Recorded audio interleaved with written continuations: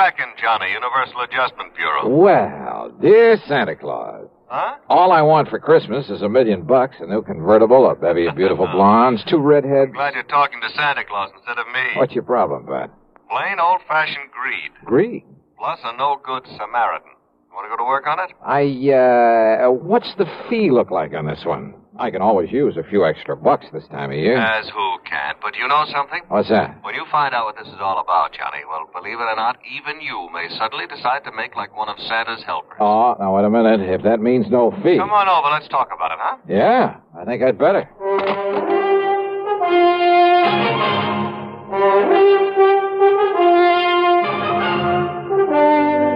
CBS Radio brings you Bob Bailey in the exciting adventures of the man with the action-packed expense account, America's fabulous freelance insurance investigator. Yours truly, Johnny Dollar.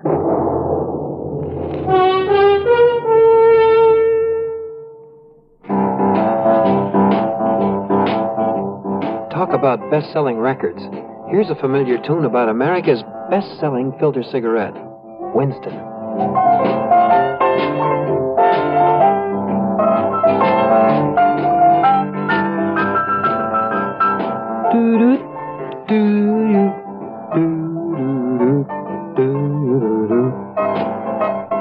Winston gives you real flavor, full, rich tobacco flavor.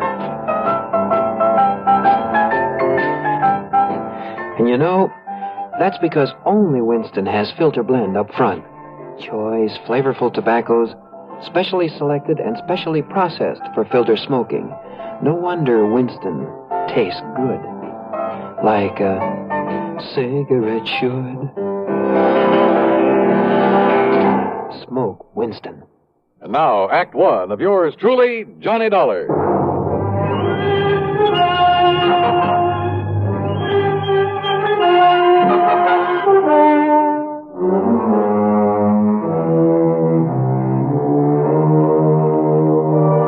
Expense account submitted by Special Investigator Johnny Dollar to the Universal Adjustment Bureau, Home Office, Hartford, Connecticut. Following is an account of expenses incurred during my investigation of the sudden wealth matter.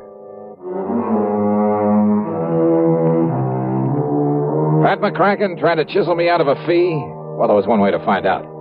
Expense account item 1, $1 even for a cab to his office. On second thought, just in case, let's call it $1.50. When I got there, Pat got straight to the point. Johnny, as you know, we adjust insurance claims, do a lot of other services for a lot of small companies. So? Well, a good many of them cater to the farming communities. Not only home and property insurance, but they push endowment, the retirement type of policies. Companies like, Amalgamated Life, Trinity Mutual, New Britain Mutual, and so on. I think I've worked for all of them. Well, then you know the sort of clientele they cater to. So what's happened? Well, 2 years ago, out in South Dakota, in a big agricultural area. Just a few days before Christmas? Wow. Now listen, Pat, Huh? We suddenly got notice that a lot of people in a town near Sioux Falls were cashing in their insurance. Well, then a little over a year ago, the same thing happened in a farming section near Fayetteville, Tennessee. And about 6 months ago at a small town near Macon, Georgia. And these people are not only cashing in their policies, but they were borrowing on their land, hawking their furniture, raising cash any way they possibly could. For what purpose? To invest in the stock market. Oh, well, maybe you can't blame them. Johnny. Own a few shares myself. Some AT&T, Sure. GE, some Union Carbide. Yeah, but you buy those blue chips, and through a legitimate broker. Well, doesn't everybody? Not these people. They were handing their dough over to some guy who moved into town and promised to double any money they gave him inside of 3 weeks. Oh, no. That old racket? That old racket. They'd give him $100 to invest for them, and 3 weeks later he'd return them $200? Yes. And when the word got around, everybody in town would start handing him his life savings? Yes. And out of the money coming in, he'd pay off the early suckers. Pay them 2 for 1. So they and all the rest of the pigeons would keep handing him more and more. And then, of course... Oh, sure. As soon as he got a really big bundle in his hands, he'd disappear. Exactly. Oh, brother. One of the oldest, dirtiest, meanest rackets in the world. And the poor, greedy people are still falling for it and getting burned. And the authorities haven't been able to catch up with this guy? By the time they have, he's been gone. But now the latest series of policy cancellations started coming in only a few weeks ago from a town called Enterprise, New Jersey. Well, then, Pat, there may be time to nab him. I hope so. But why aren't the local authorities doing something about it? The man is still paying off, Johnny. You know, the early investors. You can't nab him for that. Oh, well, what he's really doing, though, is setting up the later suckers for a big killing. Of course. But isn't anybody wise to what he's up to? Who knows? Maybe there are a few who are smart enough to get in at the beginning during the big build-up. Yeah, but they'll get their money back. Why, sure, doubled. But then, when he gets enough new money... Well, aren't the police wise to him? Suppose they are, Johnny. What can they do so long as he keeps paying off as promised? Oh, brother. Of all the dirty, rotten... Well, you want to go look? I sure do, Pat. And you can pay my expense account, but that's all. You know, on account of Christmas or something. I kind of thought you'd feel that way about it. Yeah. I'll be in touch.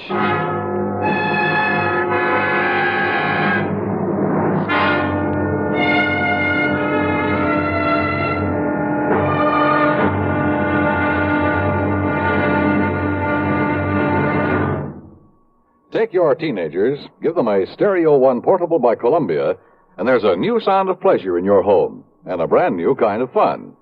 Only Columbia gives you a big six-speaker stereo portable phonograph with all the rich tone and range of big console models, and it's only $139.95.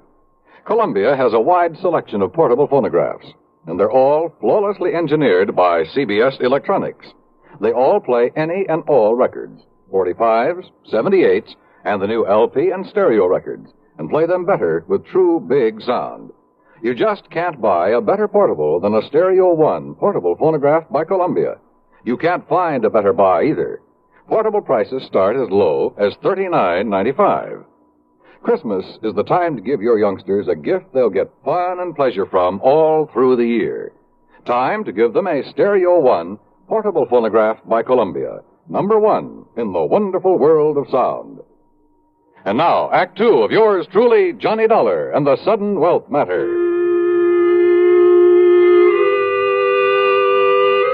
Expense account item 26250, and it includes a plane to Philadelphia, and there in the city of brotherly love, a $50 deposit on a rental car. I drove south on 47 into the farm country, through Vineland, then Millville, and finally to the little town of Enterprise. It had a main street a few blocks long that looked a bit run down at the seams. There was a food, clothing, and a variety store, a drugstore, a movie, and a couple of gas stations. There was a railroad station for shipping out the farm produce, but the lot around it was overgrown with weeds. A block east of the station was it was an old, somewhat nondescript sort of building, but over the front door was a weathered wooden sign that told the world it was the city hall. Inside, at the end of a corridor, I found a door that bore the legend Police Headquarters. Police Headquarters? That's right, son. I'm the chief of police, Chief Walters. What'd you say your name is? Well, I didn't, but it's Johnny Dollar.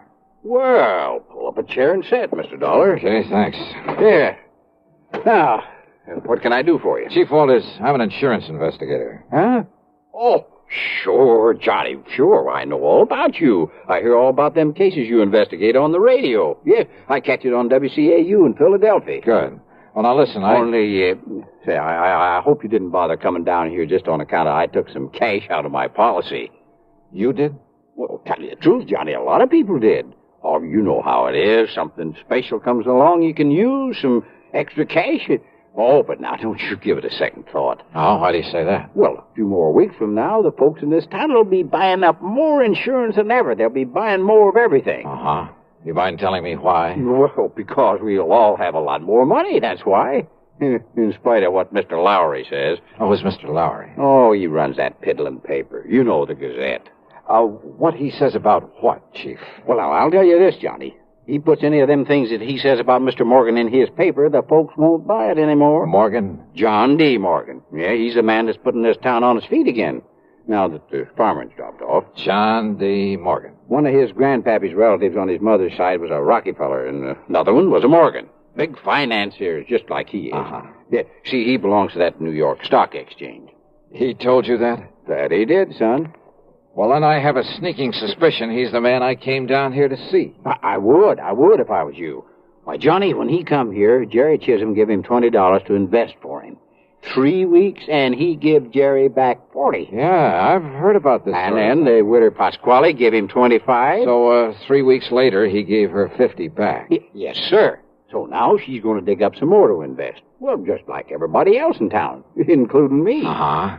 Has he told you why he's being so good to you folks? Yeah, sure has. And it's a mighty fine thing. Why? Well, because it was right here that one of his ancestors got his start. His name was Josiah Morgan. Josiah Morgan? Yes, sir. Back in 1800 something. I see. So he's come here to show his gratitude for the town that gave his family a start. That's what. Oh, yeah. So, Johnny, you just invest everything you can with him, and you'll be glad you did. Where'll I find this John D. Morgan? Over at the Parker house. Well, Johnny, he made old man Parker turn the whole third floor into a suite for him and keep the hotel safe up there to keep our money in. Yeah, and you know what he spends for that suite of rooms? $100 every week. Whoa. Okay, Chief, thanks very much. Oh, of course, you being from out of town, though. Well, are you on pretty good terms with him? Oh, sure am. Well, I probably sent him more folks with their money than anybody. Oh, well, then maybe you can do me a favor, then. Well, sure, Johnny, sure. Anything you say. Well, look, Chief, call him up. Tell him you'll send me over. Tell him I'm, one of the hometown boys who made good in selling on the road, and that I've come back here for the holidays. Yes. All right. Now, I'm sure he'll let you in. Yeah, just like he tells us, Johnny, the more money he can get a hold of, the more he can make for all of us. Oh, sure. Only, well, why is it you don't want him to know what you really do? Well, personal reasons, and he might think I don't need the extra money. Okay, Johnny, anything you say. Yeah, good. Meantime, I'll call on Mr. Lowry at the Gazette. Yes, well, now, don't you believe him, Johnny. That suspicious old crackpot don't know what he's talking about. All he is trying to do is to make up a lot of scandal for that lousy paper of his. Yeah? Yes, sir. We'll see.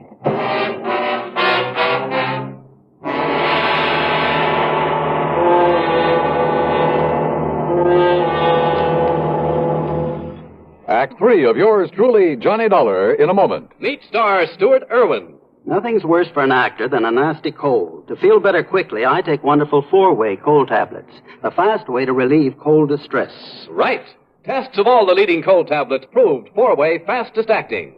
4-way starts in minutes to relieve muscular pains, headache, reduce fever, calm upset stomach, also overcomes irregularity. Take my advice. For your next cold, take 4-way cold tablets. The fast way to relieve those cold miseries. 4-way, only 29 cents. And now here's a word about another fine product of Grove Laboratories. Does dandruff dull your hair, leave scalp itchy? Get Fitch Dandruff Remover Shampoo and get rid of unsightly dandruff in 3 minutes. 3 minutes with Fitch regularly is guaranteed to keep embarrassing dandruff away forever. Apply Fitch before wetting hair, rub in 1 minute. Add water, lather 1 minute. Rinse 1 minute. Every trace of dandruff goes down the drain. 3 minutes with Fitch, unsightly dandruff's gone. Fitch can also leave your hair up to 35% brighter. Fitch Dandruff Remover Shampoo. And now, Act 3 of yours truly, Johnny Dollar.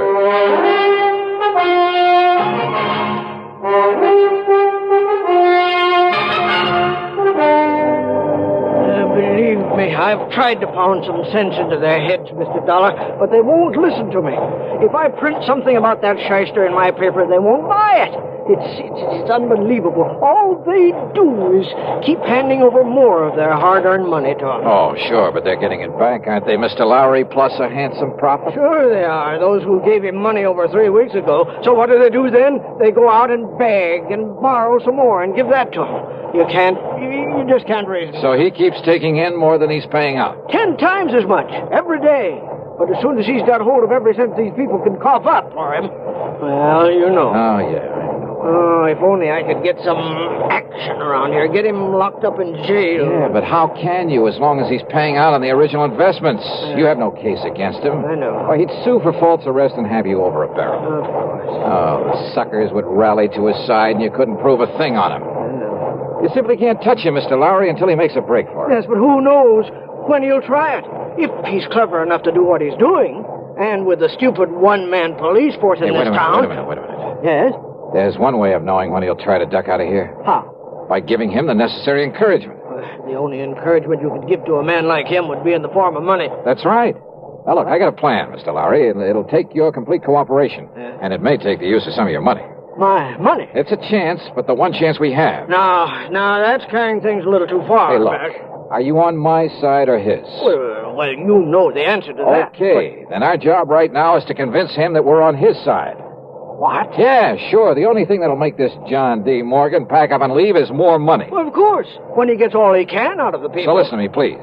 I want you to do 2 things. Now, I hear the press running back there. Yes, I started the run of today's paper just before you came. Stop the press. What? Yeah, set up a new front page. An apology for your previous attitude toward him. Apology? You know, now that you've seen with your own eyes what a good Samaritan he really is, what he's done for these people, what he'll continue to do for them. Mr. Dollar, I And don't... look, call in every kid in town if you have to, but get that paper in circulation. Then you call on Morgan. Call on? Yeah, with every penny you can scrape up. Give it to him to invest for you. Hey, is the local bank still open? It will be for a couple of hours, but now look here, Mr. Dollar. Then I'll try to get hold of some money myself to give to that crook. You? Well, Dollar, don't you see Do you think he'll hang around once he's got his hands on a real bundle? Hey, don't you understand, Mr. Lowry? Well? Why, yes, of course. Sure. It's the only way to make him try to leave town with it. Yes, it's a chance, though, Mr. Dollar. Have you got a better idea?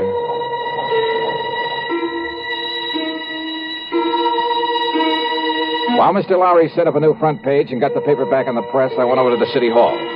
Under protest, Chief Walters went through the old town records. And when he found no record of any Jodiah Morgan, he kind of changed his mind about John D. Then I spent item 3, $1.50 for a call to the Securities and Exchange Commission in New York. They'd never even heard of our shyster friend. Chief Walters' protest then was because I wouldn't let him go straight to the hotel and slap the cuffs on John D. Morgan. And he is a crook. Lowry over at the Gazette was right. Well, sure, of course he was. But look, if you try to arrest Morgan now, you'll only make trouble for yourself. Until we get proof, we have... Bang that dirty crooked. What can I do, Johnny? Well, I got a plan going, Chief. I'll tell you about it on the way to the bank. Oh, what kind of a plan? Did you phone Morgan I'd be over to invest with him? Yes, sir. Good. And when I said your name, well, he made me repeat it for him. But I didn't tell him who you really are. I mean, what you do. Good. Now, you can help some more by taking everything you have out of the bank. Huh? Sure. To invest with John D. Morgan. What? Come on. I'll tell you what it's all about. At the bank, I laid the whole thing out to the president, a dignified old man by the name of Peterson. He, too, agreed to cooperate. Item 4, then $2.25 for a call to Pat McCracken back in Hartford. $10,000? Yeah, wire it to my account right here at this bank. Now, Pat. Immediately. And you're going to hand it over to that crook? That's right. Well, Johnny, if something goes wrong, if he gets It's away... a chance we gotta take, Pat. Well? Okay, Johnny, whatever you say. Attaboy. Now, Mr. Peterson. Mr. Dollar, my own wife has just gone to see Morgan with $5,000 for him. Oh? And if that doesn't, well, I guess flush him out is Yeah, concerned. good. And yet, I wonder. Yes. Well, I just hope we aren't overdoing this thing now. Enough to make him smell a rat, I mean. No, of course not, Johnny. Ain't you seen the Afternoon Gazette? Precisely. With the paper now supporting instead of fighting him, more people than ever have gone there to give him money. Yeah, but if he does get suspicious, I think I'd better go over there and see him. Whatever you say. But until Pat wires me that $10,000... Oh, here, Mr. Dollar. Here's $1,000 in cash. Huh? From my own personal account. And if you need more... No, thanks. But this ought to be enough to convince him I'm sold on him. Hope I'm not too late. Not unless he were to find out who you really are. Come on, Chief, let's... Hey. Yes, Mr. Dollar? How does Morgan get around? Johnny, you mean you ain't seen that beautiful limousine, that brand new... Where does he keep it? He rents the garage back of Miss Goodwin's house on Wood Street, a couple of blocks west of the hotel. Okay, Chief, then I'll meet you at Morgan's hotel room. Okay, Johnny. And don't, for heaven's sake, tip him off about this. I'll go along with the chief. Yeah, do that. I found the Goodwin house on Wood Street. I found the garage and back. But there were no keys in the limousine inside of it. And rather than lose time breaking open the trunk, possibly to find nothing, well, I remembered an old trick I'd used once before. Then over to the hotel and up to the 3rd floor. But instead of John D. Morgan, I found half the population of Enterprise milling around in it. I had to force my way through to where Chief Walters and the banker, Mr. Peterson, were standing in front of an old-fashioned open safe. Too late, Mr. Dollar. We got here too late. What? Don't you see, Johnny? He skipped. He's already skipped out on us. Must have got wise to you. I had the chief order Mr. Parker to open the safe and look. Look at what everybody who came in here thought were bundles of money. Their money in it. Wads of paper with bills on the outside to make them look Dollar, listen to me. Yeah, Mr. Lowry. These people feel that you were responsible for this. Me? And after making me give my last penny to him a while ago, Dollar, I can't help wondering myself. Oh, now look, use your head. Listen to me. Listen. All right, I'm listening. Well, doesn't anybody know where he went? He must have went out the window in the back room when he seen me and Mr. Peterson coming. The back window, huh? Okay.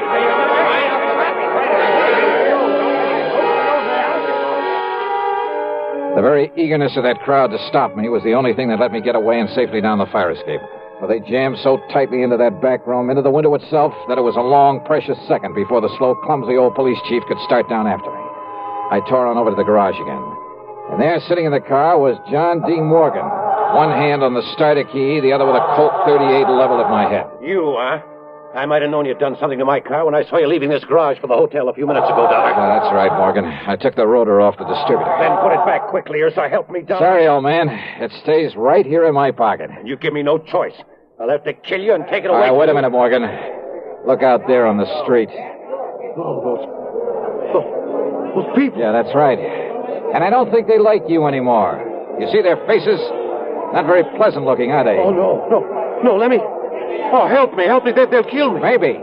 You had that money for him? But yes, it's in the trunk of this car, all of it. Then you'd better open it up and be ready to give it back to them. Yes, tell him I will. I'll give it all back, all of it. After you let me have that gun. What? Come on. I'd hate to think of what they might do if they saw you waving that thing around. Oh, here, take it, please. Okay. Now get out and open up that trunk for him.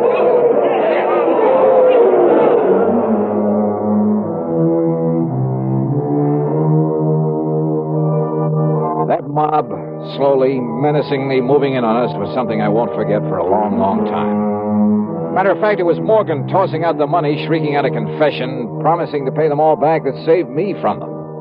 And now, of course, he'll be taken care of by the courts. Yeah, plenty.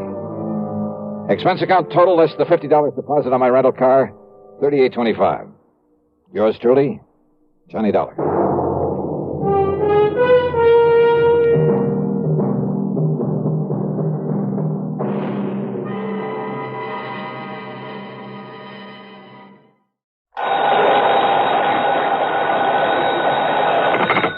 Johnny Dollar. This is the Milford Advertising Agency in Denver, Colorado, Mr. Dollar. Advertising agency? Mr. Horace W. Milford would like to speak with you. Hold on, please. Hello, Dollar. That's right, Mr. Milford. Yes, can you come out here to Denver to see me right away? Well, now, look, sir, if you're interested in buying commercial time on my weekly radio program, you'll have to contact CBS Radio in New York. No, Dollar. This is a purely personal matter that I wish to see you about, that I must see you about. Well, I'm sorry, Mr. Milford, but unless there's insurance involved... Well, yes. Yes, there is. The same company that's insured my life. One of the outfits I work with? Tri-Western Life Insurance Company? Yeah, that's one of my clients. Well, then, please, come out here right away. Well, I'd better check first with the company and get their authorization to... What was that? No, by all means, do not contact the insurance company. Not yet. Well, there's a little matter of my expense account. That will be taken care of, most adequately. Okay, whatever you say. Now, what's this all about, Mr. Milford? Mr. Dollar, here on the phone, I can only tell you it's a matter of preventing... Yeah? Yes? Of preventing a murder.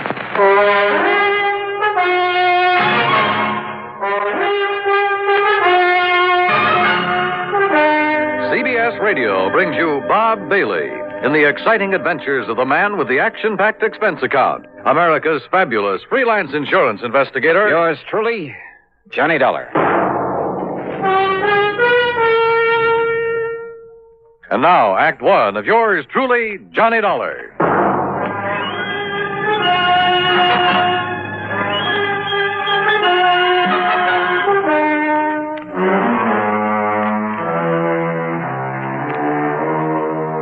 Expense account submitted by Special Investigator Johnny Dollar to Mr. Horace W. No, to the Tri-Western Life Insurance Company. You'll see why later on. And following is an account of expenses incurred during my investigation of the hired homicide matter. Expense account item 1, $77 plane fare. The big mainliner took off from Bradley Field in Hartford at 8:25 p.m. and set me down at Stapleton Field in Denver at the ungodly hour of 3:35 a.m. Item 2, $5 for a cab into the Brown Palace Hotel, where I added some sleep to the few hours I'd had aboard the plane.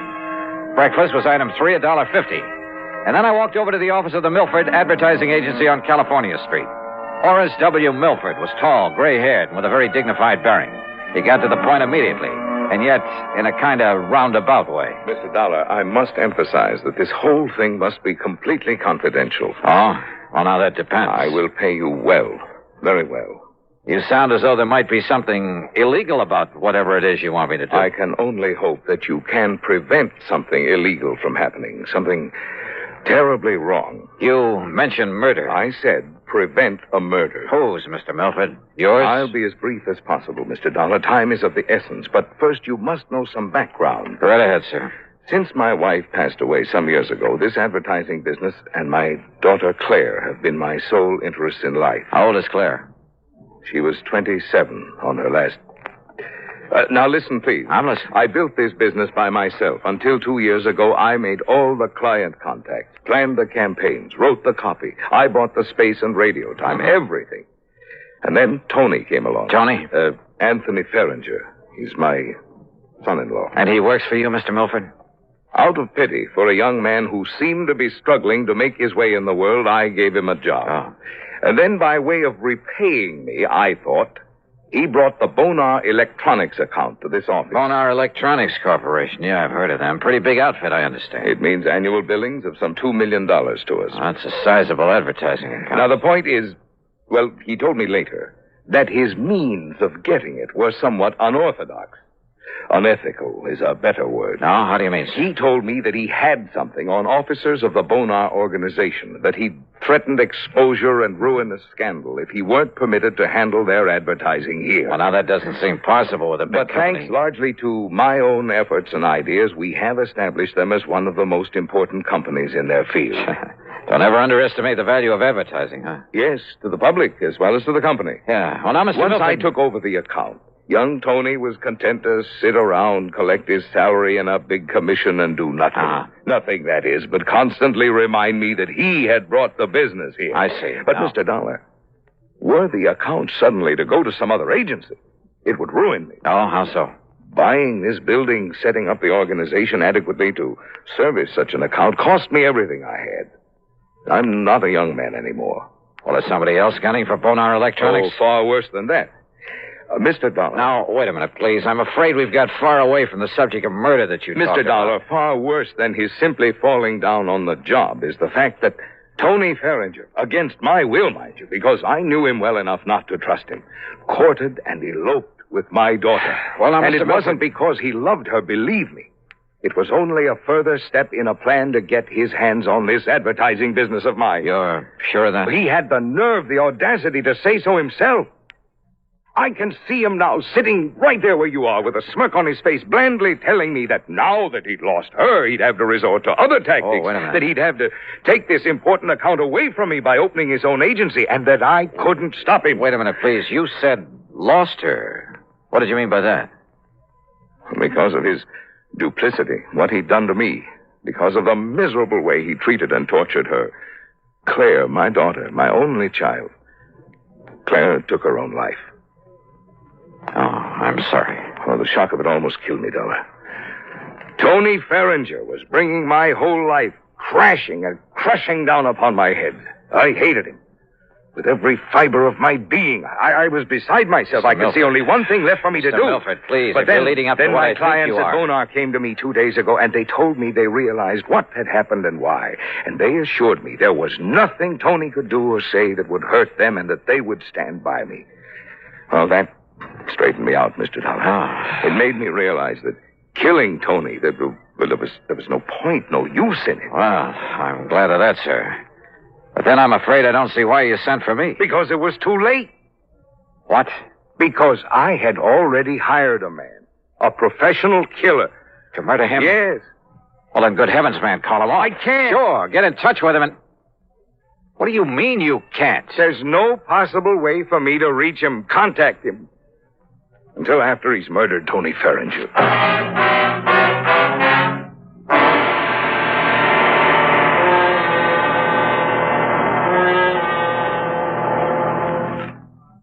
And now, Act Two of yours truly, Johnny Dollar, and the hired homicide matter.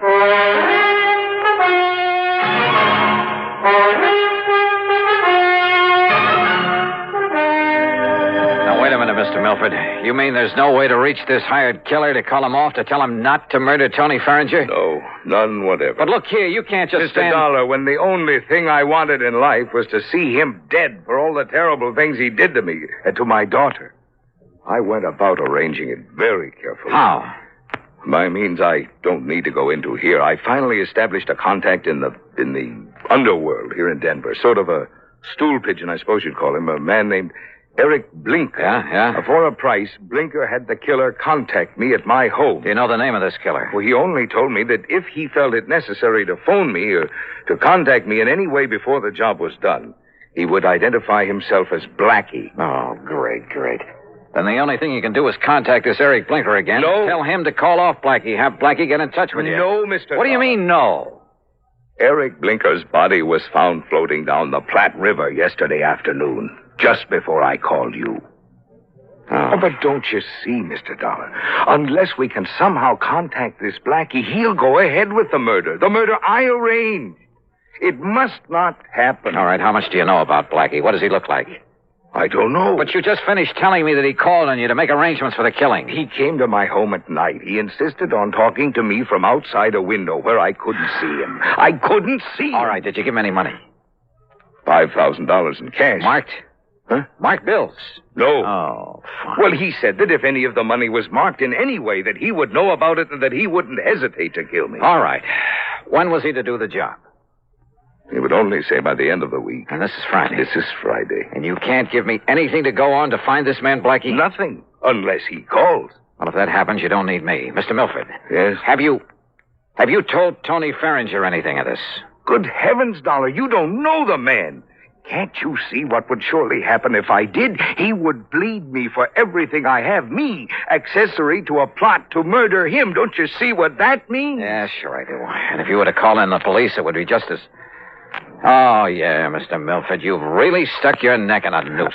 Somehow you've got to get me out of this. You? What about Tony? Right guy or wrong, he's the one who's going to be killed. Well, I meant stop this thing. I don't want his blood on my hands, not anymore.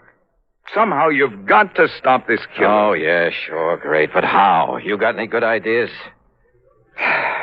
Hey, a phony telegram, something like that. What? Yeah, some kind of a message telling Tony to get out of town. But if it weren't to reach him soon enough, or if he were to disregard it. If you were to go to the police. Oh, I'd sooner kill myself. I might as well. Or contact them. An anonymous warning, maybe. There is only one place from which Tony Ferringer might expect trouble. From me. Mr. Milford. Well... Oh, I don't know. So help me, I don't know. I'm not even sure you deserve help after what you've done. I beg you, Mr. Dollar. Hey, you told me on the phone there's insurance involved in all this. Well, when he first came with me, Tony had his life insured. He named some distant relative as the beneficiary. Through Tri-Western Life? Yes. But he didn't even name Claire in it when he married her. Yeah, well, that's beside the point now. Do you have an idea, Mr. Dollar? Is some way... No. I was just thinking it's not only your neck I've got to look out for now, but I got to keep the insurance company from having to pay off on Tony. You could watch over him. Oh, yeah, sure. Sit on his lap for 24 hours a day without his knowing it? Where is he now? I don't know. Well, where does he live? Well, then you will watch over him. We'll see. Scribble down his address and phone number for me. Oh, yes, of course. He lives at 425. Now, what does he look like? About the same height and weight that you are. Here. Very good. 425. But his hair and complexion are somewhat different. Tony! That's right, Papa. And who are you, mister? I take it you're Tony Ferringer. That's right. Oh, Tony. Oh, listen, you old fool. I just found out you spoiled my chances of starting my own agency. That you can't bone our electronics into staying with you. No, it's because you lied to me about the way you got us that account. Oh, but so Tony, you finally caught on. Tony, will you listen to me? You listen to me. I'm not going to let you get away with this. Please, Tony. Or maybe you will. Maybe I can't stop you. But believe me, you're going to pay me plenty. Tony, will you How? please Why? I haven't figured that out yet. But you'll pay me, Papa. Just remember that. Wait. Oh, dear. I don't know. I don't know what to do. Just keep your shirt on, Mr. Milford. Yeah. What? Yeah. And wish me luck.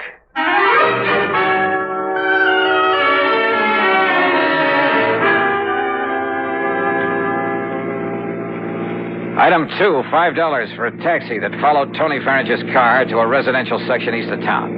And sure enough, he pulled up in front of his own home. Maybe the wild, the crazy idea that I'd suddenly got back there in the office would work. Driver. Yeah? End of the line. Pull around this corner and stop.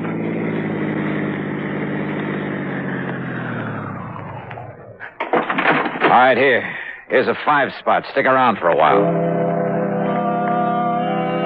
Instead of walking up to Tony's front door, I sneaked around to the back, half hidden by a hedge at the side. I hoped that none of the neighbors would see me, raise a fuss, or report me as a prowler. I rang the buzzer at the back door, then stood aside, flat against the wall, so that whoever opened it wouldn't see me. I hoped. Yes? Yes? Hello, somebody ring this door buzzer? Yes! And now if the rest of this wild plan works out, in you go, Tony.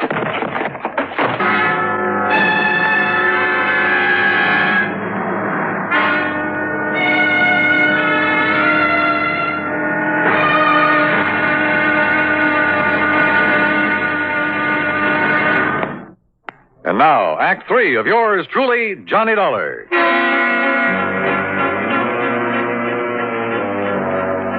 After wasting some fine Scotch whiskey, pouring it on Tony Farringer's clothes, item 3 was another 5 to the cabbie for helping me haul my apparently drunken friend to a cheap rooming house over on the other side of town. A place run by a frowsy old dame who called herself Ma Letcher. Sure, mister. Just carry him up and let him sleep it off in this room here at the top of the stairs. Here, I'll open it up for you. Yeah, thanks. You ask me. Somebody must have hit him with a bottle. Here you are. Well, you can lay him onto the bed. This room will cost you $1.50, though. All right, here's a fire spot. Well, thanks. And who'll I tell him? And here's another for telling him a taxi driver brought him in here. Somebody you never saw before. Oh, don't worry. I know how to keep my mouth shut when I get paid for it. Paid good, that is. Okay, I'll make it 10 here. Well, mister, you ain't got a worry in the world. Want to bet?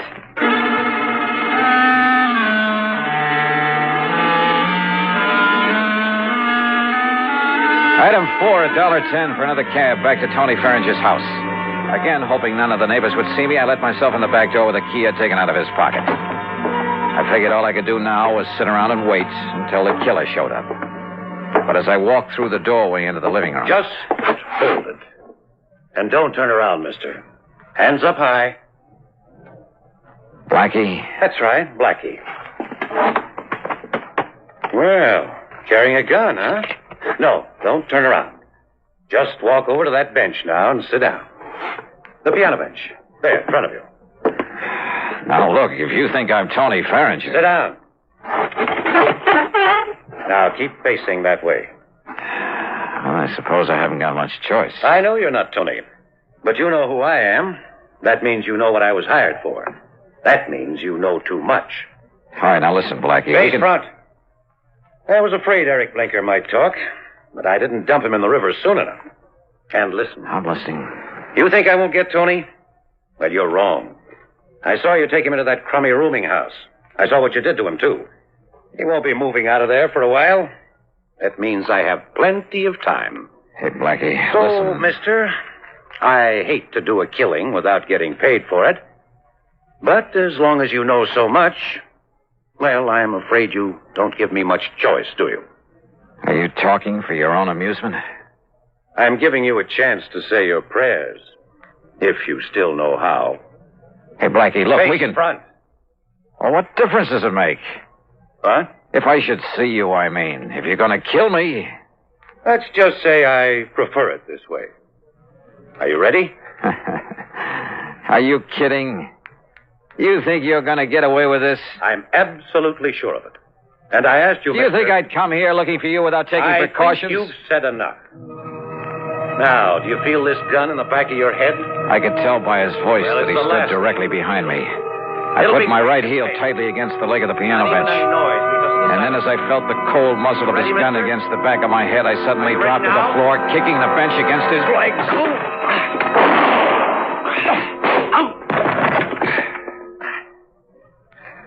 Well, Blackie, I'm afraid your rather unique career has finally come to an end. Listen, if you... Down, boy, down!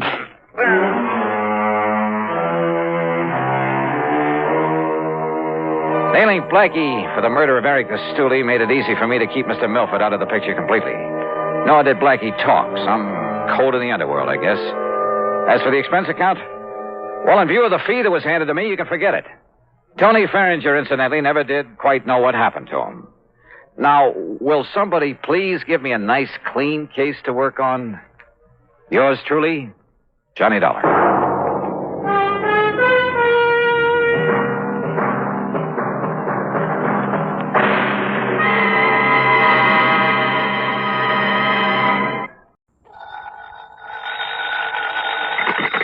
Johnny Dollar. George Reed here. Well, good for you, George.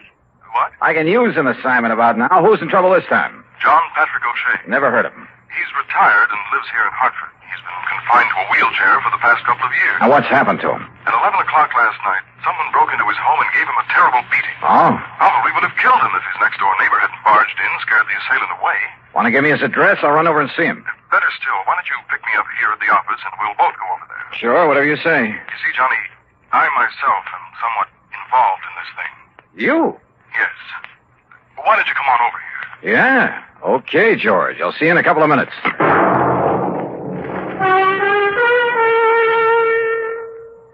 And now, Act One of yours truly, Johnny Dollar.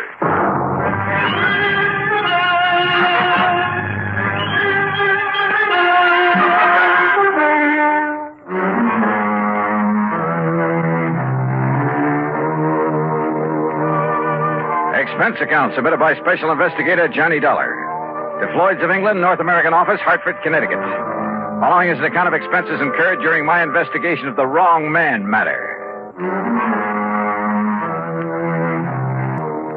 George Reed, somehow involved in the beating up of a helpless old man? Hard to believe.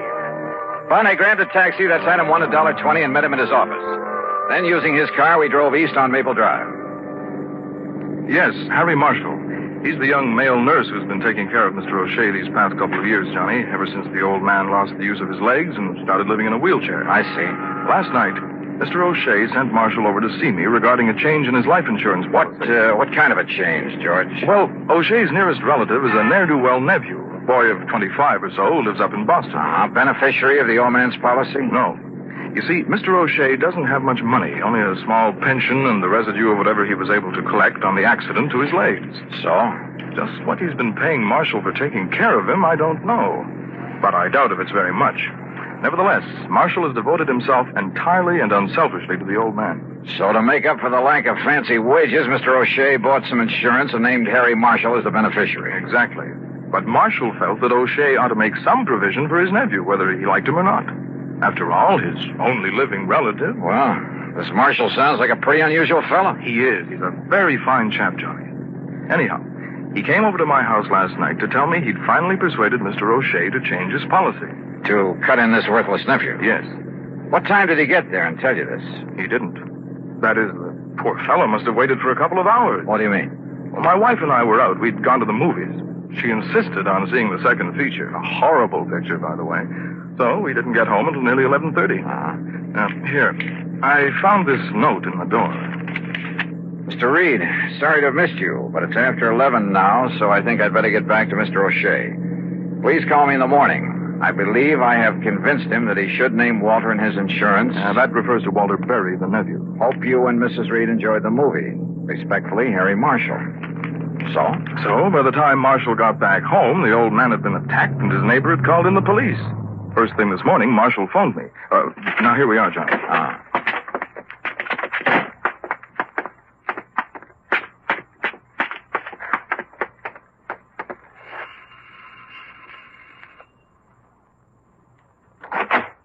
Oh, Mr. Reed, I'm glad you were able to come. I told you on the phone this morning this is a terrible thing. Terrible. Yes, Harry, I'm sure it is. This is Mr. Johnny Dollar, a special investigator for us. Oh, good. Excellent. Won't you come in, please? Lieutenant Barley's already here. Yeah, sure, thanks. Has he found anything that might indicate... Oh, hello, Lieutenant. Hello, Dollar. Here, take a look at this. Yeah? The attacker must have come and gone by way of the living room window. Apparently tore this off his coat or pants on his way out. Oh, Harris Tweed. Yeah. Anything else? Not a thing. Where's Mr. O'Shea? Upstairs in bed. Doc says he's in pretty bad shape, but that he'll pull through. The doctor left a few minutes ago, Mr. Dollar. And O'Shea himself hasn't been able to give you anything, huh, Lieutenant? Nothing. Except that the man sneaked up on him from behind and slugged him. He didn't hear him, didn't see him. Oh, great. Somehow, Mr. Dollar, you gotta find the man who did this. And when you do, I only wish you'd turn him over to me. Easy, boy. Just leave him up to us. Don't bank on that, Lieutenant. Now, I've got to go back to headquarters. Huh? What do you mean by that, Marshal? I simply mean that I could kill the man who did this. Don't try it. Find anything, Dollar, give me a call. Yeah, sure, Lieutenant. Oh, would you like to see Mr. O'Shea now? No, Marshal. There are a couple of other things I'd like to do first. Oh? What, Johnny? Let's just sit down here in the living room and talk for a few minutes. You have some idea? Yes, Mr. Dollar. No, I didn't say that. But come on. Let's sit down and talk.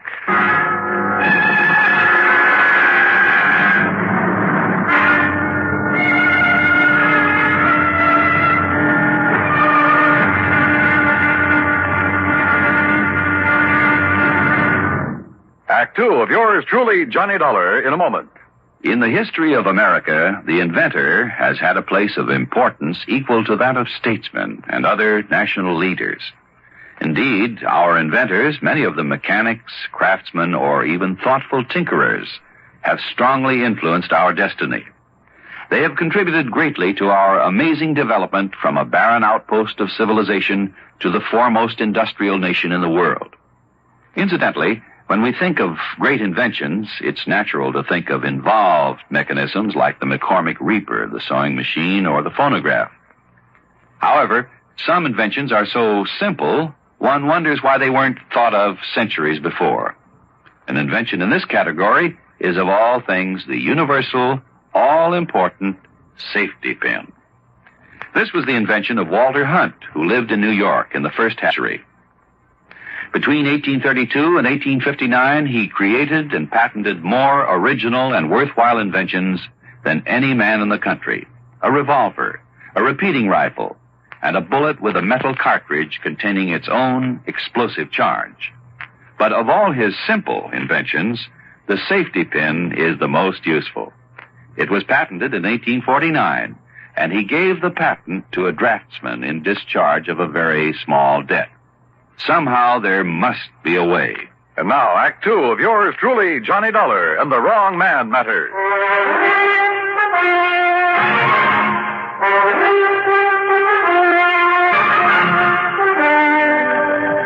Now, what time did you leave this house last night, Marshal? A few minutes of 10. I went over to see Mr. Reed here to tell him about a change that Mr. O'Shea had finally agreed to make in his insurance. It was something Mr. Reed and I had discussed before. Yes, but as I told you, Johnny, my wife and I were at the movies. Yeah, George. Had Mr. O'Shea gone to bed by then, Marshal? No, sir. He was sitting here in the living room. In his wheelchair, of course. Watching television. He always stayed up late watching television. And, to be honest about it, he usually slept through most of it. That I can understand. So I quietly left and I went over to Mr. Reed's home. When I found they were out, when 11 o'clock came around and they still hadn't returned, I decided I'd better come back here. Go on. When I got here, I found the front door wide open. Inside were Mr. Wakely from next door and a couple of policemen. And there's poor old Mr. O'Shea. That neighbor, Mr. Wakely, did you say? That's right, Stewart M. Wakely. In other words, me. I didn't hear you ring, Mr. Wakely. Time like this, you expect me to be formal, young man? And who are you, sir? Another policeman? Plainclothesman? Mr. Dollar is an investigator for my insurance company, Mr. Wakely. I'm George Reed. Why didn't you send for me, Marshal? What was that? This man Dollar would probably want to know just what I found here last night while you were out gallivanting around someplace instead of being here where you should have been taking care of that old O'Shea. I beg your pardon? Well, weren't you? I hardly see it's any business of yours. But I just happened to have been out on an errand for Mr. O'Shea. Well, all right. Which reminds me, Mr. Reed, you will make the changes in the policy, won't you? Oh, well, of course. Well, all I got to say... Yeah, go ahead and say it, Mr. Wakely. ...is that if it wasn't for me coming over here the way I did, old man O'Shea'd be as dead as a doornail right now. Not that I'd cared particular. Just how was it you happened to come over here last night, Mr. Wakely? Are you in the habit of dropping in here at all hours? On that old crackpot O'Shea? Well, I am not. Good heavens, no. It's the first time Mr. Wakely ever so much as entered this house. after all. Just what time did you get here, by the way? Well, it's not more than 2-3 minutes after 11 o'clock. You're sure of that? Well, of course I'm sure. I've been trying, you hear me? I've been trying to hear the 11 o'clock news on the radio. Trying. That's the reason I come. Marshal, that's the same time ready to leave George Reed's home and come back here. Yes. Like I started to say, the reason I come over here was to tell that crazy old man to turn down his television. What? Inconsiderate old fool. Night after night, that dang thing squawking away so loud you can hear it all over the block, driving me and everybody else out of their mind. Mr. O'Shea is slightly hard of hearing, Mr. Wakely. Slightly. Now, Mr. Didn't I Wakely. call you on the telephone, Marshal, almost every single night and beg you to turn that thing down and I'd come over and do something about it? Yes, you certainly did. But a lot of good it done me. So that's why I come over here last night, Mr. Dollar, to tell the old man and this smart young whippersnapper that if they didn't turn down that TV and leave us have some peace around here... Yes, I'm sure. Now, would you But when I got up on the porch, I heard the old coot hollering for help. Even over that squawk box, I could hear him. And I heard his wheelchair fall over, and him still yelling for help. So what did you do? So I banged on the door, and I finally busted it open. And, well, you know what I found in here. Just what did you find? Old man O'Shea, laying there on the floor, all cut, and that window back of him wide open. And you called the police? Yes, sir. And that's when Marshal, that should have been here taking care of him, that's when he come in. And, of course, I sent for the doctor. And, Marshal, you have no idea who might have done it. I wish to heaven I had. I'll tell you this, mister. Yes? Everybody living on the block, everybody in range of that noise machine would have been willing to murder him for it. Yes, sir. Even you, Mr. Wakely? Yes, sir. Yes, sir, I should. No, wait, I didn't mean that. You sure? Now, listen carefully. Motive? Opportunity? Let's give a little thought to that, huh?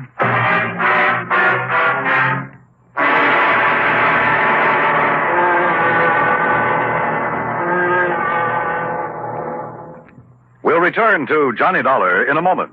The two men approach each other. Cautiously. Intently. A fearful murmur sweeps through the crowd. Women and children scurry for cover.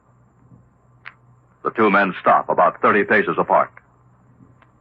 Silence fills the street. Each man's hand hovers over the pearl handle in his holster. And at an unheard signal, pistols are drawn. 2 shots ring out. And one man falls to the dusty street, dead. The hero holsters his weapon and ambles toward the saloon. Thus ends or begins the great source of American entertainment, the Western. Although glamorized now, the six-shooter did play an important part in the settling of the West. The man responsible for that ingenious weapon was Samuel Colt. Born in 1814, Colt, as a child, had an insatiable interest in gunpowder and the weapons that used it. As a young man, he was dissatisfied with the current one-shot pistols then in use. One day he remembered a sea voyage he had taken when he was 13, and how he had been fascinated by the ship's paddle wheel. Why not use a similar wheel in a pistol? Working feverishly, he finally perfected a weapon with a rotating barrel of 6 chambers. Thus, the six-shooter was born. Like most inventions, however, it took time to gain the public's acceptance. The opportunity came. War with Mexico was declared in 1846, and soldiers returning from the war told of the great success they had had with the Colt 45. Soon, the Texas Rangers adopted the repeating pistol in their many battles with the Indians.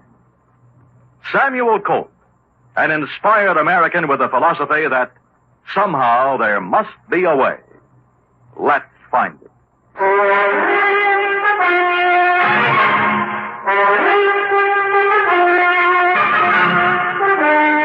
Now listen, you. I don't know what you're trying to prove. I mean about me, but I warn you, Dollar. Warn me, Mr. Wakely? That's right. You accuse me of anything, I'll make you mighty sorry you did.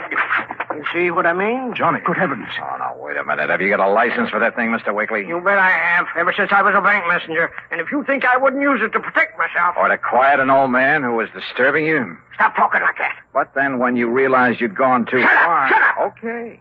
Okay. Just take it easy and let me have that. Sorry. Good Lord. Mr. Dollar. Mr. Dollar, if he is the one... All right, take it easy. I'll kill him. Oh, no, you won't, George. Yes, John. Call Lieutenant Parley to come back here and take over. Yes. And, Marshal, you keep an eye on Wakely while I go up and talk with Mr. O'Shea. Don't worry, Mr. Dollar. And that means don't lay a hand on him. Even after what he's done? That's right. But listen... We haven't proved anything But yet. good heavens, Look, man. I'm in charge here now, and you'll take orders from me, understand? Well? Yes, sir. All right. I started up the stairway, hoping Mr. O'Shea would be in condition to talk. But then, suddenly, something I'd overlooked from the very beginning. Hey, George, come here a minute, will you? Yes, Johnny. Come here. Hey, look, tell me one thing before you make that phone call. Yes? Just when did you and your wife decide to go to that movie last night? What? Well, come on.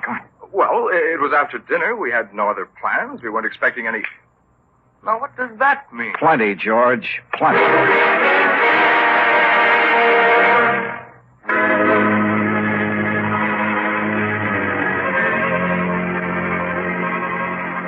A quick look in Mr. O'Shea's room told me he was out like a light. No doubt the doctor had given him something to make him sleep. But that was all right by me. I had other ideas now. I located... Meantime, you're to keep an eye on Mr. Wakely. You are, George. What? I gotta leave you two for a few minutes, and keep an eye on Marshall, too. On me, Mr. Dollar? I don't want Mr. Wakely harmed. Just see that he stays here. Marshall, if I come back and find that you've so much as touched him... I gave you my word. Okay. See that you keep it.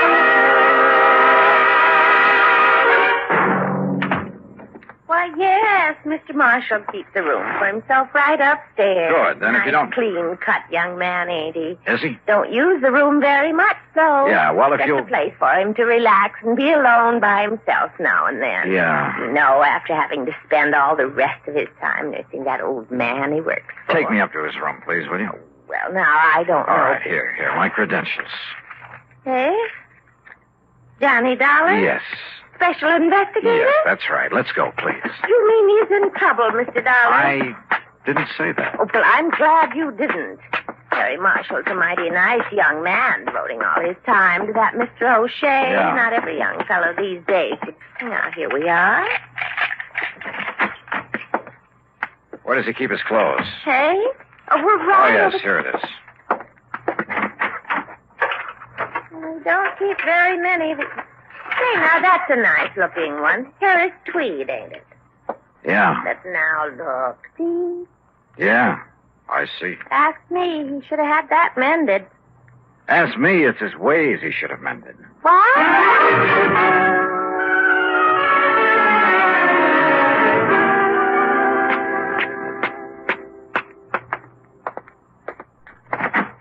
Dollar, where you been? On a little errand, Lieutenant. Just got back here myself. And I see you've nailed down the man we're after.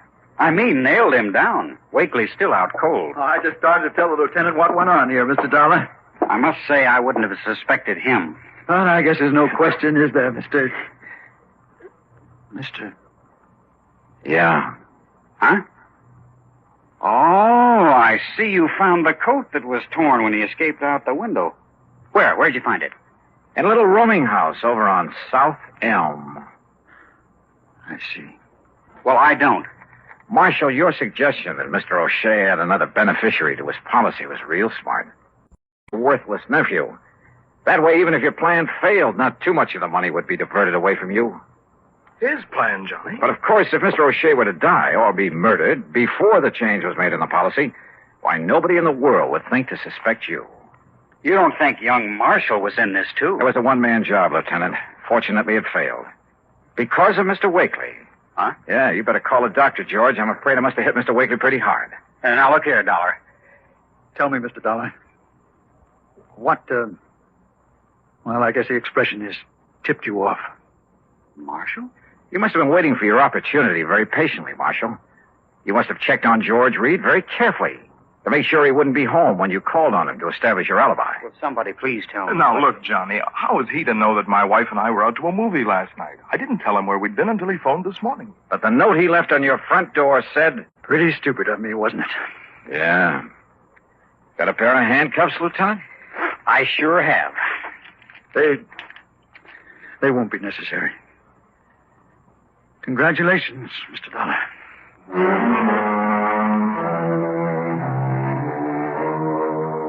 So, George, having saved your company from having to pay off the old man's insurance, well, how much is my fee going to be? If it's big enough, of course, I'll forget all about the... Wait a minute. What expense account? A lousy buck for the trip over to your office this morning? Not me. Yours truly, Johnny Dollar.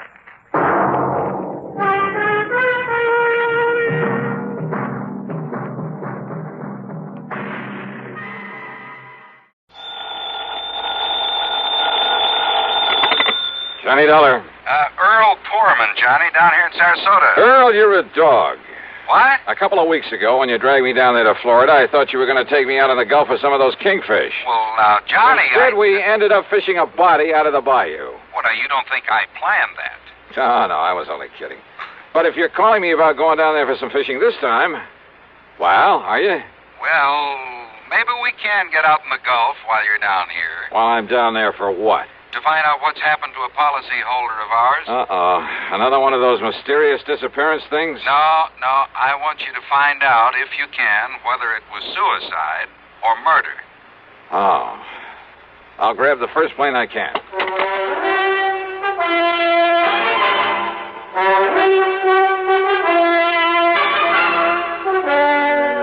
CBS Radio brings you Bob Bailey in the exciting adventures of the man with the action-packed expense account, America's fabulous freelance insurance investigator. Yours truly, Johnny Dollar.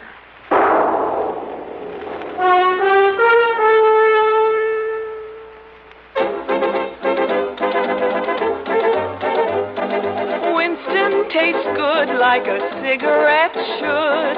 Winston tastes good like a cigarette should. Winston gives you real flavorful, rich tobacco flavor. Winston's easy drawing too. The flavor comes right through to you. Winston tastes good like a cigarette should. A modern filter? Sure, Winston has it. But that's only the beginning of a Winston. Up front, up where it really counts, Winston packs exclusive filter blend. Light, flavorful tobaccos, specially selected and specially processed for filter smoking. Filter blend. That's why it's fun to smoke Winston, America's best-selling filter cigarette. Winston tastes good like a cigarette should. And now, Act One of yours truly, Johnny Dollar.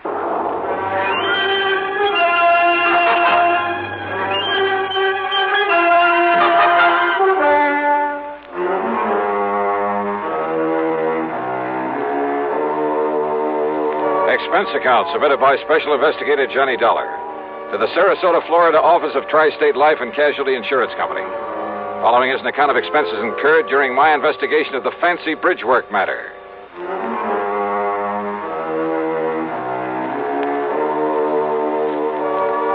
Expense account item 1, $79 even, plane fare and incidentals, Hartford to the International Airport at Tampa. Then a ferry plane to Sarasota, where I was met by Earl Poorman, as usual, in a brand new air-conditioned car.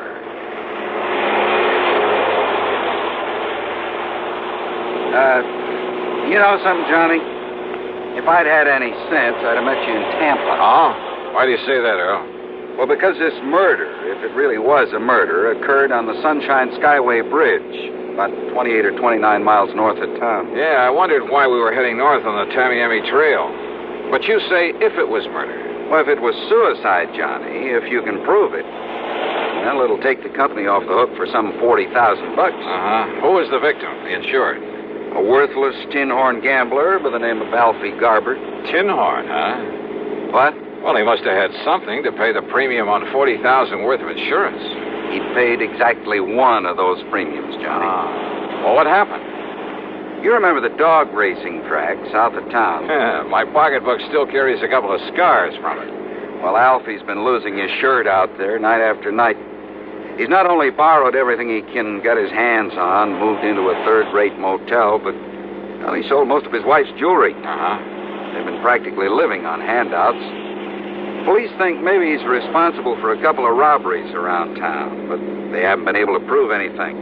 In other words, Alfie's been in pretty bad shape, mentally as well as financially. His wife told a doctor she was afraid he might commit suicide. So you got the picture? Yeah, I got it. Go on, Earl. Well, last night, he and another punk by the name of Luke Thrasher got into a big fight there at the track. Luke is a pretty bad actor, by the way. And how do you mean that, Earl? Oh, there have been a couple of unexplained murders of people who tried to cross him up back in the past.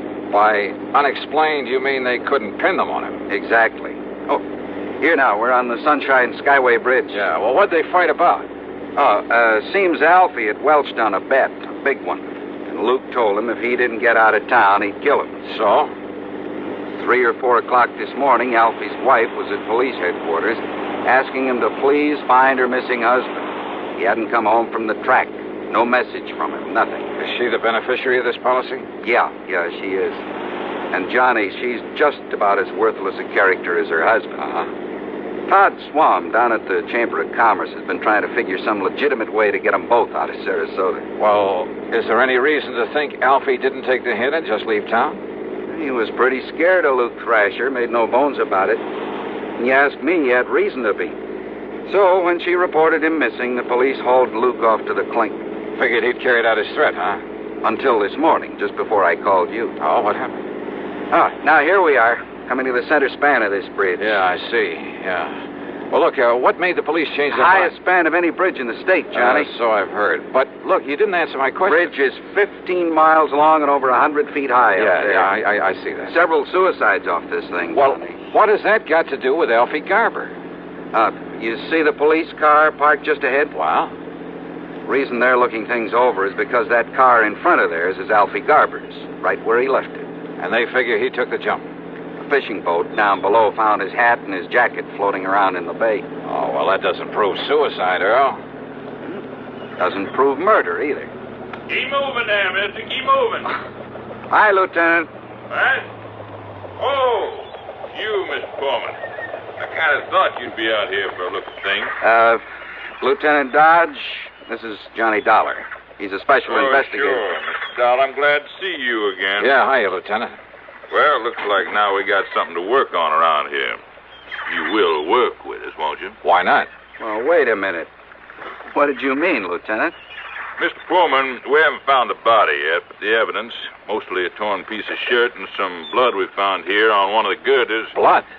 Yeah, and a lot of scuff marks and things. Oh, there's no question there was a struggle before Garber was tossed off into the bay. A big one. Murder, huh? No question about it, Mr. Dollar. Well, then, Earl, it looks like your company's going to have to pay off the beneficiary. And my expense account, of course. Oh, now, why bring that up? But as long as I'm here, you mind if I look at that evidence you mentioned, Lieutenant? Help yourself, Dollar.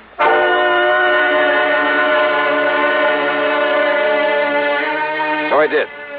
The marks of a struggle, the patches of blood on the girder, even the hat and the coat that had been recovered from the body. And I was inclined to agree with Lieutenant Dodge. That is until... Huh? What is it? Wait a minute. Let me see this jacket again. Well, it's just an ordinary old tweed jacket, Dollar, and it's his all right. I checked it out with his wife. Yeah? Is she all broken up about him? Oh, not particularly. Luke Thrasher died, she might have been. I see. No bullet holes or tears in this thing. Well, so he must have taken it off before the struggle. But, what about this? What? Oh, why, that's just a feather from one of those seagulls that are flying around here all the time. Is it? Well, isn't it? Or is it a clue that Alfie Garber wasn't murdered after all? Huh? Yeah. Give a thought to that, Lieutenant. Now, just a minute, Dollar. How can this little feather prove that Alfie Garber wasn't murdered? Why, I didn't say a thing about proof, Lieutenant. Okay, you said clue. From a seagull, huh? What else? Well, what's the difference? Yes, what are you getting at, Johnny? Hey, Earl, does old Doc Crutcher still live up the street from you? Still does. Why? Now, wait a minute, Dollar. Yes, Lieutenant. You're going to work with me on this, huh? Absolutely. Then you mind telling me why this feather's got you all excited? Well, I'm not exactly sure yet. Do you mind if I scrape a little of the blood off this girder? I sure do. That blood will be wanted for identification, for comparison. You mean if you find Garber's body? We'll find it all right. We have to drag the whole bay. Good luck. Now, Dollar. Hey, swing us around, Earl, and head us back to Sarasota. Come on, swing us around. A U-turn in the middle of this bridge? Mr. Pullman's right, Dollar. Go right ahead, Earl. I'm sure the lieutenant will be glad to hold back the traffic for us. Whatever you say, John. Okay, make a U-turn. I'll hold things up for you. But, Dollar... Attaboy. But if I didn't like you, I didn't think you could help me with this. Holy...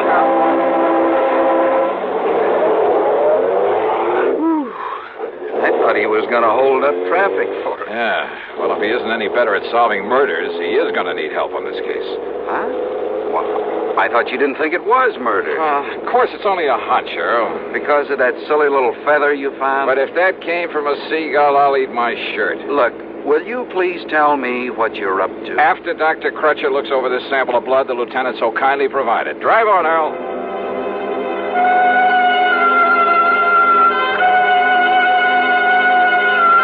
Dr. Les Crutcher, there on St. Armand's Key, is one of the most able men with a microscope I've ever known.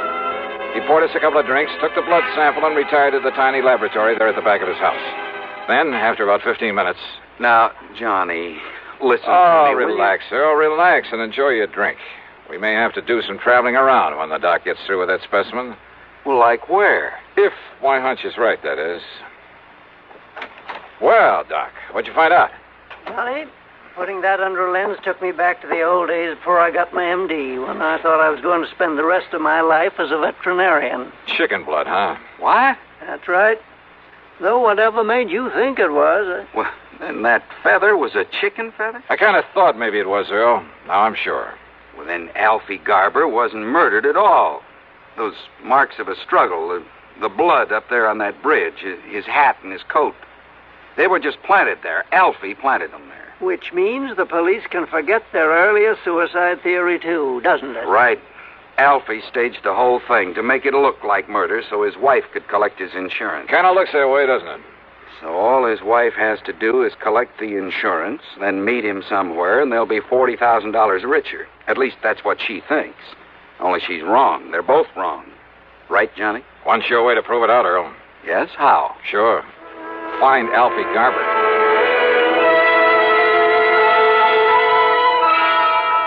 Sure. Easy, Lieutenant. Just find Alfie Garber. So we're right back where we started from. Yep. Only trouble is that by now he could be 1,000 miles away. Well, at least it takes that insurance company of yours off the hook. Yeah, I guess so. Kind of lets Luke Thrasher off the hook, too. Means his alibi really was airtight. His alibi? Yeah, Luke had witnesses to prove he was here in town at the time Alfie's car was left up on that bridge. Oh, I see. So I'd better arrange for Luke's release, I guess. Only hope he doesn't make trouble over being locked up.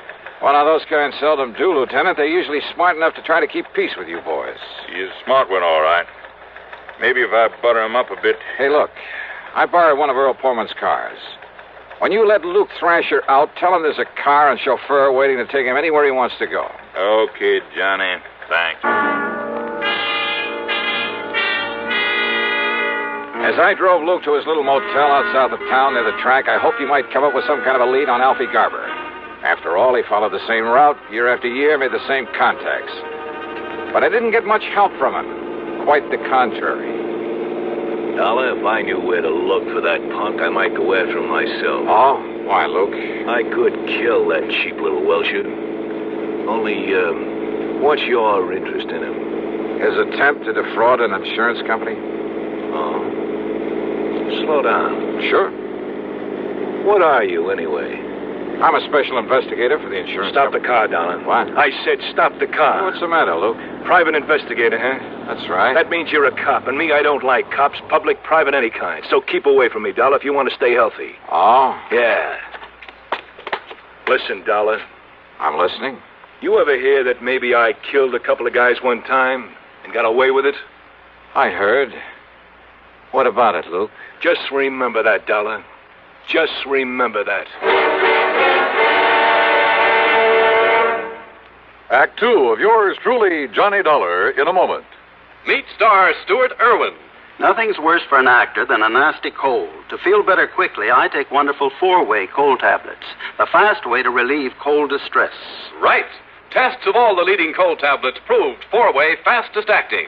4-way starts in minutes to relieve muscular pains, headache, reduce fever, calm upset stomach, also overcomes irregularity. Take my advice. For your next cold, take 4-way cold tablets. The fast way to relieve those cold miseries.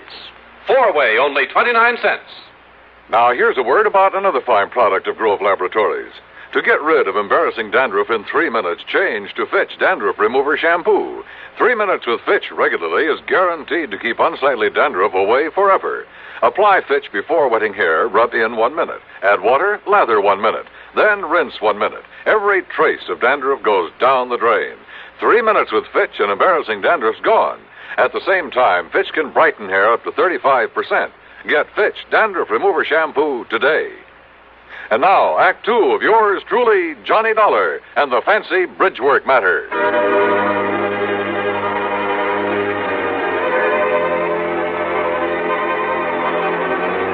Hunches. Sometimes my salvation, sometimes the bane of my existence. It was a hunch that led to the discovery that all the evidence Alfie Garber had been murdered and thrown off the bridge, that all that evidence was trumped up, phony, obviously to mislead anyone looking for Alfie. And now I had a couple of hunches about Luke Thrasher. One, that his warning to stay out of his way was due to more than a simple hatred of cops. Two, well, this was a real wild one. But in spite of what he'd said, I had the distinct feeling he could somehow put me on Alfie Garber's trail. It was late by the time I got to Earl Portman's house on St. Armand's Key. He and his wife had gone to bed. I poured myself a nightcap and sat down on the floor of the room to think things out. Huh?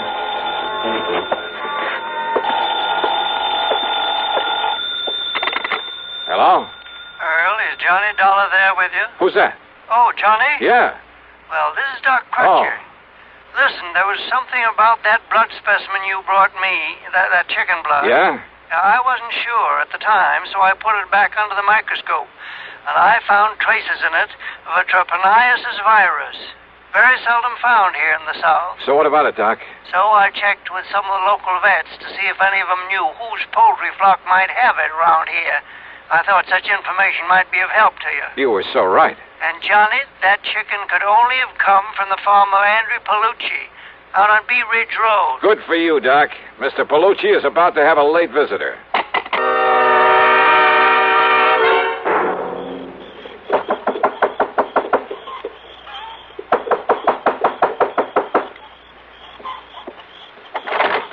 Yeah. What do you want? Don't you know what time it is? Yeah, and I'm sorry to get you out of bed. Oh, sure. Look, my name is Johnny Dollar. I want to know if a man named Alfie Garber bought a chicken from you yesterday. Huh? You waking me up in the middle of the night and tell me, did he? No, he didn't. No, it was his wife. She bought the chicken. Oh, his wife? That's right. Her and that man, What man? That'll Luke. That's all right, Luke. So what's your business you come around this way? Just don't worry about that. Don't worry, huh? You get me out of bed, you wake my chicken? Hey, look, I said I'm sorry. Sure, wiser guy. Now, wait a minute. What do you I get ought to report you to the cops, you come around this way. Well, why don't you do just that? Good night, Mr. Palucci. You think I wouldn't, you wiser guy?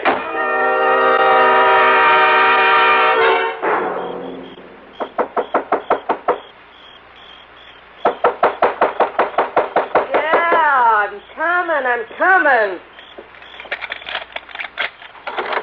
Yeah, what do you want this time of night? You, Mrs. Garber? Huh? You mind if I come in? Now, just a minute, mister. I want you as an accessory to the murder of your husband. Me? What are you talking about? Real smart, you and Luke Thrasher. Real palsy-walsy with him, weren't you? How long had you and Luke been planning this? What do you mean, mister? You crazy? Who are you? Racetrack bums, all three of you. Oh, now, wait a minute. Alfie was losing his shirt. But Luke was doing all right. He was loaded. So what to do about Alfie, who was giving you nothing but grief? Get rid of him. You're crazy. I asked you, who are you? You made it known that Alfie was in bad shape, that he talked about committing suicide. And that's probably what gave you the idea for the Sunshine Skyway Bridge. There have been several suicides from it. That's what the cops said, isn't it? Alfie took the jump. Wrong. Because making it look like suicide would keep you from collecting his insurance. Now, listen, so it had to be a clear case of murder.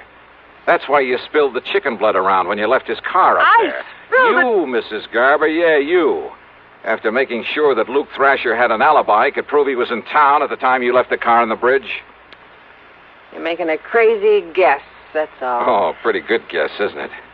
Because what it means is that Alfie was killed sometime before you left that so-called evidence up there. Evidence that would make it impossible to pin the murder on Luke. You think you can prove that? Why not? Or would you rather have me prove that you killed your husband? Me? Well... No, listen. They've told me Luke is mighty clever, maybe even clever enough to have made you commit the murder. No, I didn't. I swear it. You can't say you didn't have plenty of opportunity. Mister, listen to me. Yeah? Well, go on. Tell me, how did you kill him? Where did you put his body? No, I didn't do it. Then if you don't want to burn for it, you got to prove that. Can you? Well... Yeah, because Luke killed him. Luke did it. Can you prove that? Now, where's the body? I'm sure it wasn't dumped off the bridge, because if they'd find the body, they might be able to find the bullet holes or some other mark that would lead them to Luke's rasher. So where'd he hide the body? Come on, baby, you better talk. What? Alfie, garbage buddy, it's right where yours is going to be, Dollar. Huh? Take his gun away from him, Lena. Oh, yeah, sure, Luke. I got it. You know so much it's got to be curtains for you, Dollar. Yeah, in tight in the middle of your back so it don't make any noise. Go on, Luke, kill him. Yeah, right. Hey, Luke, drop the gun. You better drop it, Luke, or so help me, I'll pull this trigger. You two sisters, go ahead.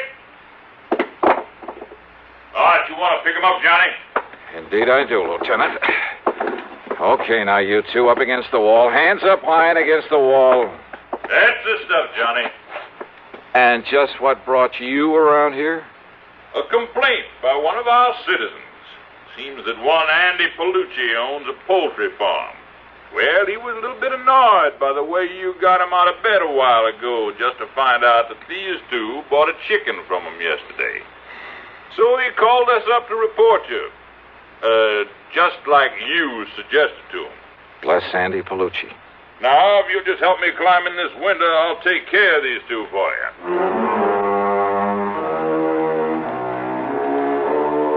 Luke Thrasher, in spite of all the pressure they put on him, still refused to talk. So it was Lena Garber who finally broke down and told the police where they could dig up Alfie's body. And yeah, the bullets in him came from the gun that Luke had held on me. So it's up to the courts. Expense account total, including the trip back to Hartford? Well, call it $200. And you know something? I finally managed to get in some of that real great fishing in the Gulf with Earl Porman. Really great. Yours truly, Johnny Dollar.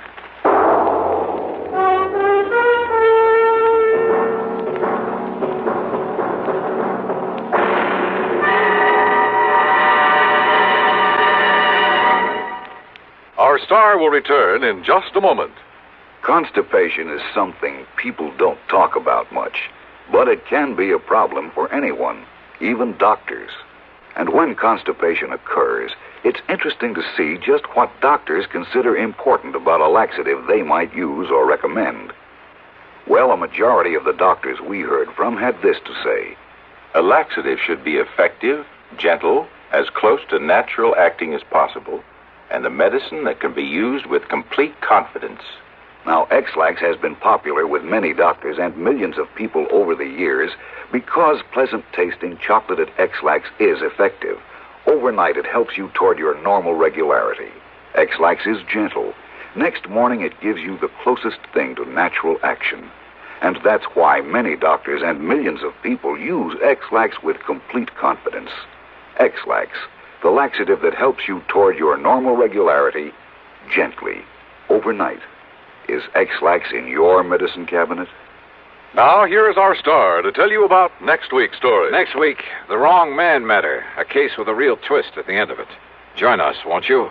Yours truly, Johnny Dollar.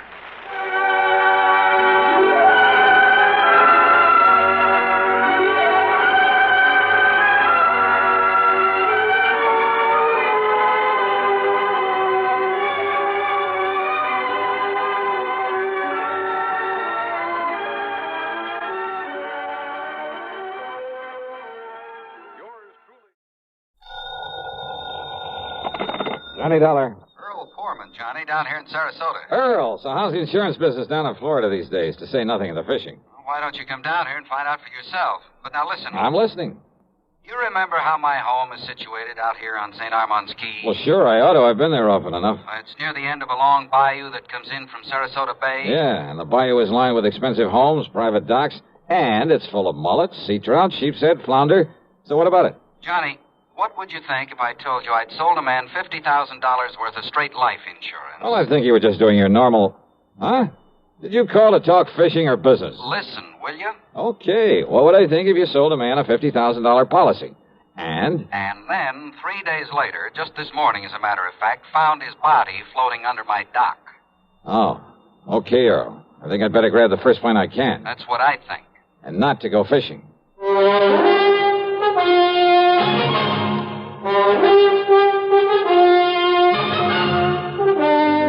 CBS Radio brings you Bob Bailey in the exciting adventures of the man with the action-packed expense account, America's fabulous freelance insurance investigator. Yours truly, Johnny Dollar.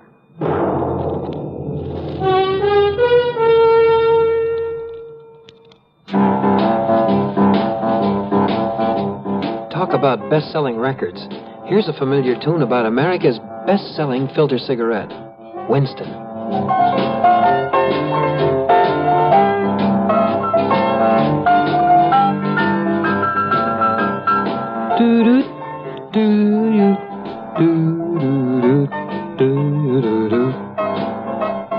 Winston gives you real flavor, full, rich tobacco flavor. And you know, that's because only Winston has filter blend up front. Choice, flavorful tobaccos, specially selected and specially processed for filter smoking. No wonder Winston tastes good, like a cigarette should. Smoke Winston. And now, Act One of yours truly, Johnny Dollar.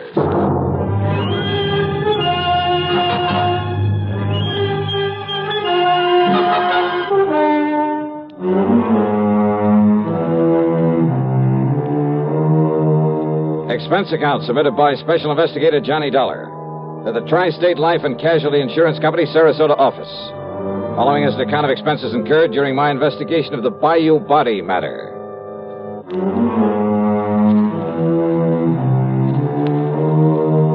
Expense account, item 1, $73.50, plane fare and incidentals, Hartford to Tampa, Florida. There I'd figured on getting a ferry plane to Sarasota, but instead Earl Poorman met me at the international airport with his car. Oh, Johnny, I'm glad you got down here so quickly. You realize I only phoned you about 5 hours ago? Yeah, Earl, I just finished my breakfast. Matter of fact, I called you before I even contacted the police. Then you probably aren't sure whether it was natural death or suicide or what, huh? We'll find out what the police have found out when we get to Sarasota. You ask me, though, I think the old man simply went out on his dock this morning, had a heart attack, keeled over, and by the time he floated down to my place, he was dead. Who was he? Well, his name, Johnny, is Ralph P. Carter. He lived in the fourth home up the bayou from mine. That new place that was just being built the last time I was down here? That's the one. He was a man of 64. Used to live in New York, where he had a business of some kind.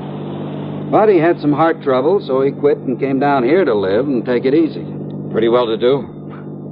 Considering the house he put up, the way he and his wife lived, I'd say he was loaded. Matter of fact, I happen to know he was. Fancy car, private dock, Has nice a speedboat. wife, you say? Yes. Uh-huh. How old is she, Earl? About 50. You know what I was thinking, of course. What? Oh, if he'd been married to some much younger gal and having money and some insurance, but you know. Huh? You were thinking his wife had knocked him over to collect on this policy I sold him? Such things have happened, Earl. Well, it didn't this time for several reasons. One. He already owned a couple of other policies issued by some company up north. Big ones, totaling over $200,000. 2. Both he and his wife have so much in blue chip stock, so much in the bank that, well, that $200,000 won't mean a thing to her. Funny, then, that he should buy $50,000 more from you. Third, Carter's wife never knew about this policy I sold him. Oh? No. Nor is she named as beneficiary of it. Who is? Hold your hat, Johnny. This is right out of the pulp magazines. What do you mean? The beneficiary happens to be a former stripper. Stripper? You mean from Burlesque? That's exactly what I mean. Her name is Mitzi Taylor. She lives up in New York. I see. You know the connection, Earl? Well, from what he told me when he bought the policy, well, I guess he'd known her pretty well in the old days, before he and his present wife got married. They were only married about 3 years ago, incidentally. Incidentally, huh? Well, what's that mean? Earl, I got a kind of funny idea cooking in the back of my head. About his wife, I mean. About his wife? Yeah, let's get on down to Sarasota and find out what the police have learned.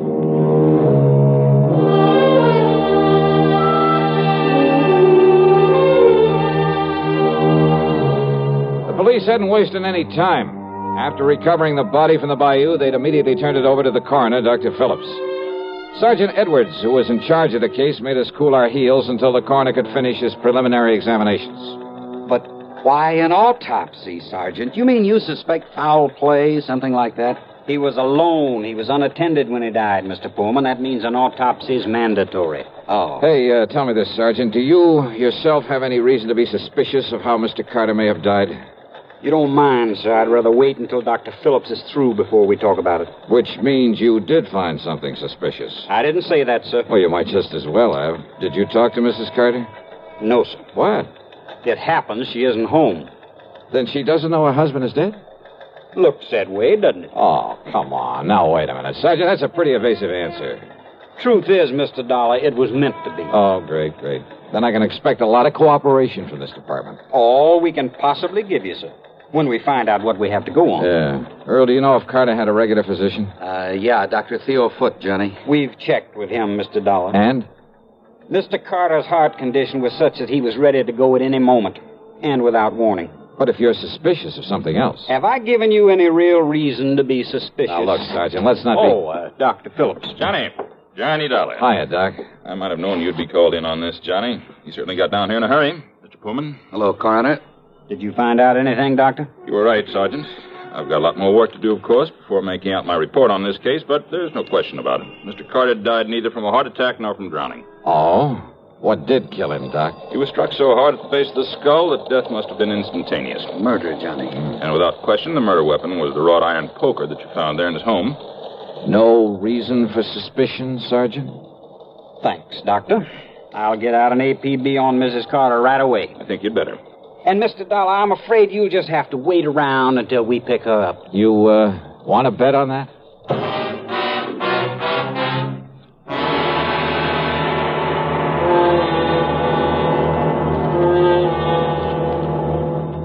Act two of yours truly, Johnny Dollar, in a moment.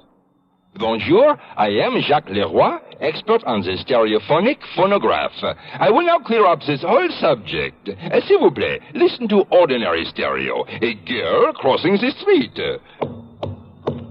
Eh bien, now on Columbia Stereo 1. Ah, that was a pretty girl crossing the street. Quelle différence! The fantastic Columbia Stereo 1 phonograph gives you all the realism and excitement of a live performance. Oh, in a moment, mademoiselle. Oh la la. Oh, pardon.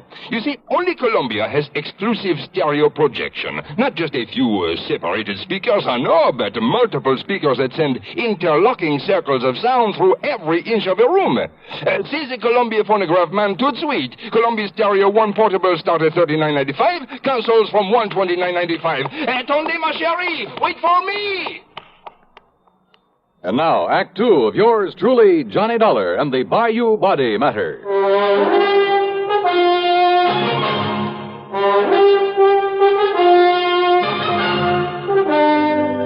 The machinery is in operation, Mr. Dollar, and as soon as we get any word as to the whereabouts of Mrs. Carter, we'll let you know. Yeah, thanks a lot.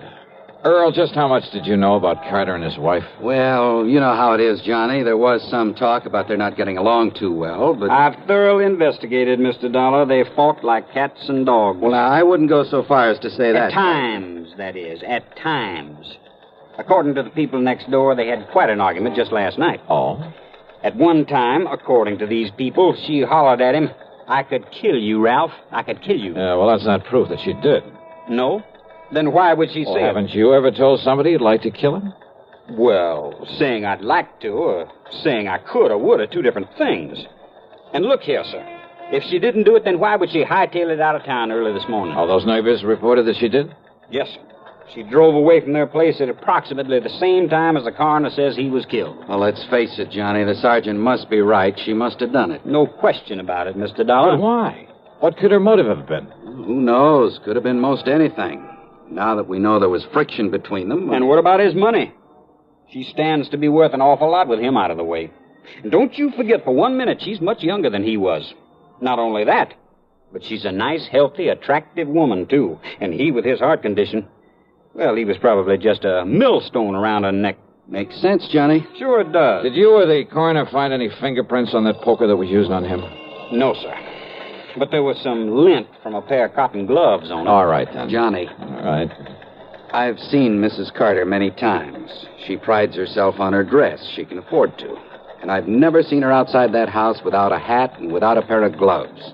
And, of course, a lot of people wear gloves when they drive a car. Okay. Now, don't you worry, Mr. Dollar. The APB is out, and every highway north of Bradenton, south of Venice, and east of Arcadia is being watched for her. When we get her, I'll let you know. Yeah, you do that. Come on, Earl, let's have some lunch. Sure. Nothing more we can do here. Reach you at Mr. Pullman's house, I take it. Don't bank on it, Sergeant.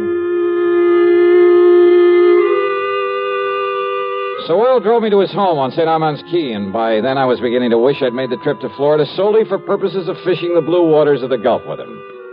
But then, after saying hello to his charming wife and having a drink and a good lunch with them, I walked over to the Carter place, 100 yards or so up the bayou. Much to my surprise, there was no policeman there to keep an eye on things in case Mrs. Carter should return. I was even more surprised to find the side door standing wide open. So, needless to say, I walked in and looked around.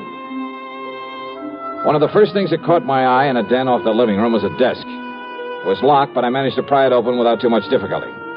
And there, among other things, kind of half hidden away in a folder, I found some canceled checks, a whole series of them, written twice a year for a period of over 3 years. They were made out to Mitzi Taylor, the ex-Burley Queen. Pretty sizable checks, too, all for the same amount of money. No wonder he'd kept this desk locked. But during one period of time, well, 3 checks that should have been there were missing. It gave me an idea. Out in the living room was another desk, a tambour, obviously Mrs. Carter's. Hidden away in the bottom of one of the drawers of that desk were the 3 missing checks. Huh? I beg your pardon. Mrs. Carter? That's right. Who are you? Johnny Dollar, special investigator for one of your husband's insurance companies. Special investigator? Yeah, here. My credentials. I see. And has my husband sent for you? Your husband? Of course. Where is he? You mind telling me where you've been since early this morning, Mrs. Carter? I don't know why not. I was somewhat upset this morning, and, well, being a woman, I chose to do something a man probably wouldn't understand. I've been at a beauty parlor. Where? Just this side of Bradenton. All right, now, Mrs. And Carter. if this is some kind of inquisition, I had a shampoo, a set, and a manicure. Tell me just one thing. Did you leave this house before or after your husband died? I don't believe Ralph was even up by the time.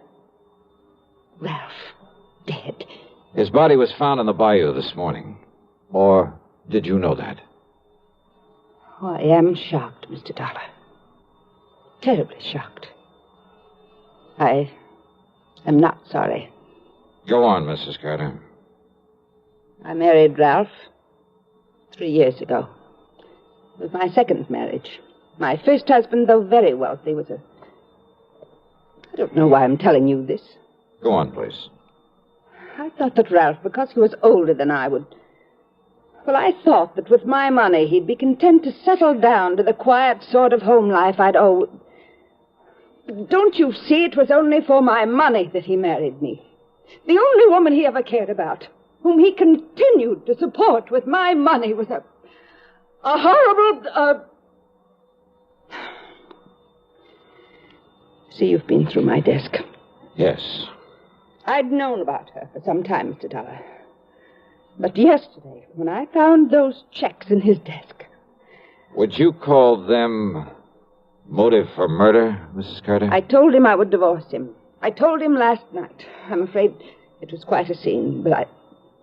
Good heavens. All right, now listen carefully. I want you to answer my questions carefully, regardless of how absurd you may think they are. Well, all right. You always wear gloves, don't you? What? Well, of course. This kind of gloves, like you're wearing now? Only this kind. I have them made for me in France and sent to me on special order. Even when you're working in the garden, say? Of course. I save the old ones for that kind of thing. Any other kind of cotton or wool or domestic leather I'm allergic to. But, Mr. Dollar, I don't understand why... Such a little thing, and yet... What? And yet murder cases have been solved on a whole lot less. Murder? Did you say murder? So you found her for us, Dollar. Oh, Sergeant Edwards. So maybe you private dicks do have some value after all. All right, Mrs. Carter. Yes, Sergeant. I'm arresting you on suspicion of murdering your husband. You what? Now, just a minute, May as young well man. go along with him, Mrs. Carter. But, Mr. Dollar, But I'm glad you threw that word suspicion in there, Sergeant. What's that? Yeah, it may save you from being sued for a lot of money. Huh? Yeah. For false arrest.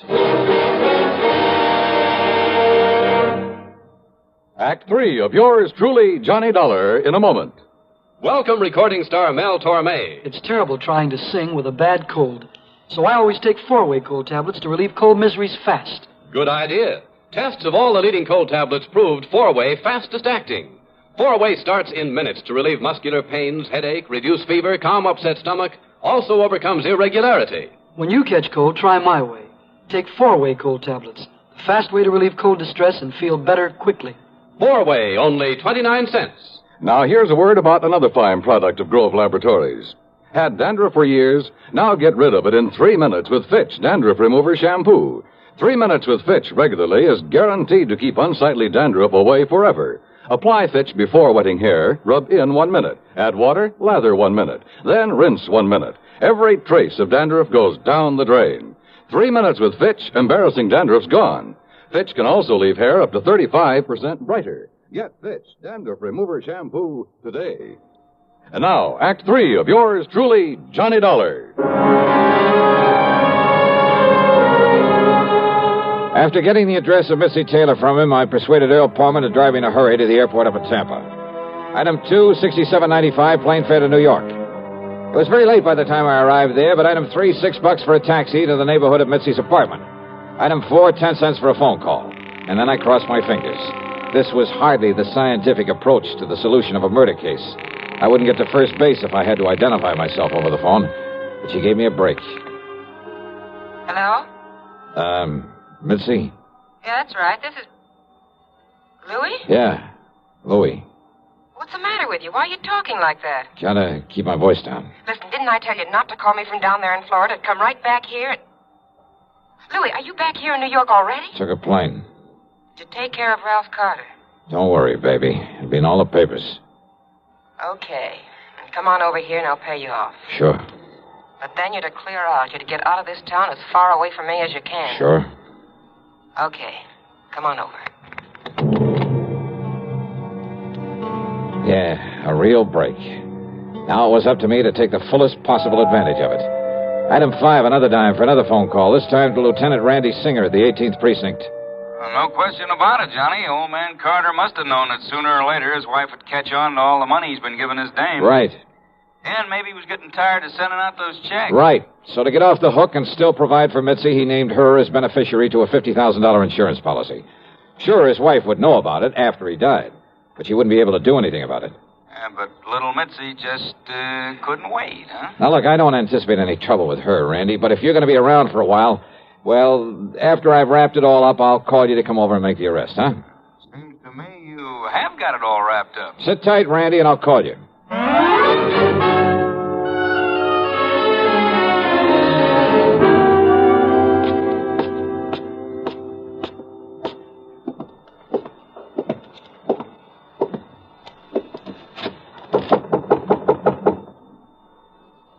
Yeah, who is it? Louis.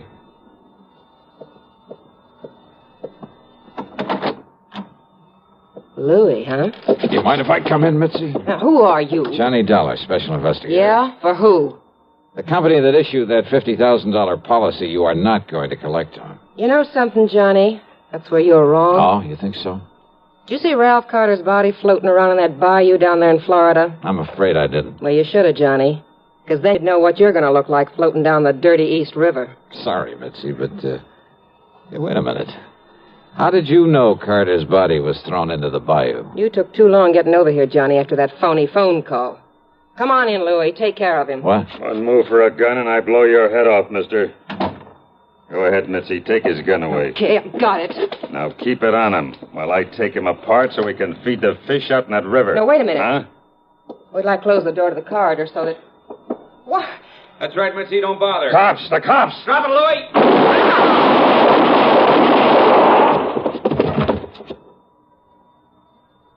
Okay, boys. Take what's left of them out of here. Right, Lieutenant. Maybe you better put some cuffs on the dame. Right. Come on, baby. Hiya, Johnny. Fancy meeting you here. Very funny. And, hey, what happened? I thought you were going to call me back. Oh, stop hamming it up, will you, Randy? But, thanks. Think nothing of it.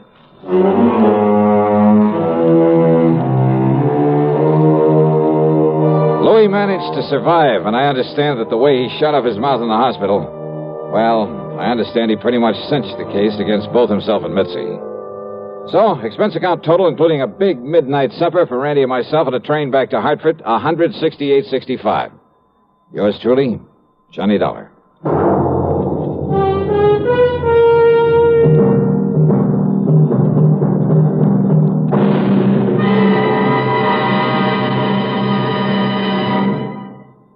Our star will return in just a moment.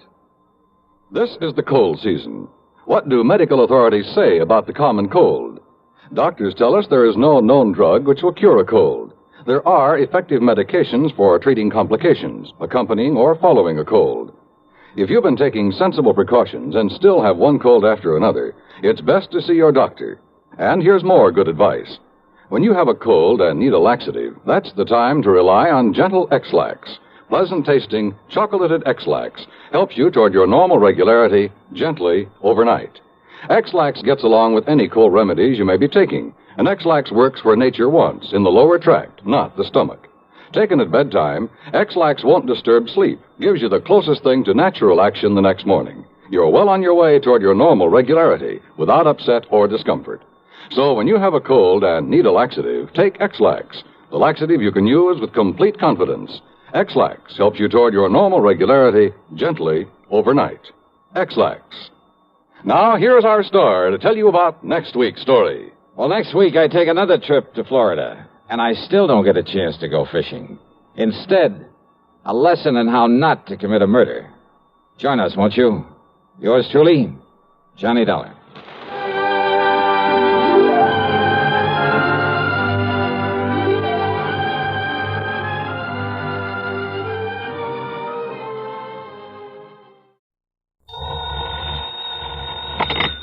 Johnny Dollar.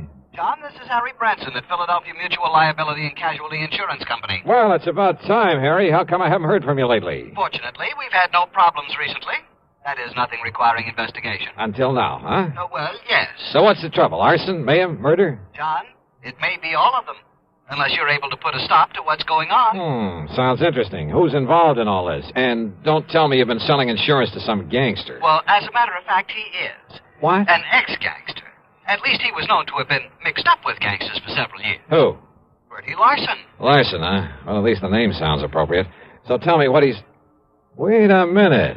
Yes, John? Isn't Bertie Larson the punk they've had before that Special Investigating Committee? Yes. The Committee on Narcotics and Gambling, the one that has the hearings on television now and then? That's the one. Well, then, Harry, if you want my advice, you'll cancel his policy, pay him off with interest, and forget him. I'm afraid that's impossible. What's more, since those hearings began, we've increased the face value of some of his policies. You have what? Yes. But now, in view of the threats he's been receiving, threats on his life, his home, his family, well, John... Baby, you're in trouble. John, do you think you can help us? And get my head blown off by some gunsel? Harry, this kind of stuff I shouldn't touch with a 10-foot pole. But don't you see... In spite of the big fee your company will have to pay me, in addition to my expense John, account. just a minute. At least it'll guarantee me a decent funeral. A funeral? But if that's the way you want it, as long as you're willing to pay through the nose for my services. But, John, I didn't say... John, that is... listen to me, John. Okay, keep your shirt on, Harry. I'll run on down there and see you.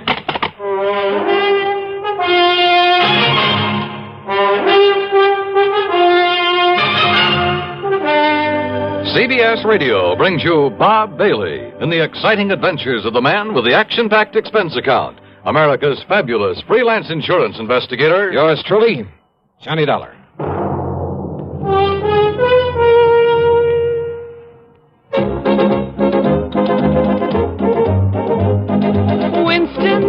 good like a cigarette should. Winston tastes good like a cigarette should. Winston gives you real flavor, full, rich tobacco flavor. Winston's easy drawing too. The flavor comes right through to you. Winston tastes good like a cigarette should. A modern filter? Sure, Winston has it. But that's only the beginning of a Winston. Up front, up where it really counts, Winston packs exclusive filter blend. Light, flavorful tobaccos, specially selected and specially processed for filter smoking. Filter blend. That's why it's fun to smoke Winston, America's best-selling filter cigarette. Winston tastes good like a cigarette should. And now, Act One of yours truly, Johnny Dollar.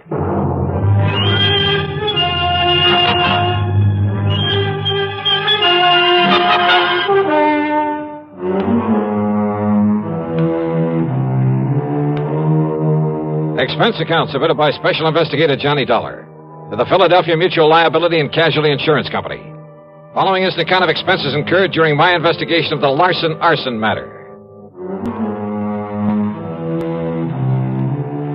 Expense account item 11120 for a train to Philadelphia and a taxi to Philly Mutual's office over on Walnut Street. It was late in the afternoon, but Harry Branson, the perennial worry ward, was still there waiting for me, and he wasted no time in getting down to business. Now, Bertie Larson, or more properly, Herbert James Larson, lives out in Penfield, John. Oh, yeah, that's kind of part of West Philadelphia, isn't it, Harry? Just beyond. He and his wife live in a very nice one-story brick home that we've insured for some $30,000. And he must have done fairly well in the rackets, and had sense enough to put some aside.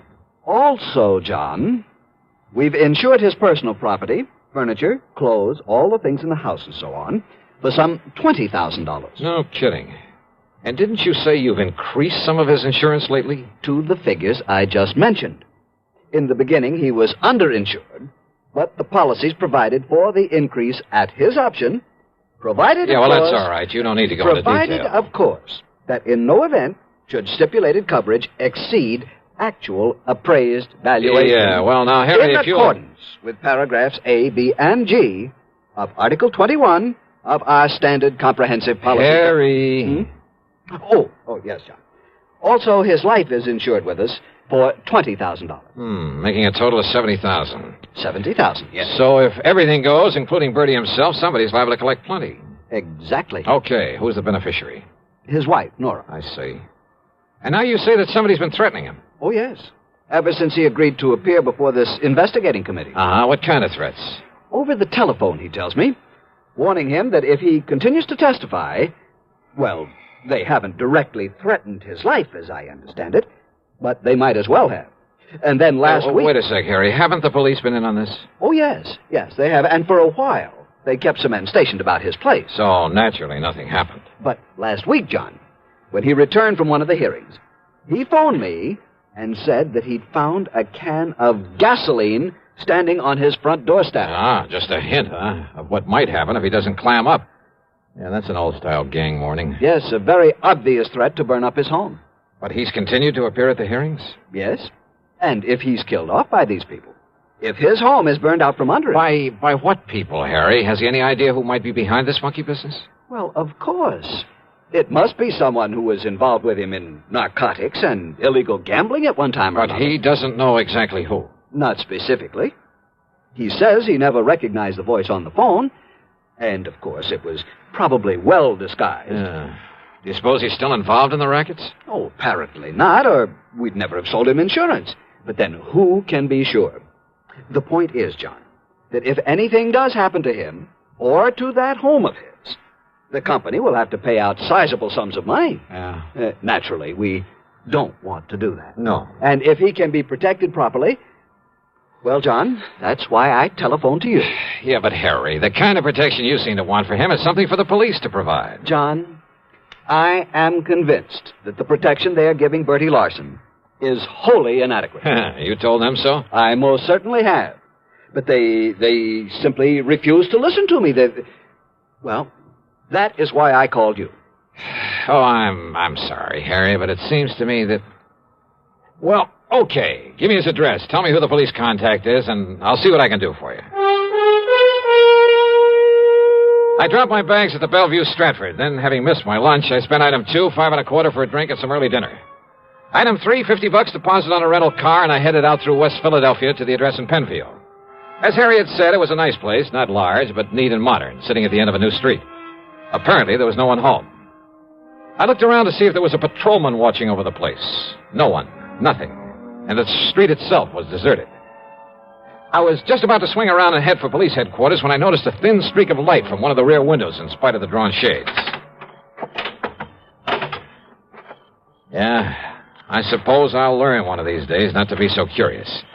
But I walked quietly up the driveway beside the house. And then I heard something. Just a little sound, as though someone had quietly opened or closed a door at the side of the garage in the rear. And I suddenly caught the smell of gas, of raw gasoline. It was coming from the garage. I carefully edged my way on back there, hoping I wouldn't trip over something in the darkness that would give me away. The smell of gasoline was stronger now, much stronger. My next step was into a puddle in front of the garage door. I remember bending over to sniff at it, and it was gasoline, all right. And I remember a flashlight stabbing through the darkness behind me. But as I rose and turned...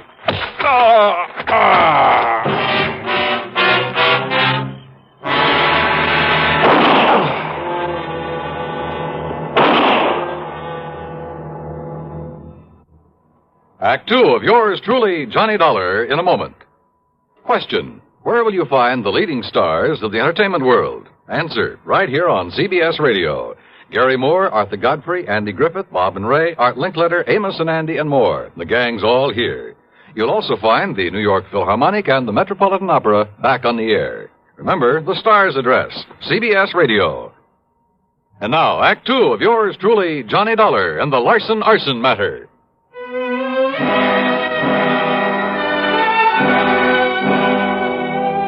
I came to in a hospital room, and I had company.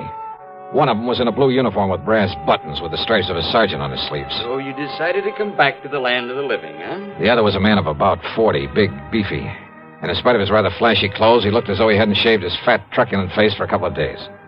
Oh, well, I'm sure glad he's okay, Sergeant, only how was I to know he wasn't somebody come to carry out them threats against me? Oh. You know, you're lucky you didn't aim those shots at him, Bertie.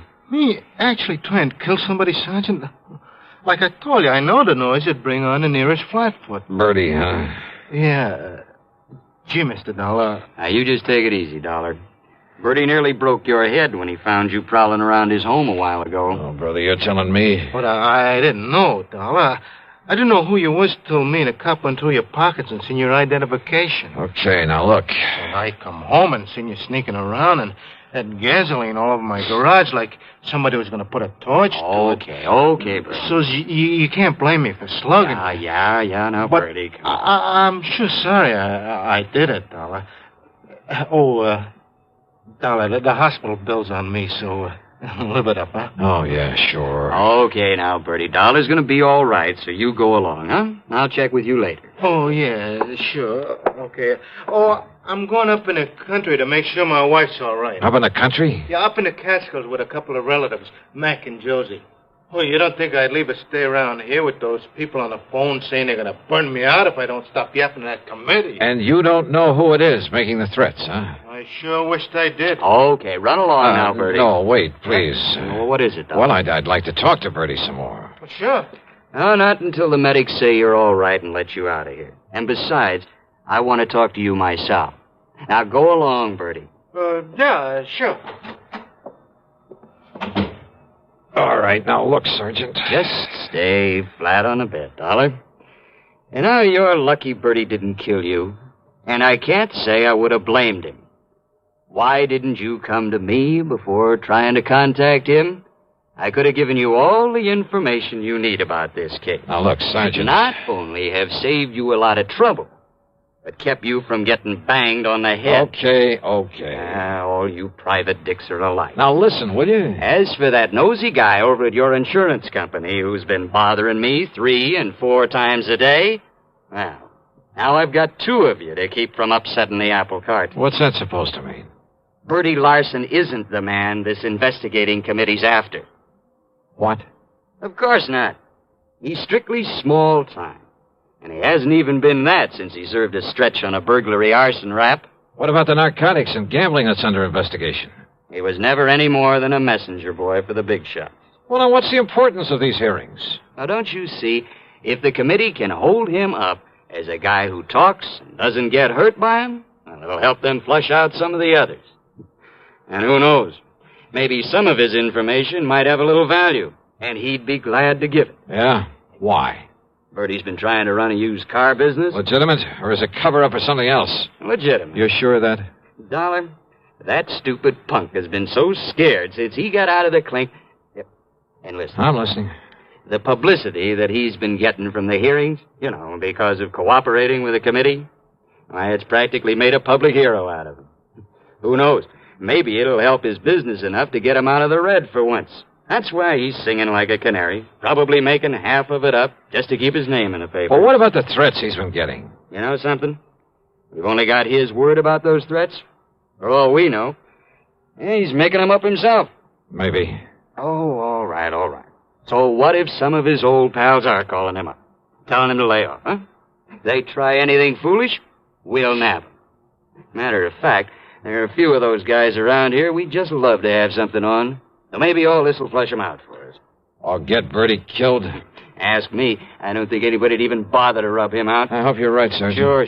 So, Dollar, that's that. No, when you're wait. up and around, come on over to the station and see me. But meantime, leave this to me, will you? Oh, wait a minute, will you? What about that gasoline he mentioned that was spilled all over his garage? Oh, one of those shots he fired. And now, One of look. them drilled a hole in a can of gas he had lying around. Yeah? Sure, saw it there myself. Look, Sergeant. See you later, Dollar. Wait a minute, will you? Sergeant!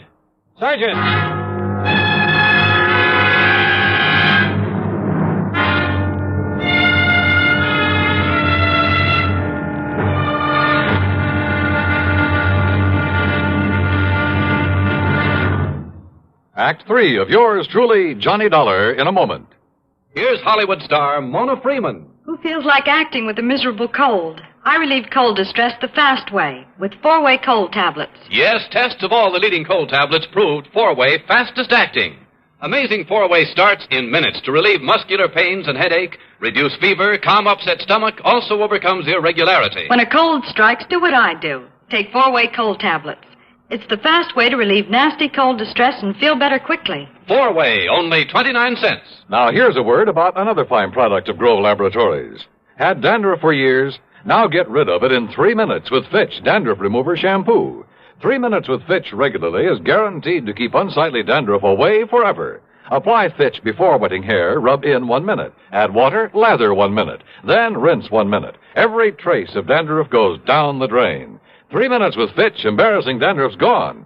Fitch can also leave hair up to 35% brighter. Get Fitch Dandruff Remover Shampoo today. And now, Act 3 of yours truly, Johnny Dollar.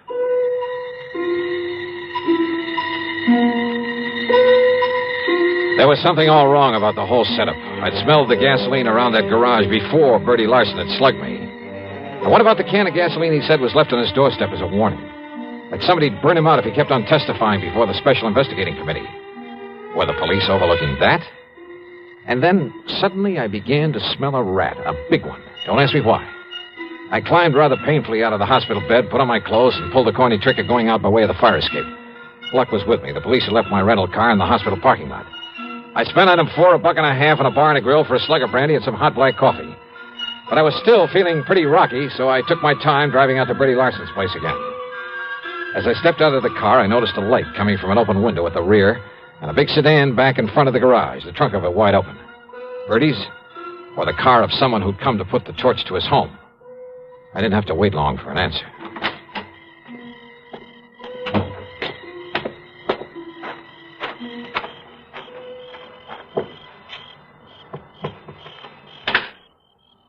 Bertie.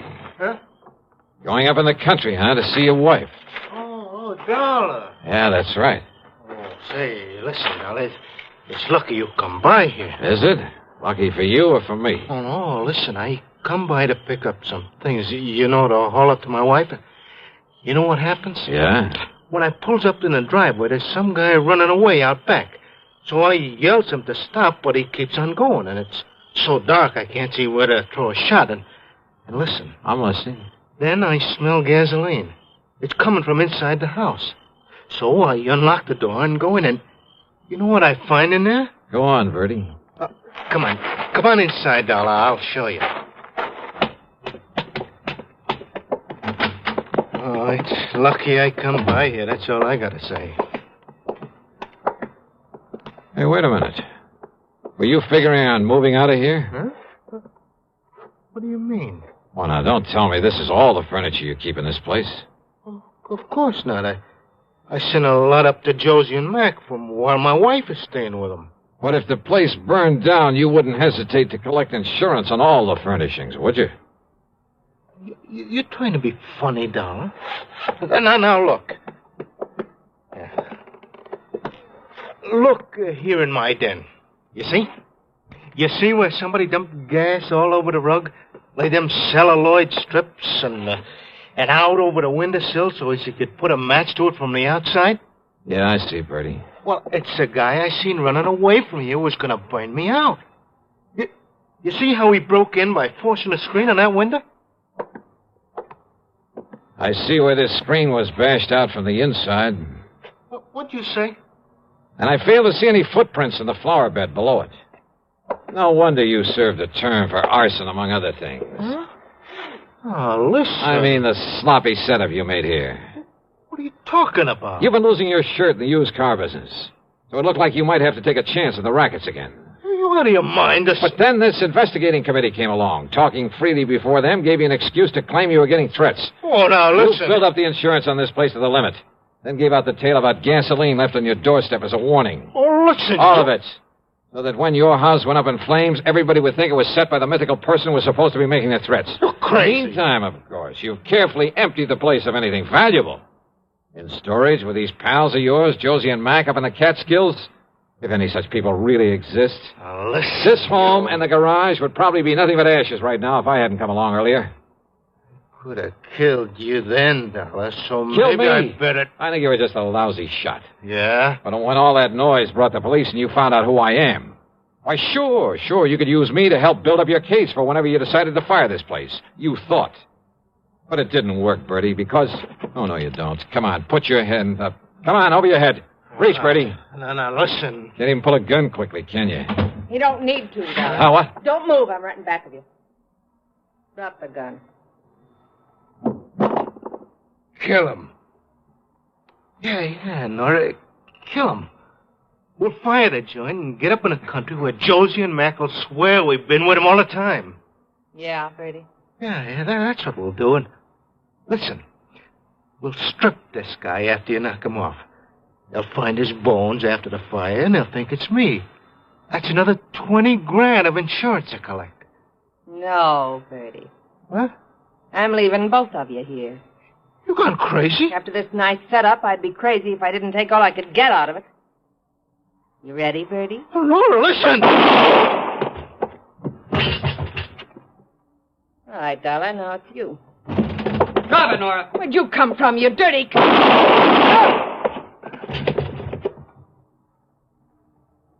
Thanks, Sergeant. Well, that's okay, Dollar. But you can be mighty glad that hospital called me up when they found you'd sneaked out on them. You know something, Sergeant? Yeah? I'm mighty glad.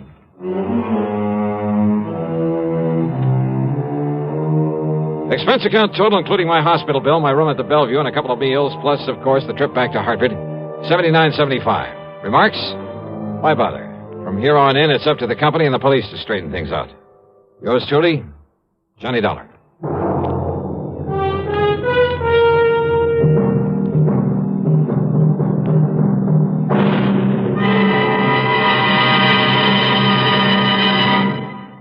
Our star will return in just a moment. Constipation can be a problem for anyone, even doctors. And when constipation occurs, it's interesting to see just what doctors consider important about a laxative they might use or recommend. Well, a majority of the doctors we heard from had this to say. A laxative should be effective, gentle, as close to natural acting as possible, and a medicine that can be used with complete confidence. Now, X-Lax has been popular with many doctors and millions of people over the years because chocolated X-Lax is effective. Overnight, it helps you toward your normal regularity. X-Lax is gentle. Next morning, it gives you the closest thing to natural action.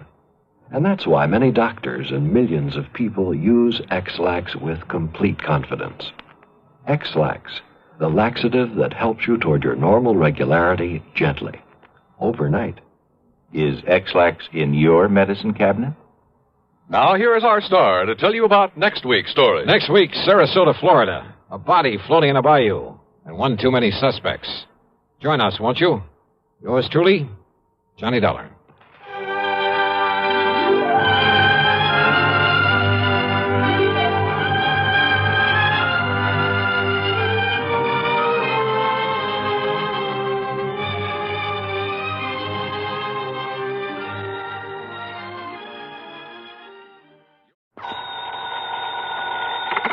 Johnny Dollar. This is Mr. Ernest L. Whiteman, Providential Assurance Company. Providential Assurance? That's right. You've heard of us, of course. No, sir, I can't say that I have. But what's on your mind, Mr. Whiteman? Embezzlement. Don't try it. What? Liable to get yourself into a lot of trouble. I beg your pardon. I'm sorry, I was just trying to make it funny. Oh, yes. Yes. Well, now, if you care to look into this for us... Sure, why not? Then I suggest you come here to my office and I shall give you the details. I take it there's a fee here in addition to my expenses? If you recover the money, something over $200,000, you can practically name your own fee. Great. That is up to, say, $5,000. On a $200,000 loss? That's right. Oh, well, then maybe I'd better figure on padding out my expense account. Now, just a minute. Oh, stop worrying, Mr. Whiteman. But if you have any intention of Just keep your shirt on. I'll be over to see you.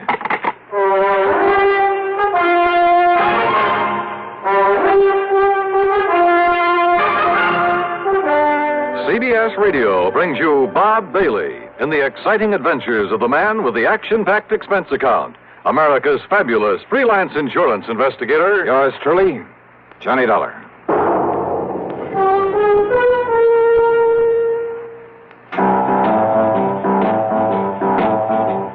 Talk about best-selling records. Here's a familiar tune about America's best-selling filter cigarette, Winston.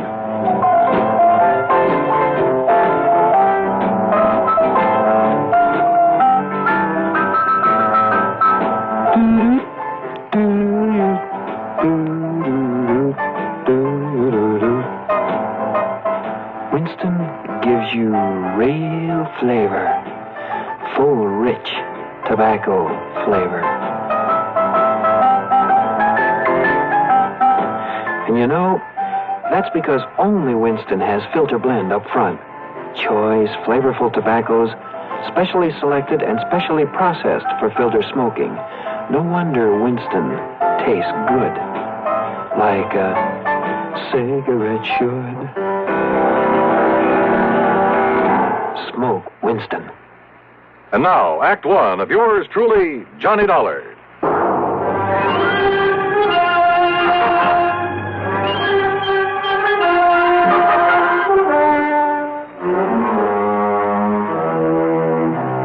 Expense account submitted by Special Investigator Johnny Dollar to the Providential Assurance Company, Hartford, Connecticut.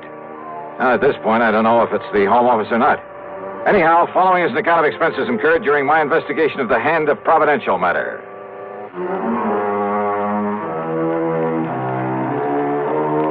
For some reason or other, dealing with a new company usually spells trouble for me. But expense account item one, $1.25 for a taxi to the offices of Providential down in the square. When I say offices, I mean exactly two with a connecting door. I'm very glad to see you, Mr. Dollar. I'm Ernest L. Whiteman. Mr. Whiteman? And this gentleman, Mr. Dollar... I'm the man that had Ernie Whiteman send for you. Yes, this is... Name is Elwood Sprague, Dollar. I'm the owner of this business. The sole owner, Mr. Sprague? That's right, son. Providential Assurance is all mine, lock, stock, and barrel. I see. Made a lot of money in oil down in Texas. Couldn't find any way to spend it all, so I started this here. So what happens? All I get is more money out of it. Yeah, well, Mr. Whiteman said something over the phone about an embezzlement. Exactly. $200,000 that was Go ahead and tell them all about it, Ernie, my boy. Tell them how it happened. Well, you see, Mr. Dollar, immediate public acceptance of our company is largely due to the fact What he means, Dollar, is the reason we sell so many policies is on account of, We always pay off any claims real prompt in cash and hard, cold cash. Exactly. And for that reason, Never question a claim. Just pay it off in cash. That's what we promise, and that's what we do. And for that reason, Mr. Dollar... That's why so many people who can't afford much insurance come to us. Yes, but as a result... So what happens? Instead of a nice tax loss, there ain't enough claims to fill your hat. All we make is profit. You mean you've hoped to lose money in this business? Tax loss, Mr. Dollar. You ever have to pay the taxes on profits from a couple of hundred producing oil wells? Hardly. But now, Mr. Whiteman, about this embezzlement. As I started to say, paying off in cash as we do... That's right. Means keeping a lot of cash on hand. Oh? Then this embezzlement was of your own money? Exactly. The money was stolen from us. You kept that kind of money here in a safe or something? Well, wouldn't keep it laying around on the floor, would you? Well, have you any idea who might have taken it? We most certainly have. It was Hauser. Tom Hauser. The only one besides Whitey had the combination to the safe. He also kept the books, Mr. Dollar. Well, didn't you check his books periodically? Oh, of course I did. But when I discovered the loss this morning, I also discovered he'd been juggling the accounts. Well, how long ago did this Tom Hauser work here? Up until yesterday. As I told Mr. Sprague, I informed Hauser last night that I planned to check the cash as well as the books this morning. So what happens? This morning he's gone, and so is the money. Well, Dollar? When you ask me, this sounds like the most loosely run insurance company. Mr. Dollar. How you ever managed to get a license from the insurance commission? Well, now, that license is something we ain't bothered with yet. You what? We gotta make sure we got a business first, don't we? Are you kidding? Do you realize what the commission will do when they find out about this? Don't give it a thought, son. To say nothing of the police? Your job is to catch that Tom Now, Hauser. look here, Mr. Sprague. Then, if the insurance commission or the government or anybody says we're doing wrong... And you can bet they will. Why, then I'll pay them and get out of this business. Believe me, it'll cost you a lot more than this $200,000. Well, sure, maybe a couple million. It'll make a nice tax loss. Yeah, and you'll probably end up in jail. Well, now, you let me worry about that. Your job is to get this embezzler. And don't forget, we're paying you $5,000 to do it. Look, you say it may cost you millions to get out of this mess. That's right. And yet you're worried about a couple of $100,000? Well, now, that's different. Huh? That was stolen, son. That was illegal. Trying to make sense with this man was like trying to reason with a hitching post. I told him I didn't want the case and that I could understand why he'd hesitate about calling in the police. Sure, they'd probably start asking questions. With the only answers he could give them, he'd really be in trouble. I told him that my only duty, as far as I could see, was to notify the commission of this whole operation. Sure, son. If your conscience hurts you, go ahead and notify him. After you got this money back first. After? Well, I don't know much about investigation, but seems to me that with him gone only a few hours, well, if I was you, I wouldn't be wasting any time. You got a point there. Sure. And don't you forget that $5,000 that's waiting for you when you bring that money back in. Well, I ask you, what would you have done? And with a fee of $5,000 dangling in front of your eyes. Yeah, that's what I did. I took the case.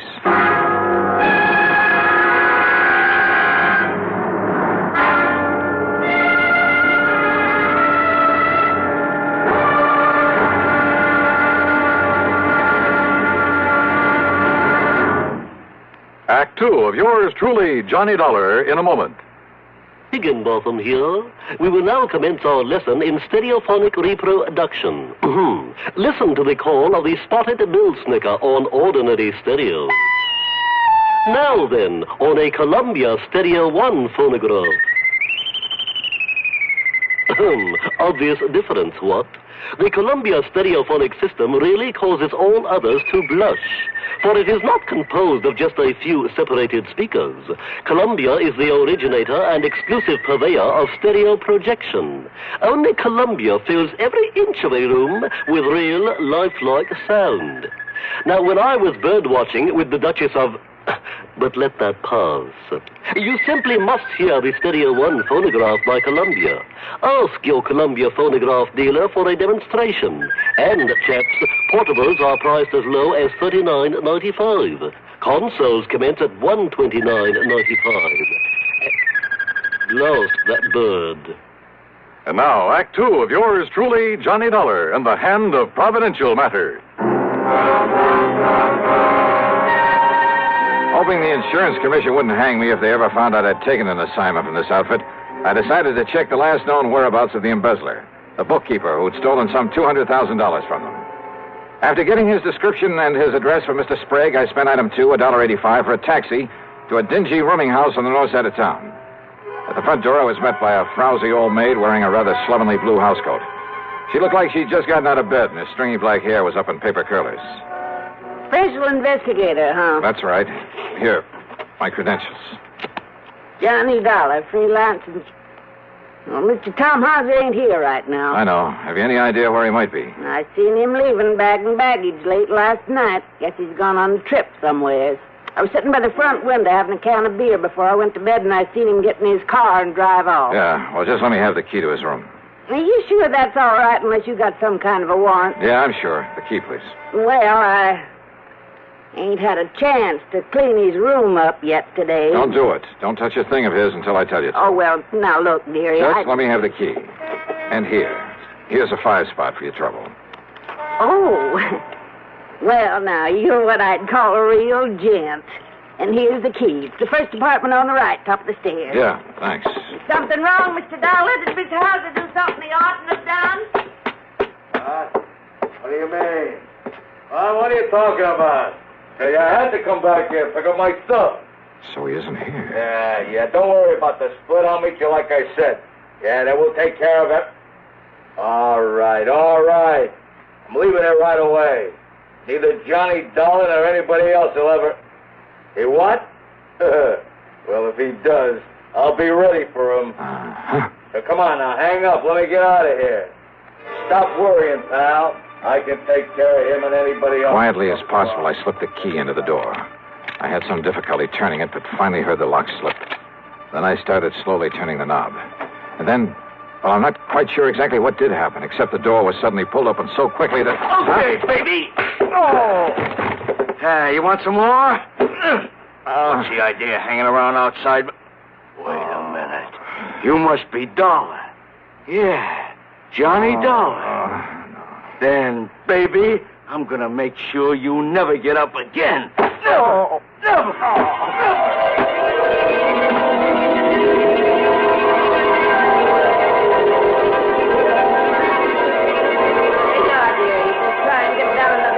Out of this bottle. Just leave that wet rag laying there on your forehead. It'll make you feel better. What do you...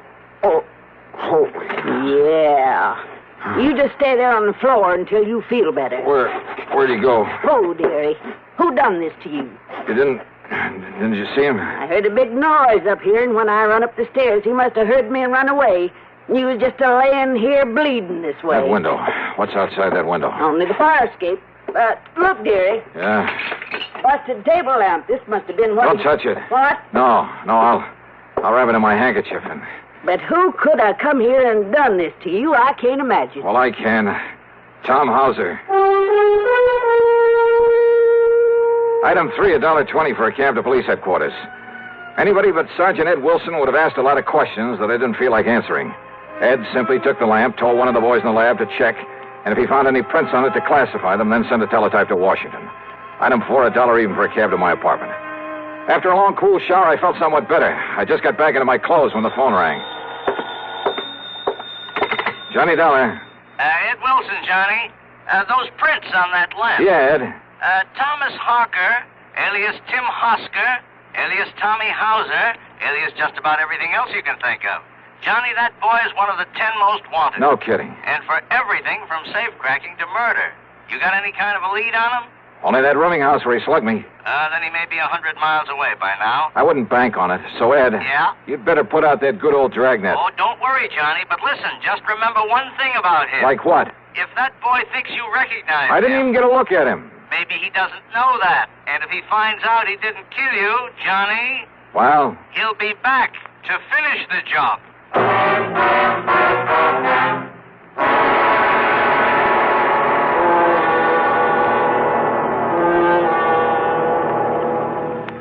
Act 3 of yours truly, Johnny Dollar, in a moment.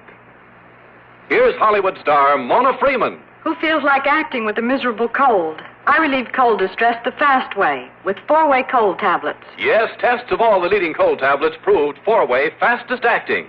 Amazing 4-way starts in minutes to relieve muscular pains and headache, reduce fever, calm upset stomach, also overcomes irregularity. When a cold strikes, do what I do. Take 4-way cold tablets.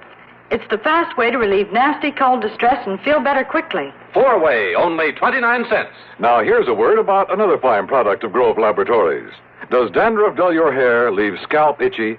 Get Fitch Dandruff Remover Shampoo and get rid of unsightly dandruff in 3 minutes. 3 minutes with Fitch regularly is guaranteed to keep embarrassing dandruff away forever. Apply Fitch before wetting hair, rub in 1 minute. Add water, lather 1 minute. Rinse 1 minute. Every trace of dandruff goes down the drain. 3 minutes with Fitch, unsightly dandruff's gone. Fitch can also leave your hair up to 35% brighter. Fitch Dandruff Remover Shampoo. And now, Act 3 of yours truly, Johnny Dollar.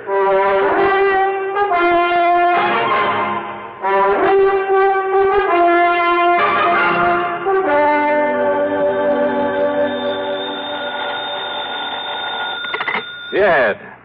Ed, this is Pat McCracken, Johnny, at Universal Adjustment Bureau. Oh, sorry, Pat. I thought it was Ed Wilson again. Sergeant Wilson of police headquarters? Yeah, and listen, I'm in kind of a hurry. Oh, then I won't hold you. I was just hoping you'd have time to look into what appears to be a phony insurance company for us. What? Keep talking. But if you're already working on it... No, just go on with what you were saying, Pat. Well, we got a complaint about some new company here in town that we'd never heard of. Seems they're stalling on the payment of a small claim. Yeah, sure. In spite of their pledge to pay off promptly and without question. Yeah. Also to pay off in cold cash. Yes, that's right. Providential Insurance Company. Well, what do you know about them? Johnny? Oh, I'm working on a case for them. Oh, no. Oh, Johnny, don't. I telephoned the commission, to find out who they are and Yeah, where the they are. commission never heard of them. Exactly. So if I were you, until we can find out whether they're a legitimate outfit, Johnny, I wouldn't touch them. Hey, tell me, Pat, what'll the commission do? But they've notified them by mail. They're sending over a committee to investigate, to look at the books and so on. When? First of the week, Monday or Tuesday. Why? Maybe too late. What? If that outfit's what I think it is, and if I can do what I think I can. Johnny. Well, if I can't collect my fee and expenses from them, maybe I'll send a bill on to you. What? After all, I may be doing the whole insurance business a great and glorious service. Johnny, what are you talking about? That is, if I don't get killed first. Listen, Johnny. I'll see you later. And now the question is, but wait a minute. If Providential is what I think it is, where does Tommy House's theft of $200,000 come in?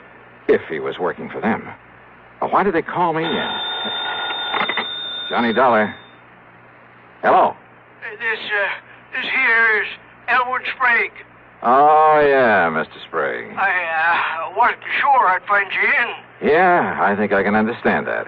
Or maybe you weren't sure you'd find me around at all anymore. No, listen, don't get me wrong, Dollar. I want to see you. I got to see you right now. Yeah, why not? They're at your office? No. Well? My room, here at Guilford. And you'll come alone? Are you alone, Mr. Sprague? Yes, Mr. Dollar. Will you come right away? Yeah, as soon as I can. Thank you. That's funny. If he wants to see me, if he is alone. Or is this some kind of a trap? No, there was absolute sincerity in his voice. I was sure of it. Yeah, and there was something else, too. Fear. Maybe that was it, fear. Hello? Johnny, listen, you said you'd been working with the police. So? Well, I knew I'd never get anything out of you, so I called them. Listen, if this Elwood Sprague of Providential has anything to do with the beating you took, has he? Pat, I'm on my way over to see Sprague right now. Well, I tried calling Providential. He isn't there. I know. But if he and that gangster, that Tommy House... Sorry, Pat, he's waiting for me over at the Guilford. Johnny... There was no time to waste. Maybe Hauser was still gunning for me, but if so, well, maybe I wasn't the only one. Item 5, a couple of bucks for a cab to the Guilford Hotel. And there in his room, I found a very different Elwood Sprague than I talked to earlier. And the story that he slowly, nervously unfolded proved to be very interesting. So maybe I didn't ever make no oil fortune there in Texas. It ain't so easy down there as you might think. But I learned to use my wits and my brains to get along by outsmarting the next man. You see what I mean, Mr. Dollar? Then those 200 oil wells you were talking about... Well, it made a good line. It fooled you, didn't it? It even fooled Ernie Whiteman for a while. That's what gave him the idea. The idea for what, Mr. Sprague? Well, me to front for this insurance racket. You know, collect a lot of premiums and then we'd skip town. Right in the heart of the insurance industry? Always harder to pick out a bad apple in the barrel full, ain't it? Oh, brother. So what happened? That Ernie's a salesman, Johnny. When he got started on the country people around here, the money come rolling in. And when somebody made a claim, we stalled him on it. How long did you think you could get away with this? Until the commission got wise to us. Then we'd move out. The commission was planning to investigate you next week. I know. Only by that time we'd be out of here. You and Wyvern and this Tommy Hauser. Hauser. Ernie brought him in. He said because he had a record, the police would know about him, so he would take the rap if anything went wrong. But then he walks out with all the money last night. And then you sent for me. Why? Because Ernie and me go after Hauser, he might have killed us. Ernie didn't want to send for you, but I made him. I held a gun on him. Oh, real nice people. Because maybe Hauser didn't know you. Maybe you could nab him and get the money for us. So what if you did get wise to us? What if we should have to cut you in to keep you from blabbing to the law? You rotten. Do you think everybody in this world is a crook? Well, at least it was better than leaving Hauser get away with all of it. It looks to me like he has so far. Well, Johnny, now listen. Oh, I'm listening. Now Ernie didn't know it, but I heard him on the phone. He was talking to Hauser. He was double-crossing me. They're meeting somewhere to split the money. Yeah? Well, what else could you expect? Now listen, Johnny. Then they're coming over here to kill me so that I can't talk, you see. That's when I phoned you to come over here. And you think for 1 minute I'm going to stick my neck out to save that lousy hide of yours? Oh, you got to, Johnny. You got to. All I got to do is turn you over to the police. The police? Or would you rather just sit here and wait for Hauser and Wyvern? Well? Oh, all right, Johnny. All right, come on. At least it may keep you from getting shot, which is better than you deserve it. Well? Ernie. Back inside, please. Ernie, both of you. That gun. That's right. The one that killed Hauser when he tried to hold out on me. The one that's going to kill you, Elwood, for what I heard just now through this door. Oh, no, Ernie, please. Johnny. And of course that means you'll have to go with him, Dollar. Now get inside that room. Pat, Both of you. I kind of thought you might be coming over here. What are you talking about? After I told you where I was headed. You too, Sergeant. Sergeant. The police! That's right. So you'd better drop Look that. out! You think you're going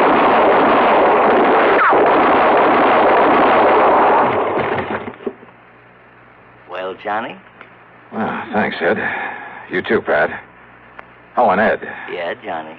Maybe you'd better put a pair of cuffs on Mr. Sprague here. You know, to keep him out of any more trouble. Oh, I'll go along peaceful.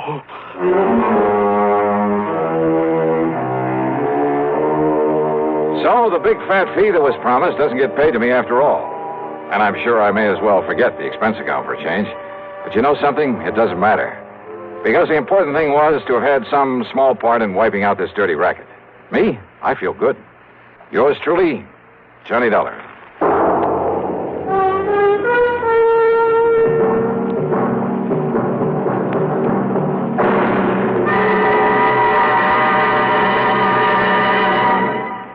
Our star will return in just a moment. Constipation is something people don't talk about much, but it can be a problem for anyone, even doctors. And when constipation occurs, it's interesting to see just what doctors consider important about a laxative they might use or recommend. Well, a majority of the doctors we heard from had this to say.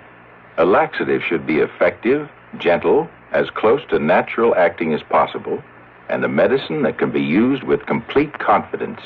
Now, X-Lax has been popular with many doctors and millions of people over the years because pleasant-tasting chocolated X-Lax is effective. Overnight, it helps you toward your normal regularity. X-Lax is gentle. Next morning, it gives you the closest thing to natural action. And that's why many doctors and millions of people use X-Lax with complete confidence. X-Lax, the laxative that helps you toward your normal regularity, gently, overnight. Is X-Lax in your medicine cabinet? Now, here is our star to tell you about next week's story. Next week, a man who uses government help to promote his one-man crime wave. Join us, won't you? Yours truly, Johnny Dollar.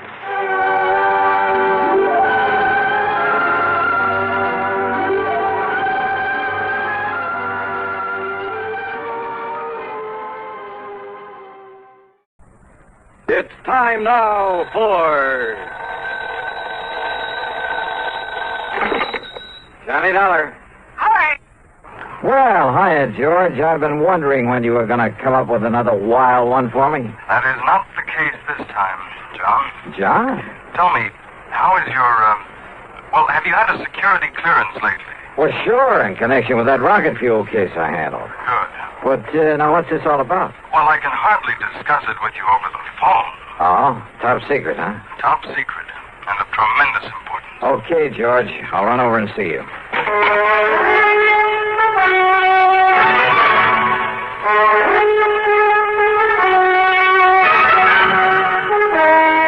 CBS Radio brings you Bob Bailey in the exciting adventures of the man with the action-packed expense account, America's fabulous freelance insurance investigator. Yours truly, Johnny Dollar.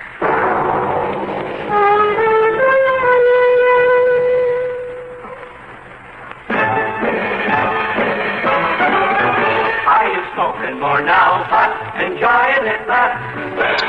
Have a real cigarette, have a Camel. Are you missing the smoke? The nation likes that. Have a real cigarette, have a Camel. Are you looking for flavor and mildness? Have a real cigarette, have a Camel. The best tobacco makes the berries that smoke. Have a real cigarette, a real cigarette, a real cigarette, have a Camel. If you're smoking more today, but enjoying it less, try Camels. More people smoke Camels than any other cigarette. Any filter, any king, any regular. The Camel blend of costly tobaccos has never been equal for rich flavor and easygoing mildness. The best tobacco makes the best smoke. Have a real cigarette, a real cigarette, a real cigarette, have a Camel. And now, Act One of yours truly, Johnny Dollar.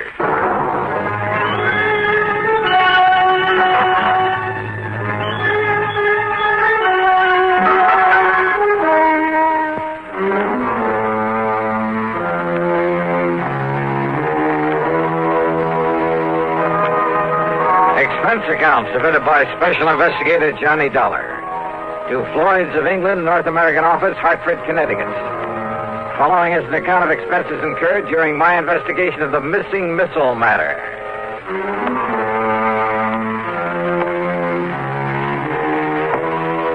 When George Reed starts calling me John, well, it must be pretty important.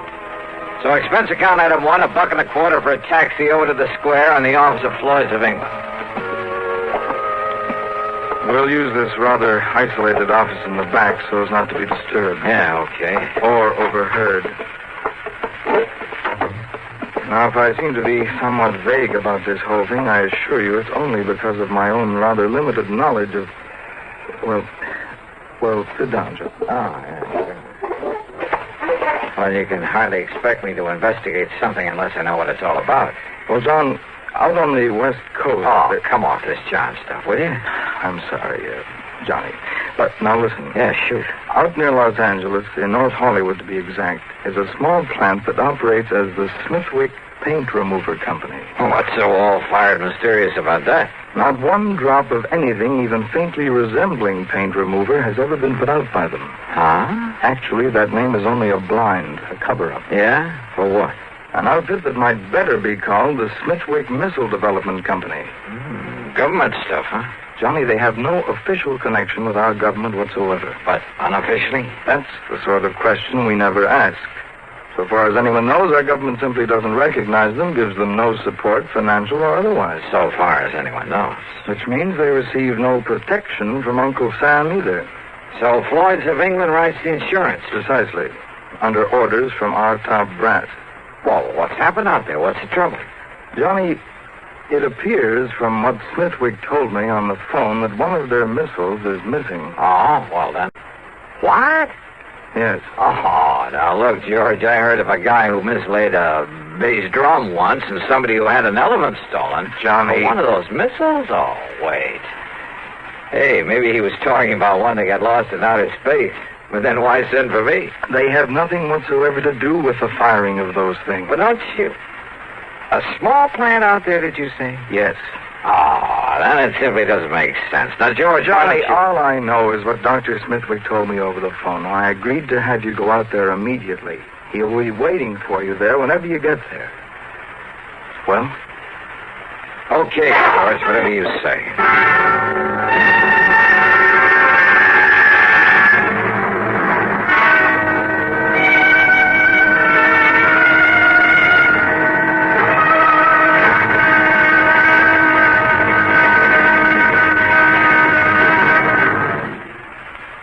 Hola, amigo. You want to know about stereo phonographs? Listen to my last bullfight on ordinary stereo. Ole! But now, Columbia Stereo 1.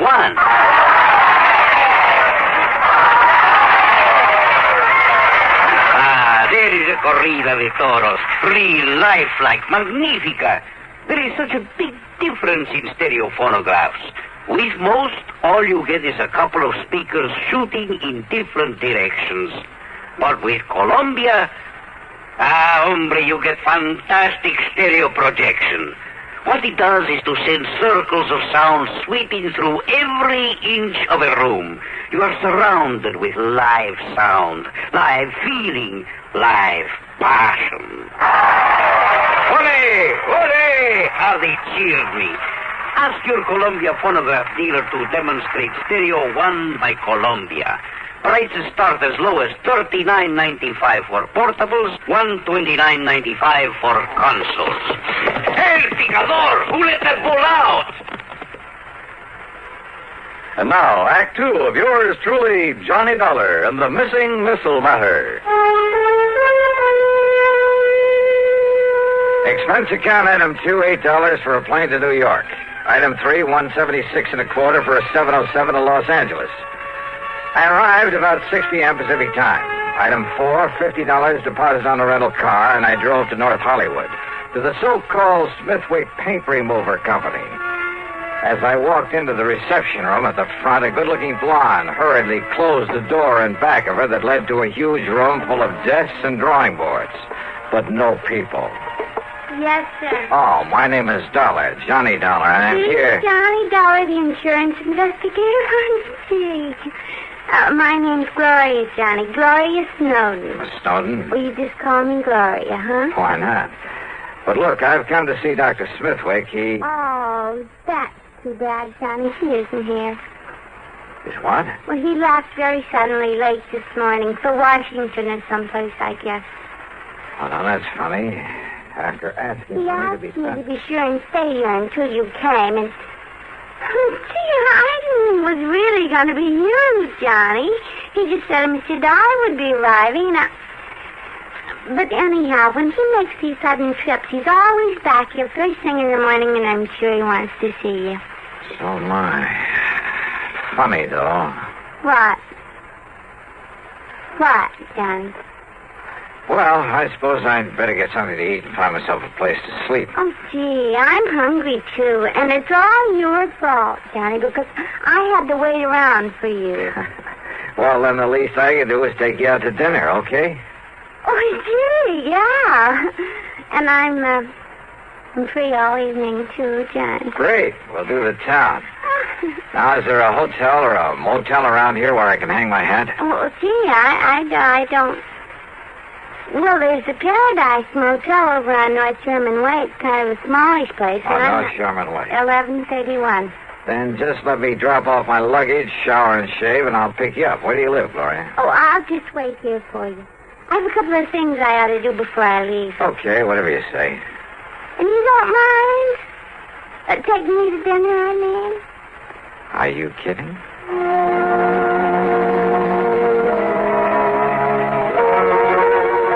Funny. All this big emergency, all this hurry. The man who'd sent for me was off somewhere else. I should have asked for directions because it was over half an hour before I finally found the Paradise Motel. It was hardly the place I would have picked, but... oh, well.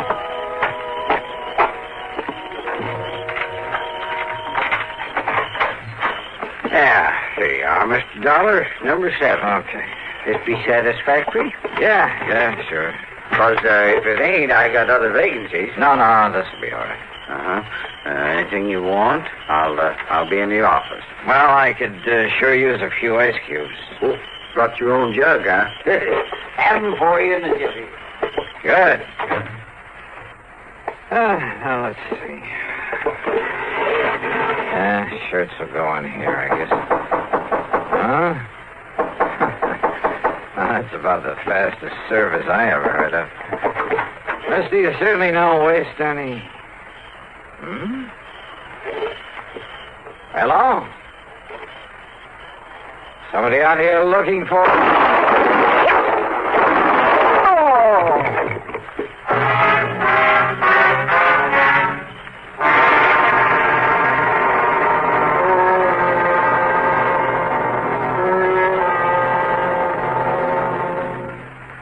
Act 3 of yours truly, Johnny Dollar, in a moment.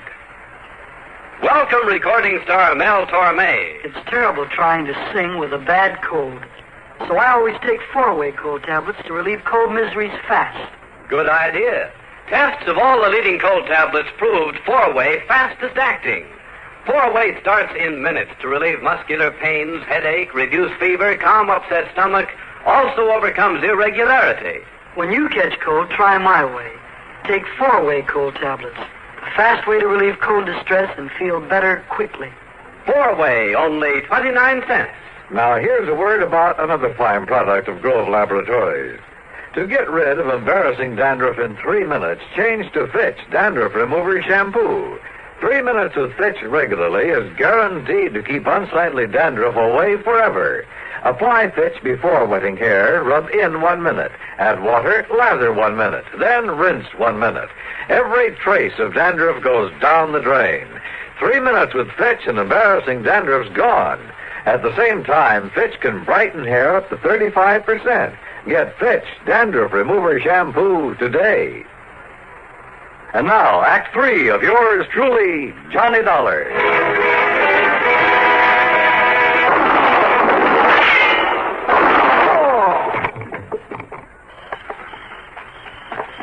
Mr. Dollar, what was that noise Well, you been hurt? Then that was shots I heard. Mr. Dollar? Whoever fired him was a pretty lousy shot, thank heaven. Oh, then you're okay? You mean he missed you? Oh, how do you know that wasn't just a backfire you heard? Backfire? Yeah, from some passing car. Well, don't you tell me that is any backfire. Wait a minute. He, did you say? Well, yeah. Well, did you see him? Get a look at him. Oh, no. I was in back at the ice machine. So he could have gone into the office to look up my room number. I heard the noise and that car pulling away, and I just come running. Yeah, that car must have been waiting around the other side of this motel. Now, look, mister, what'd you say your name is? Barnwell. Jed Barnwell. And, Mr. Dollar, I'm going to call the police. No, don't. Huh? Well, now, I realize you're a special investigator, some kind of... That's right. And I don't want you to call the police in on this, not yet. But now, look... That's an order. You got the authority? Not only that, but, look, I want to rent another room from you. Oh, you mean you'll pay for both of them? That's right. You have another vacancy? Well, if you want the truth, you're the only guest I got tonight. I can understand that. So you take care of whichever unit you want, and I'll sign you into it. No, just let my name appear on the register for this one. Then you toddle off to bed and forget about me. Well, and here. Here's a 5-spot for getting me the key to the one next door, number 8. Oh, yes, sir. Yes, sir. Whatever you say, Mr. Dollar. And you still want them ice cubes? Brother, I sure do. I left one handbag and its contents in number 7. Then I sat quietly in the darkness of my own room and waited. But I suddenly remembered my dinner date with Gloria Snowden, so I jumped into my car and drove back to the missile development plant. The place was dark. I drove to a corner drugstore to a phone booth and looked for Gloria's name in the directory. It wasn't. So, back to the motel. In number 7, the room registered to my name. The door was still locked. I went back to number 8 and sat there trying to think this thing out. I doused the light, pulled my gun out of the holster, and sneaked quietly to one side of the door frame. Mr. Dollar? Mr. Dollar, I saw your lights go out. I hate to disturb you at this time of night. Yeah? Who is it? My name's Bob McKinney. McKinney? That's right. Sounds familiar. Well, I used to work for CBS Radio, and, I used to handle that program dramatizing your insurance case. Oh. I want to talk to you. It's important. All right, come in, Bob. Hey, what's in that box? It's a tape recorder, kind of a special one. When old Jed Barnwell, he's a kind of a gabby old guy. Yeah, he sure is. Well, when he told me you were staying here, well, Johnny, I figured I'd better get to you and tell you about... About what, Bob? About some code signals I have here on tape. I picked them up about an hour ago. Morse code signals? Yeah, international codes. It's like this, Johnny. I have my own amateur license, W6VFG, and I fool around with a lot of high-frequency experiments. So? Well, I got a couple of wires crossed on my receiver. It took me to a frequency that isn't even supposed to be on the air anywhere. Yeah? I started hearing what I thought was a high whistle. It was so high it was barely audible, like an oscillator note, a continuous squeal. Only it broke off now and then. Well, now, Bob, in spite of pounding a key myself a long time ago, I'm afraid this is a little outside Wait, Johnny.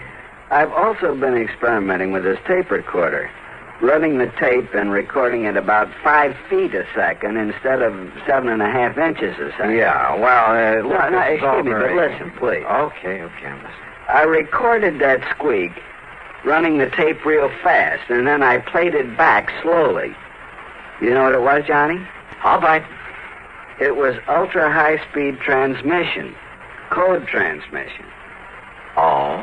And when I played it back as slowly as I could, so I could read it, will you listen to it? I've got a variable speed on this.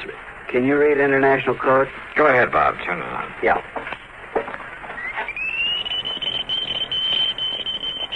Oh, can't you slow it down a bit? Maybe if I hold it back on the reel. Wait a minute. Listen to that. That's what I mean, Johnny. It's legitimate code, all right, only... Well, have you any idea what language that is? I certainly have. Well, what? Whatever that message is. Well, it wasn't intended for anybody this side of the Iron Curtain. And did you understand just, maybe a couple of words? Yeah. Now, look, have you any way of telling where that signal comes from? Well, it was mighty powerful, like it was real nearby. Ultra-high-speed transmission. And on a frequency that nobody in the world's supposed to be using. Bob, if there was some way to spot that transmitter, if we could only... Kenny McManus. What? If I can rig that direction finder at Kenny's to my receiver when it's rigged to catch a signal... Then do it. Get hold of McManus and his direction finder and trace down the source of that signal. Meantime, leave this tape recorder with me. I'm going to round me up an interpreter. Then you caught those two familiar words in that message. My name. That's right, they were. Johnny Dollar.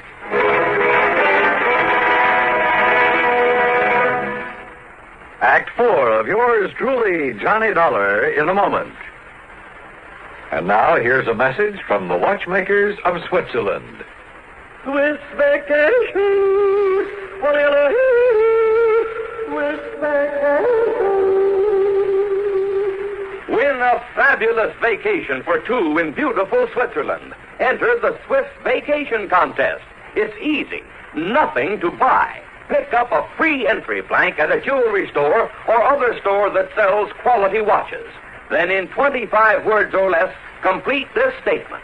A quality watch is the best value because there are 1,000 prizes. First prize, a 21-day vacation for two in Switzerland. You fly deluxe Swiss Air both ways. Visit many colorful places. All expenses paid for two people, plus $500 extra spending money. Second, third, and fourth prizes. 15-day Swiss vacations for two. Also, 4 mink stoles, 8 Bolex movie cameras and projectors, 12 Hermes typewriters, 160 $100 watches, 812 gala assortments of Tobler Swiss chocolates. Enter the Swiss Vacation Contest today. Free entry blanks at your jewelry store. And now, Act 4 of yours truly, Johnny Dollar.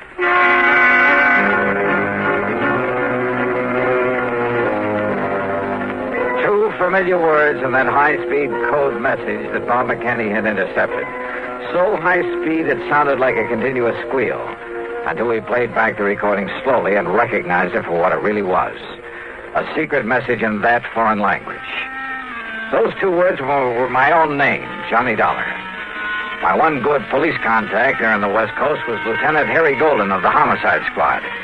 Sure, it was out of his line, it was the middle of the night, but he rounded up Alan Orloff, an interpreter, sent him over to see me. It was nearly 8 a.m. by the time I transcribed the code message. And then when Orloff finished translating it. Mr. Dollar, do you see what this means? I certainly do, Orloff. But not only the threat against you, sir, because you are working on this very case. I know. But the sender of this message has somehow got hold of secret plans for a missile, a space rocket. Orloff. Has copied those plans, is holding them for an agent of this other government to pick them up later on today. Which means that somehow I've got to locate the sender of that message. But how? And it must be done immediately before the contact with this other agent. I know. Then don't you see, Mr. Dollar? Wait. Yeah? Who is it? Bob McKinney. Oh, Bob. What'd you find out? Johnny, that secret transmitter's right here in North Hollywood. It's been working ever since I talked with you, up until just about an hour ago. Here's the address and the name of the person who owns the house. Good. Only the antenna must be set up in the attic or something. What do you mean? There's no outside antenna to show there's a transmitter working there. And, of course, using that frequency that nobody would ordinarily be able to pick up. If it hadn't been for my dumb luck in receiving an ultra-high-speed transmission. Did you record any further messages? I got them right here on tape, on this recorder. Good. Then while you transcribe them so Mr. Orloff can translate them, I'm going to the address you have on this... Huh? Kind of figured the name of that sender might surprise you. Surprise, huh? That is the understatement of the week. I'm going over to that missile development outfit. And I hope and pray Dr. Smithwick is there now.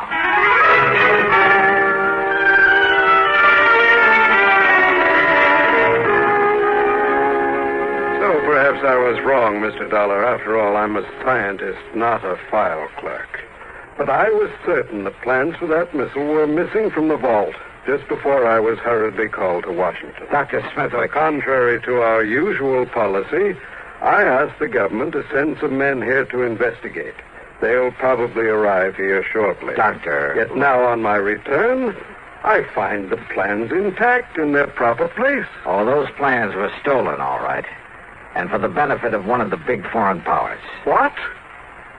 But that could only mean that someone here in this organization... Right. You mind if I call in your receptionist? Gloria Snowden. I want her in on what I have to say.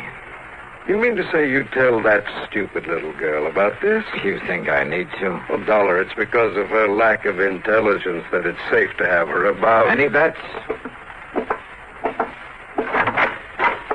Gloria. Yes, Johnny? Come in here, please. Oh, gee, sure. Hi, Doctor. Now, Mr. Dollar. Doctor, Gloria was the only one beside yourself who knew I was out here, who could have arranged or carried out the attack on me last night. Attack? More important, she's the last one you'd suspect of being able to gain access to your vault, of taking the plans, having them copied, and preparing to turn them over to a... Well, it sounds corny, but to a foreign agent. Are you serious? Whatever you mean by that. However, having intercepted a radio message sent out from a transmitter hidden away in her home. Well, this, Doctor, is a slowed-down, intelligible tape recording of that message. Well, I don't know what... Well, Gloria, or whatever your real name is. Very well, Dollar. And of course, neither of you gentlemen can be allowed to leave this office. Gloria, that gun. That's right. Any famous last words, Dollar? You know, Gloria, this tape recording is the only real evidence I have against you. What?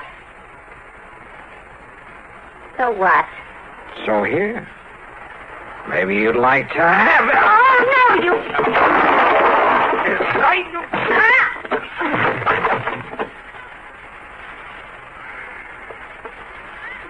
Mr. Dollar. Yeah, Doctor. And maybe those G-men you sent for will keep the date she made with her contact. The one supposed to pick up those plans from her.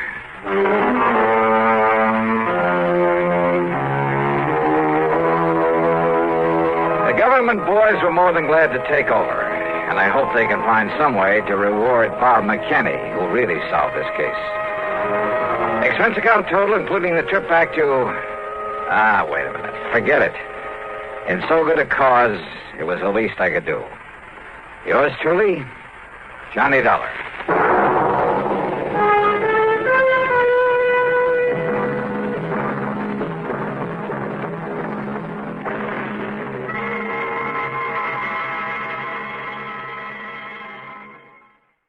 From Hollywood, it's time now for...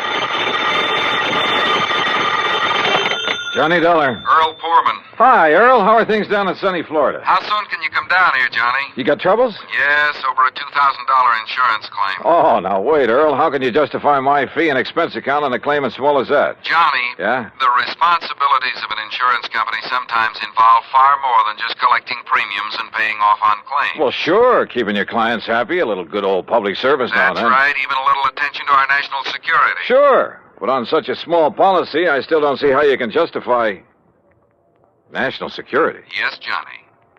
I'll grab the first plane.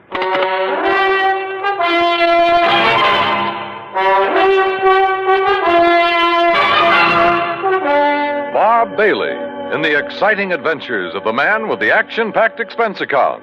America's fabulous freelance insurance investigator. Yours truly, Johnny Dollar. And now, Act One of yours truly, Johnny Dollar.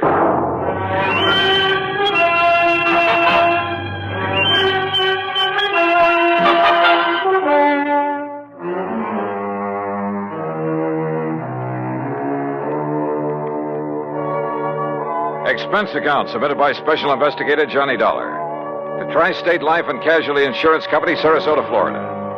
Following is an account of expenses incurred during my investigation of the Wayward Moth matter.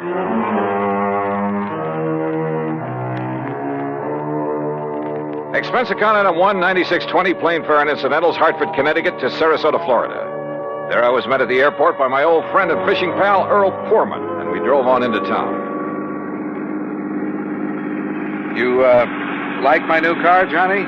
When aren't you driving a new car? Well, now let's get down to electric cases. Windows, power seat, air conditioning. Yeah, sure. Look, you said something about national security in connection with this insurance claim. Yes, Johnny, I did. Well, explain yourself. Well, that's the trouble. I can't. You mean to say you had me fly all the way down here? Now, wait, Johnny. Or was it just some trick to inveigle me into fishing, huh? Is that it? A crack at some of the great Florida fishing you've been promising me all these years? Well, who knows? Maybe while you're here, we will be able to get in some fishing, too. In addition to what? Sure, Johnny. I just had my boat repainted, the engine overhauled. We'll go out in the Gulf for kings and bluefish. Earl. And in the bay and the bayou back of the house, I promise you redfish and sea trout until you get tired reeling them. All right. Just tell me why you've had me come all the way down here to investigate a lousy $2,000 claim. I told you I don't really know. All right, Earl. National security is involved. Yes. Well? Okay, Johnny. I issued a policy covering the chemical plant of Dr. John C. Allworth. What kind of chemicals? Well, you see, I don't know. Huh? I issued the policy at the specific request of Todd Swamp. Who's he? Chamber of Commerce. Knows more about this whole area and its people than anyone else. Well, surely you've seen this chemical lab. No, I haven't. You what? As a matter of fact, its exact location is a complete secret. Oh, now look, Earl, if you've issued a policy, if you're ready to pay off a claim. But if you haven't seen... Look, how do you know a couple of $1,000s worth of damage occurred? I've taken Todd Swamp's word for it. I trust him implicitly. Well, this is the doggone... Earl, how can I possibly investigate something if I can't even... If nobody knows what... I give up. I'm sure that Todd will tell you everything. I'll take you in, introduce you to him, then I'll leave you with him. Leave me? That's the way he says it has to be. Here, take the keys to my car. You'll probably need them. But how will you get back? And if you need anything or if I can be of help, you know where to call me, at the office or at the house out on St. Armand's Key. Come on, let's go in.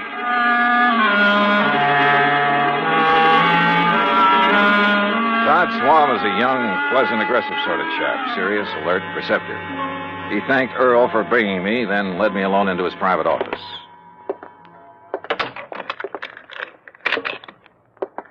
Sit down, Johnny, and I'll get right to the point. Thanks. I know all about you, at least all I need to know. Not only from Earl Poorman, but from a lot of the cases you've handled. Well, then you one up on me. I also know that on occasion you've handled security matters, worked hand in glove with the FBI and so on. So? All right.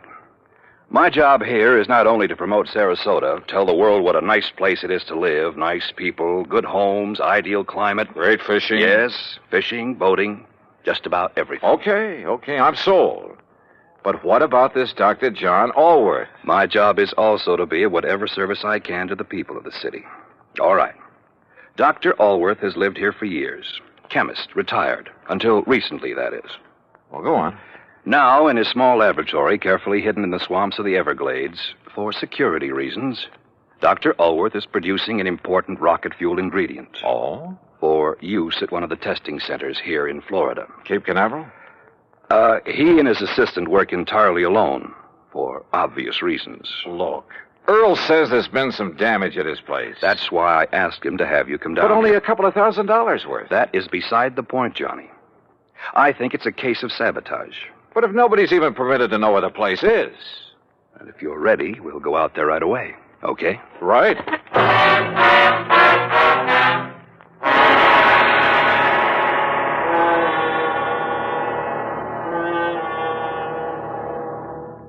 Act Two of yours truly, Johnny Dollar, in a moment. And now, Act Two of yours truly, Johnny Dollar, and the Wayward Moth Matter.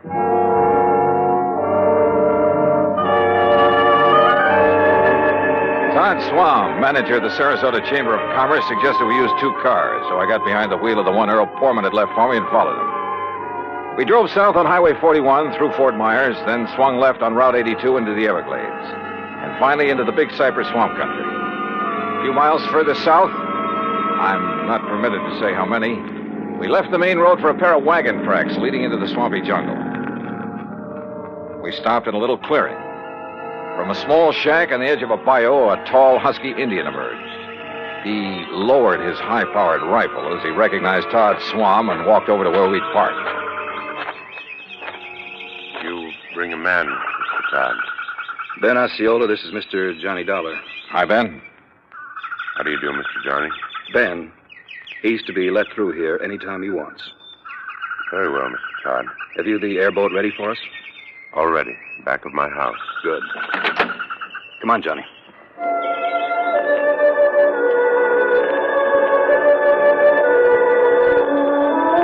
The airboat, parked on the edge of a bayou back of Ben Osceola's shack, was an aluminum hull about 12 foot long, square across the bow instead of pointed. 2 high seats were built up on it. At the back was a powerful motor with a propeller of the airplane type.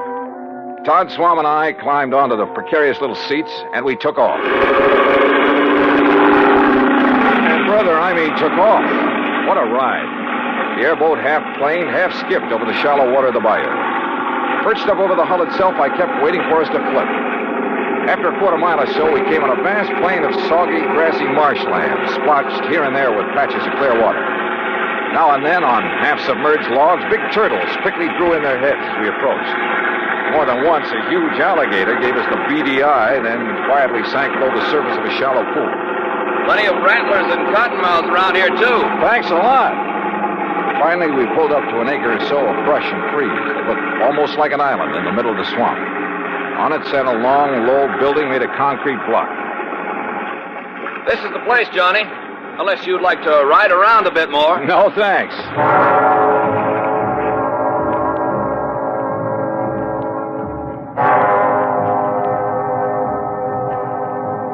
Todd Swam got the introductions over in a hurry. Dr. Allworth, a short, wiry old man with sharp features and a shock of white hair, led us into the laboratory building.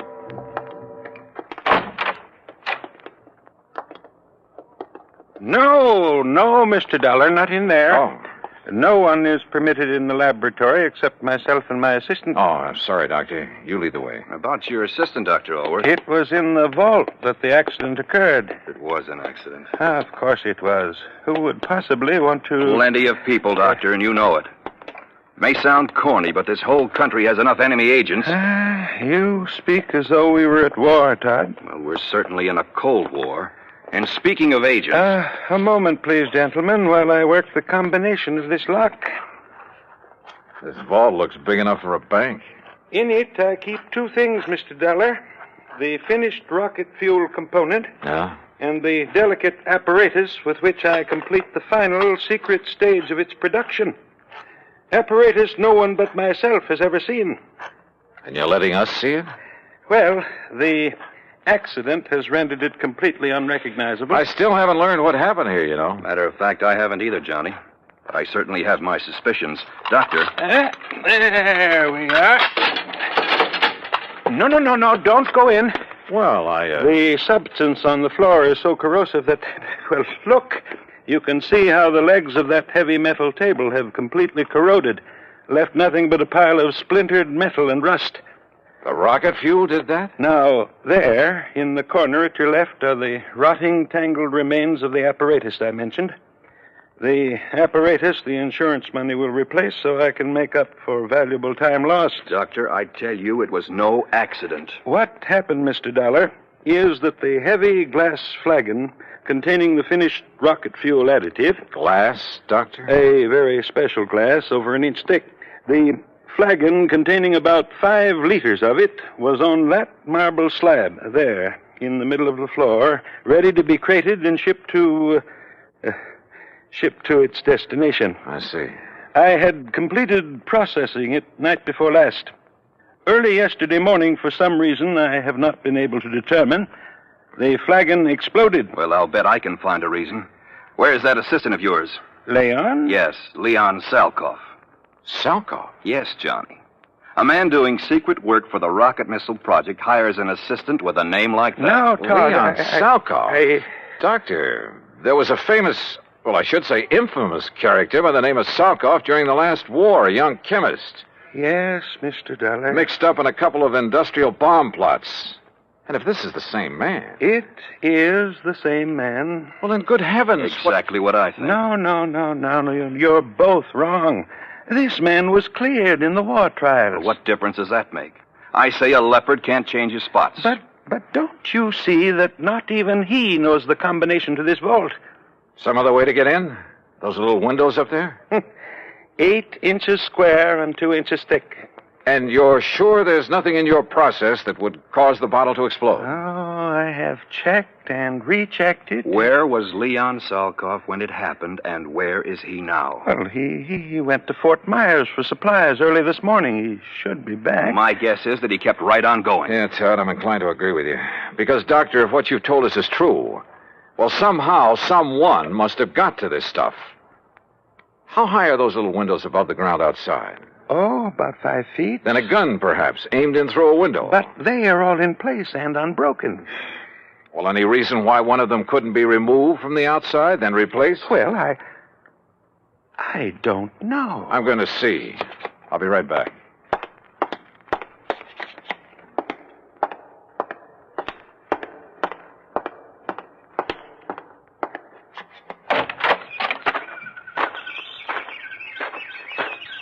Stop!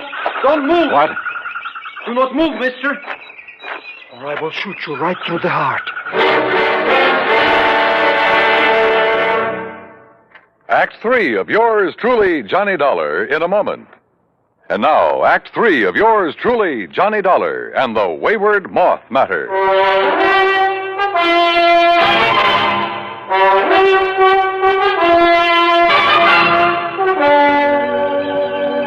Put your hands above your head, mister. Now, wait. One move and I will pull this trigger. Who are you? I will ask the questions. What are you doing here? Where is Dr. Elworth? Answer me. Or so help me, I will shoot you down. Mr. Dollar! Mr. Dollar, did you find anything? Doctor! Stay there, Doctor. There's a man out here with a gun. What's that? No, don't come out here. Leon, no, that's Mr. Dollar. What? Johnny Dollar, insurance investigator, to arrange the payment of our claim. You're sure, Doctor? Of course I'm sure. Well, I recognized Mr. Swan's car at the shack of the Indian. But when I saw the other car, well, I was worried about you. No. It's all right. He's here to help us. Salkoff, so you finally decided to come back. Mr. Swan. What took you so long, Leon? All the way into Fort Myers this morning, I puzzled over how the flagon could possibly have exploded in the vault. You found the answer? Or have you known it all along, Salkoff? I do not understand, Mr. Dollar. I think I do, Johnny. I thought so from the first. I've heard about you, Salkoff, about some of your activities during the last war. I pray that heaven will forgive me for what I have forced to do in that conflict, Mr. Dollar. Forced? It is my hope that by serving this wonderful country that has given me refuge, in some way I can make up for the terrible things I was compelled to do for the men who sought to rule the world. Now, that's a very pretty speech. Oh, it's true, Mr. Dollar. You've only to consult the records of the war trials. I may take a look at those records before I'm through with this case. I humbly beg you to do so. You still haven't told us where you've been all day, Leon. I tried to figure out how the explosion could possibly have occurred. So I telephoned one of our contacts. Contacts? The glass company that has furnished us with the heavy flagons. But there is no way the additive could have caused them to disintegrate. Disintegrate? No, Doctor. Where the flagon had stood, we found a pile of granulated glass. The flagon had completely crystallized. Oh, but even so, Wait. Of course. Of course. By some means, a critical... Exactly. A critical... The formula for the glass that I obtained from the glassworks indicated the possibility. Would you gentlemen mind telling us what this is all about? Mr. Dollar, I believe Leon has found the answer. Well, if he has, I'll take back a lot of the things I've said and thought about him. Of course, we can't be sure until we proved it. It means waiting until morning. Oh, great. Meantime, we have a lot of work to do.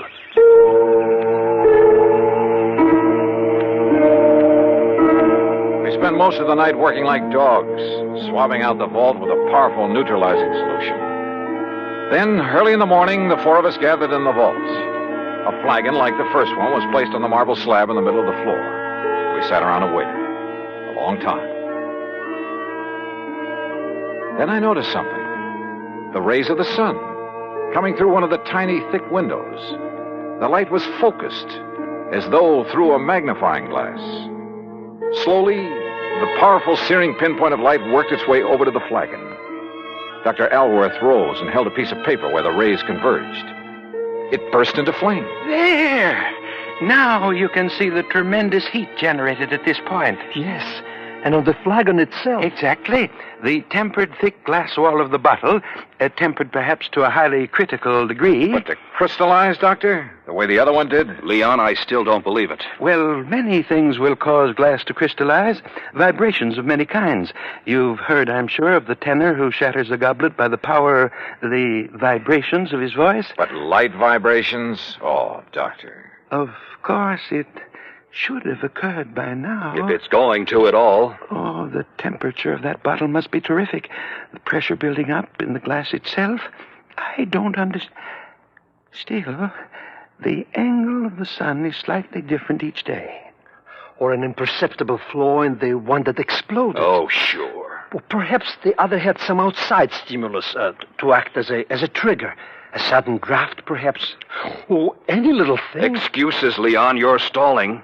You said the other bottle was in here alone. The door's closed, only it wasn't because you exploded that thing. I don't know how, but you did it. And if that isn't sabotage... Come on, Johnny, this gag has been carried far enough. Look! I saw it, too. A tiny moth, attracted by the blazing spot of light on the side of the flagon, where the focused rays of the sun converged. The moth circled, flew past it, almost brushing it with his wings. We waited. He circled again. Again. Then dove at it.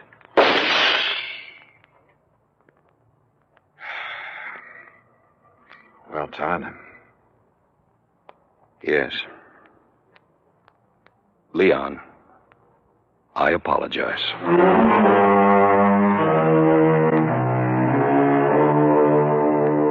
Yeah. A tiny moth triggered the reaction that disintegrated that crystallized that bottle into a million tiny grains like sand. And simply because of the difference in temperature of his little body.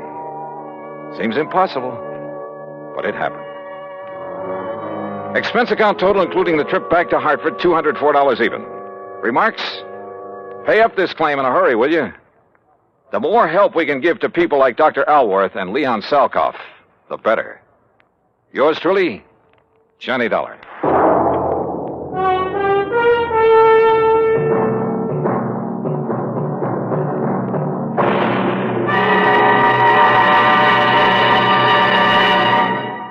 Our star will return in just a moment. Now, here is our star to tell you about next week's story. Next week? Well, I thought my job in Florida was all done. Far from it. It had just begun. Join us, won't you? Yours truly, Johnny Dollar.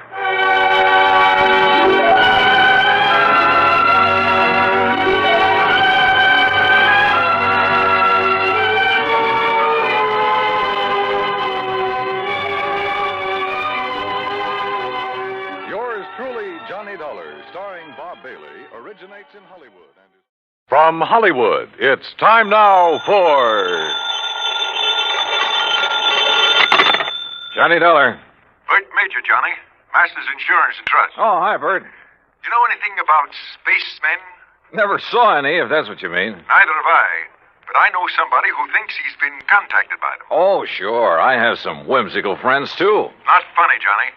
The company is betting $2 million that this man is either a liar or pulling one of the biggest hoaxes in history. $2 million? That's right. Conrad Billings. Ever hear of him? Billings, Texas Oil, one of the richest men in the country? Right. Presently of California, where he's holed up in an isolated mountaintop lodge, minus a $2 million collection of diamonds he took up there with him. And you insured them? Yes, but not against ordinary theft. What does that mean? Those stones were insured against theft by persons or things unknown on this earth. What? That's right. Holy. You're serious, aren't you? You bet I'm serious. Okay, Bert, I'll see you at your office.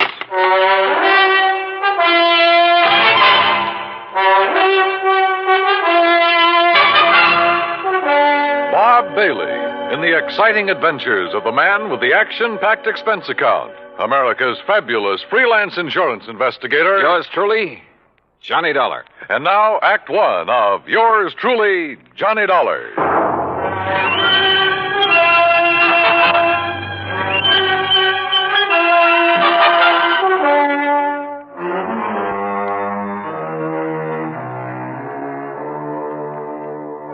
Expense account submitted by Special Investigator Johnny Dollar to the Home Office, Masters Insurance and Trust Company, Hartford, Connecticut. Following is an account of expenses incurred during my investigation of the Diamond Dilemma matter.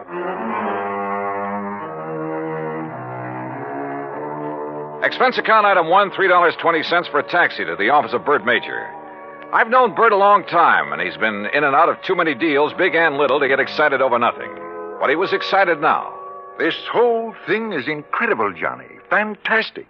It's utterly impossible for $2 million worth of diamonds to simply vanish into thin air. So it's impossible. But it's happened. The police out there in California state positively that no man on earth could possibly have gotten to those stones. Then, Bertram, tell me all. All right. 2 weeks ago, Conrad Billings called me from his lodge up in Northern California. Said he wanted to insure the diamonds immediately. Over the phone? Over the phone. You're sure it was really he? I'm not that naive. I had the call traced. How come he called you? We've done some business with a wealthy friend of his in Dallas. Recommended. Uh-huh. And he had the stones with him there at the lodge? Yes. And, Johnny, it's one of the most isolated spots on Earth. You're sure he had them there? He loves diamonds, Johnny.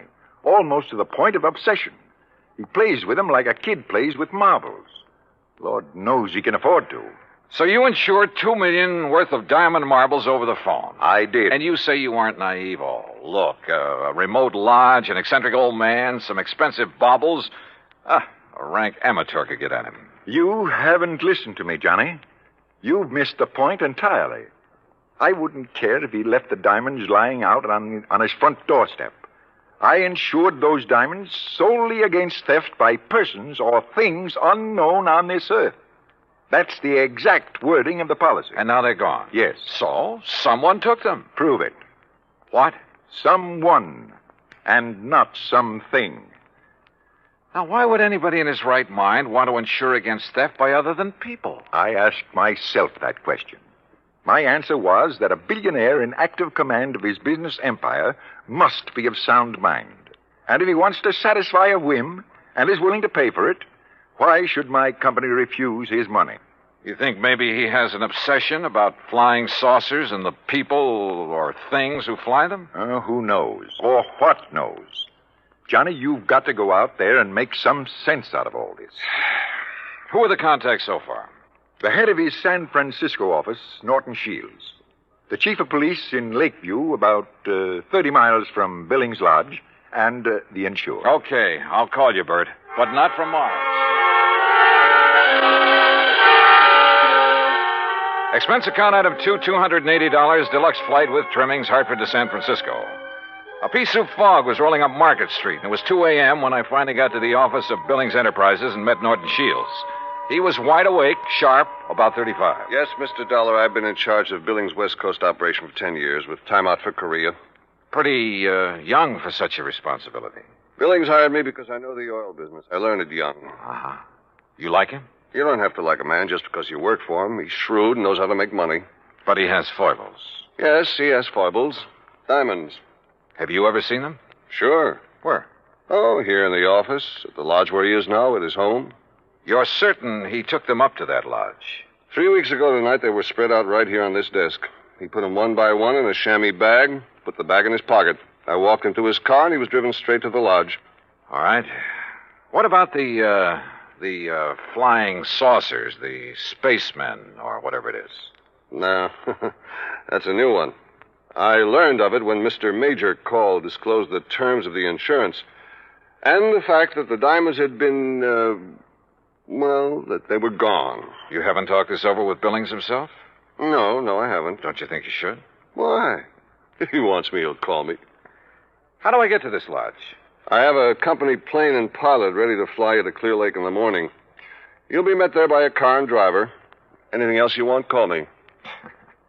Why all the cooperation when you're not even supposed to know what's going on? A good lieutenant knows when to follow orders before they're issued.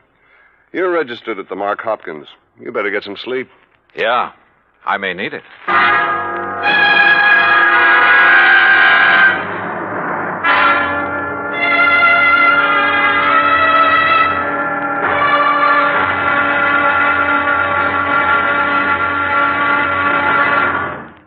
Act Two of yours truly, Johnny Dollar, in a moment. And now, Act Two of yours truly, Johnny Dollar, and the Diamond Dilemma Matter.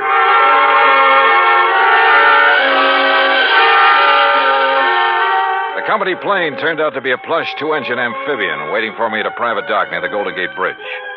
The pilot introduced himself, and we headed due north up San Pablo Bay and then northwest past the Valley of the Moon. Then, a few minutes later, we glided in for a landing on Clear Lake, the largest body of water in the state of California. There, I was met by a car and a driver as promised.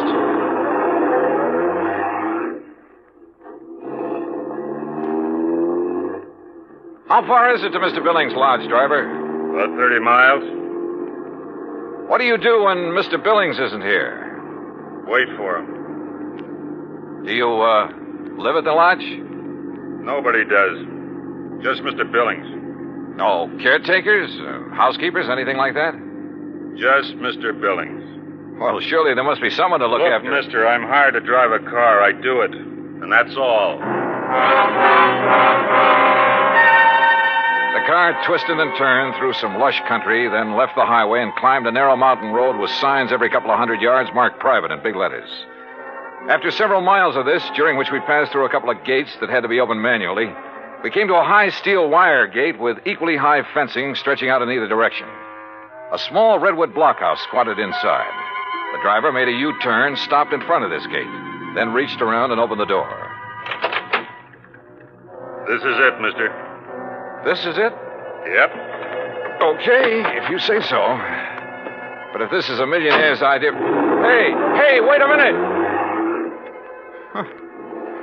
Well, if this really is the place, I may as well get... Can't you read? You touch that gate and you'll be electrocuted. What? Your name, Dollar? That's right. Who are you and what's the idea? Speak up. Where were you at exactly 2 o'clock yesterday afternoon? Well, if it means anything to you, I was talking with a man named Bert Major in Hartford, Connecticut.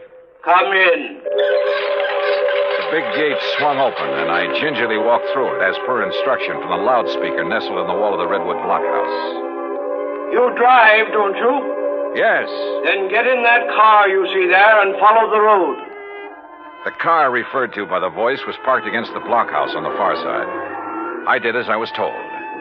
After a while, the road narrowed to a single track and continued on up the mountain. At one point, there was a solid granite overhang, a sheer drop of 1,000 feet or more, and another gate that opened as I approached it and closed behind me. Finally, I rounded a turn where a fill had been made, and a moment later came out on top. A few hundred yards away, across the terrace top of the mountain, was a charming rustic lodge. I drove over to it.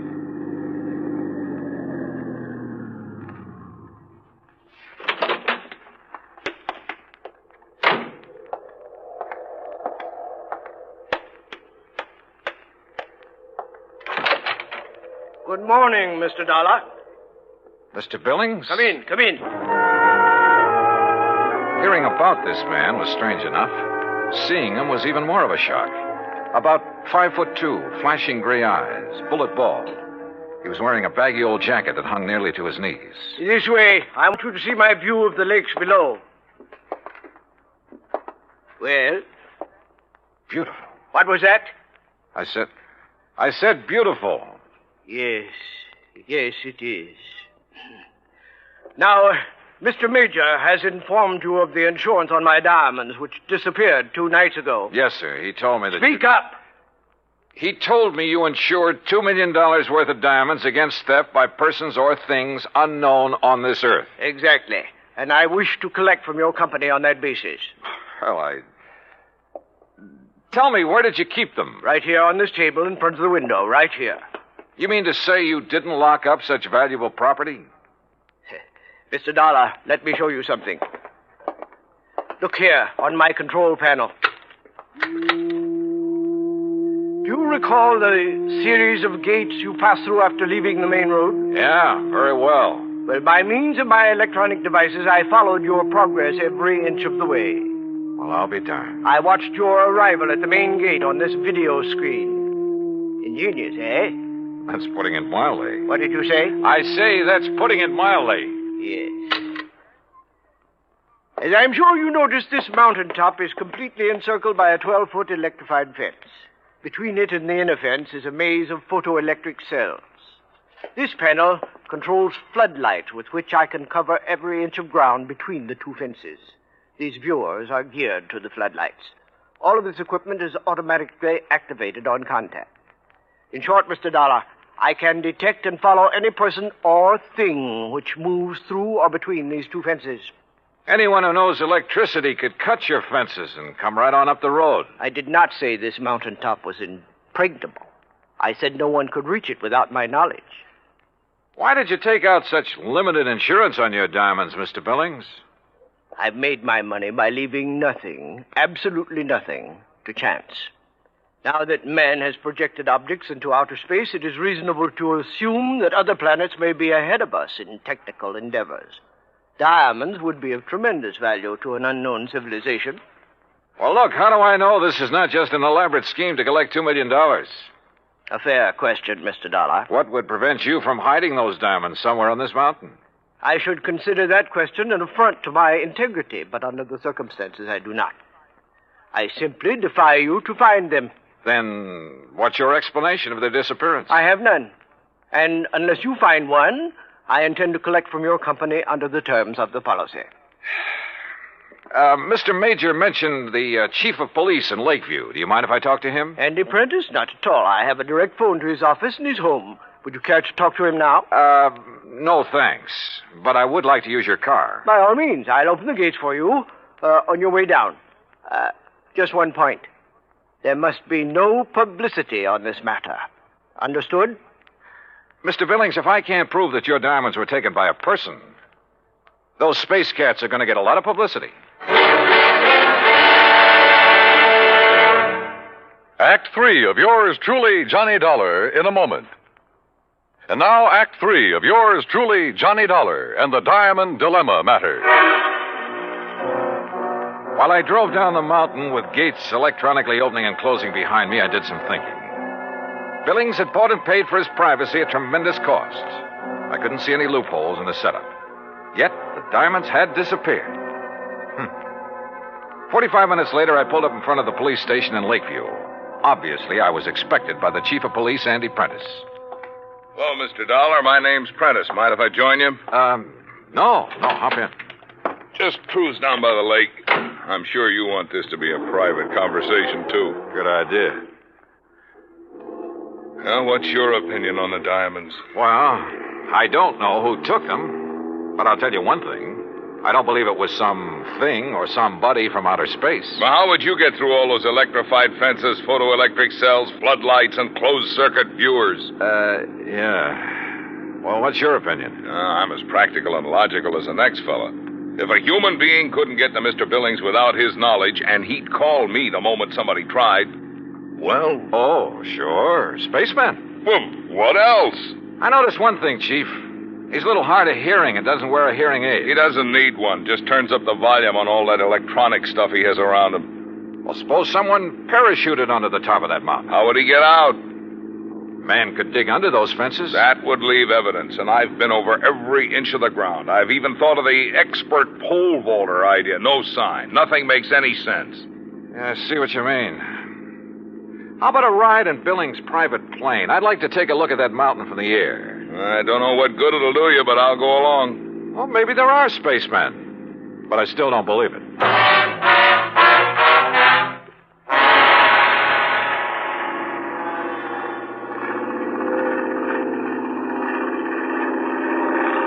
We're coming to it now. See the road winding up? And there's the lodge. Yeah.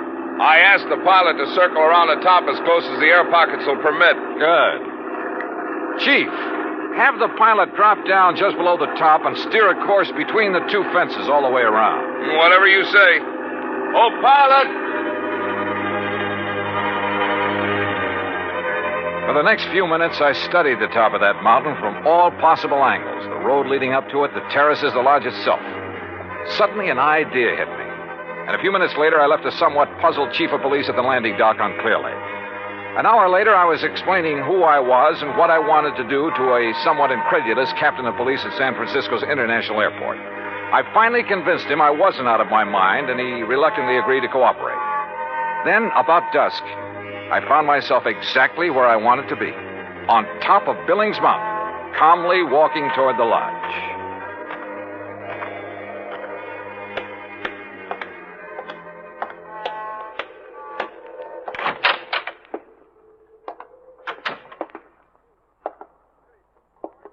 Good evening, Mr. Billings. What? I said good evening, sir. Mr. Dollar. Why, I don't understand. See? No spacesuit. Why, I can't believe it. How did you do it? How did you get here? The same way as the man who stole your diamonds. But this is impossible. Impossible. My electric system gave me no warning. That's because you have it located in the wrong place. What? It's in the two fences and between them halfway down the mountain. Above them, there is one level spot, 50 yards across, that isn't covered by your automatic whistles and bells. But it isn't it's not necessary. Wrong. It's just big enough for a helicopter, which is waiting for me out there right now. A helicopter? You didn't see us because we came in and landed below your line of sight. You didn't hear us because you don't wear a hearing aid. I can't believe it. But you must be right. And you'll have to agree that your diamonds were not stolen by persons or things unknown on this earth. The terms of the policy. Of course, I disallow all claim, but Good. Now, it's none of my business, Mr. Billings, but was your San Francisco manager, Norton Shields, a pilot during the time he was in Korea? Why, yes, he flew rescue missions in a helicopter. Yeah. The company that insured your diamonds against ordinary theft might be interested to learn that. Good night, Mr. Billings. Yes. Good night, Mr. Dollar.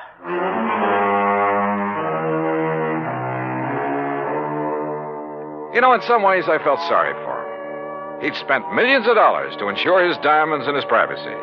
Came a real showdown, and it turned out he had neither. Oh, he'll get his diamonds back, sure, and probably buy some more. But privacy, with or without money, is a pretty hard thing to come by. At least in this man's world. Expense account total, including incidentals and transportation back to Hartford, $284.30. Yours truly, Johnny Dollar.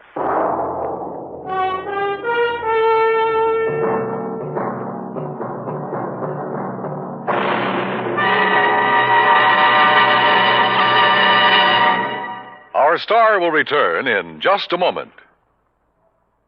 Now, here is our star to tell you about next week's story. Next week, a moth, a tiny moth, solves a case involving our national security. Join us, won't you? Yours truly, Johnny Dollar.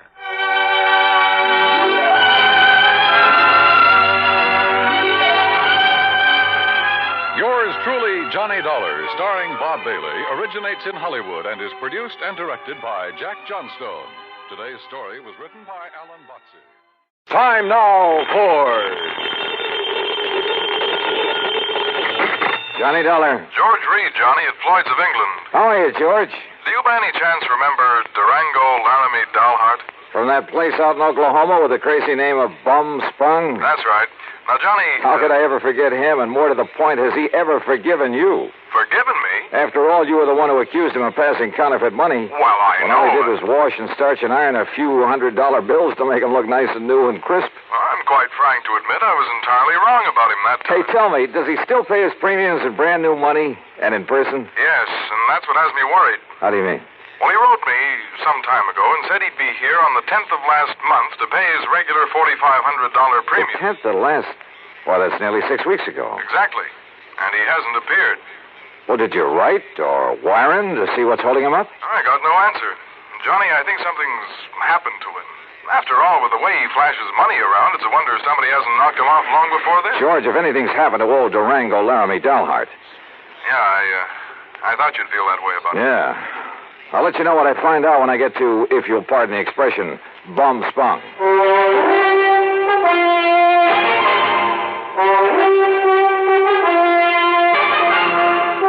Bob Bailey in the exciting adventures of the man with the action-packed expense account.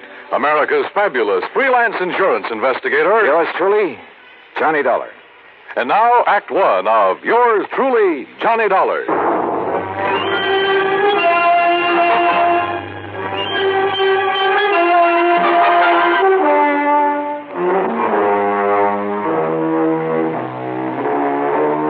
Expense account submitted by Special Investigator Johnny Dollar to Floyd's of England, American Office, Hartford, Connecticut. Following is the account of expenses incurred during my investigation of the Durango Laramie matter. George Reed has quite a penchant for handing me really offbeat cases. But for once, this looked like serious business. Expense account item 1, 9420, transportation. I arrived in Enid, Oklahoma shortly after 4 a.m. Item 2, $1.85 for breakfast. Item 3, $50 deposit on a rental car. I headed due north on Highway 81, across some of the flattest plains country I've ever seen, that I hadn't expected to see again so soon. About 26 or 7 miles further on, after crossing what remains of the Salt Fork of the Arkansas, I spotted the familiar weather-beaten sign indicating that Bum Spung was somewhere up a rough dirt road to the left. Bum Spung, named by the Indians. It means bad water. And finally, there it was, the same old broken wooden fence surrounding a couple of acres of poor sandy ground. The same ramshackle house, the broken-down barn, propped up in spots with timbers. And in the yard were the same 2 sad-looking cows I'd seen on my previous visit. The swayback horse and the friendly, mangy, toothless hound, some decrepit-looking chickens. Bum Spung, so-called ranch of Durango, Laramie, Dalhart, who'd made it in oil and who chose to settle down in this lonely, desolate spot. And standing there looking at it, it was hard to believe that the inside of the huge, unpainted house was clean, modern, well-furnished, thanks to his niece Carol, who occasionally came up to see the old man. As I swung aside the sagging wire gate, I wondered if she was here now. I wondered if anyone was here. but not for long. Durango! Durango, it's Johnny Dollar. Stay outside that fence, you meddling young varmint. This here now is private property. Wait a minute. You're not Durango. I came here to see Durango Laramie Delhart. Oh, you did, eh? Well, Durango ain't here. Now, look, you. Oh, you shut up that gate and drive away from here. You see this here now, 30-30? Drive away after you've blown a hole in one of my tires? I did, eh? Well, I guess that wasn't very sociable, now was it? Hey, look, lower that gun for a minute, will you? Oh, no, you don't. No, you don't. You try anything funny and I'll let you have it. Only, I guess it is up to me to fix that there tire for you, ain't it? Huh? After all, as long as I done it. Now, let me take a look and make sure you just ain't up to some trick here. Yeah, but I am. Hey! Just give me that gun now. Oh, no, you don't. No, you... Okay. Now, who are you and what are you doing here and where's Durango? My Hoppert, sonny. You sure pack a punch. Start talking, mister. Who are you? Who am I? Sidewinder Wilson, that's who I am. Who'd you think? And who are you? Johnny Dollar, insurance investigator. What are you doing here? What am I doing here? Why, old Durango sent me a telegram, that's why. Oh, yeah? Sure. Here now. Read it for yourself. To Mr. Sidewinder Wilson, Gunside Oil Field, somewheres near the Petterdale River, Texas. Yeah, that's where the field is, and that's where I got this telegram. Get yourself up here to Bum Spawn. That's what it says. Take care of my ranch for a while and get here fast, signed Durango. Yeah. Now, you satisfied? Just who are you, Sidewinder? Who am I? Durango's oldest, bestest friend is all. Known him since we rigged together in the oil fields before he made his gold strike up in Colorado, that's who. So when he tells me to come up here and take care of things, I come, that's all. What do you expect?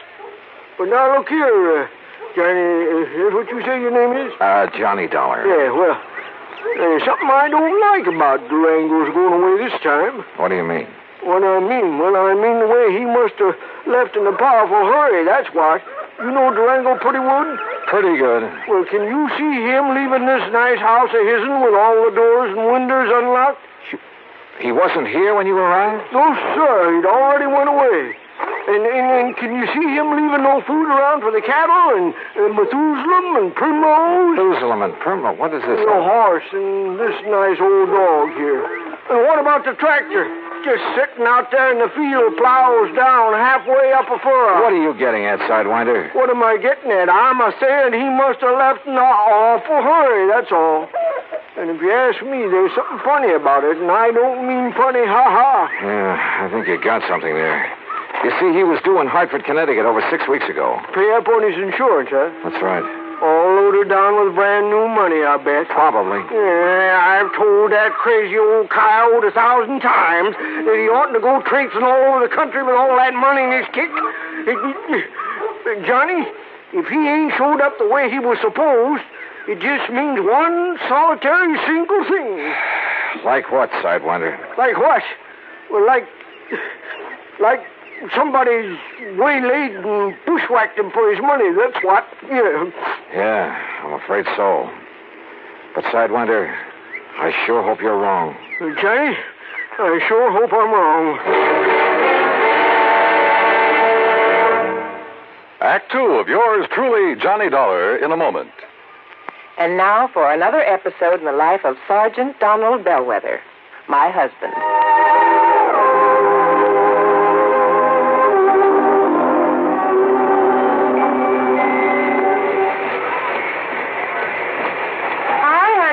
Fix the windshield wipers? I sure did, Reba. How's that? Oh, you fixed them. Good for you, Donald. Thank you, my dear. Well, that's that. Now, if it rains, we're prepared for it, huh? I feel better now. Oh, me too. A driver has to see the danger if he expects to avoid it. That's right. And also keep the back and side windows clear in rain and snowy weather. That's right. Oh, how about the horn? The horn? The horn doesn't work, Sergeant. Aren't you going to fix it? No, I don't think so. Frankly, Reba, I hate horns. Whenever there's a traffic jam, the first thing some guys do is blow their horn. Which does absolutely no good. Of course not. All it does is jar everyone's nerves. No, I don't think I'll fix the horn. Oh, but now wait a minute, Don. Look, supposing we're driving along and suddenly we see a youngster on his bicycle headed right out into the street. Sounding that horn will warn him and possibly avoid a tragic accident. Yes, that's true, but... Or supposing we're driving on the highway and just as we're about to pass a car, that car decides to pull out into our lane and pass the car ahead of him. He obviously doesn't see us, and he won't hear us shout. But one little beep on that horn, and he'll automatically scoot back and avoid a collision. Reba, you've convinced me. Even though it can be a nuisance, the automobile horn is a necessity. Then you'll repair it? Immediately. Oh, that's my Donald. That's my doll.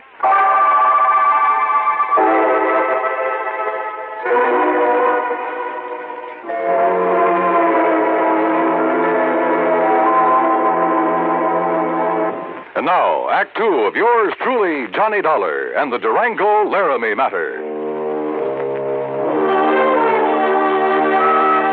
Durango Laramie Delhart's Credo character from Bumspung, Oklahoma, gone, disappeared. His pal, Sidewinder Wilson, a bit of a character himself, had no idea what might have happened to him, but feared the worst. And I had to agree that his fears were justified. But tell me this, Sidewinder, have you heard anything from Durango's niece, Carol? You mean that pretty little gal fixed up this place for him so nice, kind of looks after him? That's the one. Well, say, don't she live down to Enid? Enid, yes, runs a gas station. That's right, sign of the Flying Red Horse. Come on, help me fix this tire. We'll drive back to Enid. Well, I'll help you fix the tire, but I'm staying right here. Oh, why? Why? Because Durango's trusting me to take care of the place.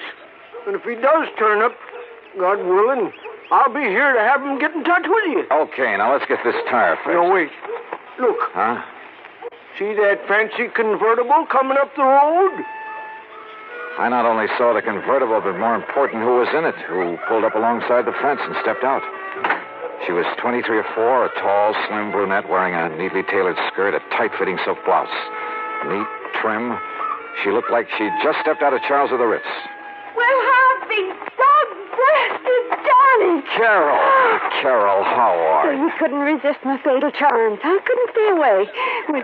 With that.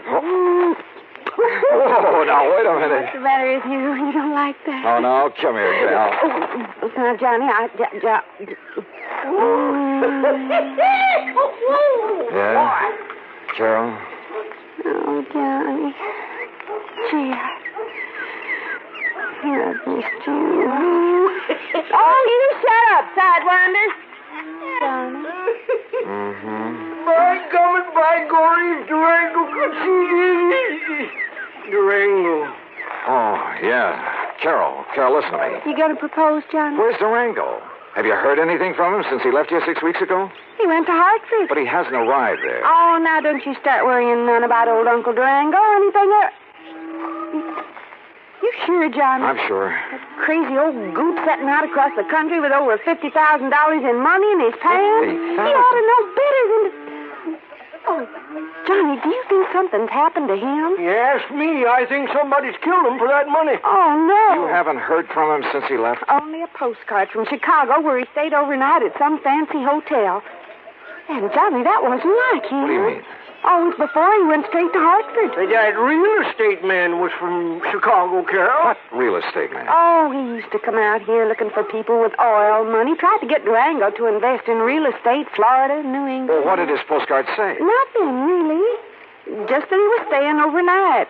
And before he'd come back, he was going to look at Ong's hat. Who is Ong? Oh, he was always writing silly stuff like that. I don't know. Ong. Oh, Johnny, what'll we do? Where's the nearest phone? Back in Enid. Then come on, that's where we're going.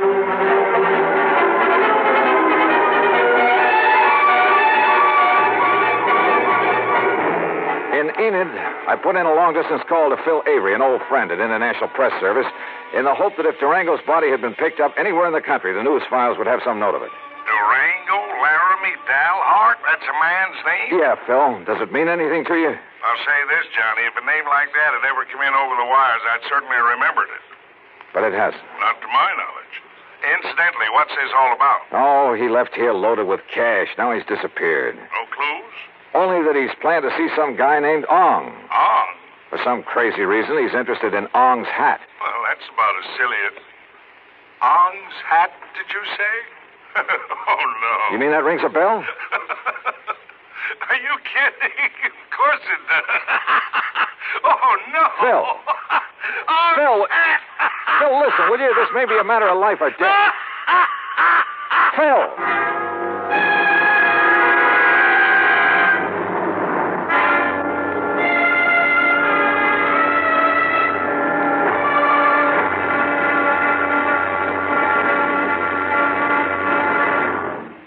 Act 3 of yours truly, Johnny Dollar, in a moment.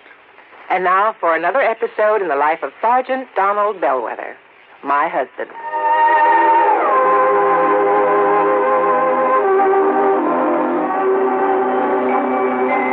Reba!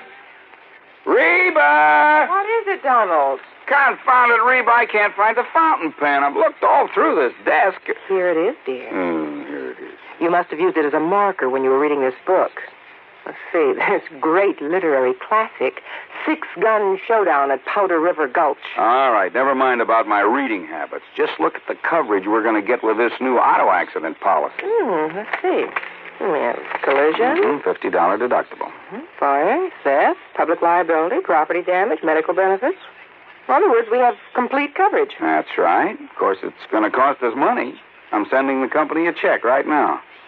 Gee, it's too bad we don't live in Rhode Island. Rhode Island? Why? Oh, because then our rates would be lower. Rhode Island has less accidents per capita than any other state. Oh. Well, which state has the highest? Let me see. Here it is, Nevada. No, by golly, Nevada's second highest. Alaska has the most. Really? I didn't know that. Mm-hmm. You know, it's just too bad we can't eliminate traffic accidents completely. Not only would it save life and limb, but it'd be a lot less strain on the pocketbook. Yeah, that's for sure. These automobile accident policies get more expensive every year, just because there's so many costly accidents. Well, I'm glad we've got some good insurance coverage, Donald, but just remember one thing. Oh, what's that, honey? Well, some auto accidents ruin a fender, and some ruin a family. Yeah, that's true. Very true. But as far as I'm concerned, I don't want any of your old insurance money. I want you here at home, safe and sound. You'll always drive carefully, won't you? Yes, I will, dear. Oh, that's my Donald. That's my doll.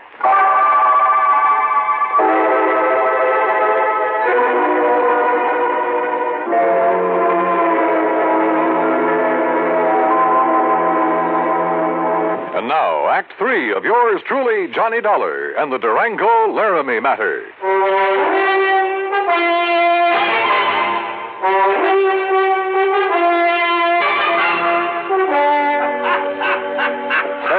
Will you stop that howling and make some sense? This could be a matter of life or death. Ong, did you say? That's right.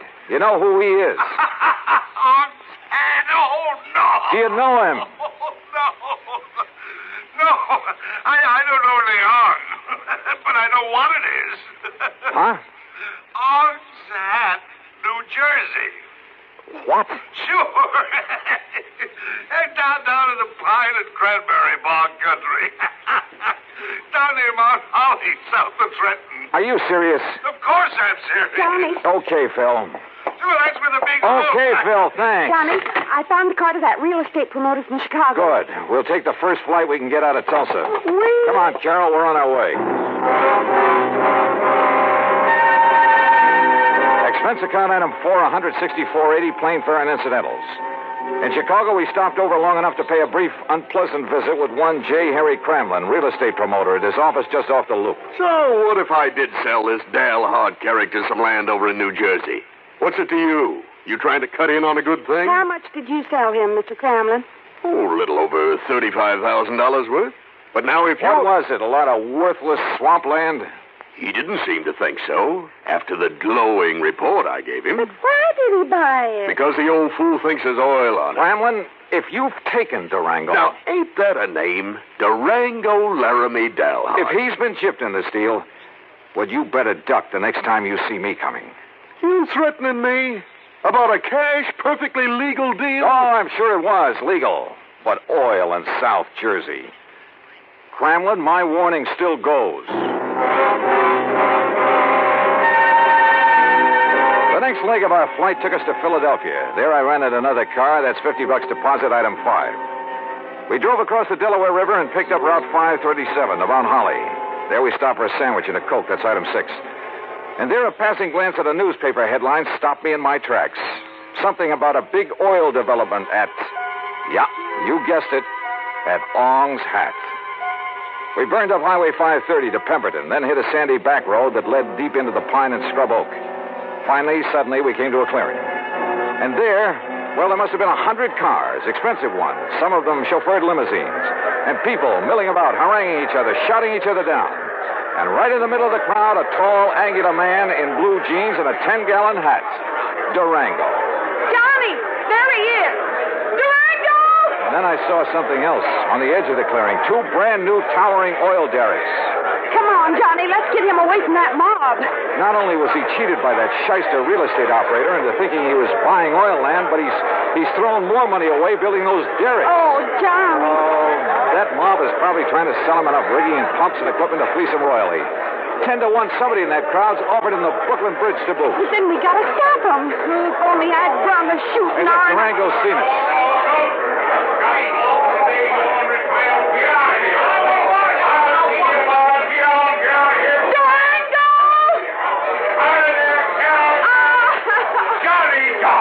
Durango. Well, what's the dog-blasted tarnation ever rung you out for this godforsaken country, huh? Oh, Durango, you skunk, you're all okay. Why, sure I am. Come on in this shack here so we can get away from this blasted crowd. Come on.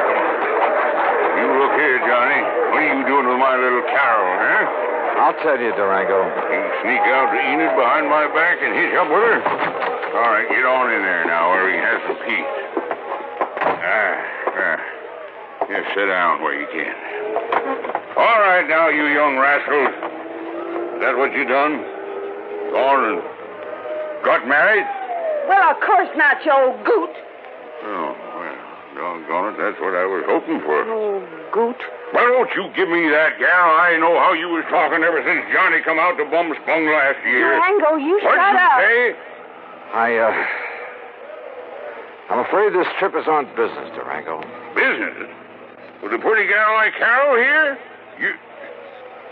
And how'd you two get here, anyway? Johnny brought me on the plane, but what difference does that... Oh, he did, eh? Transported you across state line, huh? A whole lot of them. And if there ain't no law about that, why, Jake, you two are going to have to get married. Durango. And I'm just the one to see that you do. Durango! I don't carry this old 6-gun for nothing. Durango, will you shut up and let Johnny tell you why he's been looking all over for you? What do you mean, looking, Jake? Huh? Durango, you've been had. Me? By the crook who told you this was oil land. Ah, Johnny, I knowed it weren't the minute I seen it. But you put up derricks, and they must have cost you... Sure, they cost me plenty. It just, a funny thing happened. Oh, now wait a minute. Sir, the minute the folks got wind of me, a millionaire oil man from Texas and Oklahoma putting up the derrick, Johnny, on my word of honor, I've told every one of them people, I've told them that there ain't no oil here.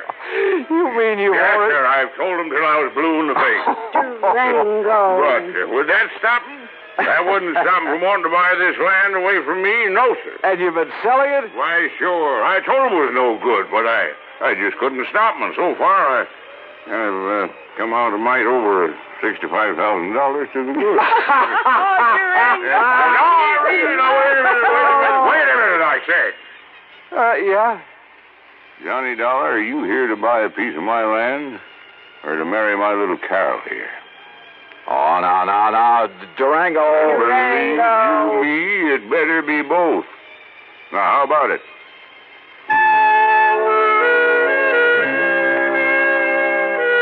Expense account item 7, $1,000 even. The company now owns a small hunk of land in Ong's Hat, New Jersey. As for Carol, that ever-loving doll, well, someday, maybe someday. Expense account total, including incidentals and transportation back to Hartford, $1,416 even. Yours truly, Johnny Dollar.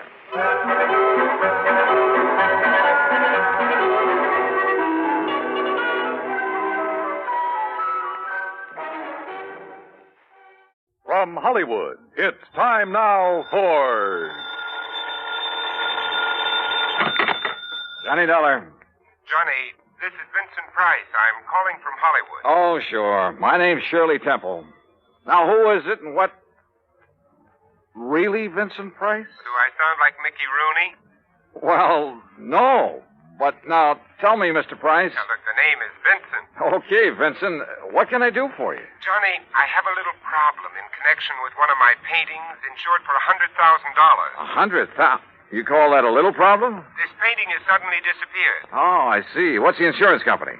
State Mutual. Oh, well, they have a small branch office right there in Los Angeles. Yeah, I know, but Bert Parker, the man who sold me the policy and should take care of this matter, well, every time I've called him, he's been out. And I learned just this morning that nobody knows where he is. Okay, Vincent, I'll grab the first plane.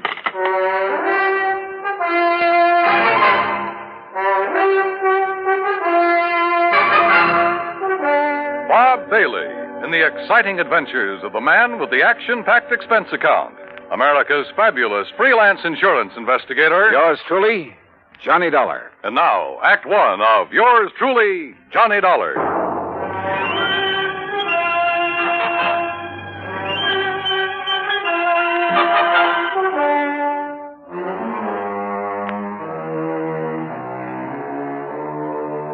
Expense account submitted by Special Investigator Johnny Dollar to the State Mutual Insurance Company, Home Office, Hartford, Connecticut.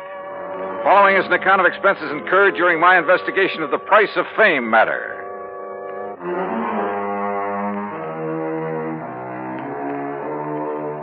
Expense account item 1, $178.50, plane fare and incidentals, Hartford to Los Angeles. By the time the big silver Constellation made its landing at the international airport, it finally dawned on me that I hadn't arranged with Vincent Price about where and how and what time I'd meet him.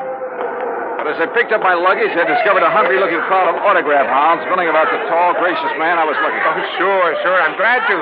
Look, but just one at a time, will you please? I can't very well. All right, there you are. Now I have to meet a friend. Gee, just one more, please. Huh, Mr. Price? All right, if you insist. Here. Best wishes from T. Willie Rocking Horse. Huh? How are you, Johnny? Oh, great, but I didn't expect... Johnny who? You mean to say you folks don't recognize Johnny Dollar? Oh, no, wait a minute. Attaboy, Johnny. Give 'em all. I'll wait for you in my car. It's right over here at the curb. Yeah, but look, will you? Hey. Right here, Mr. No, you don't. I'm nobody. Please. By the time I got away from that mob, I felt as though I'd been run through a ringer. But we finally took off in Vincent's car and drove to his beautiful home up in one of the canyons west of Beverly Hills. Nestled among the trees with spacious lawns and well-kept gardens, it's furnished in the most excellent taste. I'm no expert, but to say that I was impressed by the extraordinary works of art in that home would be the understatement of the week. Engravings, prints, fine sculptures, but most of all, paintings. And even to my unpracticed eye, all of them were, well, magnificent. Here's a little thing I picked up in London, Johnny. It's called The Old Man in Red by Goya. Wow. Yeah, I thought original oils by him were found only in the big museum. Well, I've been pretty lucky in getting hold of some of these. Yeah, you've known what you were doing, too.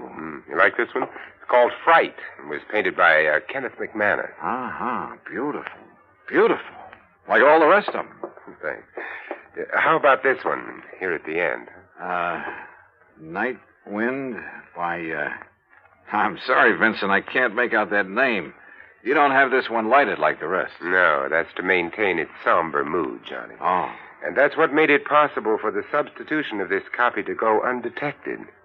That's a copy? Yeah, that's my problem.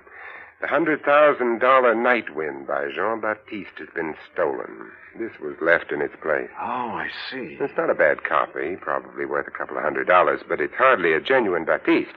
Well, when did you discover this substitution, Vincent? When I returned from a lecture tour early last week. Oh, that's right. You've been traveling all over the country lecturing on art, Now, haven't let's you? call it talking about art, huh? Tell me, have you notified the police about this? I suppose I should have. Well, I felt that was Bert Parker's job. And you haven't been able to reach him over at State Mutual? As I told you on the phone, he hasn't been in his office for some time. Vincent, have you any theories about who might have done this? Yes, I'm afraid I have. Why do you say it that way? Very few people knew I'd gotten hold of this Baptiste, only some close friends and a couple of art experts. So? And the place was not broken into during the time I was away. Of that I'm sure. Well, go on. Well, the family and servants kept very close track of anyone who entered the house while I was gone. You have a list? Yes, I do have a list. Here. Good. Alfred R. Hawkinson. That's an electrician who came to do some wiring. He wouldn't know a Rembrandt from a Mickey Mouse. Ann M. Schumann. A music teacher. Loves music, hates paintings. What about delivery boys, people like that? Oh, they never get beyond the back door. Go on, read on. That next one is Ben, the gardener. You can forget about him. And Bert L. Huh? Yeah, Bert Parker. He was here twice. What for? Well, ostensibly to check on some of the paintings he'd insured. The first time, on the 11th, Mrs. Price was with him while he poked around. On the 15th, she had to leave to keep an appointment. And just when he left the house, nobody seems to know. Oh, brother. Are you thinking the same thing I am? Now, look, Johnny, I haven't known Bert very long, and, well, he seemed like such a harmless little old fuddy-duddy. As for his knowledge of art... Yeah, I wondered about that. Well, he was perfectly satisfied to take my evaluation on the 2 or 3 things he'd insured. So, well, Johnny, I may be all wrong. Vincent, a thing like this may only happen once in 1,000 years. In any event, the company will certainly make good your loss. Well, with a work of art, it isn't really the money that counts. And, Johnny, listen. Look, I may have jumped to a completely unjustified conclusion about Bert Parker. Oh, yeah? Sure. Well, let's go down to his office and see. We'll return to Johnny Dollar and the Price of Fame matter. That's Vincent Price in just a moment. And now, Act 2 of yours truly, Johnny Dollar and the Price of Fame matter. A priceless original oil painting, stolen from the home of Vincent Price, famous radio and picture star. One of the few people who'd had the opportunity was the man who'd sold him the insurance on it, Bert Parker. Together, we went to Parker's office at 4 State Mutual in downtown Los Angeles. It was on the 16th that Mr. Parker phoned in to say he wasn't feeling very good and wouldn't be in for a day or two. Hey, it was on the 15th that he was at your house, Vincent. Yes, that's over 2 weeks ago. And you haven't heard from him since, Miss Pritt? No, Mr. Dollar. We've tried calling his apartment, but since there hasn't been anything really pressing here at the office... What's the address of his apartment, please? Well, it's out in Westwood, 1308 Pandora Avenue. Look, Vincent, I'm going out there. I'll call you if I find... You're going to need transportation, aren't you, Johnny? By the highest price chauffeur in the country? Sure, why not? Oh, before you go, Mr. Price, I wonder if I could have your autograph. Well, why didn't you get Johnny Dollars, Miss Britt? He loves to give them. Oh, yes. Oh, no. No, you don't, Vincent. Let's go. It took a little persuading, but the landlord at Bert's apartment finally let us into his 4-room suite. It was empty, except for a few old clothes, and it was obvious that he'd packed and left in a hurry.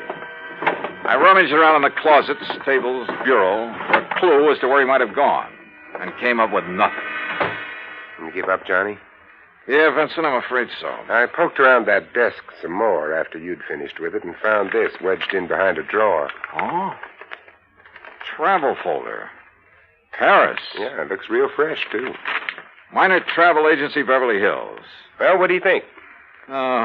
Pretty much of a long shot, Vincent. But they do pay off sometimes, don't they?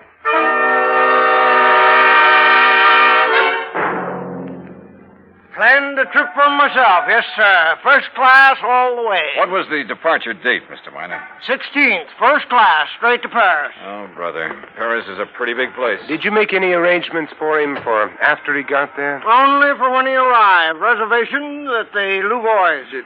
What? The hotel, Louvois. The Louvois, perhaps. That's what I said. Oh. First class, too. Said he wanted something not too far from the Montmartre. Montmartre, if you don't mind. That's what I said, yes. Now, can I fix you gentlemen up with some plane reservations, too? Well, suppose you give me the same flight he took, and I'll stop at the same hotel when I get there. Hey, wait a minute, Johnny. You're not going to leave me out of this. Well, look, I'm still playing a long shot, Vincent, a very long one. Well, what's the difference? Also, I don't know if my expense account will get by the home office. Expense account, forget it. I'm having a ball. Mr. Miner, start making those reservations.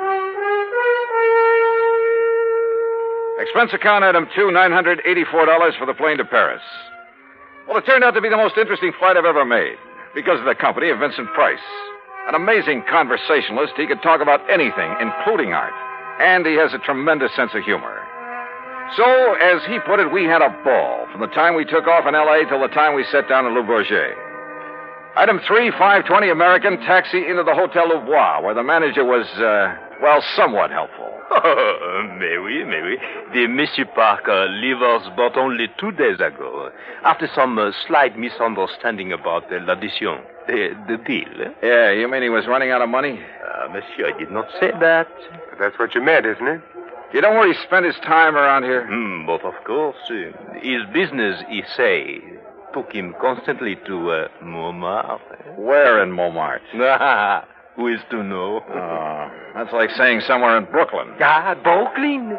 Perhaps you know my cousin. Johnny, he was... Johnny, I just got an idea. Shoot. Works of art, even very good ones, are sometimes sold in rather unorthodox ways. They go through some rather strange hands. They're not always sold over the counter, so to speak, by reputable dealers. You know what I mean? Yeah, but how to contact the kind of people who might... You got any ideas? Why don't you just go on up to our suite and sit tight for a while, I'll see what I can dig up. You are keeping something from me, Vincent. Mm-hmm. But, Johnny, there are some things even funk keeps from wagnalls. I'll see you later.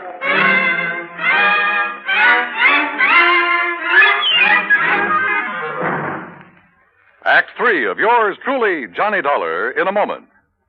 And now, Act 3 of yours truly, Johnny Dollar, and the price of fame matter.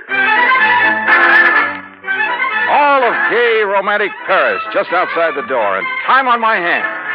So what did I do? Took Vincent Price's advice, went back to my room at the Hotel Louvois, and waited.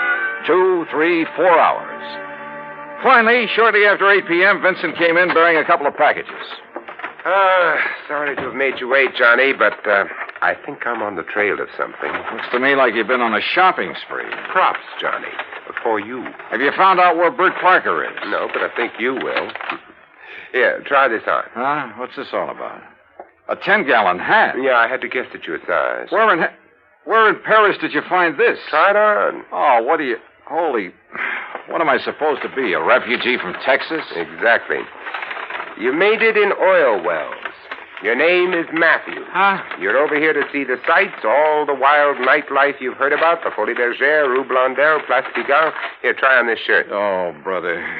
Look, I don't know what this is all about, but hadn't we better get something to eat? Try it on. If you don't take me to one of the world-famous restaurants in this town. Maybe tomorrow. Huh? Yeah, that's good. That shirt's going to be all right. What do you mean tomorrow? Here, now, stick this genuine simulated imitation diamond-type stick pin in the front. Wait a minute, I'll do it for you. Yeah, what the Sam... There you are, and with this big hunk of glass on your finger. There, now, look at you. Oh, you look. I'm hungry. Well, maybe you'll even get food where you're going. Now, where do you think I'm going in this rig? To a little joint on the Rue Blondel called the Bal Macabre. Now, what am I supposed to do there, if I go there? Sit around. Look prosperous. And see what happens. Oh, Vincent. Remember, you made it in oil. Millions. Yeah, but Vincent... Also, you're interested in art, and your name is Matthew. Look, will you... On your way, Johnny. The taxi that's waiting for you out front knows exactly where to take you. The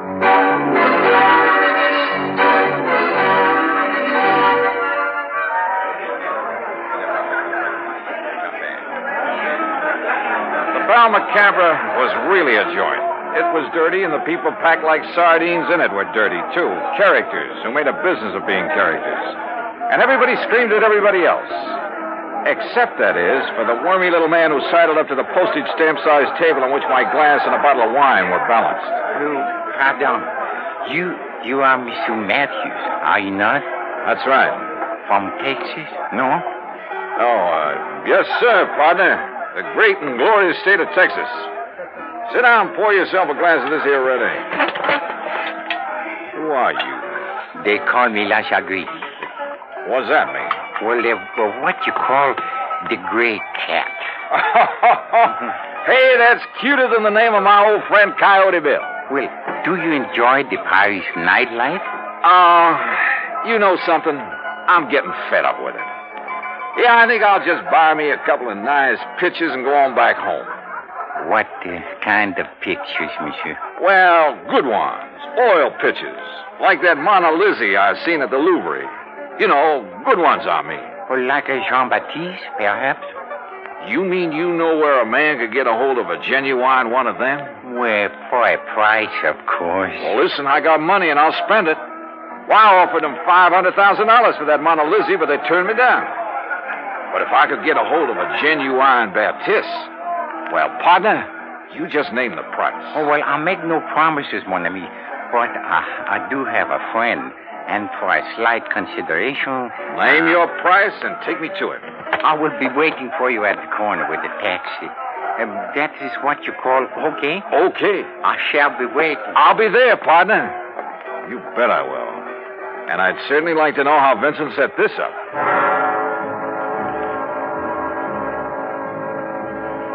The taxi dropped us off at one of the most disreputable-looking apartments in the whole of Paris.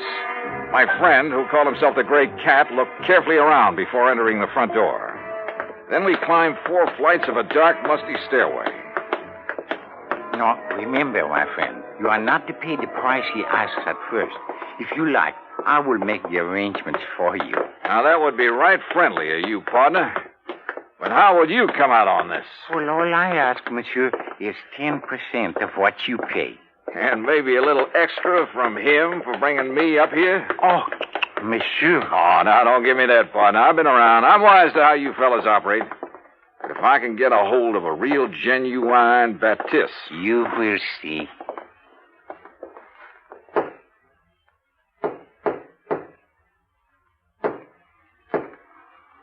Yes? Who is it? I have brought a friend, Monsieur Matthews from Texas. Yes? Yes, he would like to buy The Night Wind by Baptiste. That is, if it's genuine. Genuine? Of course it's genuine. There, on the table. Can't you see for yourself that it's the Oh, no. Well, Bert Parker. Johnny Dollar. That's right. Insurance investigator. Investigate you? Oh, I've just remembered somebody is waiting for me. That's right, I am. Mr. Price. Oh, no. Well, pardon, Monsieur Price, but I must go. Without your fee for taking care of Mr. Dollar? Listen, both of you, please. I'll give you back the painting. I'll do anything you ask. Oh, drop dead. Oh, dear. Dear. Well, Vincent, there it is. Yep. And it looks like the company has saved a cool $100,000. I have a confession to make about that, Johnny. Yeah, like how you happen to know the way to the painting through that squirmy little fellow who brought me here. Oh, well, that's how I got hold of the Baptiste in the first place. It's a lovely thing, isn't it? Yeah, it certainly is. And, Johnny, it is worth $100,000. Oh, I'm sure. But the truth of the matter is I paid only $300 for it. You bet. Oh, no. It's a fact. Well, you've got it back, thanks to your own efforts. Thanks to your being the front man. If I'd tried to get it back myself, these people would have run like scared rats. Oh, sure. Just tell me one thing, will you? Why aren't you an insurance investigator? Well, you know, it's every man to his own. Well, after all, why aren't you an actor? Let's get out of here. Disposition of Bert Parker? Well, that's entirely up to the company. Vincent, now that he has the painting back, doesn't care one way or the other. However, from the company's standpoint, well, it's not the kind of black eye that's good for you. Expense account total, including incidentals and transportation back to the States, $2,341. Remarks? Well, to Vincent Price, my eternal thanks. Not only for the help on this case, but most of all because it's given me a chance to really know him. Yours truly, Johnny Dollar.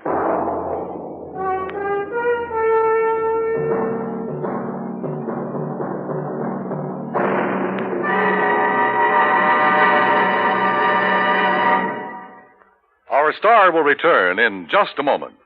Now, here's our star to tell you about next week's story. Next week, the heart of sunny southern Jersey, and a case that took a very sudden, very strange twist. Join us, won't you? Yours truly, Johnny Dollar.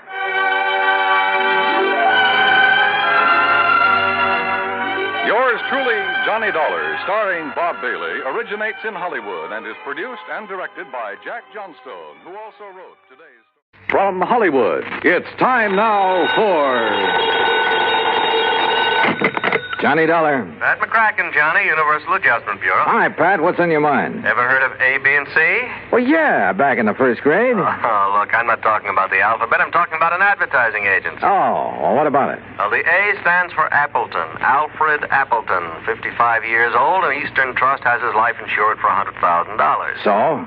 It's annuity. It starts paying off at the age of 65, and we'd like to see him collect it.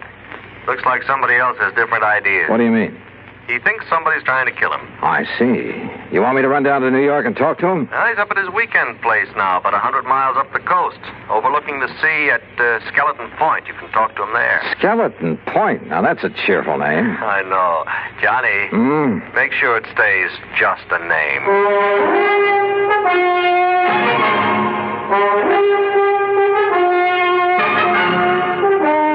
Bob Bailey in the exciting adventures of the man with the action-packed expense account. America's fabulous freelance insurance investigator. Yours truly, Johnny Dollar. And now, Act One of yours truly, Johnny Dollar.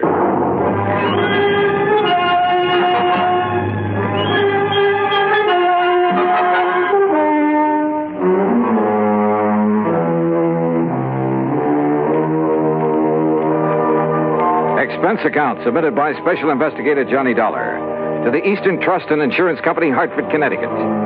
Following is an account of expenses incurred during my investigation of the 11 o'clock matter.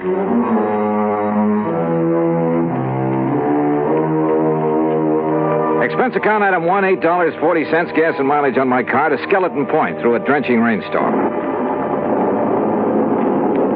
The Appleton home, perched high on a cliff at the edge of the sea, was an old weather-beaten affair, but right now it looked mighty good to me.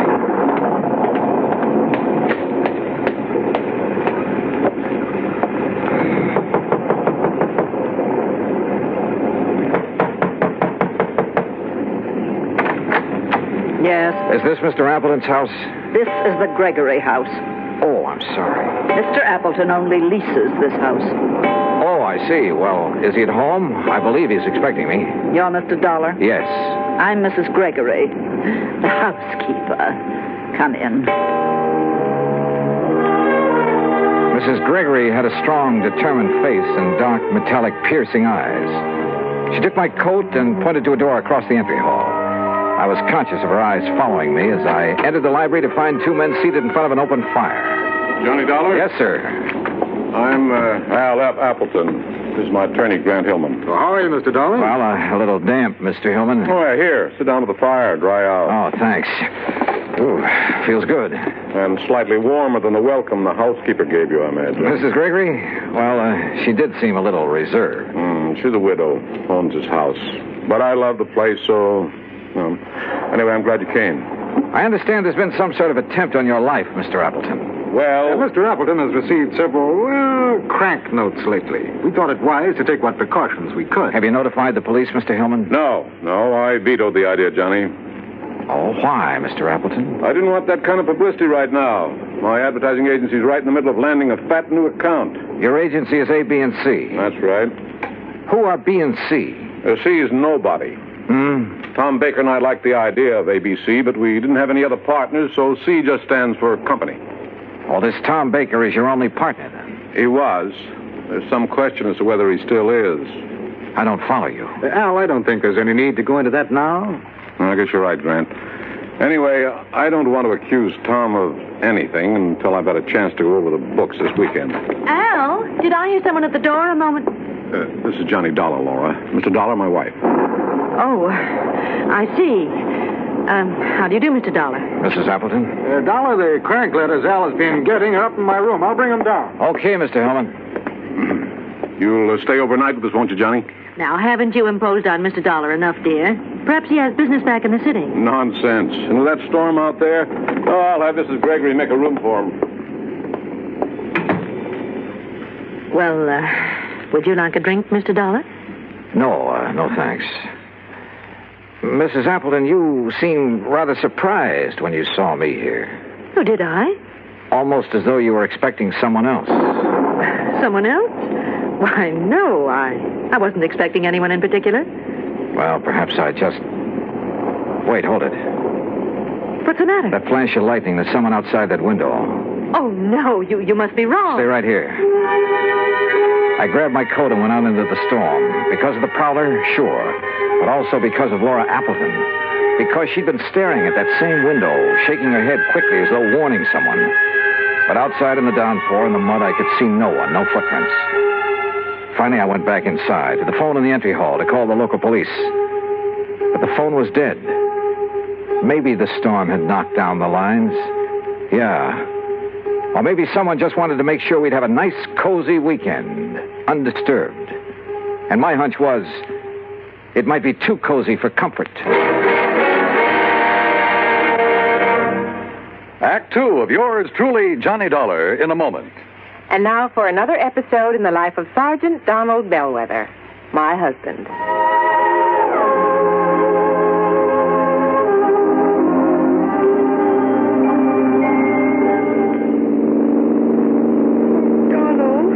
Yes, dear? How much further is it? Oh, about 100 miles. You're not getting sleepy, are you? Oh, no. I'm all right. Now, you just close your eyes, honey, and take another nap. We'll be home soon. Okay. You stay awake now? Yeah, I will. Oh, I still think we should have stopped in the hotel.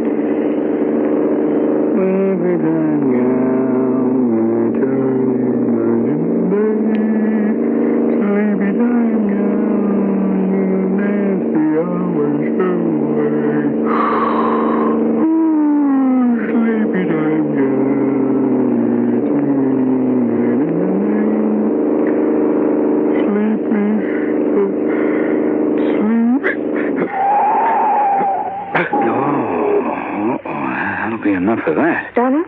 Huh? Donald, are you awake? What happened? No, nothing, Reba. It's all right. I guess I'm getting a little sleepy, that's all. I'm going to stop a while, take a little nap. That's a good idea. So, what if we do get home later than we planned? At least we'll arrive in good health. Yeah, you're so right. About 1,800 American drivers lose their lives each year because they fall asleep at the wheel. Well, I'm just not going to make it 1,801. Are we parked far enough off the highway? Oh, yeah, we're way off the road, honey. I'll just take a nap for about an hour. I'll be refreshed, and we'll be on our way again, huh? All right, dear. Sir, I'm not going to make it 1,801. And you're not going to make it 1,802 either. Oh, that's my Donald. That's my doll.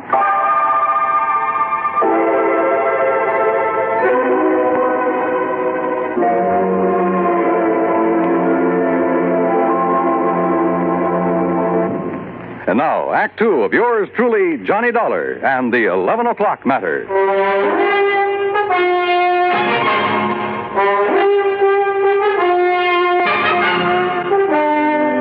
Did you see anybody outside, Mr. Dollar? In that rain, Mr. Hillman, I couldn't see 10 feet in front of me. Well, can you describe the face you saw at the window? Well, it was more of a silhouette. I couldn't even tell if it was a man or a woman. You sure you did see someone, Johnny? Yes, reasonably sure, Mr. Appleton. Come in.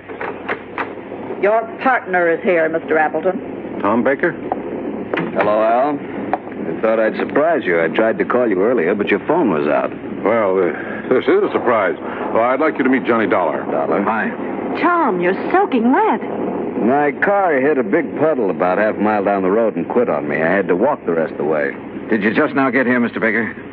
Yes, why? Mr. Dollar thought he saw someone outside the window a few minutes ago. Oh, no, I just now got here. Well, I got some extra clothes up in my room that should fit you, Tom. Let's get you changed before you catch cold. Thank you, Hellman. Oh, look, this rain is getting all of us down. Why don't we live a little? Huh? Al, how about going down to the beach house, building a fire, playing some records, having some drinks, huh?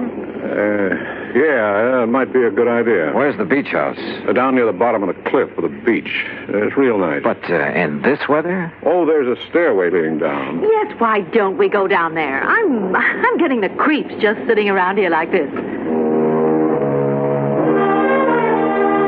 So we went down to the beach house. The rain had let up a little, but nobody seemed to feel much like a party. We just sat there in front of the fire, not saying much. Once or twice I thought I detected Laura Appleton and Tom Baker exchanging quick glances, but I couldn't be sure. That's the intercom from the house, Al. Oh, yeah, I'll get it. Yes?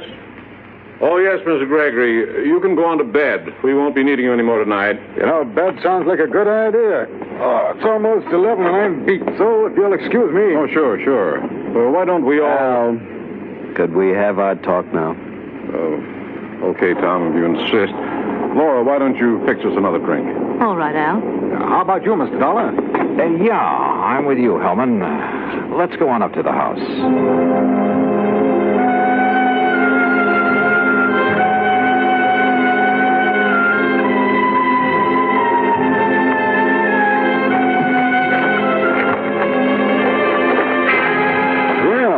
The rain has let up. Yeah. Mr. Hillman, I didn't come with you because I was tired. I wanted to talk to you. I thought as much. Earlier this evening, Appleton said something about not wanting to accuse Baker of anything until he'd gone over the books this weekend. What did he mean? Well, I'm not really sure, Mr. Dollar. All I know is that Al seems to think he may have found some irregularities in the books of his advertising agency. Oh? Well, if there is anything wrong, I'd blame myself partially. How so? Well, I manage most of Al's affairs, but the agency has been running so smoothly, at least so I thought, that, well... I see.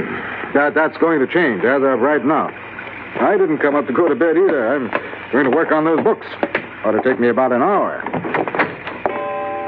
Just about 11 now. Will you be up by midnight? Yeah. I'd like to know what you find out.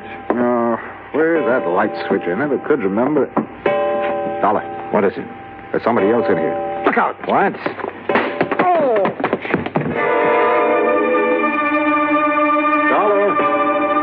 Dollar! I guess I was out only a few seconds because the clock was still striking when Hillman brought me to. Dollar, are you all right? What? Yeah, I guess so. I grabbed at him, whoever he was, but he knocked me loose. By the time they got the lights on, he was gone. Oh. Lucky for you, he only stunned you momentarily. Oh, brother. Hillman, did you see where he went? Well, he didn't leave by this front door here, I'm sure of that. Then he must be still in the house.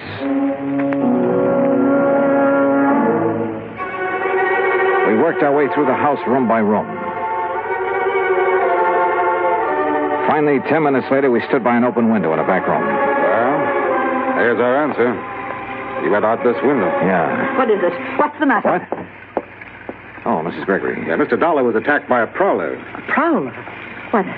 That's terrible. Where's the intercom to the beach house? We'd better tell Mr. Appleton. Right there on the wall.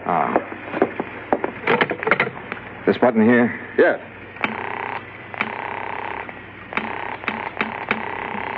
No answer. Come on, Hillman, let's get down there. We pounded out of the house and along the path to the edge of the cliff.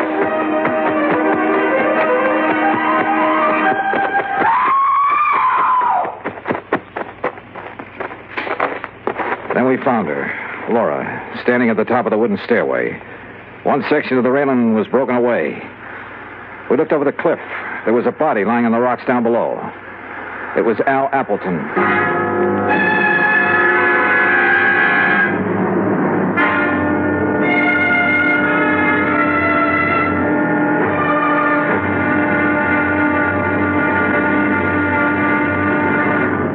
Act 3 of yours truly, Johnny Dollar, in a moment. Do you know who said, democracy is based upon the conviction that there are extraordinary possibilities in ordinary people? Those words came from the American religious leader, Harry Emerson Fosdick. From the earliest days of the United States of America, there has been the sentiment that the average person can achieve an important goal if he is given an environment in which he can develop his capabilities to the fullest extent. An environment in which the individual is given the rights and privileges that he needs for development. It is the duty of every American to protect and stimulate this environment. Remember the words of Harry Emerson Fosdick. They are part of your American heritage. The extraordinary possibilities of ordinary people are inherent in American democracy. And now, Act 3 of yours truly, Johnny Dollar, and the 11 o'clock matter. We stood on the stairway at the top of the cliff looking down at Appleton's body on the rocks below. That is, Hillman and I did. Laura Appleton was in a state of shock, and we couldn't get much sense out of her. We had Mrs. Gregory take her back to the house, then Hillman and I got a flashlight and climbed down the rocks to Appleton's body. Dead, Mr. Dollar. We'd better not move that body until the police get here. Yeah. Let's see. His wristwatch stopped at 10 after 11. It's 11:30 now. Right. And because the clock was just striking 11 when I got hit over the head in the entry hall... Yeah, so then we must have spent 10 or 15 minutes searching the house for that prowler. Meantime, he or somebody else was shoving Appleton over the cliff. Somebody else? There were a couple of people with Appleton down at the beach house. Laura and Tom Baker. I'd forgotten about Tom. Where is he? Right now, Hillman, that's a very good question. We went back to the house. The phone was working now, so I put in a call to the local sheriff's office. But all the units were out on call. They'd send somebody as soon as they could. I started for Laura Appleton's room. Grant Hillman overtook me in the hall. Dollar, I made a preliminary check of the agency records Appleton brought up here with him this weekend. Did you find a shortage? Yes, possibly as much as $50,000. I see. Thanks, Hillman. Yeah, I'll see you later. Come in. Oh, Mr. Dollar.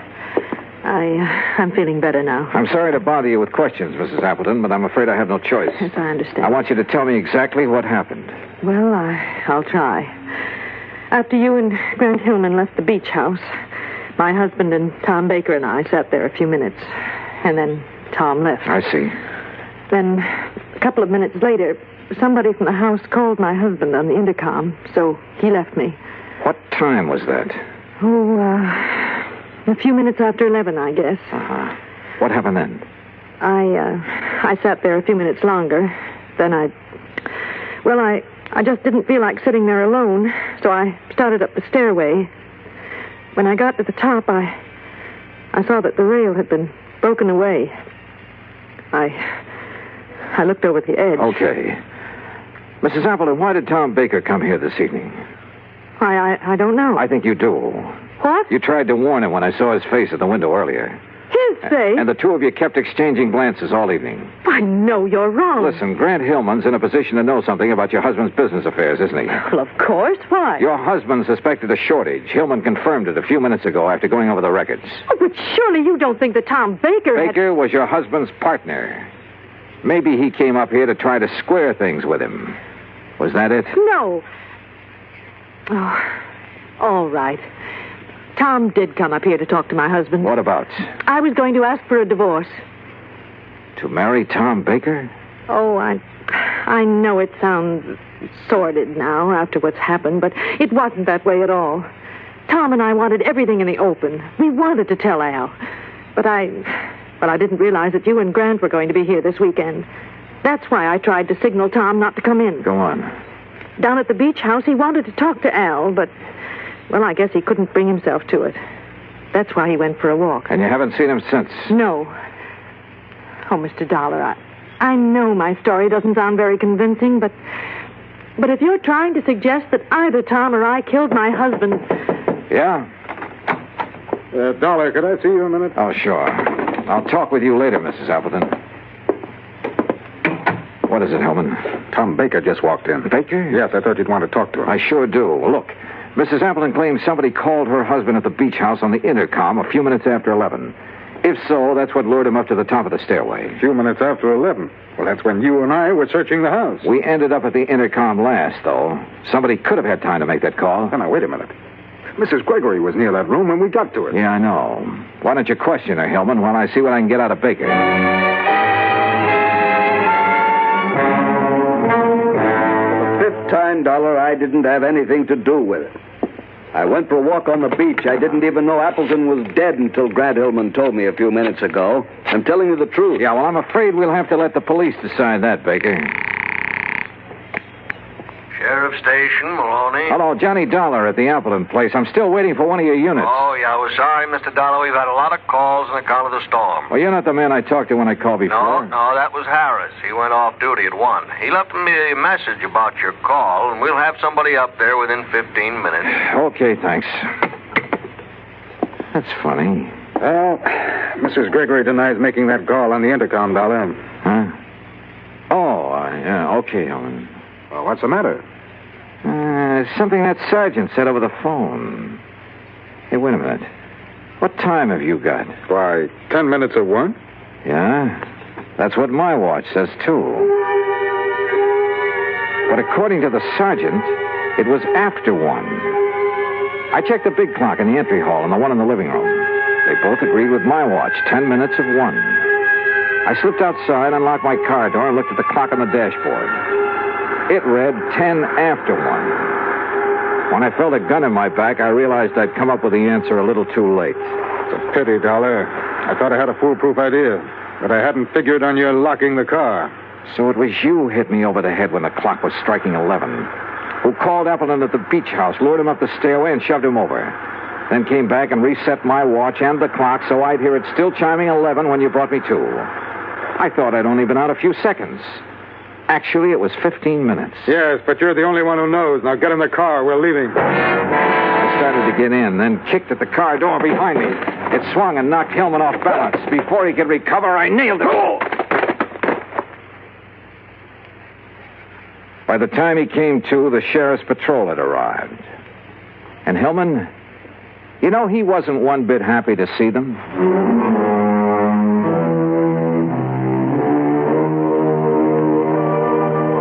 Expense account item 2, $13 even. Transportation back home. Total expenses, $21.40. And a real bargain, if I do say so myself. Remarks?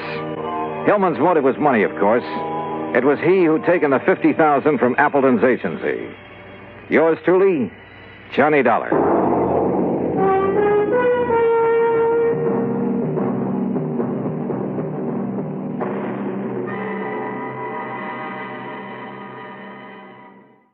Johnny Dollar. George Reed, Johnny, at Floyd's of England. George, every time I hear your voice on the phone, I shudder. Well, I guess I have asked you to handle some rather out-of-the-ordinary matters for us. George, they have been so wild, crazy, impossible, I sometimes wonder if you ever issue a normal-type policy. Well, it's a very normal-type policy that I'm concerned about now, Johnny. It's the insured himself who has me worried. Okay, tell me all. His name is Joseph, spelled with an F. Joseph Hentler. He's an inventor, among other things. His invention is what we've insured. It's a device, I guess you'd call it, for making some kind of boron-based compound. Boron-based? The sort of thing the government is vitally interested in for its airplane and rocket fuels. Oh? No kidding. I think you'd better run over here and let me tell you about it. Can you? Right away? When you put it that way, George, yeah, I think I'd better. I'm on my way.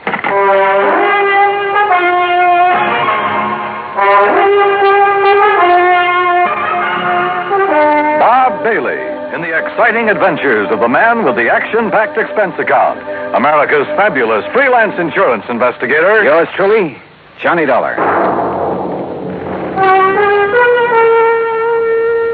And now, Act One of yours truly, Johnny Dollar.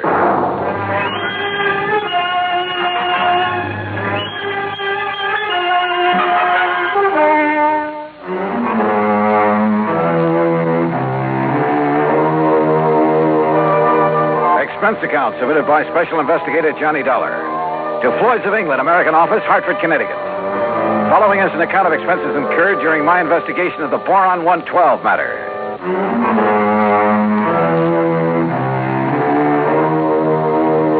Expense account item 1, $1.10 cab from my apartment to George Reed's office. As I walked in, he motioned me to a chair, leaned over to the intercom on his desk, and pushed a key. Sit down, Johnny. Miss Larkin. Yes, Mr. Reed. Mr. Dollar is here. Would you come in, please? Oh, yes, sir. Well, George, what's it about this time? Glad to see you, Johnny. I gave you most of the story over the phone. Well, you only told me you've issued a policy to this man, Hantler, was it? That's right, Joseph Hantler. Yeah, and that you've insured some invention of his for, how much did you insure it for? $20,000. It's a piece of apparatus, Johnny, that he has spent over 7 years developing. Sit down, Miss Larkin. Oh, thank you. Apparently, it's a very complicated something or other. I never did know much about such things. For making borax, or more specifically, a compound he calls Boron 112 for use in high-powered fuel. Sounds important. It is, at least so far as I've been able to determine. Yeah, been all sorts of government tests and experiments with these super fuels, hasn't there? Exactly. Many things formerly used purely as explosives, remember this, Johnny, many things formerly used as explosives are now being developed as fuels. Well, the perfect example is atomic fission and hydrogen fission or fusion or whatever it is. Exactly. All right, now let's get down to cases. You've insured some apparatus that's supposed to make Boron 112. What kind of apparatus? I've never seen it. It's all very secret. Well, now, wait a minute. How do you know this machine, or whatever it is, even exists? Looks to me like you've insured a pig in a poke. No, Johnny. For $20,000. Wow, No, Johnny, I'm not that much of a fool. One man, a recognized physicist, has, at my request. And mind you, this was before I'd agreed to issue the policy. Understand? Go on. His name is Dr. Hugo von Brauer. Oh, I've heard of him. Yes. Well, Hantler permitted him to see enough to convince von Brauer that he has something mighty important there. That he's on the right track to, well, whatever it is he's out to accomplish. Okay. I'll take your word that you were right in issuing him the policy on it. But now what's happened? The thing blow up in his face or something? No, as I told you over the phone, it's the man himself I'm worried about. Because of something I've just learned. Like what? Miss Larkin, this is Mr. Johnny Dollar. Now, will you please... Yeah, I know. Gee, Mr. Dollar, this is a real thrill. I've heard so much about you. Hi, Miss Larkin. Gee, won't you just call me Louise? Yeah, sure, Louise. Oh, gee. Miss Larkin, will you just tell Mr. Dollar what you told me this morning? Yes, sir. Oh, gee. Well, it was like this, Mr. Dollar. A couple of years ago, well, you know, when I was just a kid, not very mature, you know what I mean? Oh, sure. Go on. Well, some of the kids I traveled around with, some of them were awful immature, compared to me, that is. Miss Larkin. Well, a couple of them had some pretty funny ideas about the government, things like that. You know what I mean? I'm afraid I don't. Well, like, they used to think they were very smart attending a lot of secret meetings. The kind the FBI likes to keep tabs on. Now, you know what I mean? Go on, Miss Larkin. Well, anyhow, this one night, we didn't take all their talk very serious, mind you, and that's the truth. We didn't think there was anything in it, just a lot of talk. Will you please get to the point? I am, Mr. Reed. Well, anyhow, Charlie and me, that was my boyfriend, Charlie White. At least one of my boyfriends. I always have a lot of them, you know what I mean? Yes. Well, go on, please. Well, Charlie and me, we said, sure, we'll attend one of your meetings. You know, just for laughs, you know what I mean? And what kind of a meeting was it? Oh, it was terrible. It was awful, Mr. Dollar. A bunch of people I never saw before making speeches. Yeah. Down with the government, start the revolution, you know, that sort of thing. Oh, we got out of there in a hurry, believe you me. I'm sure. And we were pretty lucky, too, because the police or the FBI or somebody came in after and busted the whole thing up. Hey, maybe you read about it. That's all very interesting, Louise, but just what... Yes, Miss Larkin, get to the point. All right. Well, just this morning, when I was filing the office copy of this insurance policy and I saw the name on it, oh, gee, Mr. Dollar, it hit me like a... Well, do you know what? What? That name, Joseph Hantler. It was the same as one of the fellas, an older guy that me and Charlie had seen at that meeting. Now, what do you think of that? $20,000 on a highly secret device. Yes. That might be to produce some kind of explosive. Exactly, instead of a simple fuel additive. Exactly the suspicion that came into my mind, Johnny. Of interest to the government, he had told me. But what government? We're jumping to an awfully big conclusion, George. Have you notified the FBI? I suppose I should, eh? Yeah. No, not yet. We may be all wrong about this. Oh, but Mr. Dollar... We may be all wrong about the man, his apparatus, his intentions, everything. Let me see what I can find out about him first. Now, whatever you say. But remember one thing, Johnny. Yeah? You may be dealing with far more than just this one man. So be careful. Be very careful. Oh, gee, you'd better, Mr. Dollar. You know what I mean? Act 2 of yours truly, Johnny Dollar, in a moment. Now, Act 2 of yours truly, Johnny Dollar, and the Boron 112 matter.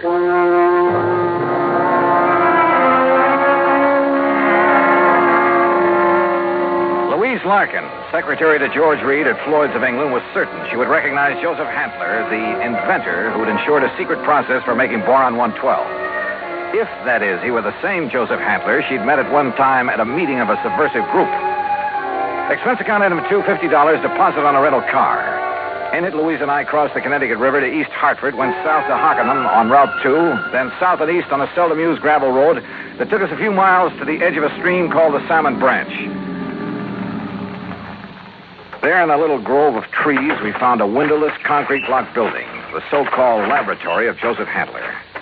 Gee, those directions Mr. Reed gave us were pretty good, weren't they? Yeah. Hantler certainly picked himself an isolated spot.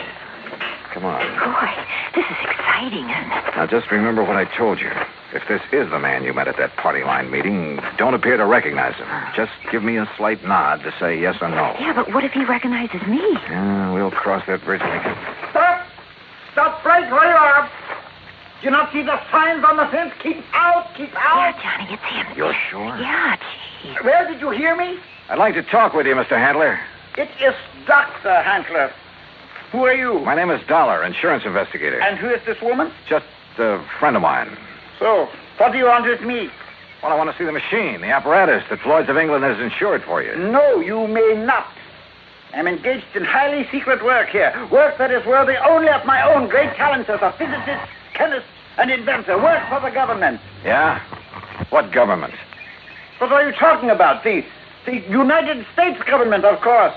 Suppose you let me see whatever contract you may have with them. I let you see nothing. I have no contract. Oh? And I do not have any patent on my converter. And why? Because either one would reveal the secret of this amazing device before I can turn it over to the government of this fine and glorious country. Yeah, sure. So that is also why I will not permit either you or anyone else to see inside of my laboratory. So leave. Immediately. Go, get out of here. Dr. Handler, if you'll just let us... No. Do you understand me now? Mr. Dollar. Oh, hey, now, wait a minute. What's that thing for? You are trespassing on my private property. If I shoot you, I am within my rights. Now leave. Now! Do you hear me? Come on, Louise. Gee, yeah. And do not come back here. Do you hear me? Never! Same man, huh? Oh, he sure is. Gee, that gun he pulled on you, I was scared, you know what I mean? Yeah, I know what you mean. Well, what are you going to do, Mr. Dollar? You know something, Louise? I'm not sure. But I was sure by the time we get back to Hartford. I took Louise back to George Reed's office. George was out to lunch, but I stopped long enough to telephone an old friend of mine, Lee Houck, at the local office of the FBI. Asked him to meet me for a bite to eat. Sure, Johnny. How about the Hearthstone? Anywhere you say. 1 o'clock? I'll be there. Well. Yeah, I know what I'd do, Johnny. What, Louise? I'd tell the FBI. That's exact. Yeah, well, we'll see. I know what Charlie would do, too. Charlie? My boyfriend, I told you, Charlie White. Oh, yeah. Well, I'd better be on my way. He'd go out there and he'd kill that crazy old man. Well, Johnny, he just hates those people who are conspired to overthrow the government. Hey, look, tell George when he gets back to the Ever office. since we got drugged into that awful meeting of those awful people, why, he hasn't even seen those guys that persuaded he and I to go there that night. Louise. He says if he ever does see any of them, boy, what he'll do to them. Yeah, I'm sure. Now, look, I got to keep a luncheon date. Tell George Reed when he comes back that I'll see him later, huh? Then I'll see you again, Johnny, huh? Hadn't you better answer that phone? Huh? Oh, yeah. Oh, goodbye, Johnny. See you. Floyd's in England. Oh, Charlie. Hey, Charlie, what do you think's happening? Who I've been talking to? My dream man.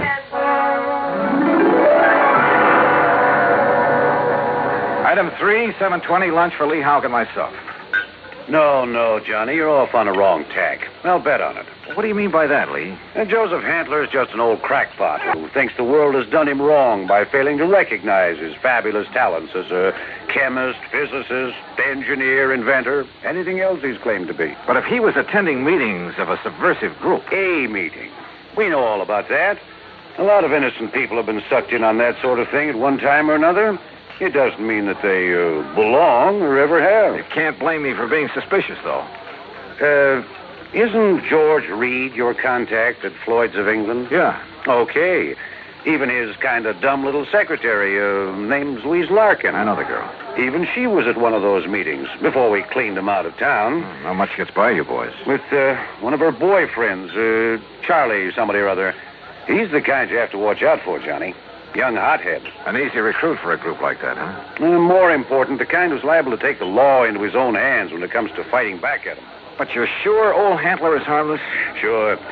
He's an erratic old coot, liable to blow your head off if he thinks you're interfering with one of his crazy projects. He'd probably rob a bank if he thought he could get away with it to further one of his crackpot inventions, and would feel entirely justified. But believe me, he'd have no part of subversive activity. Hey, you said crackpot inventions. George Reed tells me Dr. Hugo von Brauer okayed this present project. It's a real sad one, isn't it? Huh? Von Brauer, one of the best minds in the country. Until that breakdown last fall. You mean that he's no longer... Holy smoke. Well, sure, Johnny. If George sold him insurance on Von Brauer's okay, well... How does Handler keep going? Does he ever sell anything he develops? No, it probably lives off an old trust fund, something like that. Want me to check on it? No, wait till after I've seen him again. Somehow I've got to see that machine of his, see how badly the insurance company stands to get took. Yeah, Johnny. I think you better. Maybe he was right.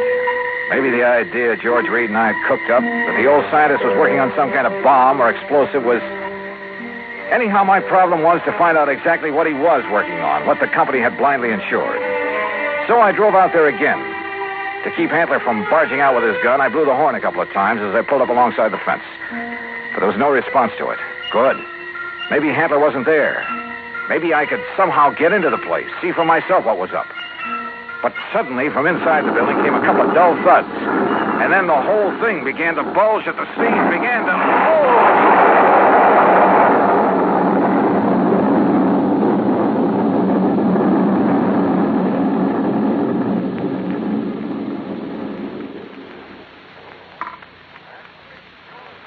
Act 3 of yours truly, Johnny Dollar, in a moment. 3 of yours truly, Johnny Dollar, and the Boron 112 matter.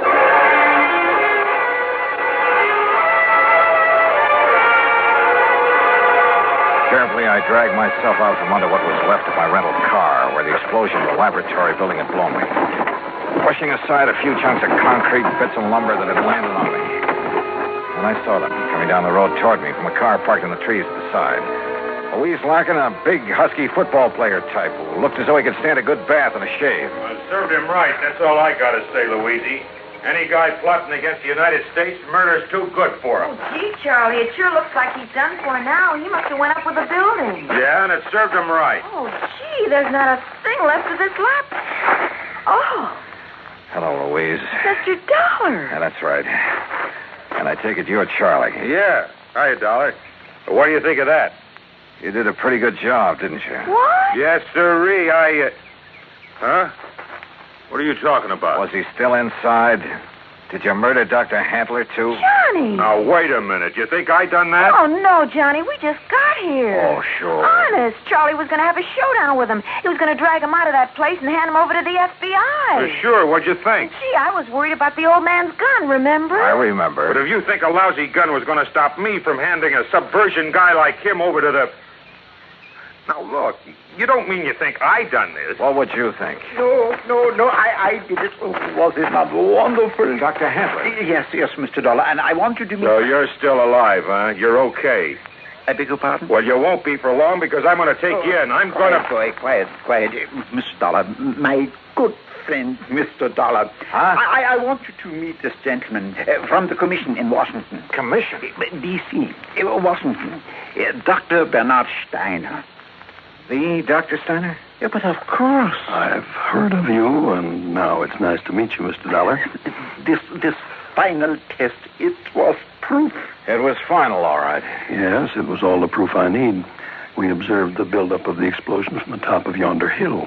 The proof of what? That Dr. Handler has finally come up with a controlled power source in his boron compound of inestimable value to the country's rocket program. So, I am a great man at last. Oh, why he calls it Boron 112, I'll never know.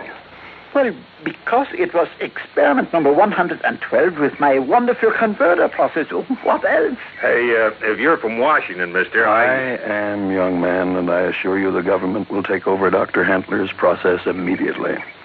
Well, I'll be doggone. I don't get this. Neither do I, honey. Well, what about the converter, as you call it? Did that go up with the building? Yeah, but of course. And now I can build for the government a big one. Big enough to serve this glorious country of ours. Yeah, sure. But you'll expect the insurance company to pay for the one you deliberately blew up. Me? Dr. Joseph Handler? No, never. I am a great man now. I am above such petty things. I tear up that policy. I do not want their money because now I am a great man.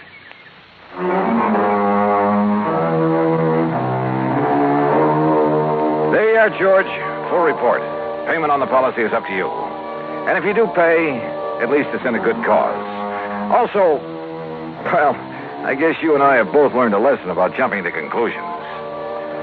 Expense account total, including incidentals, replacement of the rental car, and transportation back to Hartford, $2,431.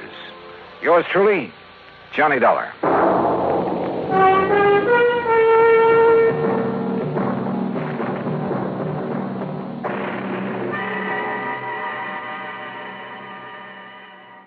From Hollywood, it's time now for Johnny Dollar. This is Harry Branson, John. Hi, at Harry. The Philadelphia Mutual Liability and Casualty Insurance I Company. said hi. How are you? Oh, yes. Well, I'm fine, thank you. But that's beside the point. John, this thing has me terribly upset. Comes the day you aren't upset over something, Harry. It'll be a miracle. What's it all about? Can you come down here to Philadelphia right away? Don't see why not. But now what seems Believe to be... me, if you can clear up this matter, I shall be eternally grateful. $985,000. Wow. For what, Harry? Of course, anyone, any criminal, that is, could be suspect in the theft. Theft of what? But the murder, it doesn't make sense. Or does it? What do you think, John? What do I think? Look, Harry, you haven't yet given me... What possible reason could there have been for firing the shot that... How about the butler? What, the butler? Of course, I never thought of that. John, what butler? Oh, I'll be down to see you, Harry. Goodbye. Wait. You mean you know something about this case that the police and I don't know? I don't know anything about it yet. I'll be down to see you. But in that case... Goodbye, Harry. But in that case, John, if you don't know anything about it, what leads you to suspect the butler? And what butler... John, you have me all confused. Then that makes us even. Bye. But, John... So help me. If it weren't for the big fat expense account I can foist on Harry Branson, well, here we go again.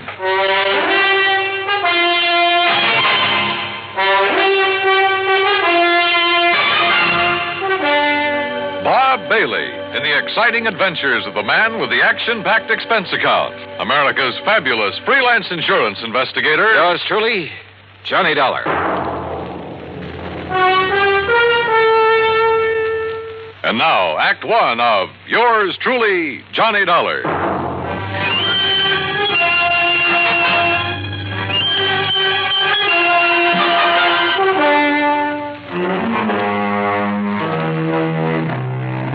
Expense account submitted by Special Investigator Johnny Dollar to the Philadelphia Mutual Liability and Casualty Insurance Company, Philadelphia, Pennsylvania. Following is an account of expenses incurred during my investigation of the Ingenuous jeweler matter.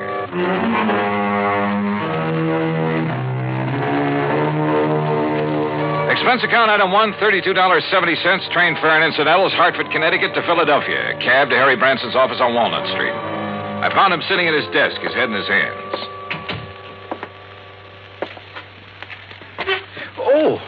Oh, John, I'm glad you've come. Yeah. Well, how's your good health, Harry? My health? wait, As a matter of fact, it's fine, although I did have a touch of laryngitis last week. I could hardly speak about it. John, why do you always try to take my mind away from matters at hand? I simply asked Particularly something as important as this. All right. As what? The Beaufort collection, of course. Beaufort? Oh, yeah. Seems to me I've heard about that. Jewelry? One of the most important small collections in the world. Why, when His Grace the Duke de Beaufort lost them to the Germans back during the First World War. Yeah, I'm sure. But now let's get to the point. They've been stolen. And we'd insured them for nearly $1 million. Stolen from where? The jeweler who owned them, J. Harold Whipsett. Oh, hey, I've heard of him, too. Isn't he the fellow who was tagged by the Customs Department a few years ago for trying to smuggle in a lot of stuff? Yes, the same one. But his reputation since that incident has been quite all right, completely unsullied. Oh, I must admit that I had some misgivings about issuing a policy to a man with his past record. But since he's in the clear again, and considering the premiums involved, and John, I had a long discussion with a psychiatrist about the man, about what would motivate him to... Look, Harry, before you go rattling off on another tack... John, I resent that. Look, you said something about murder at the time of the theft? Oh, yes. So far, however, it's only attempted murder, you see? Of this man, Whipsett? His secretary, Miss Winkle. Winkle? Perry Winkle. Oh, now, wait. Is that some kind of a gag? It certainly is not. At first, when they arrived, the police thought she was dead. Well, where did all this happen? At the Whipsett office. It's on Chestnut Street. When did it happen? Just last night.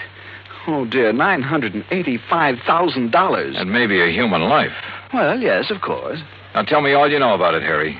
Well, the Beaufort collection contains several diamond and emerald brooches that date back to, let me see. Forget the dates. What I want to know is... No, the fact that all the stones were rather small and of conventional cut means that once they're remounted, no one could ever identify them. Well, what's that got to do with the date of the collection? Well, as I started to say... let's go over to the Whipsit's office. Oh, very well. Now, as I started to say, the date of the Duc de Beaufort's acquisition of these jewels... you say this Perry Winkle was badly hurt. How? She was shot by the robber. Now, as I started to say, the date at which the Duc de Beaufort... Tell me this. Was Whipsit himself shot or shot at?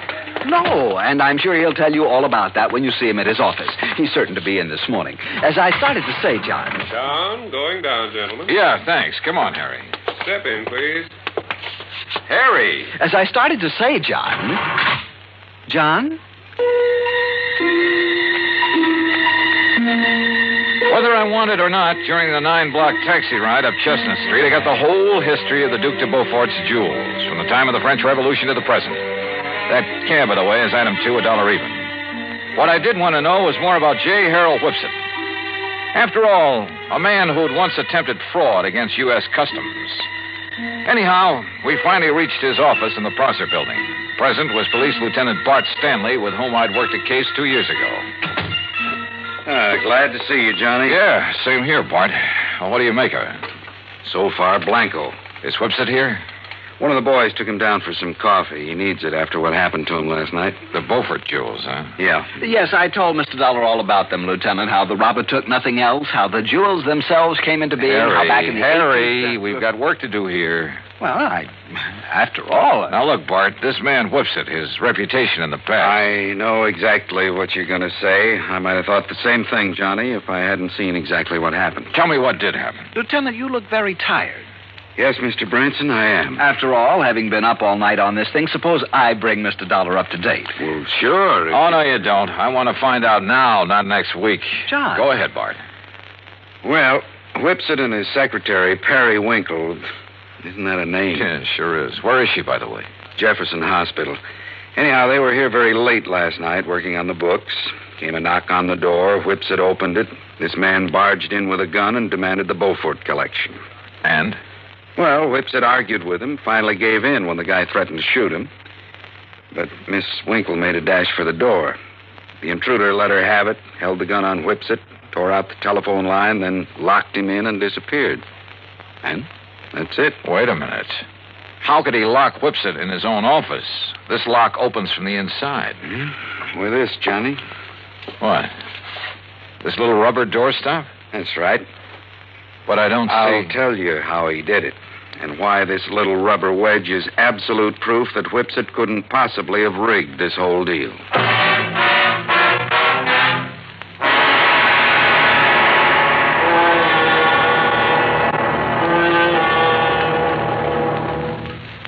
Act 2 of yours truly, Johnny Dollar, in a moment.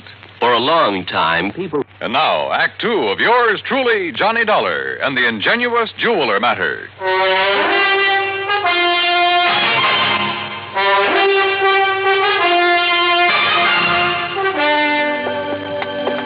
Look here, Johnny. This door. What about it, Bart? This is a real old building. All the office doors open outward into the corridors. See? So? All right. After the robber made Mr. Whipsit hand over the jewelry, he shot the secretary, Miss Winkle. Then he yanked out the telephone, beat it, and slammed the door on Whipsit. But you said locked him in, and I don't see how... Look, with this little rubber wedge, door opens outward, right? Don't you see, John? Oh, wait a minute. Sure, of course I see, Bart. Sure. He simply jammed the doorstop under the edge of the door from the outside. Sure. So the harder Whipsit pushed against the door, the tighter it jammed. When the telephone knocked out, all he could do was bang on the door and holler out the window. That's what tipped you off? The policeman on the beat down on Chestnut Street heard the shot and then the yelling. By a stroke of luck, I pulled up in a prowl car just about then. I see. We came tearing up here and found out how somebody'd locked Whipsit in his own office. Whoever did it, Johnny, must have cased the joint to know about the doors opening outward. Yeah. Makes any suspicion of Whipsit himself. Well... Yeah, it makes it look a little silly. Anyhow, he was pretty much beside himself, more upset over the girl lying there with a slug in her than he was over losing the collection. Any idea what kind of a gun was used on her? The hospital sent the bullet over to the lab. It was a .38 special. And she was in pretty bad shape, huh? Well, we thought at first she was dead. So did Whipsit. Could he give you a description of the assailant? Yeah, but it's not much help. Could apply to 500,000 men in this big city. What about fingerprints? None. Guy wore gloves. Has the girl been able to tell you anything at all? She was unconscious, Johnny. Has been ever since. I'm afraid it's going to be curtains for her. Oh, too bad.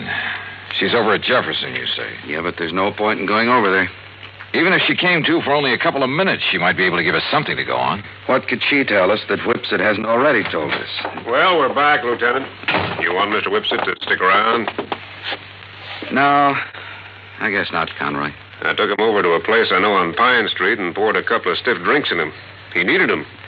And you too, Conroy? Oh, now, Lieutenant. Mr. Whipsit, this is Johnny Dollar, insurance investigator. Mr. Dollar. How are you? You know Mr. Branson, I guess. Oh, yes. Oh, yes, indeed. And may I tell you, Mr. Whipsit, how dismayed I am by what's happened here. Thank you, Mr. Branson. It's been a terrible... It certainly has. $985,000. I was speaking of poor Miss Winkle, sir. Oh, yes, of course. Yes. Mr. Whipsit, this girl, Miss Periwinkle, she was your secretary. She was more than that, Mr. Dollar. I loved her. How is she, Lieutenant? Has there been any word from the hospital? Well... Yes, Mr. Whipsit, there has. And it's proof that modern medicine is a very wonderful thing. What do you mean, sir? Yes, John, It may take time, of course, a long time. Yes?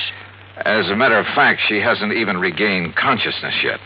I see. But it looks as though she'll fully recover. Oh, I see. Well, I hardly need tell you how I feel about that. How glad I am. I told that little white lie to see what, if any, reaction I'd get. And I had a strange feeling that his words, how glad I am, were not quite true. Fortunately, neither Harry Branson nor the lieutenant questioned my apparent knowledge of the condition of the girl. Even better, the lieutenant rose to the occasion. Well, as I see it, there's really nothing further we can do here. You look like you could use some sleep, Mr. Whipsit. And Conroy and I'd better get back to headquarters, see if the boys have run down anybody who fits that description you gave us. Yeah, good idea. Let's go, huh? And Mr. Whipsit, you close up and go on home and get some rest. Yes, I will. Thank you. Thank you very, very much. You have no idea what a terrible shock this has been for me. Of course, you'll keep yourself available if we need you further. Oh, of course, Lieutenant.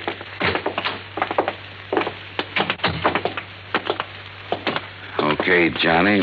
What was that all about? Telling him she'd recover. Yes, John, I almost interrupted you. I was afraid you would. That's why I kept talking. Barron, I'm going over to the hospital. Oh, now look, If Johnny. there's only one chance in a million of that girl regaining consciousness, I want to be there when she does. You still suspect Whipsit? Did I say that? Don't you see, John, the whole thing hinges on that little rubber doorstop. On the fact that he couldn't possibly have locked himself in with it. Branson's right, Johnny. Okay, then I won't go over to the hospital. Ring for the elevator, Harry. Oh, sure.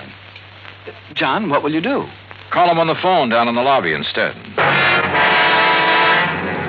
This is Dr. Kenworthy. This is Johnny Dollar, doctor, insurance investigator. I'm calling about Miss Periwinkle. Oh, yes.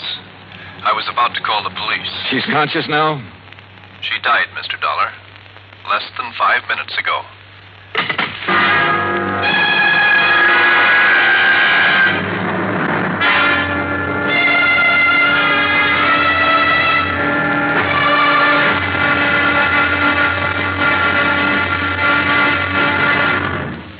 Act 3 of yours truly, Johnny Dollar, in a moment. Our Flag Heaven. And now, Act 3 of yours truly, Johnny Dollar, and the Ingenuous Jeweler Matter.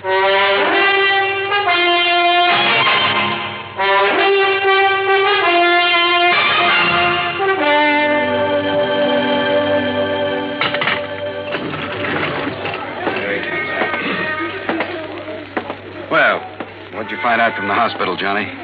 The girl is dead about 5 minutes ago. Oh, dear. And we've got a killer to track down. Now I'd better get on over to headquarters. I'll phone poor Mr. Whipsit. He left the building while you were in the phone booth, John. Bart, have you got a key to his office upstairs? Why, sure, right here. Let me have it, will you? Here. You want me to go up there with you? Why don't you go over to the hospital and see if Whipsit shows there? What do you expect to find up in his office, Johnny? I haven't the least idea. Why kid about it? I didn't have the least idea what I expected to find, or even what I was looking for. When I walked into the jeweler's office up on the 8th floor, I picked up the rubber doorstop, the one thing that proved Whipsit couldn't possibly have rigged the whole deal. But I somehow felt that if only that little wedge of rubber could talk. Then I noticed a funny sort of burr on one side of it. Just a tiny little rough spot, but it showed me where somebody had pierced a tiny hole through it. Why? After a couple of minutes of rummaging around, I found it. A piece of fine, strong platinum wire, about 2 feet long. A wire that could be carefully slipped through the hole in that rubber doorstop. Well, Mr. Dollar. Well, what are you doing back here, Whipsit? If you don't mind my saying so, there was something about your attitude that I didn't exactly care for when you were here with the policeman and Mr. Branson. And when you left them downstairs in the lobby and took the elevator. Oh, I see you found it. Yeah, that's right. It was very smart of you, Whipsit. Thank you. Put this rubber wedge on the floor, just outside the door, with the wire on it leading under the door. Exactly. Then pull the door closed. Then pull the wedge into place with the wire. And the door can't possibly be opened from in here. You've locked yourself in. The more you push on the door, the tighter the wedge holds it. That's right.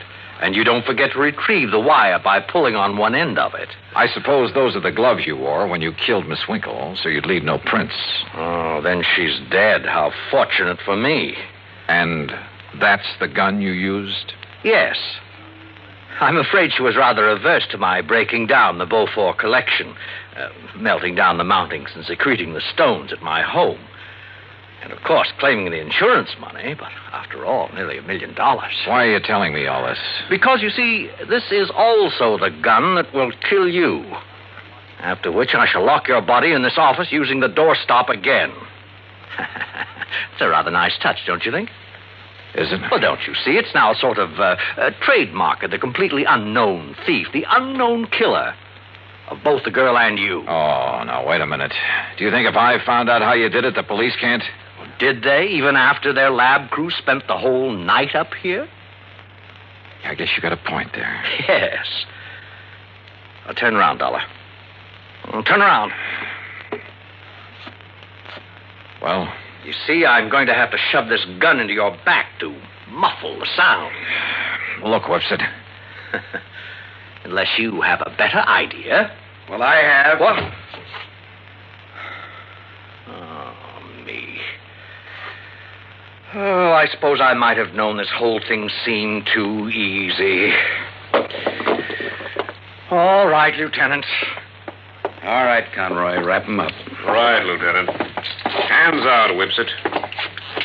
Johnny, I knew you had something up your sleeve when you came back up here. Just wouldn't let me work it out alone, would you, Bart? All right, what was it? What did you find out that tipped you off? Oh, you'll never know from me. Huh? After all, I might want to use it to stump you sometime. Oh, now look, Johnny. Okay, ask Whipsit here. He just loves to explain things. At great length, too.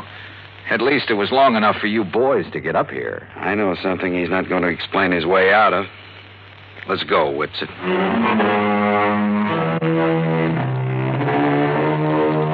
Harry, I think I'll have to figure out some way to pad my expense account even more than usual in cases like this. I mean, where a .38 slug nearly ends up in me. After all, fun is fun, a job's a job, but some of these laddies carry things too far. Come to think of it, I'll have to run down to New York again to appear against Whipsit. So, expense account total, including that and transportation back to Hartford and all the incidentals I could possibly think of, $181 even. Yours truly, Johnny Dollar.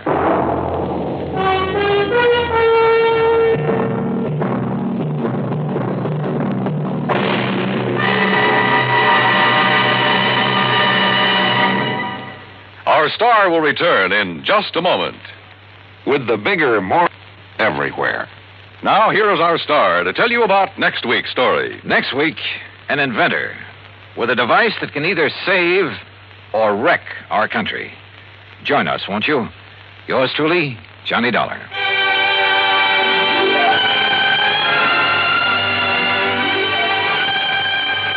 Yours truly, Johnny Dollar, starring Bob Bailey, originates in Hollywood and is produced and directed by Jack Johnstone, who also wrote today's story. Johnny Dollar. Pat McCracken, Johnny. How's the weather in Palm Springs? A blonde in a bikini just melted past my poolside window. Goodbye now. Oh, don't hang up. Johnny, this job's just a few miles north of where you are. It'll take maybe a day to clear it up. Hey, you said that last Christmas, Pat, and I got trapped in a blizzard. This season I soak in the sun. Happy New Year. John boy, we have a bonus list in this office. Your name could be on it. Near where I am, huh? It's a ghost town named Calico. An old prospector named Kringle is breathing his last up there. I thought old prospectors never died. He wants to change the beneficiary on a $50,000 policy, but a nephew, Ned Kringle, threatened suit if we let him. So you contact our agent, Gene Craig, in Barstow. Who's the new beneficiary? Carmen Kringle. Carmen? A borough. A borough? Yeah. If I don't hear from you, Johnny, Merry Christmas.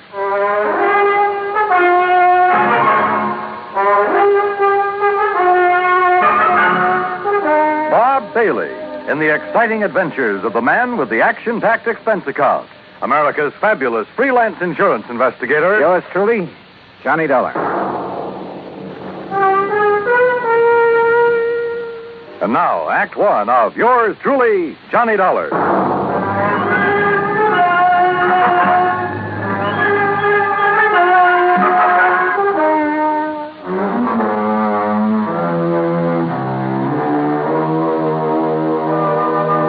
Expense account submitted by Special Investigator Johnny Dollar to the Home Office, Universal Adjustment Bureau, Hartford, Connecticut. Following is an account of expenses incurred during my investigation of the Carmen Kringle matter.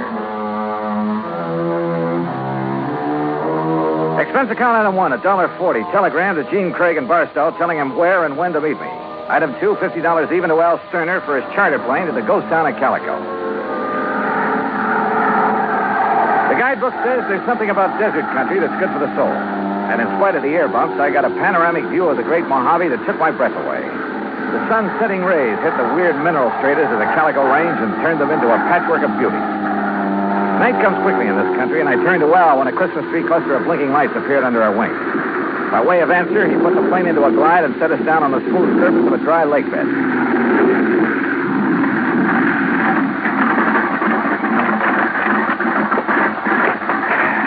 Johnny, you want me to wait around till your friend shows up? No, thanks. Well, there seems to be plenty of company. That's just an old coyote. Don't stand too long or you'll freeze to the spot. Okay. Good luck. Call me when you want to be picked up.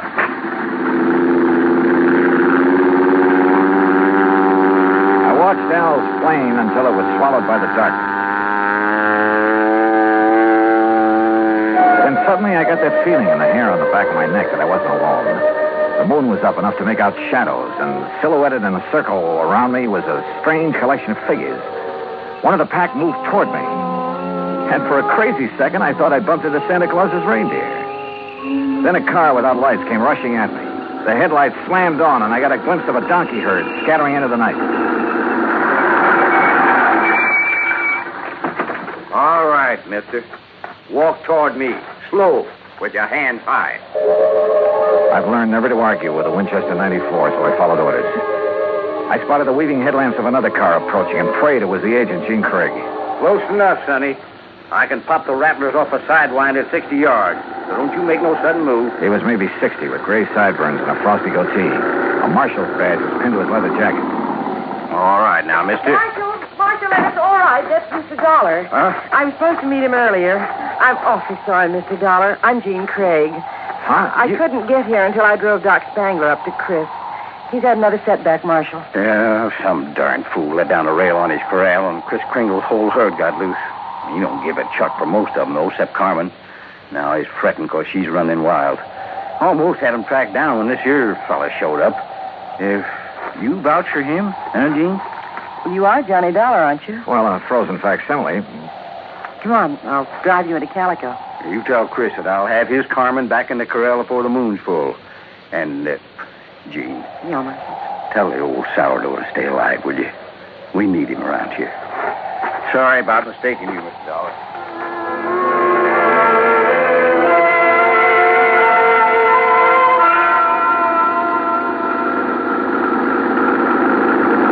Jean Craig, with a J, knew her way around. She was strictly business and filled me in fast on the old prospector with the odd name and his desire to change the beneficiary of his policy. Everybody calls him Chris because every year he loads up his burros with toys and presents for the miners and their families back in the hills. Huh? The kids really think he is Santa Claus. I'm afraid it won't be a very merry one for them this year. Well, what makes everyone so sure Chris Kringle is giving up the ghost? Doc Spangler says there's nothing apparently wrong with him. It's more like he's given up. Oh, what's with this Scrooge character, the nephew? Ned Kringle seems all right. It's the man with him, Willie D'Agostino. He does the talking for Ned. You'd think he was going to inherit the money. Well, maybe he's expecting to. You know, you're making a good case for Carmen. Can a burro be a beneficiary, Johnny? Chris can leave it to a three-masted schooner if he wants, providing a trust is set up. Could the people of Calico be that trust if they promise to take care of Carmen? Yeah, I guess so. Why? That's the way Chris wants it. That way there'll always be a Christmas in Calico. What happens when Carmen goes to donkey heaven? Or is it burros that never die?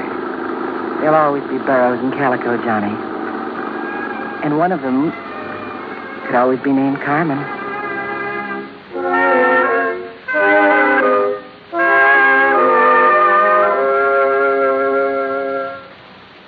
Act two of yours truly, Johnny Dollar, in a moment. Act two of yours truly, Johnny Dollar, and the Carmen Kringle matter.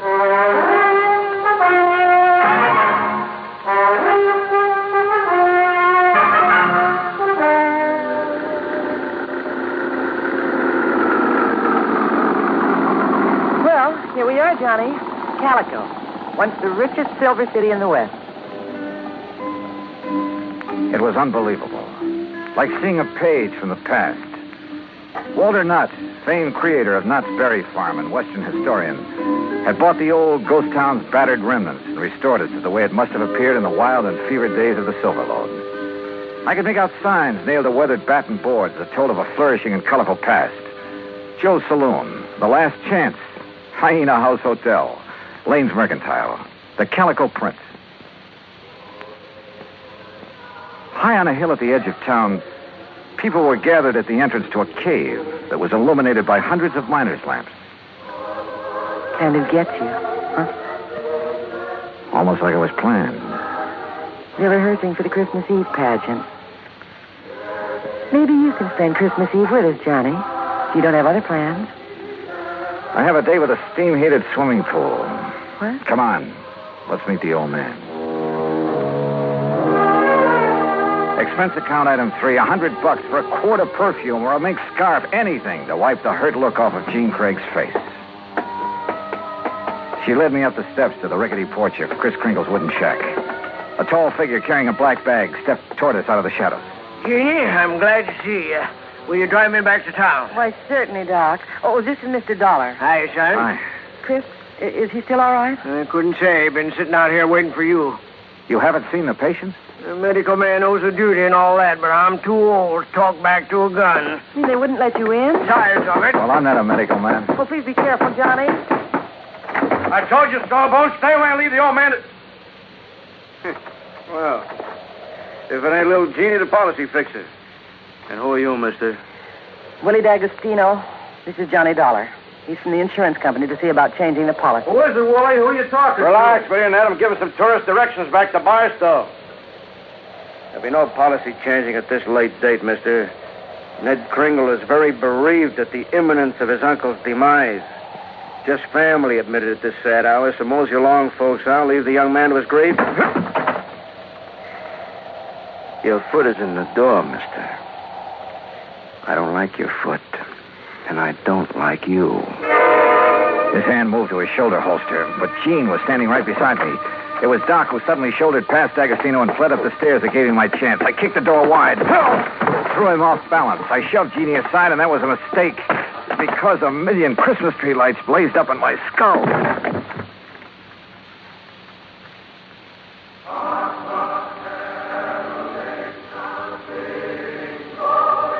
Then slowly the tree lights faded away, and I saw Jeannie fussing over me and looking worried. A young, nice-looking fellow was seated next to a marble-top table. D'Agostino leaned against the stone fireplace and dangled his gun, smiling like he had a stacked deck.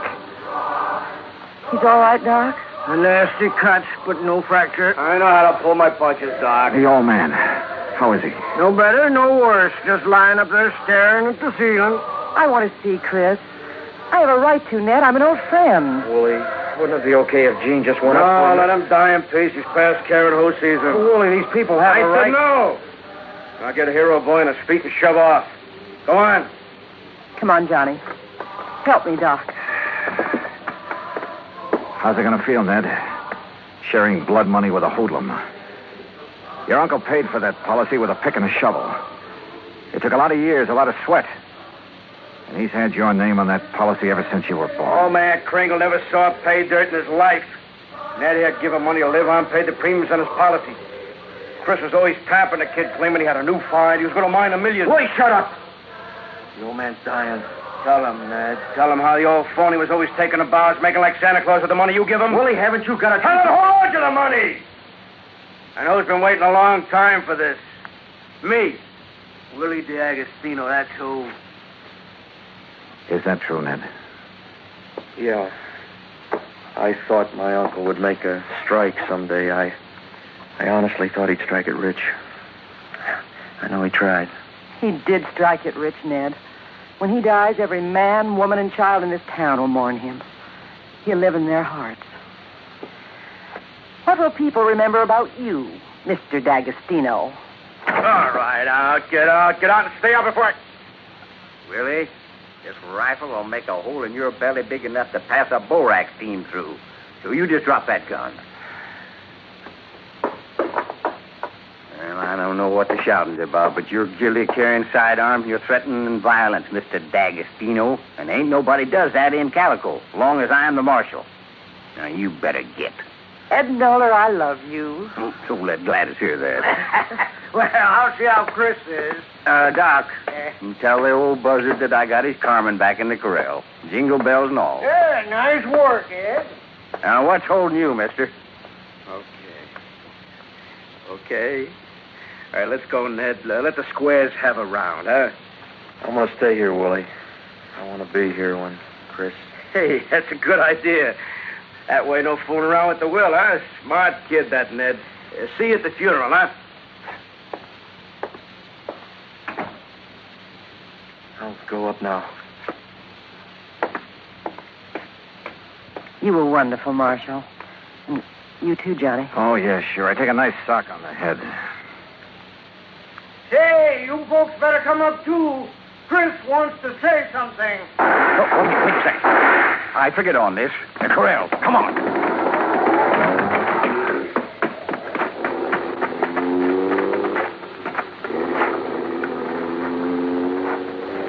D'Agostino must have had another gun in his car.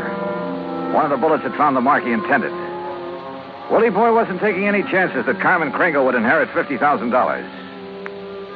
We found the burro lying on her side, quite dead. Jingle bells and all.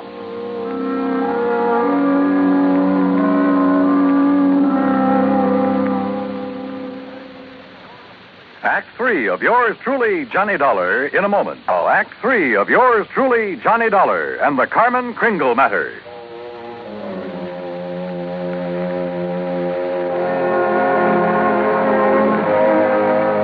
Oh, Marshal. Johnny, how could he have been so cruel? Carmen dead. It's just not right. Yeah. I figured D'Agostino might be mean enough to try killing Chris's pet burro. We can't tell him about it. It would kill him for sure. You'll have to know the truth, Gene. You'll have to decide about the will. Yeah, truth is always the best. And easy this time. Easy? Huh? Yeah. I'll just take these bells off of this poor little feller, and I'll put them where they belong. Carmen? What? Carmen. Oh. Mosey over here now. Well, you pulled a switch. You put these bells on another boat. Yeah. I didn't trust that greasy character, and I was right. A nice girl, Carmen. I'll be. Now, you folks going up and see old Chris. I'll keep an eye on this here $50,000 jackass. the way it's going to be, ain't it, Johnny? Yes, sir. That's the way it's going to be. But I was wrong. The roly-poly little old man on the four-poster bed with his white whiskers resting on the quilt changed his mind again. Even after hearing about how the marshal saved Carmen. I wasn't going to scratch Ned's name off of that insurance, Mr. Dollar. I tried to shake that D'Agostino, figuring he'd take his hooks off of Ned if he thought my Carmen was going to get the money. Oh, I was scared for a while that I just might have to up and die to square my nephew's gambling debts. I'm sorry, Chris. I'll work my fingers raw paying every cent I owe, but I'll pay him back with interest. I want you around. Yeah. Okay, Mr. Dollar. Yeah, Chris. Lift the lid on that footlocker and fetch me one of them bags in there. They're pretty heavy, but you look strong. Oh, they're sure heavy enough. You got them stuffed with silver? It's better than silver. Open it up there. Yeah, that's it. Yes, recognize that? Yeah. Maybe you'd better have a good sleep, Chris. This here is plain old gravel. Oh, plain gravel. It's uranium, Doc. Huh? The last batch assayed at $900 a ton. And I got a mountain of it staked out. In both our names, Ned. You don't say why, Chris. Mr. Dollar, if you and Jeannie check with the Barstow Bank, you'll find that they'll extend credit on the strength of that assay. You reckon you can spend 2 days buying enough presents so as we won't disappoint the folks hereabouts?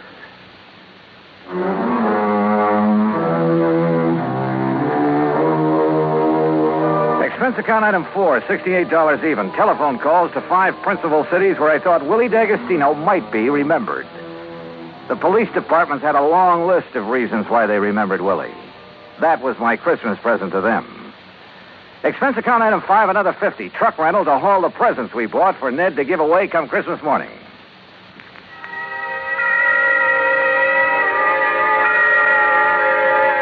And then it was Christmas Eve. We sat on the Kringle's porch and watched the procession up to the Maggie mine. The flickering lights from the miners' lamps reflecting on the faces of the happy children. Old Chris was bundled up in blankets, his little eyes twinkling, chuckling to himself like he knew all the answers to the universe. Jean was there, too. Kind of nice. Isn't it, Johnny? Kind of nice.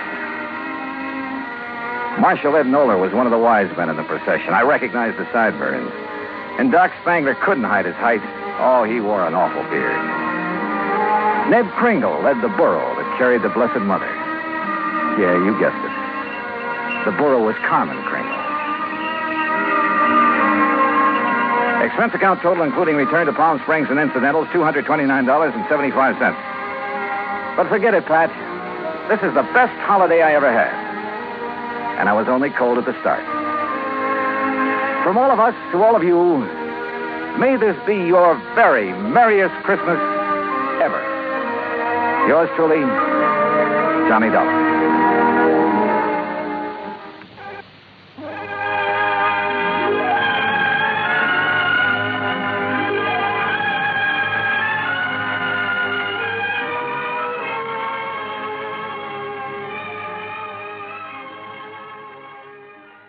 From Hollywood, it's time now for...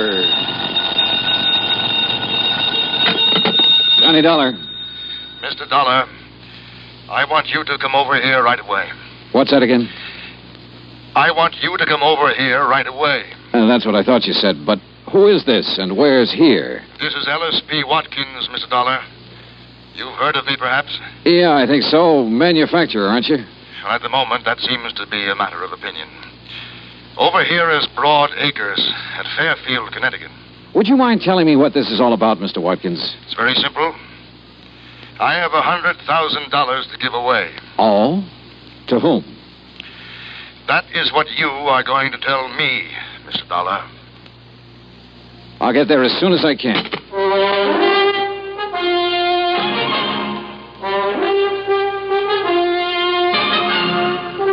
Bob Bailey in the exciting adventures of the man with the action-packed expense account, America's fabulous freelance insurance investigator. Yours truly, Johnny Dollar. And now, Act One of yours truly, Johnny Dollar.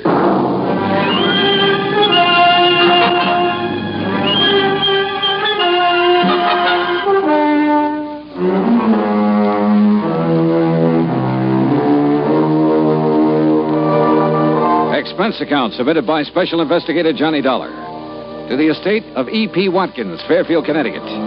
Following is an account of expenses incurred during my investigation of the Happy Family matter.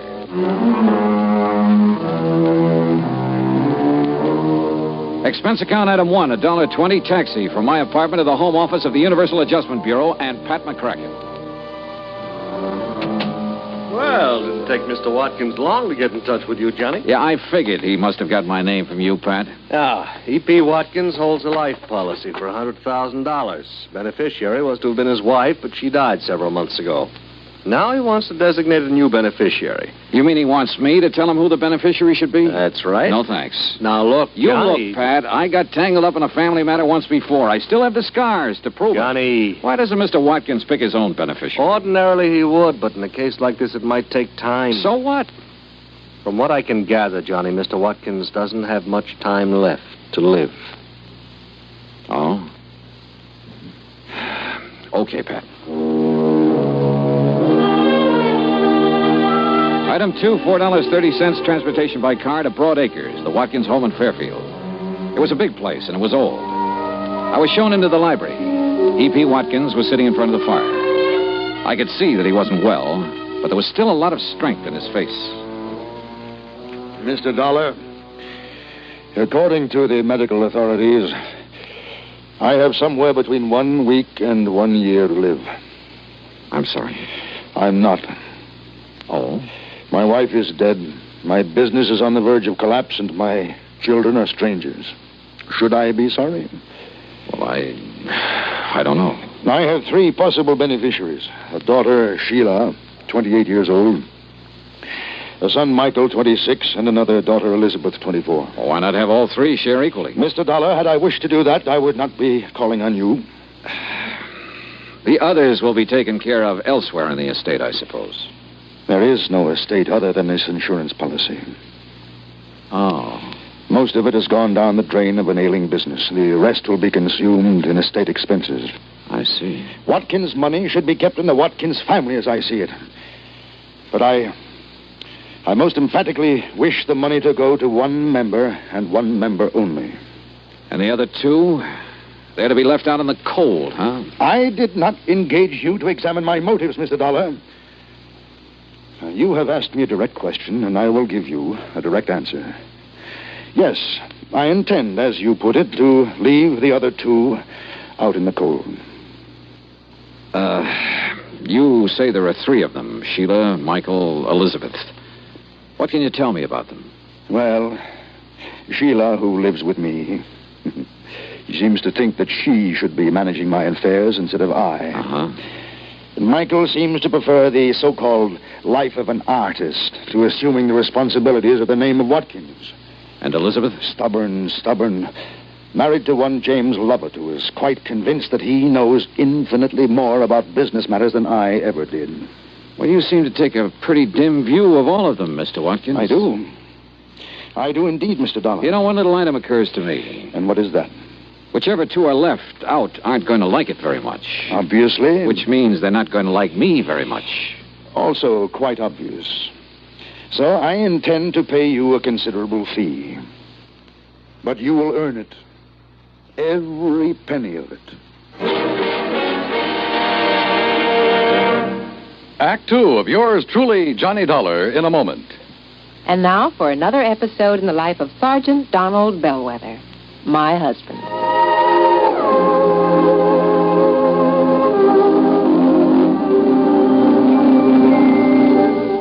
Reba, is everything packed in this duffel bag? Yeah, everything but these, Sarge. Oh, let me see that bottle. Reba, what in the world would a bunch of guys on a fishing trip want with these indigestion pills? Well, now, you just take them along, Don. Remember, you boys will be doing your own cooking for 3 whole days. Yeah, maybe you're right.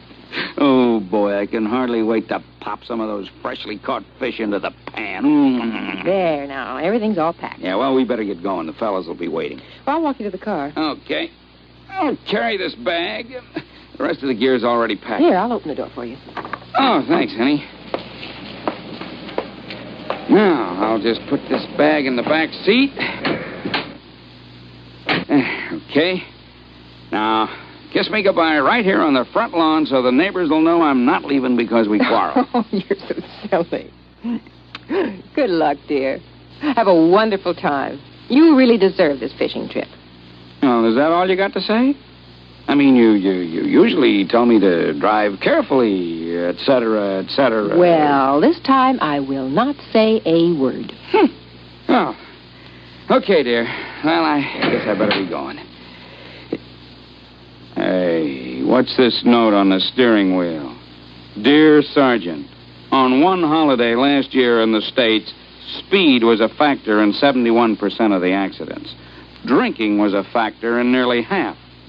Accidents were most frequent early in the weekend. 82% of the accidents happened in rural areas, and the victims were usually the drivers. Your loving wife, Reba. I might have known you'd get to me somehow. Goodbye, dear. Oh, I'm going to miss you. I'm going to miss you too, Reba. And don't you worry. I'll drive safely. That's my Donald. That's my doll.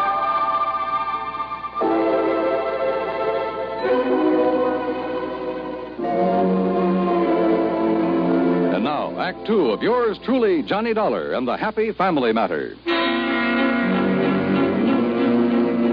Well, this was undoubtedly the weirdest assignment I'd ever been handed, and from one of the weirdest characters I'd ever met, E.P. Watkins.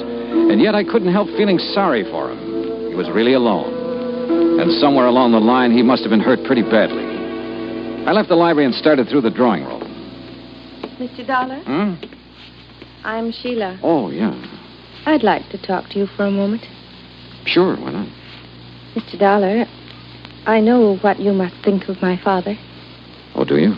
But if you're inclined to judge him harshly, just remember, he wasn't always like this. Oh? So very many things have gone wrong for him. Like what? Well, I'm afraid the main thing is his feeling that the three of us, Elizabeth and Michael and I, have let him down somehow. He seems to resent us so terribly. Why should he, Sheila? I'm not sure. I think he resents me because I'm not a man. Oh? You see, I'm the oldest. And in many ways, I'm more like Father than the others are. If I'd been a man, I could have, taken over for him. Yeah, I see. I've tried to do what I could. Help make decisions, that sort of thing. But I think he somehow resents that, too. Well, I gather it hasn't exactly been easy for you living here with him. Somebody has to. And the others have lives of their own. Speaking of the others, I'd like to talk to them. Where can I find them? Elizabeth and her husband live in Cranford, New Jersey. And Michael's in New York, in Greenwich Village. Okay. Thanks, Sheila. Outwardly, she was poised, but I could tell she was nervous, tense. Her fingers wouldn't stay still. She kept shredding bits of cellophane from her cigarette package. Yeah, she was under strain, all right, and I could understand why. Item 3, $8.40. Transportation in New York City to the Greenwich Village apartment of Michael Watkins. Mr. Dollar, you can tell Dad that I do not want that insurance money. Why not, Mike? Because it doesn't... Well, he doesn't owe me anything, and I don't owe him anything. It was a clean break, and that's just the way I want it. You're sure about that? I am. I'm doing what I want to do. I'm painting. Everything is just the way I want it. You know, Mike, you sound sort of like you were trying to convince yourself. I resent that, Mr. Dollar. Our family is split apart, that's all. Sheila's been trying her best to hold it together, but it won't work. Why not? Because I have had it. For years, Dad's been trying to cram Watkins and company down my throat. He knew my heart wasn't in it, but did that matter to him? No. Look, Mr. Dollar, I can make your job real easy for you. Yeah? There's one person in our family really deserves that money after what she's been through. Sheila? Yes, Sheila.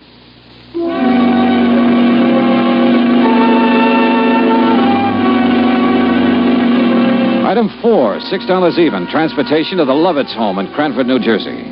Look, Mr. Dollar, if sending you here is some scheme of Dad's to force us into line, you're wasting your time, and so is he. Now, wait a minute, Elizabeth. After the way he's treated Jim. Relax, honey. That's all over and done with. Look, Dollar, I can simplify your job for you. Can you? Give the insurance to Elizabeth here. Why? Because then I can get my hands on it. Oh? Well, what would you do with it, Jim? Buy a controlling interest in Watkins and Company and put the business back on its feet. You once worked for Watkins and Company. Why did you leave?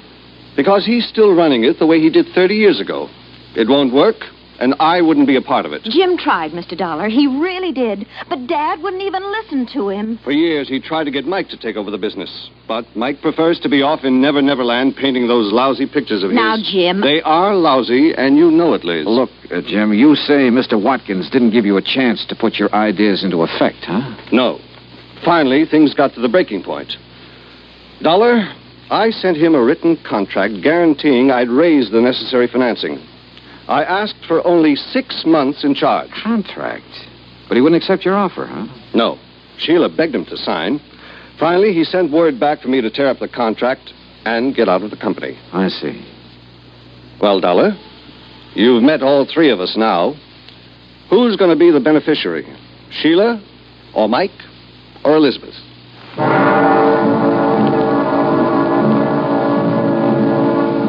One thing I wanted to check on was Jim's opinion that Mike was not a good painter. I nosed around until I found an art dealer who'd handled his work. He showed me a couple of paintings and then leveled with me. So far as he could see, Mike was a lousy artist. I went back to my hotel to think it over, but I found a message that Mr. Watkins' attorney wanted to talk to me. He'd taken a room on the floor above, so I went upstairs. Come in. Halfway into the room, I noticed it was dark. Then as I heard the door slam, I felt a gun barrel in my back. Hold real still, Dollar. Who are you? That don't matter. What's this all about? Dollar, this case you're working on, you drop it right now. And if I don't? If you don't, you get dropped for keeps.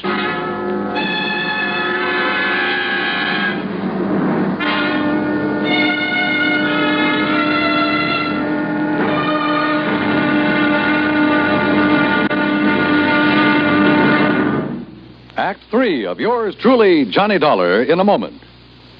Do you know who said, "That man is free who is protected from injury"? Those words came from Daniel Webster, one of the most eloquent orators in American history. Webster knew that a man could not be free unless he lived in a country which recognized his right to freedom and created laws to protect that freedom. A slave state may say that its citizens are free, but as long as a single citizen can be harmed by the whim of a country's rulers, true freedom does not exist. A man is free only if his rights to freedom are protected. Remember the words of Daniel Webster. They are part of your American heritage. The free man must be protected from injury. And now, Act 3 of yours truly, Johnny Dollar, and the Happy Family Matter.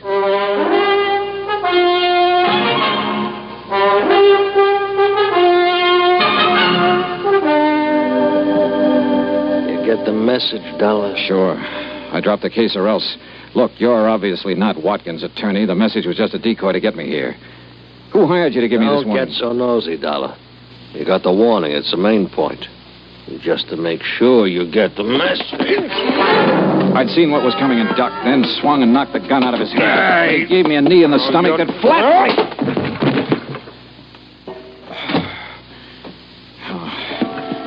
By the time I got to my feet, he was gone. I turned on the lights and looked around. And then on a table, I spotted something that stopped me cold. The truth had been right under my nose all the time. I called the various members of the family, asked them to meet me at the Watkins home. When I got there, they were waiting for me. Mr. Watkins, Sheila, Mike, Elizabeth, and her husband, Jim. There was a stiff, chilly politeness in the air. There was tension, too. Mr. Dollar, I want you to know that I resent your theatrical gesture in assembling us like this. And I'm sorry, Mr. Watkins, but you hired me to do a job, and I'm trying to do it. I'm sure you have reasons for this, Mr. Dollar. But you must know how painful this is to Father. Yes, I know, Sheila, but it's necessary. I don't see why, Dollar. I'm coming to that, Mike. Now, look, let's face it. This is not exactly the happiest family in the world. It's been torn wide apart. All right. Why is it torn apart? Oh, that's ancient history, Mr. Dollar. Maybe some of it is, Elizabeth, but a lot of it isn't. Well, I don't see what's to be gained by rehashing all this. Let him finish, honey. Just what are you driving at, Dollar? Just this, Jim. I was hired to find out what I could about the 3 beneficiaries. On the surface, everybody was very cooperative. On the surface? Somebody in this family didn't really want me to make this investigation, Sheila. They hired a strong arm to rough me up earlier this evening to make me drop the investigation. Nonsense. Sorry, Mr. Watkins, but I've got the scars to prove it. But who? Let's start with you, Mike. I want to know why you quit the family business and started painting. I told you. It was because Dad kept trying to cram the business down my throat. Why, you ungrateful. Well, it's true. I couldn't take it any longer. Sure. But you'd felt that way for a long while. What led you to make the break, Mike? Well, when even Sheila agreed it was no use, I She encouraged you. Of course I encouraged him. I felt he should have the right to a life of his own. But, Sheila, you told me that you had begged Mike to stay in the company. She what? What? I was acting in the best interests of the family. Were you, Sheila? Mr. Dollar, I don't know what you're trying to suggest. That brings us to Jim and Elizabeth here. Jim, you quit the company, too. Why? I've already told you, Dollar. Mr. Watkins refused my last offer of help. Kicked me out. Well, that's not true. What offer are you talking about? That contract I sent you. What contract? You never saw it, did you, Mr. Watkins? I most certainly did not. But Wait a minute. I gave the contract to Sheila. She said it'd be better if she handled it. Then she told me later she discussed it with her father, and he refused. Sheila, you lied. Well, Sheila? Mr. Dollar, I refuse to discuss. Sheila, you have a nervous habit of shredding cellophane cigarette wrappers to bits. In the hotel room where that hired strong arm jumped me, I found a little pile of shredded cellophane near the ashtray. Sheila. I don't understand. Mr. Dollar, do I understand that you're suggesting it's been I who've torn the family apart? Well, Sheila. Yes, Father. Why? I'm not sure. I don't know. Hey, look, I'm an insurance investigator, not a psychologist, but I don't think this is too hard to understand. Sheila, weren't you trying somehow to punish? I'm not sure. Sheila. Oh, Sheila, if that's true, you need help. They all had a life of their own. Except me. We'll help you, dear. We'll get help for you. I hated what I was doing. But I just couldn't seem to help myself. Mr. Dollar, you will understand that I am rather bewildered by all this. I do, Mr. Watkins. Now, you suggest that she was deliberately trying to tear the family apart in order to punish someone? Well, that's only a guess, Mr. Watkins, but I think it's probably a good one. Then she was trying to punish me. I think so. Should I understand why? Did she ever have a life of her own? Was she ever allowed to have one? Mr. Dollar, I requested you to designate a beneficiary for me. That's right. I now request you to suspend further action for the time being. It appears the matter requires further thought. Yeah.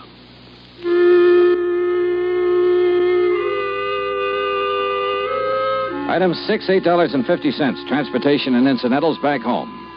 Expense account total, $73 even. Remarks? Sheila is now undergoing treatment, and the outlook is favorable. Elizabeth's husband, Jim, is managing the affairs of Watkins and Company. Mike is helping him. And I guess he's doing a good job. Mr. Watkins, well, he's still alive. And his doctor tells me that now the old gentleman has found some reasons to be alive, he'll probably be with us quite a while. And make all 3 of his children his beneficiaries. Yours truly, Johnny Dollar.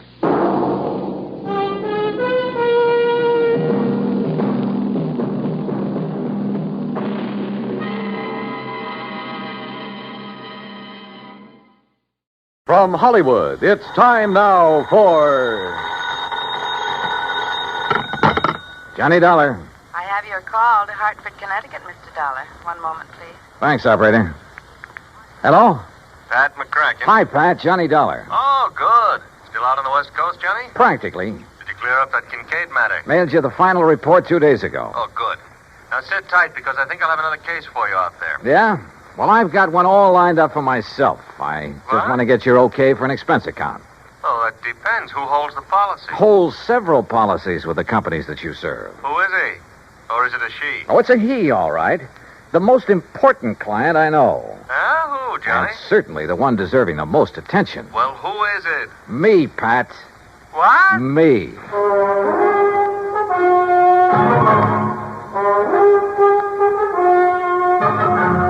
Bob Bailey in the exciting adventures of the man with the action-packed expense account. America's fabulous freelance insurance investigator. Yours truly, Johnny Dollar.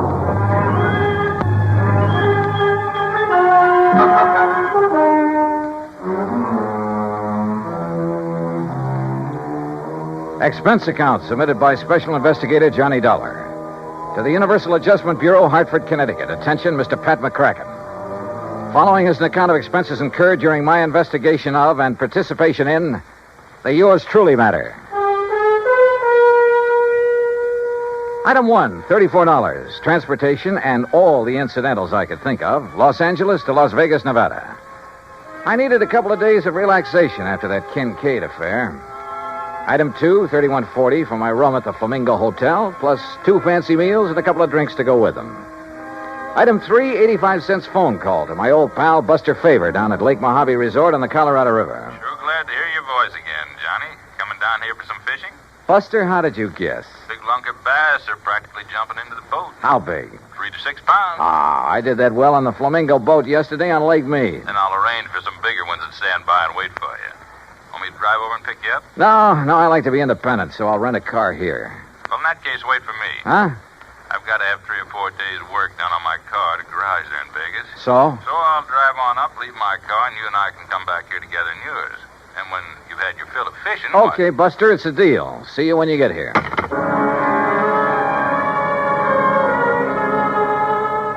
Item 4, $100 deposit on a rental car, a shiny new air-conditioned Cadillac. And remember, Pat, one of your companies holds the insurance on it.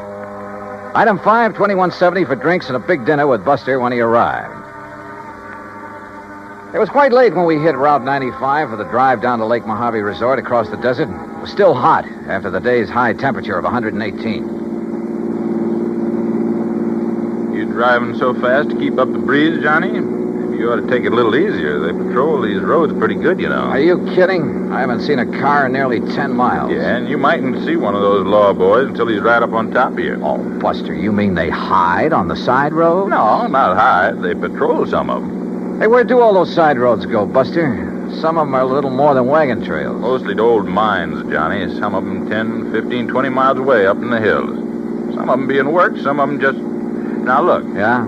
Over to your right. You see those lights? Look like they're on the side of the mountain? Oh, yeah. That's Haley's tungsten mine up there. Real big operation. A few miles ahead, one of my old friends has a mine. He works it for, Uh-oh.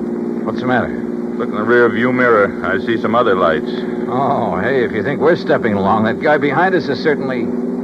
Uh-oh. Yeah, that flashing red light above the corner of his windshield means a highway patrol car. Also means you better stop. Well, it isn't as though I'd been driving all over the road. It's as though you haven't been keeping a sharp enough eye on the speedometer.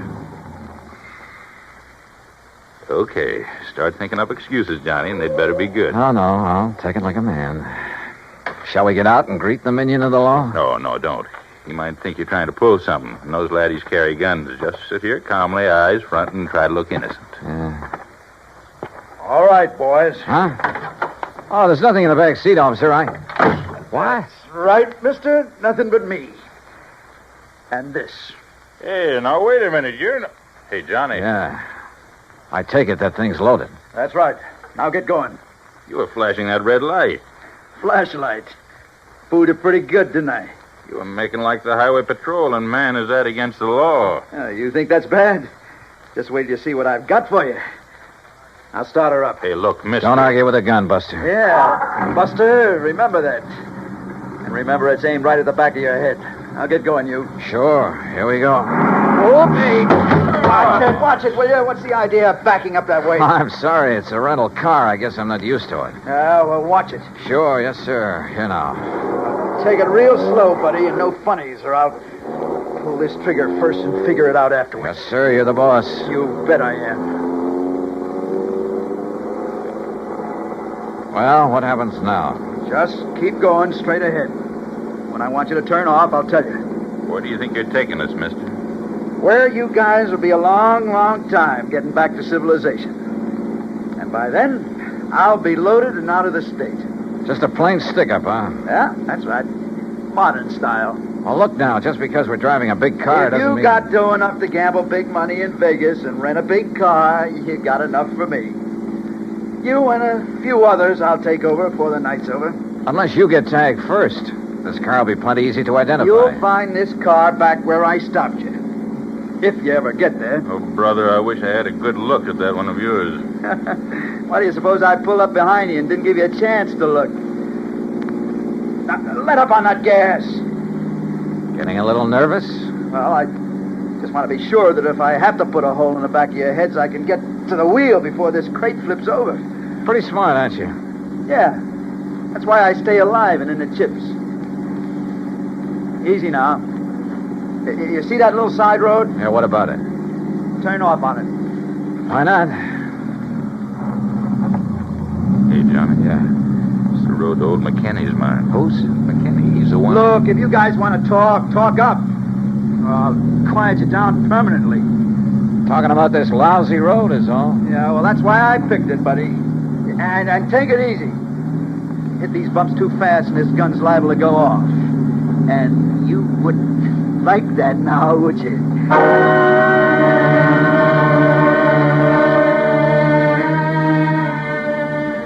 We continued up the rough, curving road on the side of the mountain. 10, 15 miles, I guess. And I could see nothing but the road itself and the shadow of the mountain ahead of us. Turn up that air conditioning, buddy. It's a hot night. Yeah, sure. Listen, we go much further on this road, we'll scrape off the drip pan. You know this road? Well, it keeps getting worse and worse is all. This car is built pretty low, you know. Take it easy, I said. How can I? You hear that? We don't stop pretty soon, we'll all get stranded out here. Yeah, maybe you got something there. Okay, buddy, that wide spot. You turn us around and stop. And take it easy. Okay. Now what? Just leave the engine running and both of you get out the right-hand door. Yeah, sure. Now, look. Shut up. From now on, I'm not going to waste any time. Come on, get out. You're not going to leave us out here, I hope. That's right. I figure the temperature's still around 100, so you're going to have to take it easy. It'll be long after daylight before you get back down the highway. If we make it at all. Oh, you will. If you go real slow. And if I don't have to use this on you. Now turn around, both of you. Hands up in the air. Now, look, mister, with no water out here in this heat, it'll be murder. It'll be murder if you try anything cute. What? Wait. Nearly $100. You don't know this desert heat. Shut up. Now you. Okay. Yeah, lower that left hand just a little. And be careful. Say, I like that watch. And that ring. Yeah. Say, you must have done all right at the gambling tables. Well, easy come, easy go. That's right. But Well. This card fall out of your wallet? Yeah.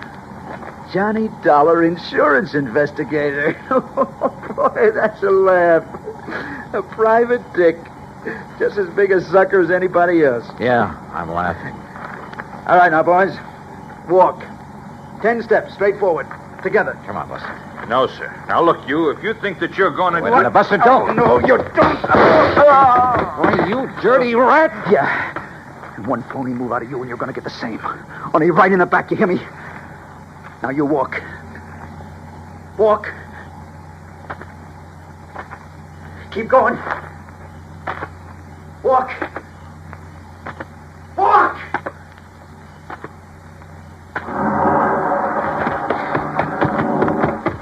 Buster. Why, that dirty murdering...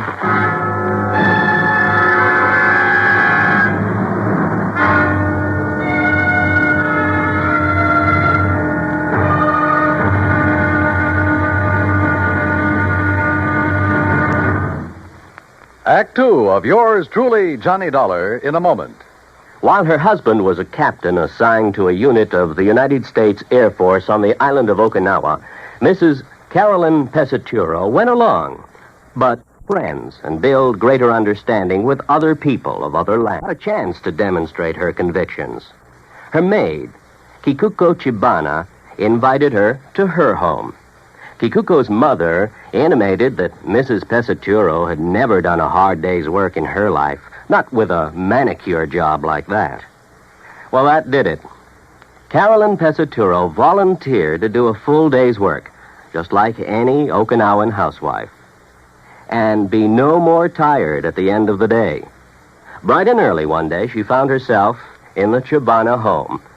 And after washing the breakfast dishes in cold, soapless water, she scrubbed the kitchen floor, prepared meals on a wood-burning stove, drew 25 buckets of water from the well, and worked in the fields for the rest of the day, carrying 50-pound bundles of cut rice stalks through knee-deep mud. Well, she did such a good job, she was invited back for the rice planting. But more importantly, Carolyn Pesaturo planted understanding, so that others could reap the harvest of freedom, the right of all men everywhere. And now, Act Two of yours truly, Johnny Dollar, and the Yours Truly Matter.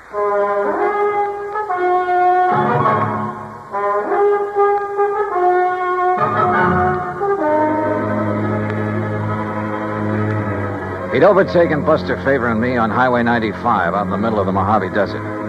At gunpoint, made us drive my rented air-conditioned car up a rough, winding side road, miles and miles up into the mountains, and finally stopped. There, he'd ordered us out into the stifling desert heat. He'd taken our watches and money, and there, in spite of my warning, Buster had turned on him. Then, with a gun aimed at my back, he'd ordered me to walk away from the fallen man. Then he took off in our car. Buster! Hey, the dirty murdering... Now, just take it easy, Johnny. What? Buster, you're okay. Yeah, but I sure had myself worried there for a minute. Pretty lousy shot, wasn't it? Oh, brother, you were crazy to make a dive at him. Only legitimate way I could think of to get down on the ground. What are you talking about? You see these? I can't see a thing, but it sounds like a couple of stones. Yeah, real sharp ones, the kind that cut a tire to ribbons out here, chunks of lava. Oh, what? Yeah, I shoved them under the right front wheel. Buster, those tires are probably self-sealing. Sure, so just to make certain, I went to work with this old knife of mine that he didn't seem to want. When he hits a few of those washouts we went over... Oh, good boy. But on that rough road and with power steering... Don't you worry, he'll have to stop and change a tire before he gets very far. Rubber sealant was already leaking out fast. Meantime, we better get on after him. Come on. Are you forgetting he still has that gun? Johnny, I'll show you tricks for getting a man in the desert at night that you never heard of. And don't forget, he'll be the one standing in the light from his car. If he's had to stop. He'll be stopped. If you stumble onto any rocks about the size of a baseball, pick them up. Oh? Yeah, maybe I'll show you why I ought to be pitching for the New York Yankees. And while I'm occupying him from one side in the darkness, why... Okay, Buster, let's go. Easy. This heat'll get you faster than you think. Then let's hope it gets him when he stops to change a tire. That's what I'm banking on. If he does. Don't you worry, Johnny. He will. Slowly, Carefully, we trudged on down the side of the mountain, conserving our strength. I was glad that Buster knew the ways of the desert. A couple of times we left the winding trail to make shortcuts around big mounds and rocks, around old mine workings. And then we saw them. Car lights, Johnny. You see? Yeah, but they're moving down there, winding back and forth. He hasn't had to stop yet. No, I guess it... Hey, wait a minute. Those lights are coming up the trail. Yeah, why would he be coming back here? I don't know. Come on, toward that little hill on the side. When he comes around it, we'll let him have a handful of rocks through the windshield. Yeah, right. Pick up stones, anything you can get your hands on. Right. Hey, look, there's a good spot on that mound. Huh? He won't see us, but we'll see him when he pulls around. We'll be practically on top of him. Here we are. Okay, good. And don't forget, our eyes are used to the darkness. His won't be. We'll just aim for his windshield, Johnny, with all we got.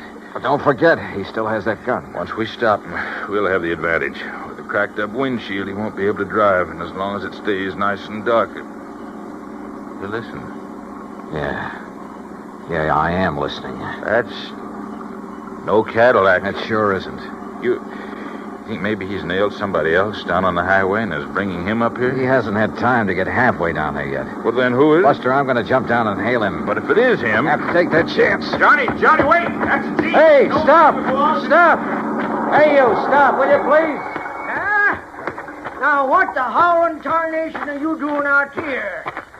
What's the matter? You get lost or something? Hey, listen, mister. Did you pass a big sedan on the way up this road? Now, wait a minute, young fella. Just who are you? Mac. Hey, Mac McKinney. Huh? Who's that? That's Buster, can't you see? Buster Faber? That's right.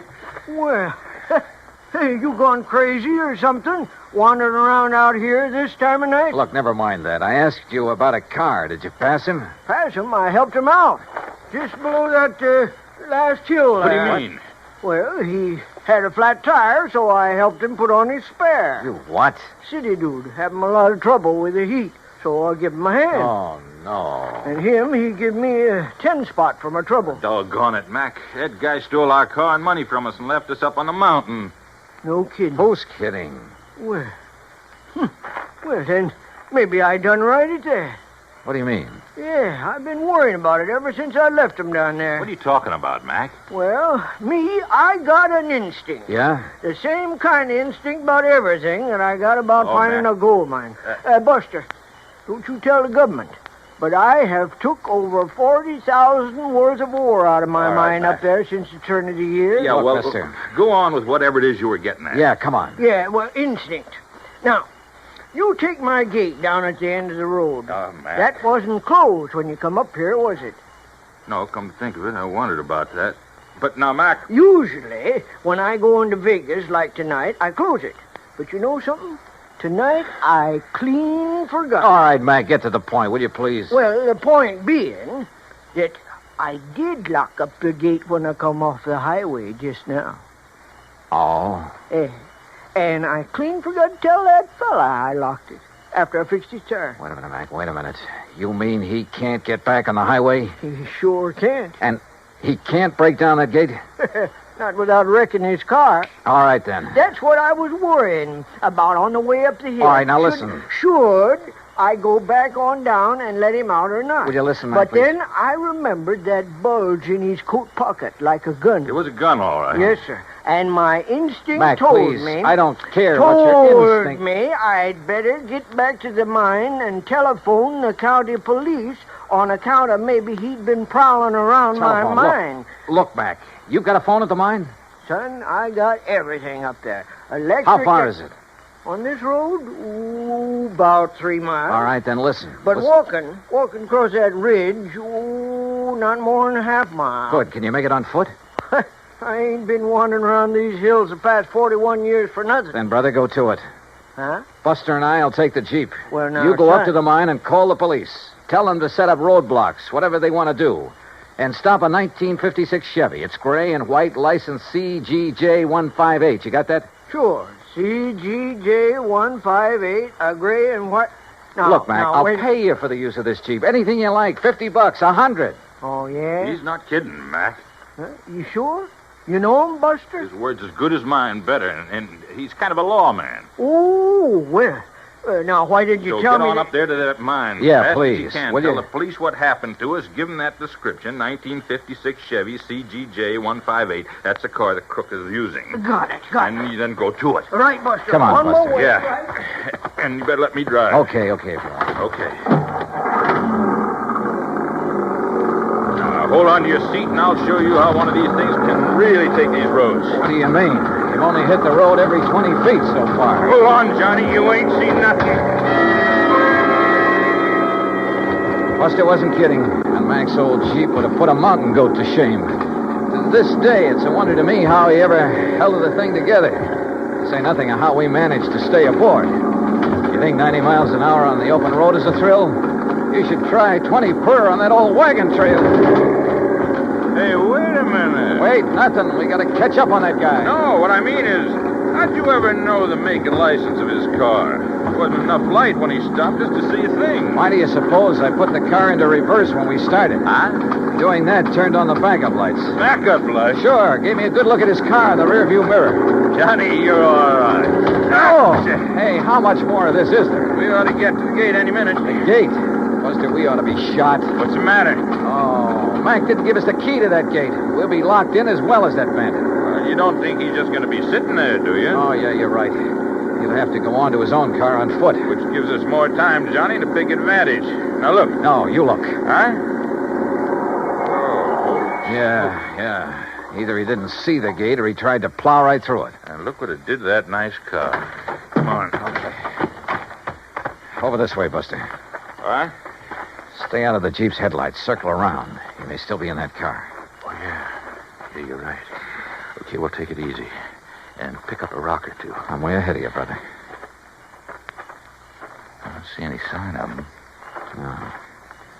He's probably hoofing it down the highway to his own car. We're going to take no chances. Right. That gun of his looked pretty... Right, easy now. Uh-huh. Okay.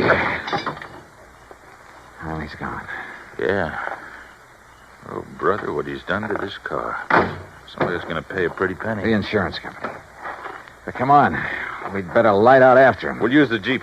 But, Buster, if this big car couldn't knock down We'll that drive gate... off the road and cut through the fence if old Mac had a pair of pliers in the toolbox. Come on.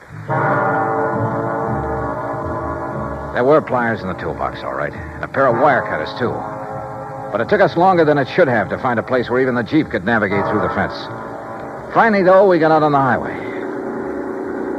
All right, not too fast, Buster. If he's still on foot, I want to be sure we see him first. You know what I'd like to see? What's that? The lights from a couple of patrol cars coming this way. You think they'd have time to get there? Even if Mac phoned them right away? Yeah, that's true. But with our little pal with a gun, we ought to come on his car pretty soon. Unless he's already got to it and taken off. I just don't think so, Johnny. He'd try to move too fast in this heat, he'd collapse. Must be somewhere along this highway. Hide, maybe. Under one of those storm bridges along there. No, I think he's too smart for that. With a racket like his, he has to keep moving. Maybe he's bummed a ride back to his car. Is on his merry way again. Well, we'll soon find out. The place he stopped is right ahead, on the curve behind that hill, just beyond that next bridge. All right, then take it easy, will you? Yeah. Maybe we ought to stop the other side of this bridge. Say, along about here. Buster, there was something underneath that bridge. Looked like a car. Your eyes are deceiving you now. Let's stop right here. Let's keep going. What? Now what? Just keep driving until you get to my car. Get it? Why don't you put that thing down? Listen, how'd you get in the back of this Jeep? While you two bird brains are prowling around the cad there at the gate playing detective. Pretty smart, aren't you? That's right. Like I told you, that's how I keep alive. It's more than I can say for you boys. What's that mean? Pull up. There's my car. Pull up right beside it. Now, look, mister. Don't argue with him, Buster. Okay, here's your car. All right, now. Give me those keys. Come on. Yeah, and kill your headlights. Kill them. Okay. Now, look. Things got balled up tonight. I got held up too long. Now, I heard you say something about getting word to the cops, so I got to get out of here. I got to get out of the state. I don't know how you guys got the Jeep away from that crazy old man. I didn't plan on you getting down off that mountain before daylight, see? But it's too bad you did. Oh, You sure? Oh, yeah, I'm sure. Because I didn't take a chance on your getting away now. I can't. Especially you, Mr. Private Eye. Well, thanks. That means you think I might find some way to get the police on you in a hurry. Yeah, that's right. Maybe I have. No chance. Before I leave here, you're gonna be dead. From this. You're out of your mind. Yeah, Buster, I think he is. Oh, yeah? I'll stop waving that gun. One shot, just one shot, and you'll be dead so fast. Oh, yeah, wise guy, how? You know, Buster, I was right. Huh? What, Johnny? There was a car parked under that bridge back there, a police car. You're crazy. Oh, well, yeah, Johnny, I see what you mean. What? What do you see? You don't think you're the only one who can hide in a back seat, do you? What are you talking about? Old Mac must have really got that phone call through in a hurry. What are you talking about? That officer there. Oh, that old bluff. The officer waiting there in the back seat of your You're car nuts. with his gun aimed straight at your head. Oh, yeah? Where? There! Oh,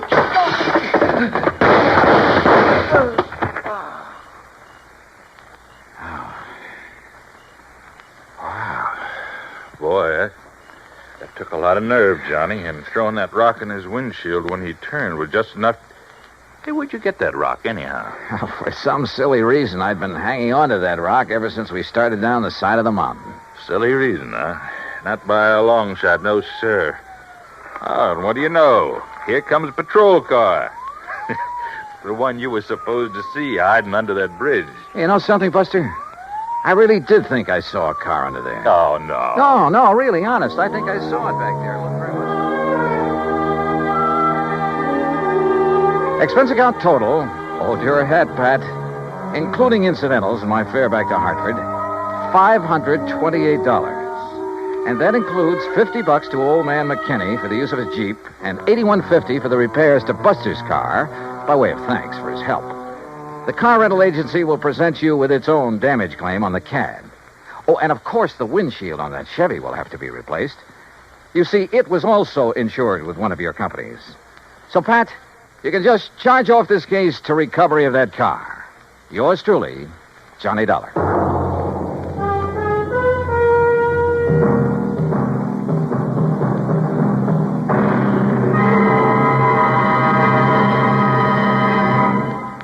Now, here is our star to tell you about next week's story. Next week, a small round piece of metal, a coin. Face value, 50 cents. Insured value, $20,000. Join us, won't you? Yours truly, Johnny Dollar.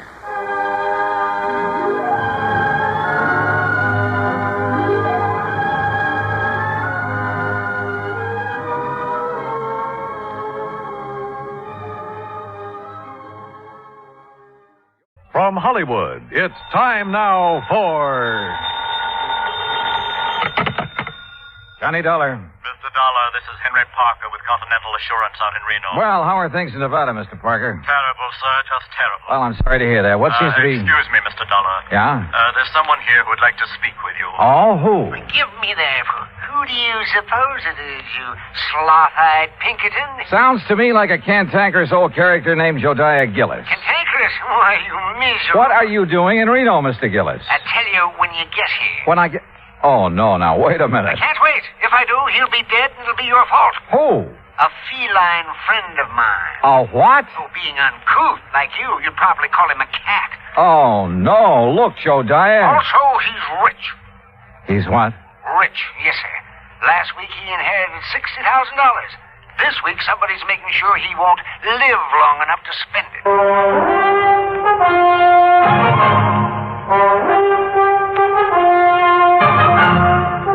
Bob Bailey in the exciting adventures of the man with the action-packed expense account. America's fabulous freelance insurance investigator. Yours truly, Johnny Dollar.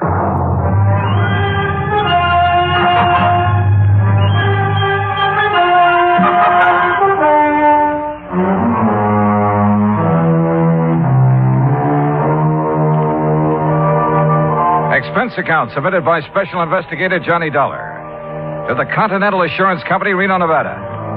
The following is an account of expenses incurred during my investigation of the Felicity Feline matter.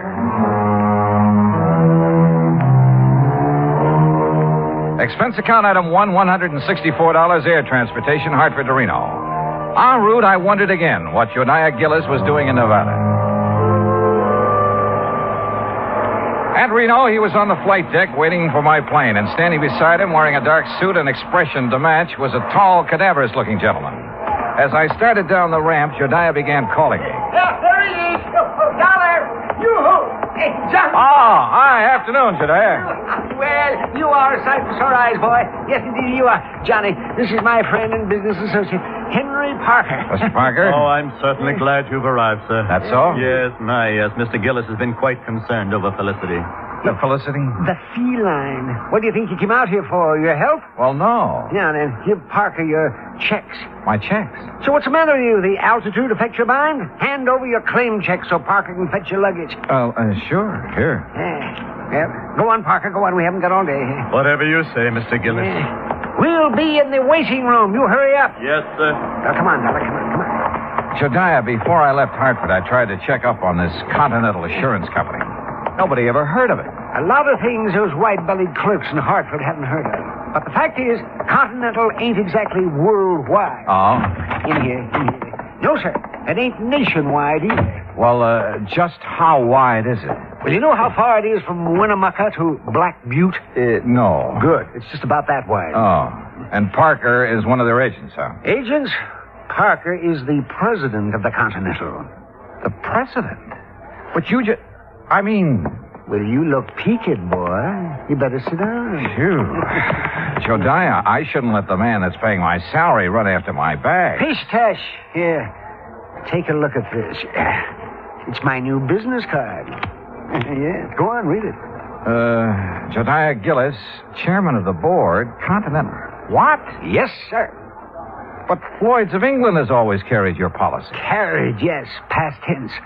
I don't take guff from anybody, especially a ninny of an insurance agent telling me what I can insure and what I can't. You had a fight with him? Yep.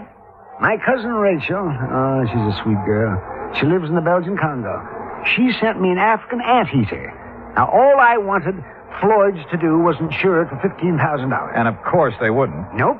So you canceled all your policies and bought the controlling interest in Continental. Same as anybody else would have done. Oh, sure. And naturally, you insured this anteater. Yeah, Archie. That was his name. Was his name. What happened to him? Well, it was a terrible thing, Johnny. Oh, it was just poor old Archie. He overindulged. He did what? Yeah, he overindulged. He found a house full of termites. Oh. Yeah, it's finally died.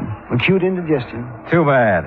But of course, Continental Assurance paid off. And of course they paid off, and with a smile. Same as they paid off the $60,000 to my feline friend, Felicity. What?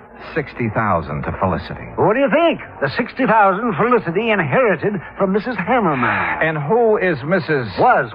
All right, was Mrs. Hammermeyer. A client of Henry Parker's. Had a life policy for $60,000. Felicity was the beneficiary. But didn't she have any children or relatives? She had one brother, a nephew, and a niece. Oh, of course, not counting Mrs. Hawkins, who was Mrs. Hammermeyer's best friend. You see, the two ladies lived together 15 years. Right now, Mrs. Hawkins has been appointed trustee to administer the $60,000 as Felicity needs. Oh, I see. Yeah, you'll meet her as soon as we get settled. Jediah, what makes you think someone's trying to kill that cat? I don't think so. I know it. There have been 2 attempts in 2 weeks. You ask Mrs. Hawkins. She'll tell you. Mr. Gillis, Mr. Dollar. Well, it's about time, Parker. Well, come on, Johnny, come on. We'll take you down to the Mapes. The Mapes? The Mapes Hotel. I'm staying there. And if it's good enough for me, it's good enough for you. The Mapes Hotel stands high above Virginia Street overlooking the Truckee River.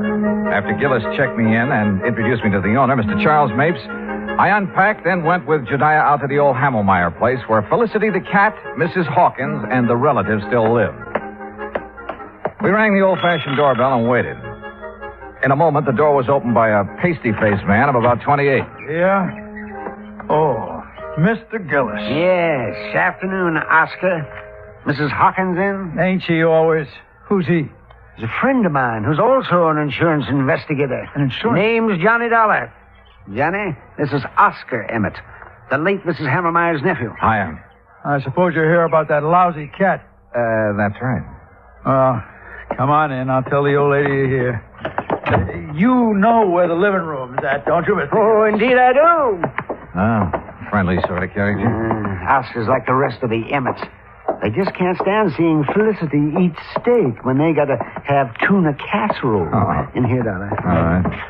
Well, what kind of work does he do? Work? Oh, Oscar, none of the Emmets worked. No, sir. Not even Mrs. Hammelmeyer's brother? Emmett spends all his time in the gambling halls. You know, gambling's legal here. He a professional? Oh, no. He's got a slot machine route. He goes around poking his finger in the payoff trays, picking up the nickels and dimes that people overlook. Yeah, let's sit down here. Let's sit down. What the hell? It's Felicity! That cat has claws. Oh, you stepped on his tail, you stupid. Tell him you're sorry, Dollar. Well, I didn't know he was there. Sorry, Felicity. The bad man didn't see you. What's going on in here? Felicity, you get right down off that table. You hear me. You. Mr. Gillis, would you use your influence, please? Well, I'll certainly try, Mrs. Hawkins. Felicity, come on now, honey. That's a good kitty. There. Now. I just put out a nice dish of scallops for him. Oh, you hear that, Felicity? Scallops. Oh, yum. Sure. So you run along now. Bye-bye. Oh, I do declare I've never seen a man who has such a way with animals. Well, And that goes for lonely widows, too, Mr. Gillis. Oh, now, Leona, stop. Jodiah. Oh, yeah. Mrs. Hawkins. Leona is just fine. Yeah, well, this is the young fellow I was telling you about, Johnny Dollar. Oh, well, this is indeed a pleasure, Mr. Dollar. Jodiah told me so much about you. Oh, is that so? You're much more handsome than I imagined, Mr. Dollar. Yeah, now, good gravy, Leona. Now, you just tell him what's been going on around here. You mean about Felicity? Yeah, that's what I mean. Well, somebody's after him.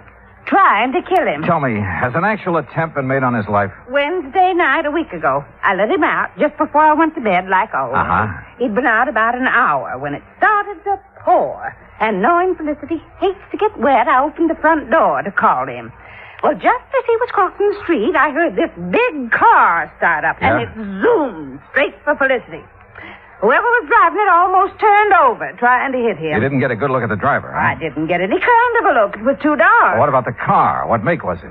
If I knew that, I'd have already told you that. I haven't any secrets from him.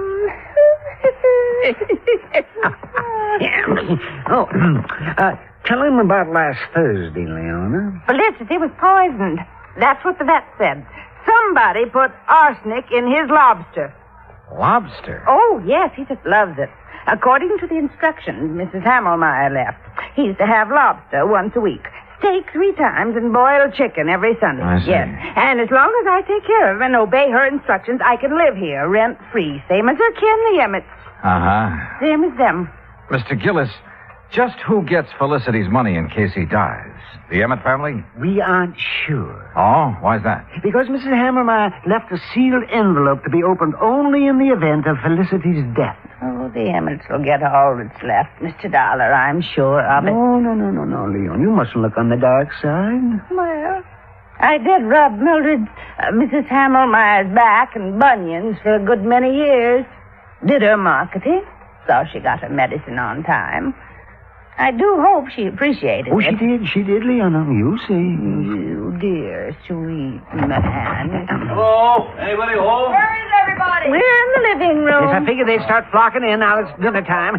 Dollar. Yeah? It's Joyce Emmett, the niece. She hates cats. Told me so herself. Oh. Well, evening, Mrs. Hawkins. Do I have time to take a shower before dinner? Oh, I didn't know he had company. Mr. Emmett, Joyce, you both know Mr. Gillis. Yes. Hi, Mr. Gillis. Terrible. And this is Mr. Johnny Dollar. He's investigating the trouble we've had about Felicity. After the would-be cat killer, huh, Johnny? Yeah, that's right. I'll lay 8 to 5 you never catch him. Or her. Could be a woman, you know. Oh, yes. It most certainly could. Why, Joyce, the way you say that, you act as if you want Mr. Dollar to start investigating you. Maybe I do. How about it, Johnny? Well, how do you feel about Felicity, Miss The Emmett? same as everyone else in this house. Aunt Mildred had no business leaving all her money to that creeping night crawler. Joyce. Well, he is. Mr. Dollar, just what interest do you have in Felicity? He isn't insured. Mr. Gillis sent for me, Mr. Emmett. He did? Yes, I did. Continental has a moral responsibility to see that the funds handed over to widows, children, and dumb animals are protected from swindlers, connivers, and blackguards, of which I'm sure this house has many. Why, you pompous, wrinkled old Romeo. Joyce, please, if you can't hold your tongue, leave the room. Well, what I said is the truth. Man his age getting romantic. You wait, girl. 30 years from now, you'll be mighty glad men my age can get romantic. That's telling it. Mr. Emmett. Mr. Emmett, do you share your daughter's opinion of Felicity? Why, of course I do. I'm a dog man. Besides, I can't see why she left all that money to the critter. Mrs. Hawkins has figured up what it costs to keep him like a king every week. Yes, $23. Maybe a trifle more by the time I get him out of the pretty kitty. The pretty kitty? Well, it's a beauty parlor for cats. Felicity has a standing appointment there every Friday at 1. Oh, no. $23 a week. You know how many weeks it'll take him to spend that $60,000, not counting the interest that'll add up while he's doing it? No, not exactly. No, 2,600 weeks. 50 years. And believe me, the odds of any cat living to be 50 years old, well... I'll lay you 10 to 1 he doesn't live another 6 months. Joy. Oh, speak of the devil. Well, hello there, Felicity. Oh, did you know we were talking about you? Did you finish up all your dinner, Felicity? He sometimes doesn't eat all his scallops. Last week I gave them to Oscar.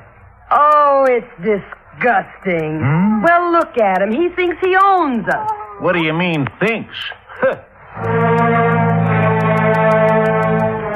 A few minutes later, Josiah drove me back to the Mapes. Whether it was the Emmets or Mrs. Hawkins who wanted Felicity out of the way, I didn't know. But I did know we should get him out of that house as soon as possible. I changed my clothes, met Josiah and his friend Charlie Mapes in the Skyrim for dinner, did a bit of gambling, then went to bed. Must have been about 3:30 when the phone rang. Hello? Oh, Dollar, please answer me. Who is it? Mrs. Hawkins, I tried to get Mr. Gillis, but he left word he wasn't to be disturbed. Oh, well, what is it, Mrs. Hawkins? What's wrong? Oh, it's terrible. Oh, it's just terrible. What is it? What's happened? Felicity, he... Felicity, what? I let him out about 10, but he's disappeared. Mr. Dollar, I know he's been killed.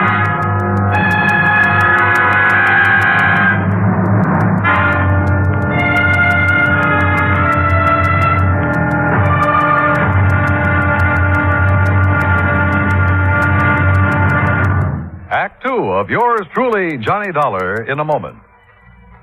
Anyone who has survived the rigors of basic training is familiar with a great variety of milk that is dished out periodically in the armed forces. Now, there's frozen milk, concentrated milk, frozen concentrate, and good old powdered milk. But sometimes supplying wholesome, fresh, real milk has been a problem when servicemen have been stationed in out-of-the-way places.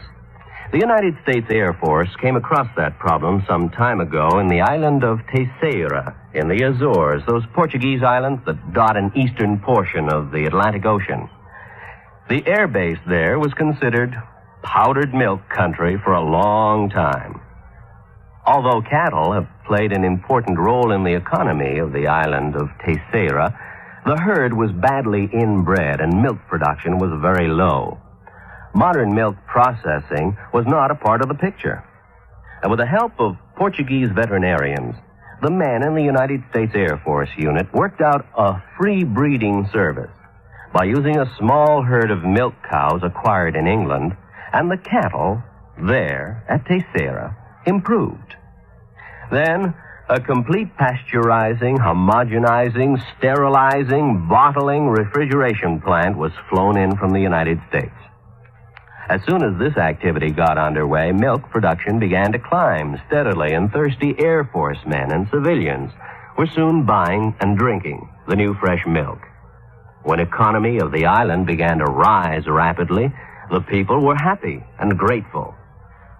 You might say that a little milk of human kindness increased understanding on an island of freedom, the right of all men everywhere. And now, Act Two of yours truly, Johnny Dollar, and the Felicity Feline matter.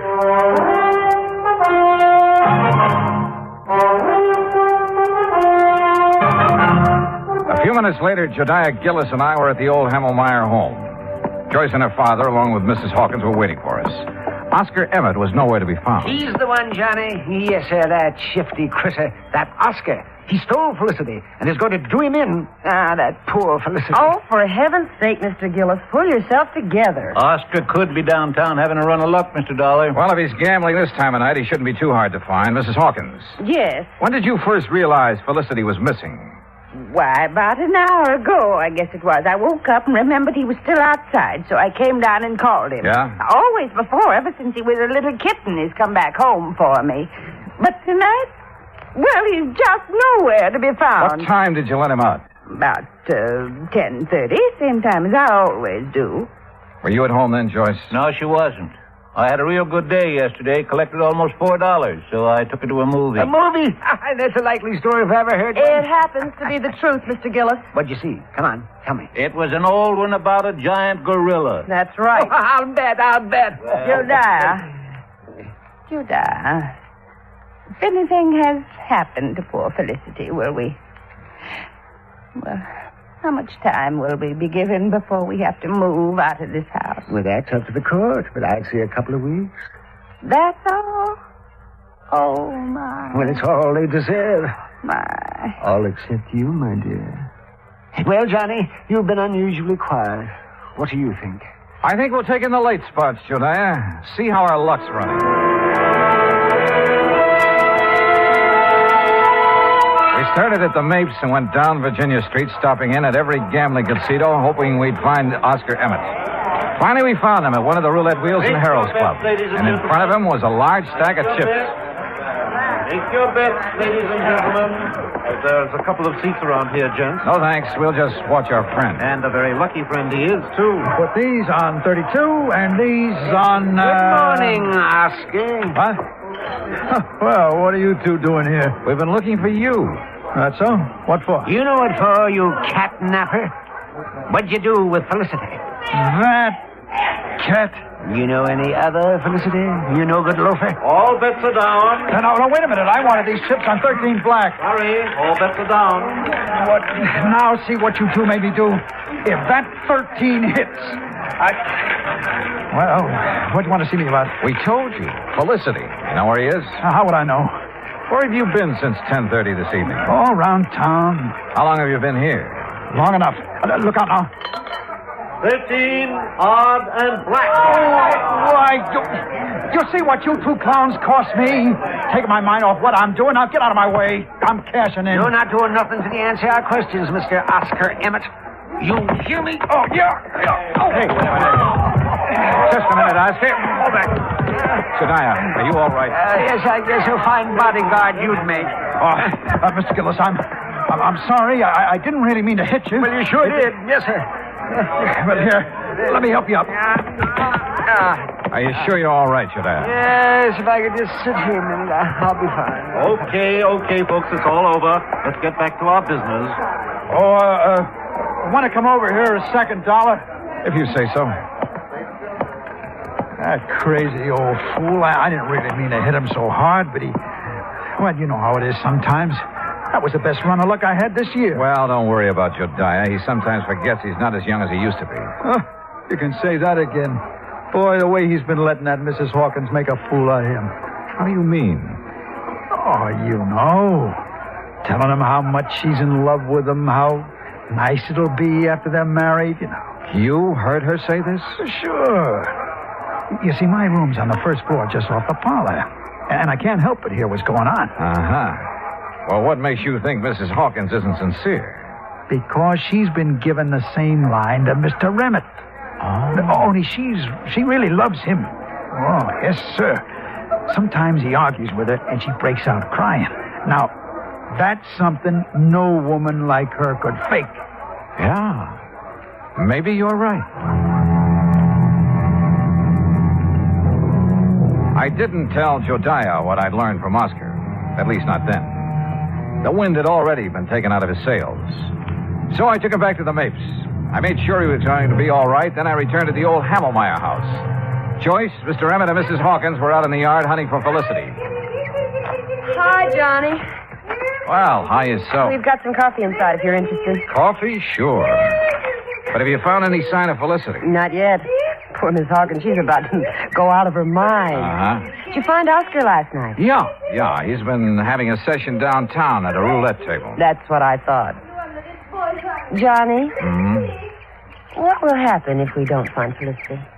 I mean, if he's just run away, we won't be able to prove he's dead. And the money... Well, what will happen? Do you know? Well, I imagine there'll be a waiting period, and then the court will declare Felicity dead, and the money will go wherever Mrs. Hamelmeyer has willed it. Mm-hmm. Oh, I sure wish I knew what's in the envelope Mr. Gillis has locked in his office. Mrs. Hawkins! Joey! Mr. Dollar! What is it, Dad? In here, quick! Johnny, he's found something in the garage. Come on. The garage was about 25 yards from where we'd been standing. We made it nothing flat. Inside, toward the back and on the ground, was a small hatchet. And near the hatchet was some blood and cat fur. Oh, Johnny. Oh, no. Poor Felicity. Oh, the poor thing. Well, it looks like he met his end here, and then whoever did it carted him away, Dollar? Looks that way. Johnny, take me out of here. Yeah, sure, Joyce. I'm so ashamed. And you know I hated that cat. I really wanted him dead, but not like this. Oh, hey, come on now. I know it's silly of me, isn't it? No, I don't think it is. Oh, Mr. Dollar. Yes, ma'am. Will you be kind enough to notify Mr. Gillis? I'm afraid I just couldn't speak about it over the telephone. Of course. I'll be glad to. I drove Jediah's car back to the hotel. I made sure he was feeling better, then told him what we'd found in the garage. Naturally, he wanted to call out the police reserves, but I managed to talk him out of it. At 10 o'clock, I made some telephone calls to the local banks. When I got the information I'd been after, Jediah and I again drove out to the Hamelmeyer house. Well, I expected you two gentlemen a couple of hours ago. Sorry, Mrs. Hawkins. I had some things to take care of. Oh, well, come in. What's the matter with... Why, Jediah Gillis, you've been fighting. So I have, woman. So I have. Sweet darling, and at your age... Seems like I've been doing a lot of crazy fool things at my age. Now, just what do you mean by that? You know very well what. Pulling the wool over my eyes. Let me think that I'd found a true sweetheart at last. Oh, you miserable Jezebel. Mr. Dollar, whatever is he talking about? About you and Mr. Emmett. And how you plan to use Jediah's friendship to get you out of trouble in case your little scheme failed. Well, I still don't understand. No? Well, suppose I tell you that you did away with Felicity yourself. Why, you can't prove that. I won't need to. Jediah's having a copy made of all your bank deposits since the time you moved in with Mrs. Hamelmeyer 15 years ago. And started taking care of her by paying her bills, ordering her food and medicine, and pocketing a good share of the money for yourself. Well, why shouldn't I have? She didn't give me 1 cent of salary. Oh, I know. And your bank balance shows you have $47,000 on deposit. All right. All right. But I'll pay it back. You'll see. Oh, they won't be able to do a thing to me. No, sir. Mildred Hamelmeyer appreciated me even if nobody else did. Or does. You'll see. My name will be in that envelope. She wanted me to have that money all the time. I know she did. Hi. Ready to read the will? Yeah, just about. Joyce, you and your father sit over there, huh? Mm-hmm. Wherever you say, Mr. Dollar. Okay, Jediah. Open the will. Sure I will.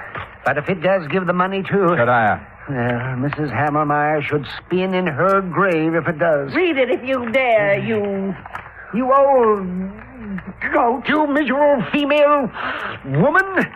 Yes, well, I'll read it now. Here we go. Codicil to the last will and testament of Mildred Emmett Hamelmeyer. Witnessed by... Yes, there's a lot of legal gab here. Here we are. The monies unspent after the death of the cat known as Felicity shall... Well, holy smoke. Mr. Gillis. This is no time for laughing, Gillis. Read it, Jediah. Yes, please. Oh, doggone. I'll read this thing again. The monies unspent shall then go to the descendants of the original heir. What? The Huh? descendants? What? Yes. Well, how... The original heir is Felicity. Now, the money goes to his descendants. And being as he was a tomcat who loved to go prowling at night, did he ever have descendants? Oh, hundreds of them. Well, sir, what happened later proved once and for all that miracles can happen. For at 1 o'clock on Friday afternoon, we got a phone call from the Pretty Kitty Beauty Shop. A large tomcat with a bad cut on the back of his neck had shown up for his usual shampoo and manicure. Maybe they do have 9 lives. Expense account total, including hotel bill, incidentals, and transportation back to Hartford, $407.20. Yours truly, Johnny Dollar.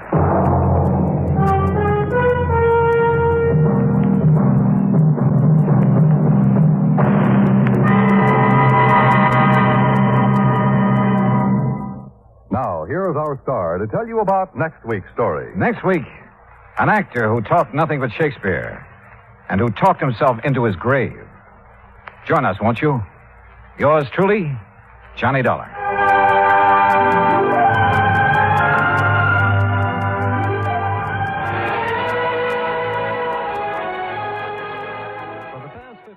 From Hollywood, it's time now for... Johnny Dollar. George Reed here. Oh, hello, Georgie. How's Floyd's of England doing these days? If payments keep on the way they started this morning, the company will go broke. What's that mean? One of our old clients, quite a character, by the way. Oh, now wait, George. For just once, give me a case involving some nice, ordinary, normal person. No, Johnny. First, it was that old fuss-budget Jediah Gillis. Yes, but then now... big bad Michael Meany, who thought he owned half the state of Louisiana. Well, yes, I know, but compared to them, Durango, Laramie, Dalhart is as normal as they come. Durango what? Except for one thing, of course. The payment of his insurance premium this morning. What was the matter with it? $4,500, Johnny, and $100 bills. They're still here on my desk. $100 bills? You call this character normal? Listen, will you? Every one of these bills is counterfeit. Oh. I'll be right over.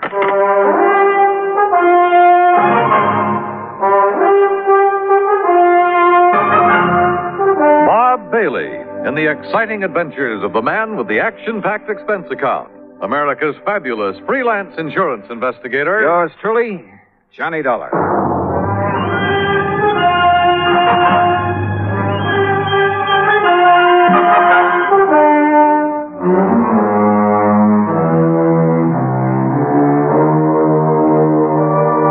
Expense account submitted by Special Investigator Johnny Dollar to Floyd's of England, North American offices, Hartford, Connecticut.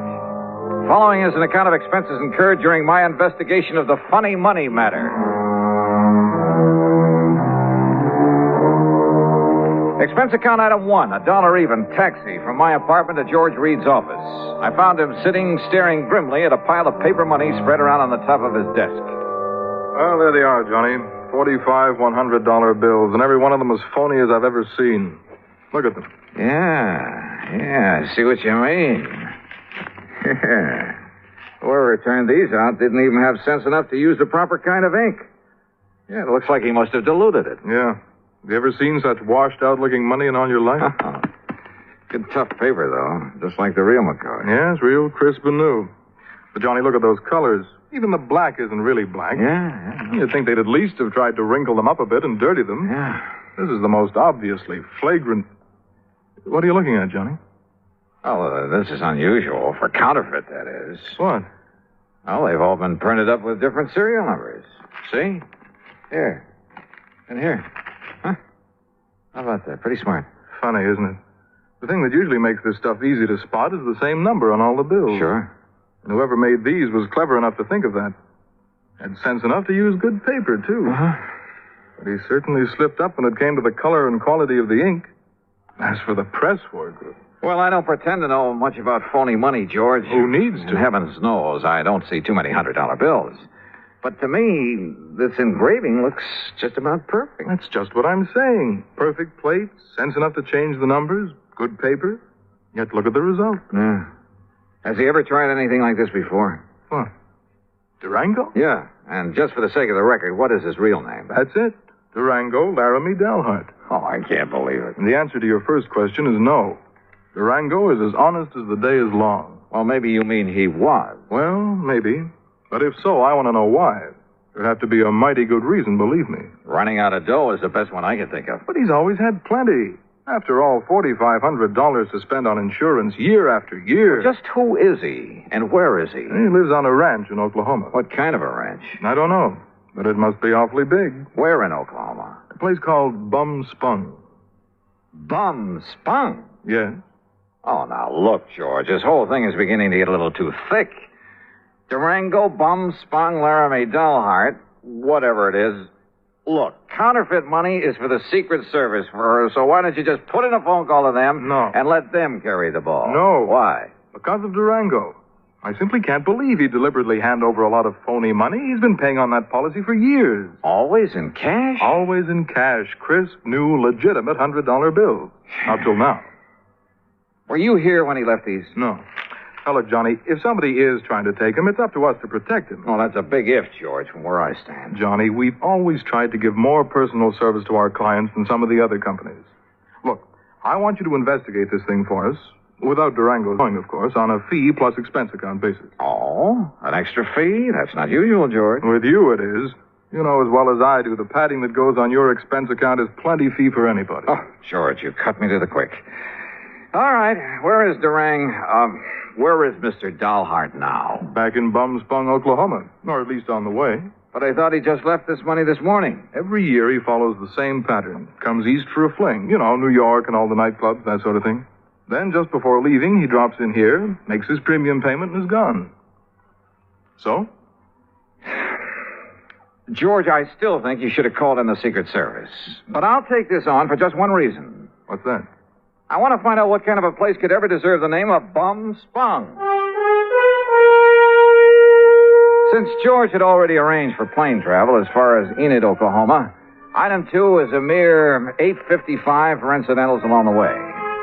I arrived in Enid shortly after noon. Item 3, $2.60 for lunch. Item 4, $50 deposit on a rental car. And the owner of the Drive Your Own agency wore a silly little smile as he gave me the directions to Bum Spung. Anyway, I headed due north on Highway 81 across the Oklahoma flatland. Some 26 miles or so further on, after passing through Pond Creek and crossing the Salt Fork of the Arkansas River, I spotted a rather crude, weather-beaten sign indicating that the place I was looking for was somewhere up a dirt road to the left. Road? That's a laugh. And it twisted and turned for seemingly endless rough miles along the riverbank. I just about decided that Bum Spung was a bum steer when suddenly I almost ran into the gate of an old wooden fence, surrounding some 2 or 3 acres of sandy ground.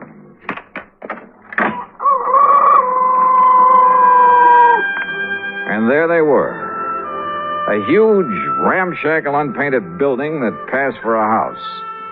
An even more dilapidated affair, propped up with timbers that probably served as a barn. There were a couple of broken-down outbuildings, too. And on a small irrigated plot in the back, 2 cows. Steers? Well, anyway, 2 rather sad-looking bovines munched on the faded grass. There were some decrepit-looking chickens, a mangy old dog. There was a horse of sorts in a small corral. The windmill, its whole tower sagged with fatigue, and the rudder on it slapped idly against the broken vanes. But right next to it, in complete contrast, stood a spanking new Cadillac convertible. And on the other side of the house, hanging some flimsy pretties on a clothesline, she was maybe 23 or 4, a brunette, and wearing a pair of well-tailored white riding breeches and a tight flowered silk blouse. She was slim, and she was pretty, and had a couple of rosebuds tucked in her hair. Hi. And about as out of place as anything I ever saw. I said hi. It was like seeing the vision of a goddess. Come on in. Just swing aside that post that you left. It's what Durango called the gate. Oh, yeah. Durango, did you say? Don't tell me this is Bum Spung. It sure is. Didn't you see the sign down the road? The vast acreage within this broken-down fence is the cattle ranch of Durango, Laramie Dahlhart, who happens to be my uncle. I'm Carol Dahlhart. Who are you? Why, my name's Johnny Dollar. Dollar? That seems to me I've heard that somewhere. Oh? What are you doing out here? Oh, just driving around, summer vacation. You look like a city man. I was intrigued by that sign down the road. Curious about what bum spunk could mean. Bad water. Bad spring, so the Indians called it Bum Spunk. Ah. Durango liked the name, so he bought up these 2 acres and settled here. And this is all there is to his ranch? What's the matter with it? He likes it. But I'd had an idea. Well. Yeah? Nothing. From what you've told me, I think I'd like to meet Durango. Is he around? You trying to kid me or something? I haven't told you anything about him. Now look, Johnny Dollar. Yeah, look! Suddenly she turned, drew an old Colt 45, and as I ducked, she let go with it. Holy! I got him, see? She got him all right. A small snake that had poked up out of a hole in the ground some 25 feet away. And she'd got him right through the head with both shots. Oh, God darn rattlesnake? Rattlesnakes? That looks to me like a poor old gopher snake. What's left of him. So what's the difference? Could have been a rattlesnake. Hey, you were plenty fast with that gun. Yeah, gotta be. Or old Durango wouldn't have me on the place. There's no use for anybody that... Hand me a couple of those clothespins, will you? I gotta get these things hung up. Yeah, sure. Here. You said you're his niece. That's right. Only one left to take care of the old buzzard. You live here with him? Part of the time. Well, enough to look after him, make sure he don't get lonely, that he's got enough food in the house, that kind of thing. And I stick around when he goes out on the West Coast or back east for a fling. That's where he is now. Yeah, and he's due back. Hand me that slip out of the laundromat. Sure. Here you are. I take it that convertible's yours, huh? Yeah, that was my birthday present. Oh, your family must be pretty well heeled. Family? In Durango, we're all that's left. Give me them stockings now. Sure. But certainly Durango. Why not? He gives me a new one every year. And this ranch is all he owns? Except for his money.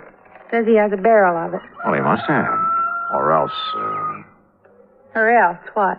nothing. Go on with what you were saying. More clothespins. Yeah, here. And when he kicks off, I get it all. And I can give up the filling station. Filling station? Well, you must have passed it, just the side of Enid. Durango says a woman's no good unless she's got a job, so I got a filling station. Let somebody else run it for me, though, and Durango don't know the difference. Or at least he don't care. The main thing is I'm around to keep him happy and give him somebody to cuss at now and then. And say, why am I shooting off my face to you this way? I don't know, but don't stop. There.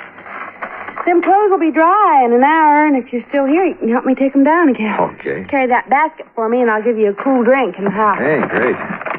You say Durango is due back here, huh? Mm-hmm. Why, don't save yourself time traveling by plane instead of train, I'll never...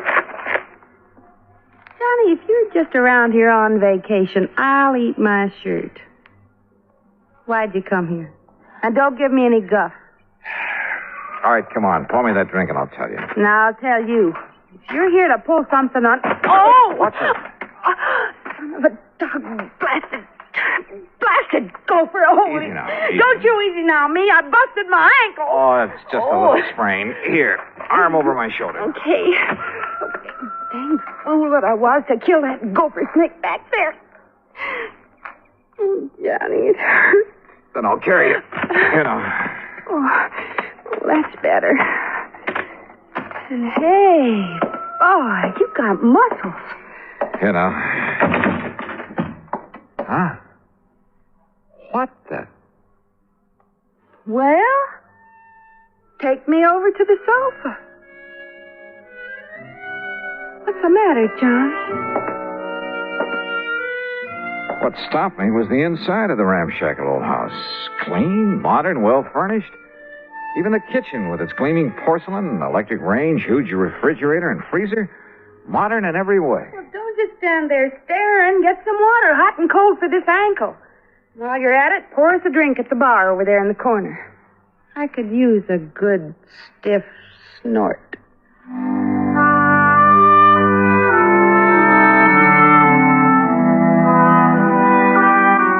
did what I could to reduce the swelling in her ankle.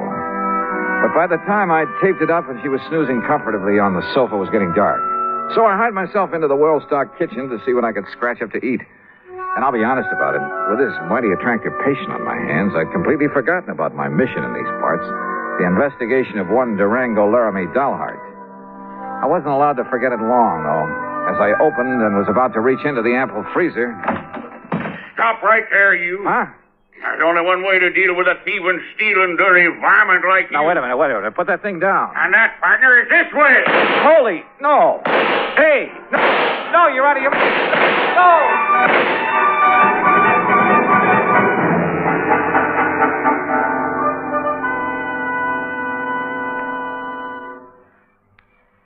Act Two of yours truly, Johnny Dollar, in a moment. A number of years ago, it was said that, in spite of the large population of this planet, men and women remain the most inaccessible things on it. Today, we see this lack of understanding among peoples of the world reflected in headline stories. But it isn't because the people of the world are enemies. All people want to be friends. Long before the termination of World War II, Reverend Eugene Wood, a Methodist minister from Oceanside, California, went into a Scottsdale, Arizona camp where German prisoners of war were interned and offered his services to the imprisoned men. Among other things, Reverend Wood taught the men English, and he taught them about the United States of America. During the following years, after the men had been repatriated to their native Germany, nearly half of the internees corresponded frequently with Reverend Wood. Those men expressed a unique understanding of the people and the country of the United States of America. This great feeling of friendship and understanding prompted the minister to make a pilgrimage to Europe to seek out the men he had befriended in the prisoner of war camp in Arizona. This gesture on Reverend Wood's part gained him a fantastic welcome everywhere he went. In all the places he visited, he spread the gospel of love and friendship and had it returned to him. There were no enemies, only men with the love of freedom, the right of all men, everywhere. And now, Act Two of yours truly, Johnny Dollar, and the Funny Money Matter.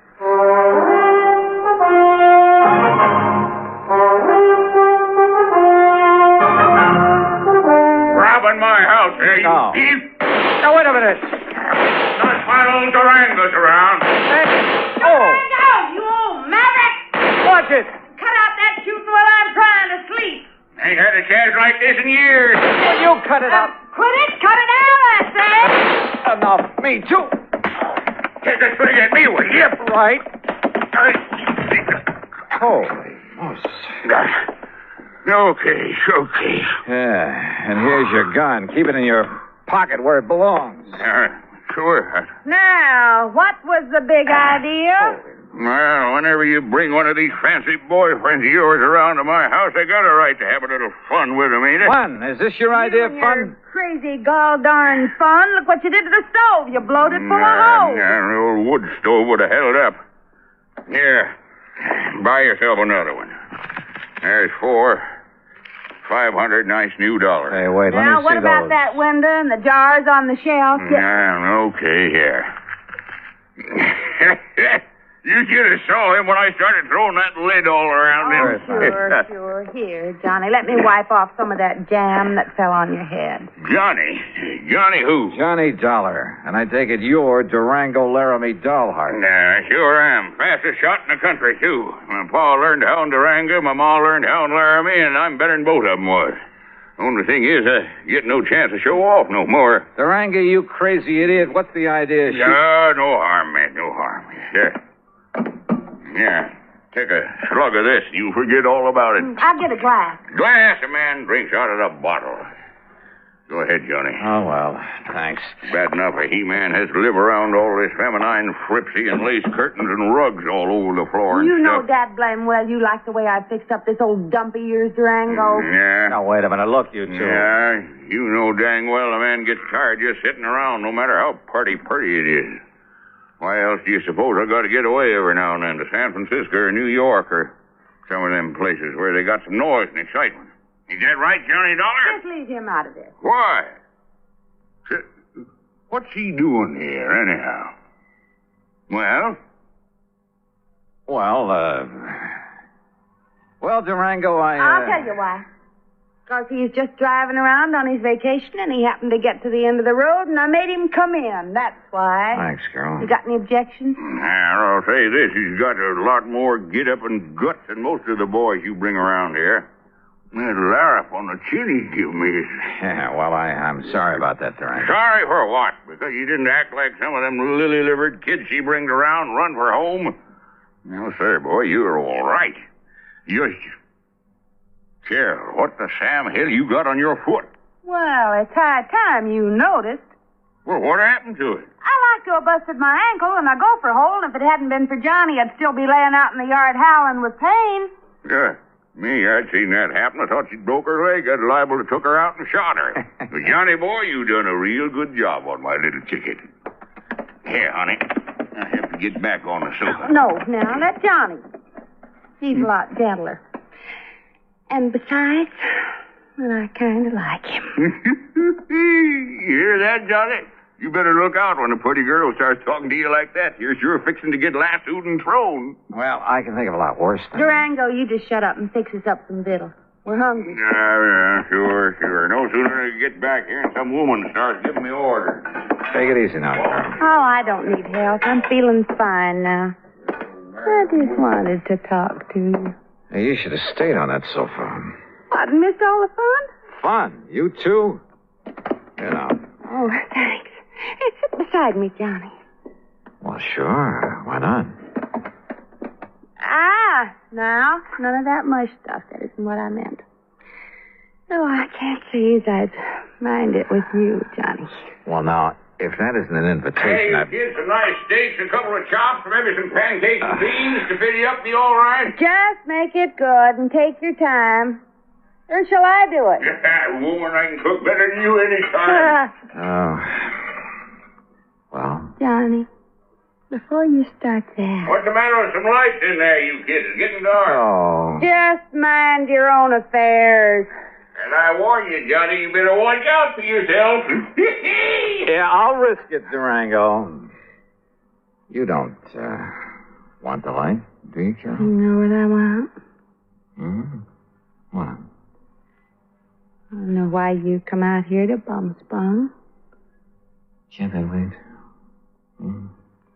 Dollar, I bet you got somewhere else to go. It's going to be pretty late by the time we met. Or I might as well bunk here tonight. Got plenty of room. What do you say? Johnny? Sure, Durango. Thanks a lot.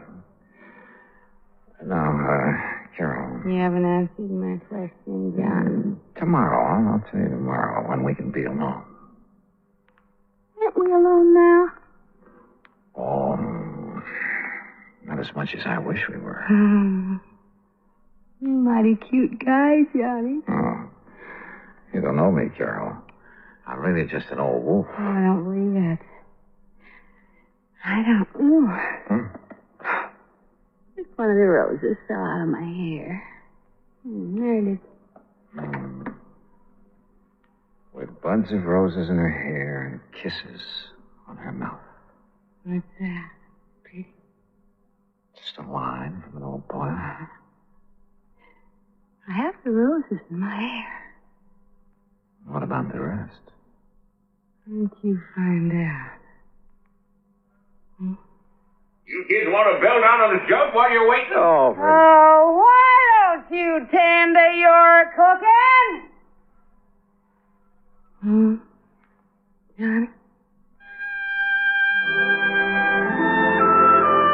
That Durango, he certainly puts together a meal in a hurry. Too much of a hurry. The meal itself, enough for an army. And to see him pack it away, you'd think he'd been out on the range for years. Yes, sir. Nothing like coming home to give you an appetite. Here, scoop yourself up some more beans, Johnny. I still hadn't made any progress in my investigation and encouraged him to talk about himself. He did, willingly. And how much of it was true was something else again. Said he left his father's little farm in Colorado to hunt for gold. Said he found it, too, a lot of it. Claimed he'd used that money exploring for oil, wildcatting. That everything he touched had turned to money. That he'd made and banked so much he could never spend it all. That's why he'd go on those flings to San Francisco and New York, just to get rid of it. Then come back here to this little plot of ground and rest up for the next excursion to the big city. His only regret was he was too old to make the new West like the old West. Yes, sir. If I was 20 years younger, I'd ride a horse into Dodge City and show all them law and order. I'd show them just exactly how it was in the old days. Like I read about in them magazines. But if all this were true, why the counterfeit money? Those phony, washed-out $100 bills I'd seen on George Reed's desk. The bed in the guest room was as comfortable as my own, but I couldn't get to sleep. Fortunately, for long after the house was dark, it must have been close to midnight, I heard the door of Durango's room open, heard him sneak out of the house the back way. Quickly, as quietly as I could, I slipped on trousers and shoes, took along my gun, and went after him. From the back porch, I could see that there was a light on in one of the small outbuildings.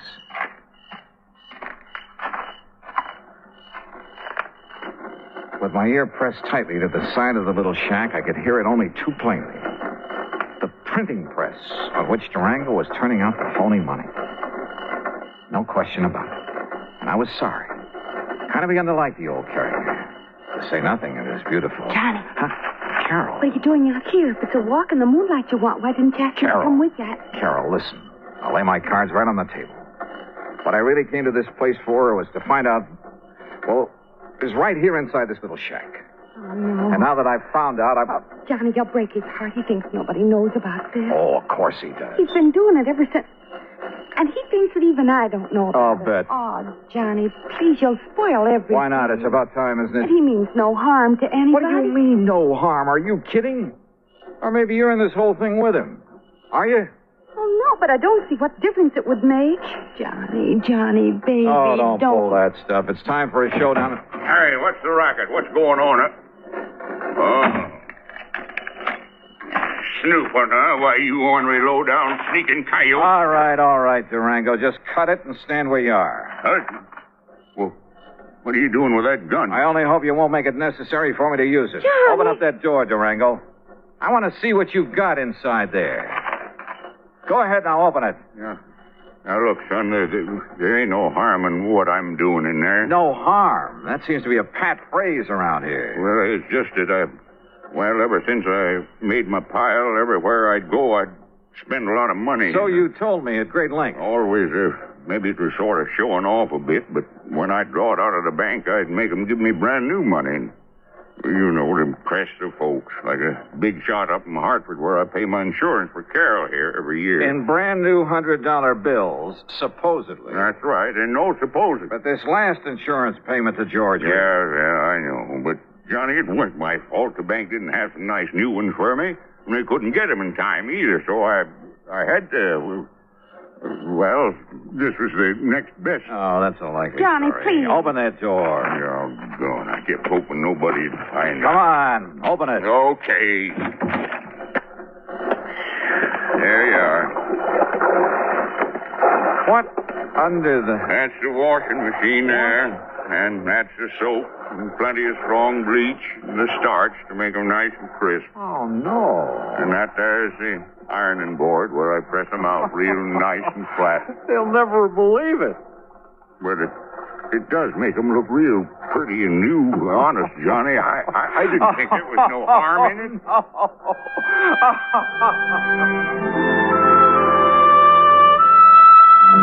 Well, there you have it, George. Full report on the funny money that turned out to be only cleaned up a bit. And the next time, call in the Secret Service, will you? No, I didn't mean that. Just don't question the charges on this account for the extra week I've spent out here. If you could see this pretty little Carol. Oh, that Carol. And if I ever get enough money, so help me, I think I'll retire to Bum-Spung, Oklahoma. Expense account total, including incidentals, and the trip back to Hartford, $171.25. Yours truly, Johnny Dollar.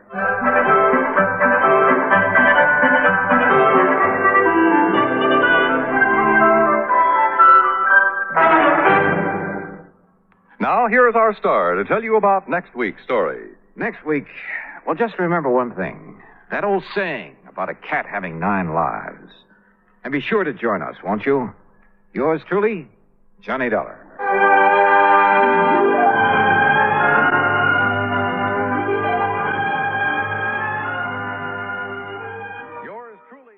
From Hollywood, it's time now for... Johnny Dollar. Earl Foreman, Johnny. In Sarasota? That's right. Florida? Where else? Well, hi, Earl. How are things in the land of infernal sunshine? What do you mean, infernal? Well, it's getting pretty hot down there these days, isn't it? Makes good fishing weather, Johnny. Yeah, but without a case to work on, what possible excuse would I have? Maybe I have one for you. Oh? Yeah. And maybe it's murder. Earl, I'll be down on the next plane.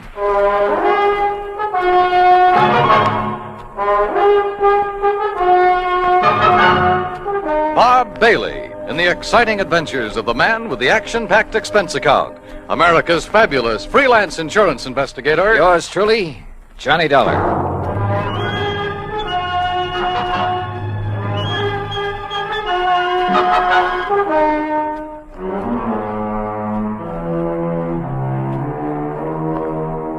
Expense account submitted by Special Investigator Johnny Dollar to Tri-State Life and Casualty Company Branch Office, Sarasota, Florida. Following is an account of expenses incurred during my investigation of the Parley Barron matter.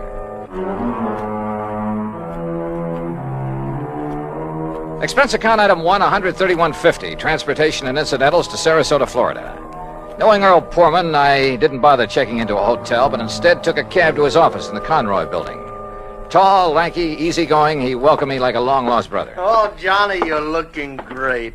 And I'm glad you're here because you can clear up this case in a hurry, and then you and I can get out in the Gulf and do some real serious fishing. Oh, well, that's okay by me, Earl. Your last trip down here, you remember, they weren't biting so good. But, oh, Johnny, so help me now that... Oh, I see you've got your bags with you. Well, yeah. Good, because you're going to stay with us out the house. Now, I'm not going to take any argument. I told that old battle axe I'm married to hang out an extra towel for you. How is Mike? Oh, she's great, just great. I never did understand how I was lucky enough to grab that dame, Johnny. Oh, well, now, I think maybe she kind of cares for you, too, Earl.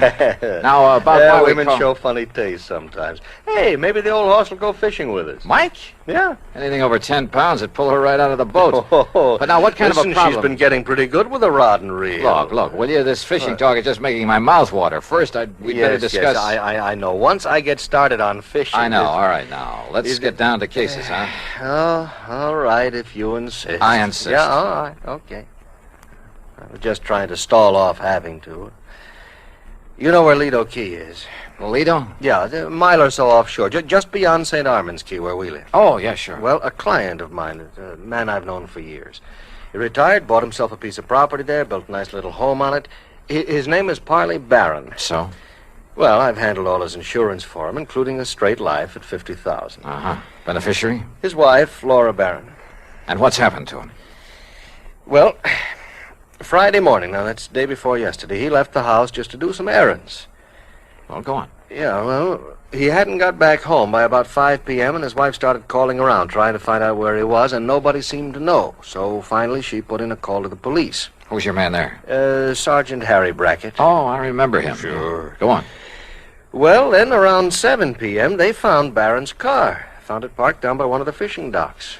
But no sign of him? Not a sign, not then or since. Had he gone out fishing? Police questioned everybody, the boat owners, all the boat livery, everybody. Old Will Bright, who runs the dock where the car was parked, he was closed up. Sign on the door saying he'd gone up to Gainesville. Well, could Barron have had any reason to disappear? Oh, no. Well, not that anyone knows of. What kind of a person is his wife? You know, she's very sweet, Johnny. She's a bit of a bore, but... Oh, they doted on each other. All right, how about enemies? Parley Barron? Never. Sweet old guy. I sure hope you can find him. That he's still alive. I'm afraid I doubt it. Well, so far you've given me no reason to believe he's dead. Well, it's just a feeling, I guess. And I don't like it. Well, what else can you tell me, Earl? Nothing, really. Then maybe I'd better talk to Mrs. Barron and to the police. Yeah. Oh, here.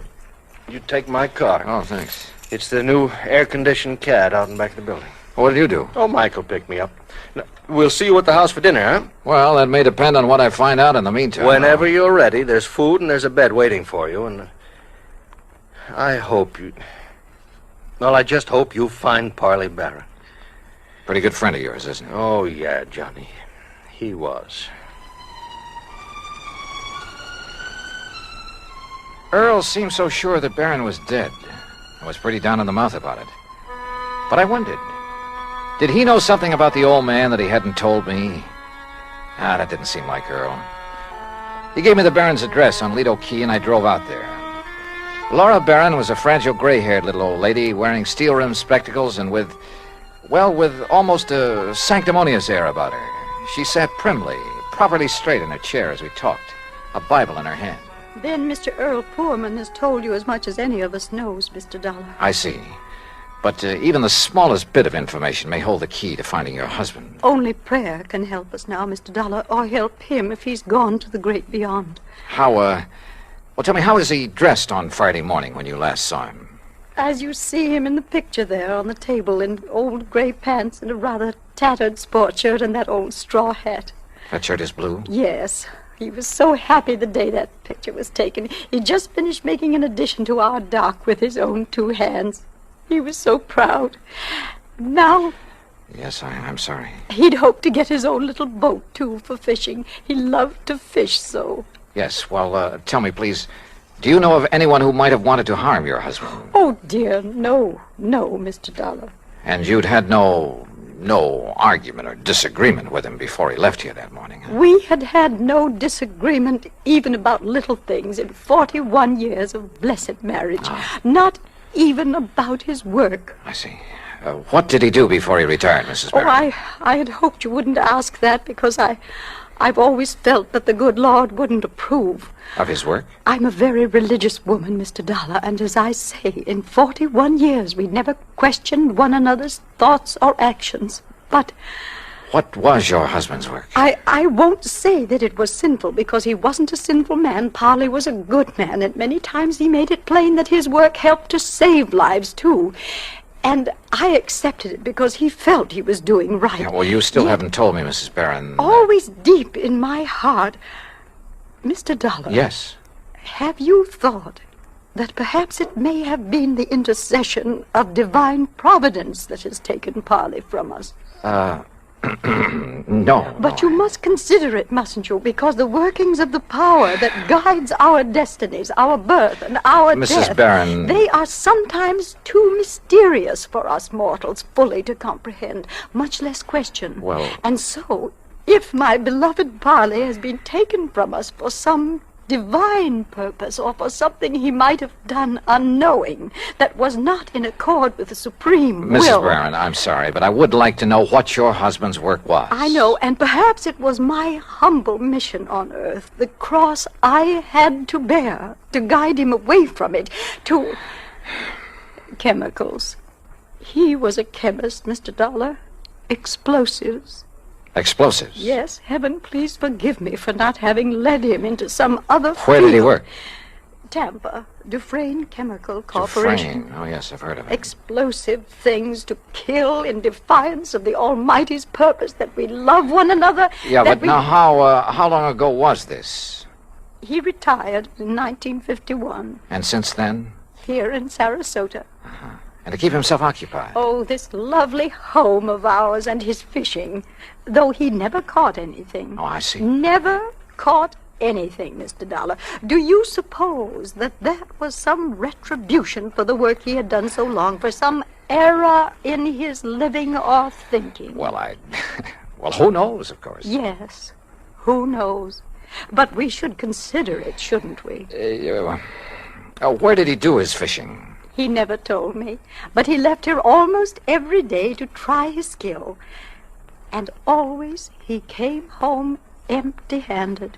Yeah. Well, thanks, Mrs. Barron. I'm sorry to have had to ask you so many questions. It's all right, Mr. Dollar. My faith will sustain me through this ordeal. I'm sure it will. Thanks again. Here, you must take some of these pamphlets with them. Oh, read them. Any aid to piety of the mind is good for all of us. Yes, well, thanks. The inspired word may help us all. Oh, sure. Thanks. Thanks very much.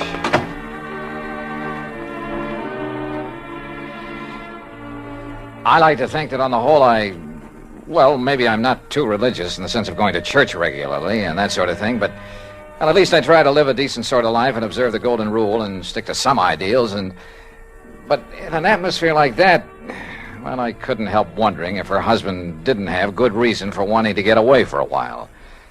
In any event, I'd got nowhere on the case, so I phoned Sergeant Harry Brackett. That's item 2, 10 cents. But the desk at headquarters said he wouldn't be back until about 6 p.m. And since I really had nothing to go on until I could see him, I dropped in on Earl again. You kidding? Then we'll take the boat, run out into the Gulf, and get some fish for dinner. It's the best time of day. So who was I to refuse? And within the hour, we were fighting the tide through the pass between Lido and Longboat Keys on our way along into the Gulf.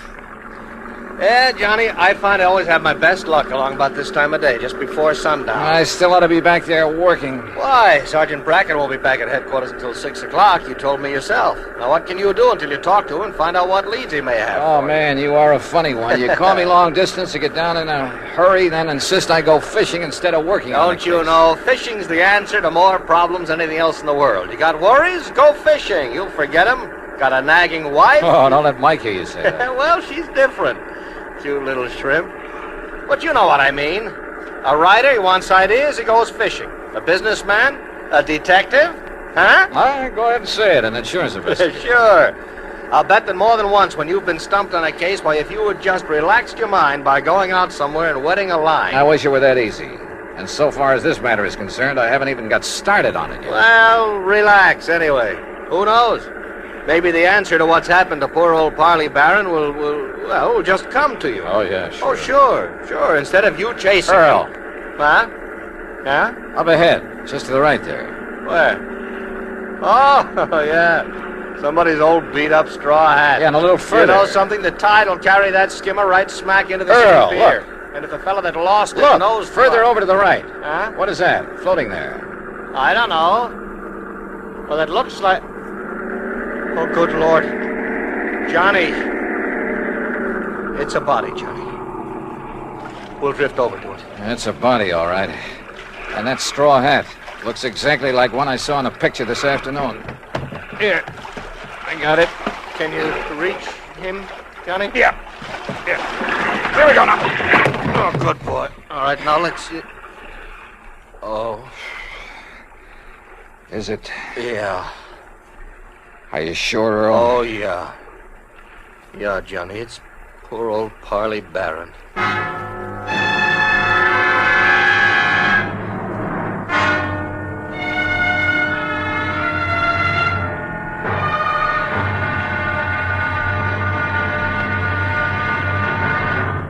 Act 2 of yours truly, Johnny Dollar, in a moment. Everyone loves kids, and every kid loves candy. American servicemen have heard the tearful cries for candy in most parts of the world, in Europe and the Far East during World War II and after. And there's never seemed to be enough candy to go around. Well, more than a dozen years ago, during the Berlin airlift, an Air Force lieutenant from the United States discovered he had no candy to offer some German children. However, he promised to drop them some candy the next day as he came in for a landing. Improvising a parachute out of his handkerchief, Lieutenant Gale Halverson dropped the candy bars the next day as he had promised. Well, this idea caught on among other Air Force men in the airlift, and that's how Operation Little Victuals began. The idea spread far and wide, and soon military personnel, civilians, business firms began to aid the Goodwill program by supplying candy and handkerchiefs.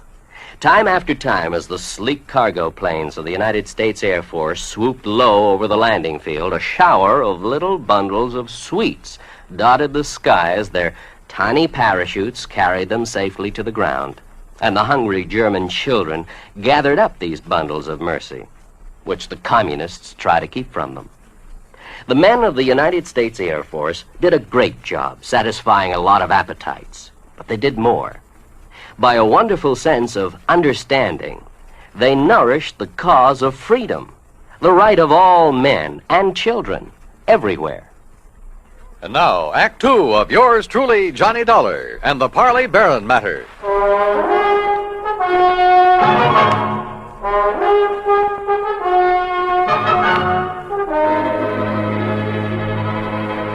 Two days' exposure to the elements and the creatures of the sea had made almost unrecognizable the body that Earl Portman and I found floating in the Gulf of Mexico off Sarasota, Florida. But Earl was certain it was the remains of old Parley Barron, who had disappeared 2 days before. The men on duty at police headquarters confirmed the identification and placed the body in the morgue to await the autopsy surgeon. On a hunch, I asked Earl to drive me over to Will Bright's boat dock, where Barron's car had been left parked. It's like I just finished telling the police over the telephone. I wasn't here when poor old Barron come for his boat on Friday. Oh, what a shame, such a nice old man. Where were you, Mr. Bright? I was up to Gainesville picking up some fishing tackle from a wholesaler. Well, then Mr. Barron must have got a boat from someone else that morning. Oh, no, sir. No? No, sir. Why not, Mr. Bright? Oh, he never took out a boat from anybody else but me. His own boat. At least it was the one I kept set aside for him. And that's what kind of puzzles me, Mr. Dollar, is it? That's right. Well, you see, when I come back here Saturday night, his boat was right here at the dock. But it weren't tied up in its usual spot where I always tie it up. Somebody had moved it. Must have. And it weren't my helper, Pete. You know, Johnny, that means he may have taken it out, but whoever did him in returned it. Oh, possibly. Mr. Bright, which one is his boat? Oh, right here. I'll show you. I always give him the same one. Never let nobody else use it. That's why he kept his fishing tackle just laying in it, always ready to use. Here. Yeah, I see. I've heard he wasn't a very good fisherman. No, he never brought in a thing. Of course, maybe he was so soft-hearted he put back everything he caught. Or maybe his daily excursions were just to get away from his wife, Mr. Bright. Now, don't you say nothing against her, mister. Maybe she is a little touched on religion. Sure, she tries a different kind every couple of months. But she's a fine woman. Just like he was a fine man. And everybody knows it. Yeah. The whole town is mourning him. Excuse me. What are you looking for, Johnny? Earl, I just noticed something about this tackle lying in the boat. Mm-hmm. Well? Come on. Thanks a lot, Mr. Bright. Like me to tell you what I think might have happened? Yeah, maybe later, thanks.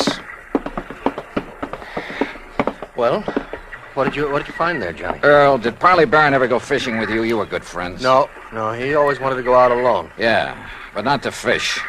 Huh? That tackle box hasn't been moved in months. The paint is still dark under it. What? And that reel, I could hardly turn it. Well, then what? I don't know what. But Barron was using that boat every day for something besides fishing. Any ideas? You know him pretty well, have you? No.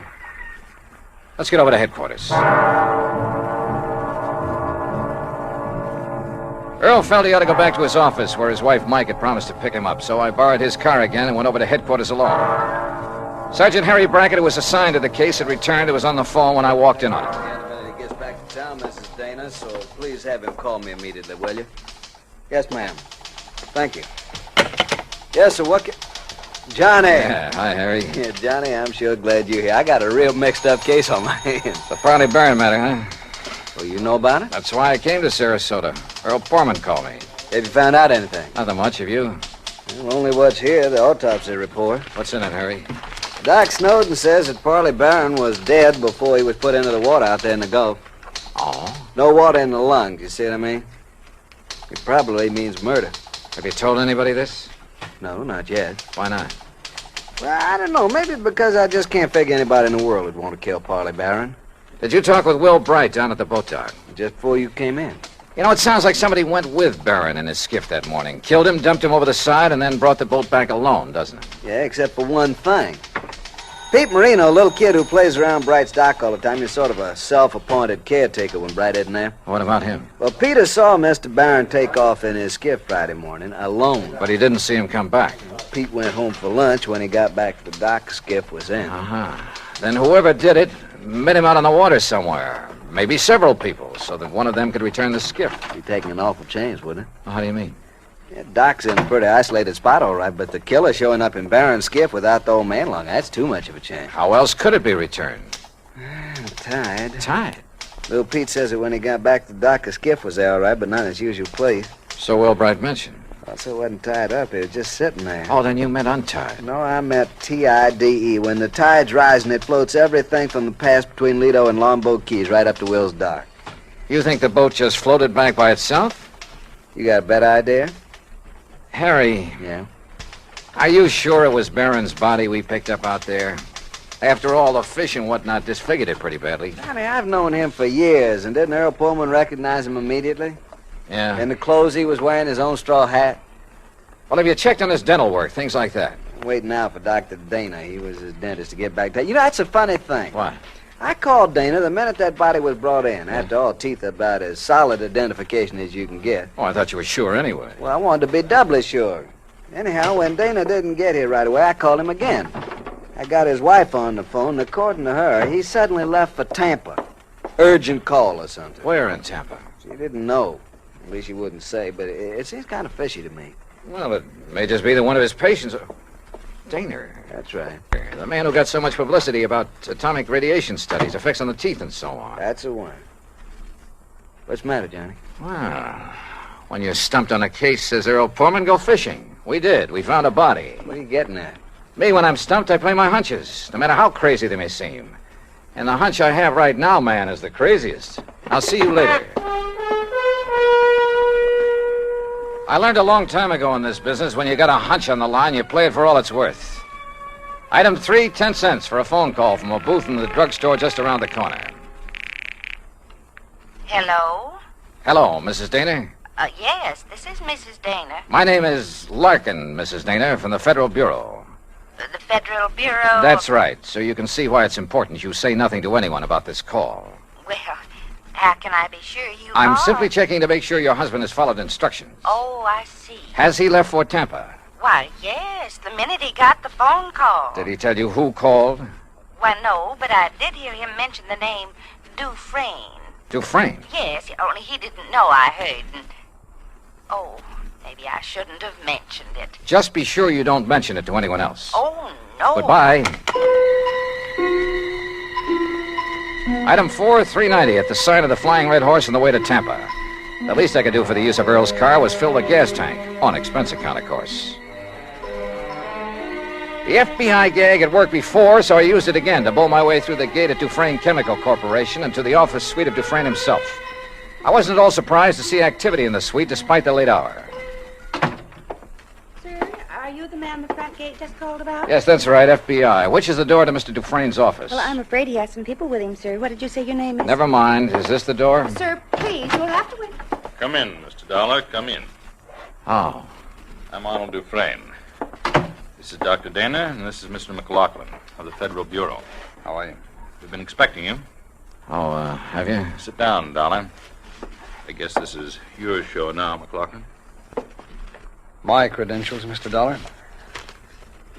First, I suppose I should prefer charges against you for impersonating a member of the Bureau. Yeah, well, I can hardly say that I blame you, though, under the circumstances. Incidentally, our man in Sarasota's had quite a time keeping track of you. You mean there was a tail on me? From the moment you arrived. No kidding. Well, we didn't dare take the chance that you might upset things for us. After all, you've a reputation for being pretty sharp. We should have anticipated that you might be called in on the case, but though we planned things very carefully, we, shall we say, overlooked you. Even as we almost slipped up with Dr. Dana here, who would identify that body. Look, will you please tell me what this is all about? A man named Poorman called you in Hartford and asked that you come here to investigate the disappearance of his old friend and client, Parley Barron, right? Yeah, that's right. Now, where is he? What happened to Barron? Do you know? We do. And we were afraid you might find out and let the, shall we say, cat out of the bag. That is why we were all ready to send for you to come here, but, well, as it turned out, you came all by yourself. Mr. McLaughlin. Parley Barron, by the way, Mr. Dollar, is all right, alive, healthy, and happy. Then that body we picked up? Dressed in his clothes? During the last war, Mr. Barron, as a research chemist, made vitally important contributions to our, or shall we say, national security. Oh. He was too valuable a man to lose, even though his wife objected to his work for religious reasons. Yeah, I gathered that from talking to her. Or perhaps you even thought she might somehow be implicated in his disappearance. The thought certainly entered my mind. Well, in any event, so that he could continue to have a happy home and at the same time carry on his tremendously important work, we arranged for the little deception that has been going on for some years now. His so-called daily fishing trips. That's right. But each morning in a small hidden cove, I needn't tell you where, he was picked up and brought here to Tampa to carry on his work. Well, I'll be darned. No one was the wiser. Even our, shall we say, competitor nations in atomic and missile research, who were bound to keep tabs on such a man, they knew only that he was working for the Dufresne Chemical Corporation. They did know that, huh? Well, we must suppose so. International espionage is pretty well organized these days. But now this disappearance, Mr. McLaughlin. Changes in plans for nuclear developments had made it mandatory that he spend some time in, elsewhere. Where? Well, shall we say, somewhere in New Mexico, something like that. So to openly send him there would have indicated to our competitors what these new developments could be. That had to be avoided at any cost. Therefore, the plan for his disappearance was carefully worked out and carried out. Then whose body was it we picked up? Oh, some poor, unidentified old derelict who was on his way to Potter's Field. I see. Well, believe me, if the Bureau functions this thoroughly in everything it does... Oh, we try. Well, what about Mrs. Barron? Oh, she'll bear up. We, of course, made sure of that in the beginning. And then when her dear husband does return... When will that be? When his work is finished. And, of course, that'll be too late for our friends across the sea to catch up with us, and we've worked out a completely plausible story to cover his absence. Oh, I'm sure you have. Now, Dr. Dana here will return to Sarasota in the morning. He will confirm identification of the body that was fished from the sea with only sufficient reservation to protect his professional reputation when Parley Barron reappears. All right. Now, when an insurance claim is filed on Barron... Well, I'm sure Mrs. Barron won't file for some time, unless urged to by your friend Poorman. Oh, I can prevent that without telling him anything. That's fine. What's more, with the penchant that some companies have for, shall we say, slow action on claims... Well, don't let them hear you say that. Well, Barron will be back before you need to worry about it. Now, is that okay with you, Mr. Dollar? Shall we say, okay. And once more, I tip my hat to the FBI.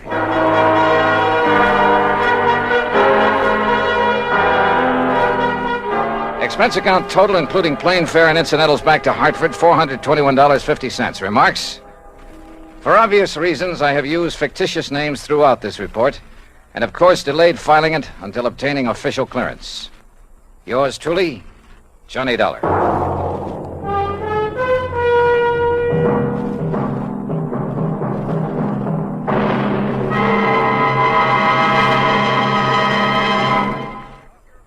And now, here's our star to tell you about next week's story. Next week, a strange old character, the most beautiful girl I've ever met, and money all over the place. Counterfeit. Join us, won't you? Yours truly, Johnny Dollar.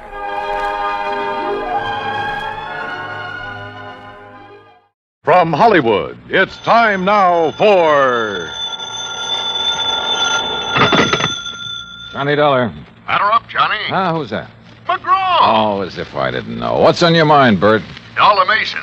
Ever hear of her? Her uncle Sylvester Mason. Mason's steel and iron? That's the man. Darla's his favorite niece. About 6 weeks ago, she disappeared. So? So, yesterday, a body washed up on Newport Beach not too far from her parents' home. Darla's? According to her father. And you hold a policy on her? For $25,000, double indemnity. Ouch. So, why don't you pay it off? We would have today, except for one thing. Well, what's that? Right after Mason identified the body, a man named Dixon showed up and swore it was the body of his daughter. What?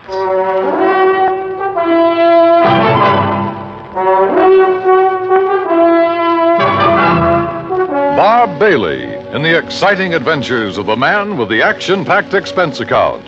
America's fabulous freelance insurance investigator. Yours truly, Johnny Dollar.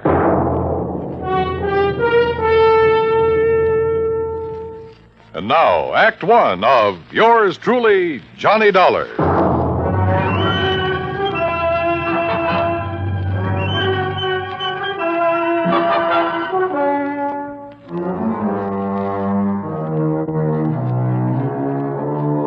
Expense account submitted by Special Investigator Johnny Dollar to the Providential Assurance Company, 393 Dewey Avenue, Hartford, Connecticut.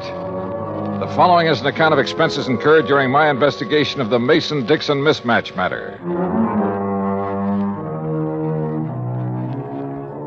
Expense account item 1, $1.20, taxi from my apartment to the Providential building. The walls of Bert McGraw's office are covered with pictures of sporting events, and as I entered, Bert was preparing to hang another one. Oh, Johnny. Well, come in, come in. You ever see this? Who is it? Who? Well, it's me, that's who. The day I pitched for the Valdosta Lions. Struck out 10 of the cherry pointers that afternoon. Yes, sir. You win the game for him? Huh? I said, did you win the game for him? Oh. No. Cheating umpire. There. Well, Well, Johnny boy, you ready to join our little team? I don't know. The body of a girl being found on a beach, Mason identifying it as his daughter, then somebody else showing up. Henry Dixon. Yeah, and saying the same thing. Can't the authorities identify her? Haven't been able to yet. Neither one of those girls had their fingerprints on record? Nope. Well, what about dental work? Nothing to go on there either. Oh, brother. It's not going to be an easy one, Johnny. How long had the body been in the ocean before it was washed up? Well, they figure about 6 weeks. You know what that means. Yeah. Hello? Oh, yes, sir. I see. Uh-huh. Well, if it isn't the Mason girl... Yes, sir. Yes, sir, that's right. Thanks for calling, Captain. That was Captain Miller of the Newport Police. They find out who she is? No. So if it is the Mason girl, we're going to have to pay out $50,000 on the double indemnity clause. You aren't surprised, are you? No, I didn't think she died from a natural cause. But I didn't think it'd be from a gunshot wound either. What kind of a gunshot wound? A 38, right through here. How old did you say the Mason girl was, Brick? Oh, around 20. Dixon girl, too. Both of them pretty, full of life. At least they were. When did the Mason girl disappear? Oh, about 6 weeks ago. And the Dixon girl? Well, she's been missing about 3 months. Well, one of them's still alive. I'll try to find her. Bert gave me all the information he had on both the Mason and the Dixon families. I took a cab back to my apartment. That's expense account item 2. Item 3, $18.10 transportation, Hartford to Newport, Rhode Island. After checking in at the Ogden Hotel, I called Darla Mason's father, rented a car, and drove out to the Mason home on the beach. I was about to ring the bell when the front door opened. Hi. Well, hi. You must be Johnny Dollar. That's right. Come on in. I'm Joan Mason. Darla's little sister. Uh-huh. This way, Mr. Dollar. Mother's waiting for you in the den. Your mother? I thought my appointment was with your... Oh, my father's indisposed. Besides, Mother's the brains of this family. Of course, if you really want to know about Darla, you ask me. Maybe I will. You better. Mr. Dollar's here, Mother. Thank you, my dear. Come in, please, Mr. Dollar. See you later, Johnny. A dreadful mistake my husband made has upset him so. I thought it best to see you myself. Just what mistake are you referring to, Mrs. Mason? Well, we've released a statement to the newspapers. I thought you had heard. No, ma'am, I haven't. You've made a trip over here for nothing, then.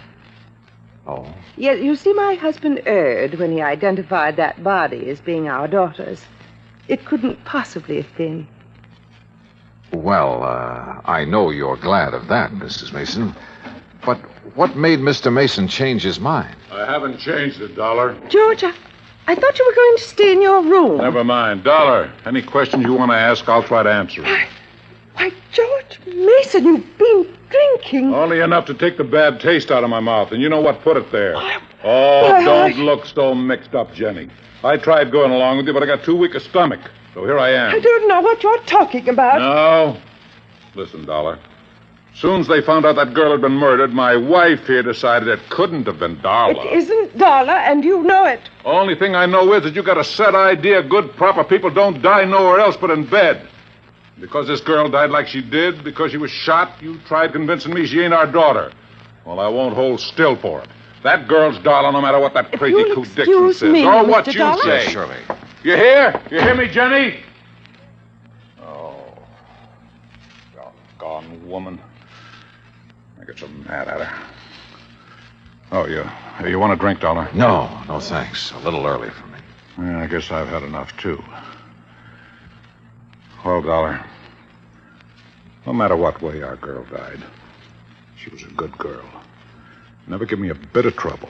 Never lied, never ran around like some her age do. Oh, she was a real good girl. Mr. Mason, the police haven't been able to make a positive identification. I know that. Well, would you mind telling me why you're so certain that girl is your daughter? Oh, of course not. First thing, Darla had no reason to run off. She had everything I could give her. Charge accounts all over the place. Everything money could buy. So she had no reason to leave here like she did. Where was she last seen? At the Newport Yacht Club, at the bar. Younger daughter Joan saw Darla talking with a stranger. When she walked out of the club, it was the last anybody ever sober. Oh, Mr. Mason, do you have a picture of your daughter that I could borrow for a few days? Yeah, I might be able to find you one. What do you want with it? I'm going to try to find her. You what? Dollar, you... Or find the Dixon girl. Oh, yeah, I see what you mean. Well, you might locate Ruth Dixon somewhere. Do you know the Dixons, Mr. Mason? No, I never heard of them before this happened. What about Ruth Dixon? Could Darla have known her? Oh, of course not. Are you sure? I mean, isn't it possible that in a small community like this one... No, it's not possible. Dollar, we're the Masons. Now, maybe that don't mean much to you or to me, but it means an awful lot to my wife. And for the time poor Darla was born, my wife drilled it into her. You understand? No, I'm not sure that I do. Well, Darla never mixed with people she thought were beneath her, any more than my wife ever has. I see. You don't believe it, you just ask around. I plan to, Mr. Mason.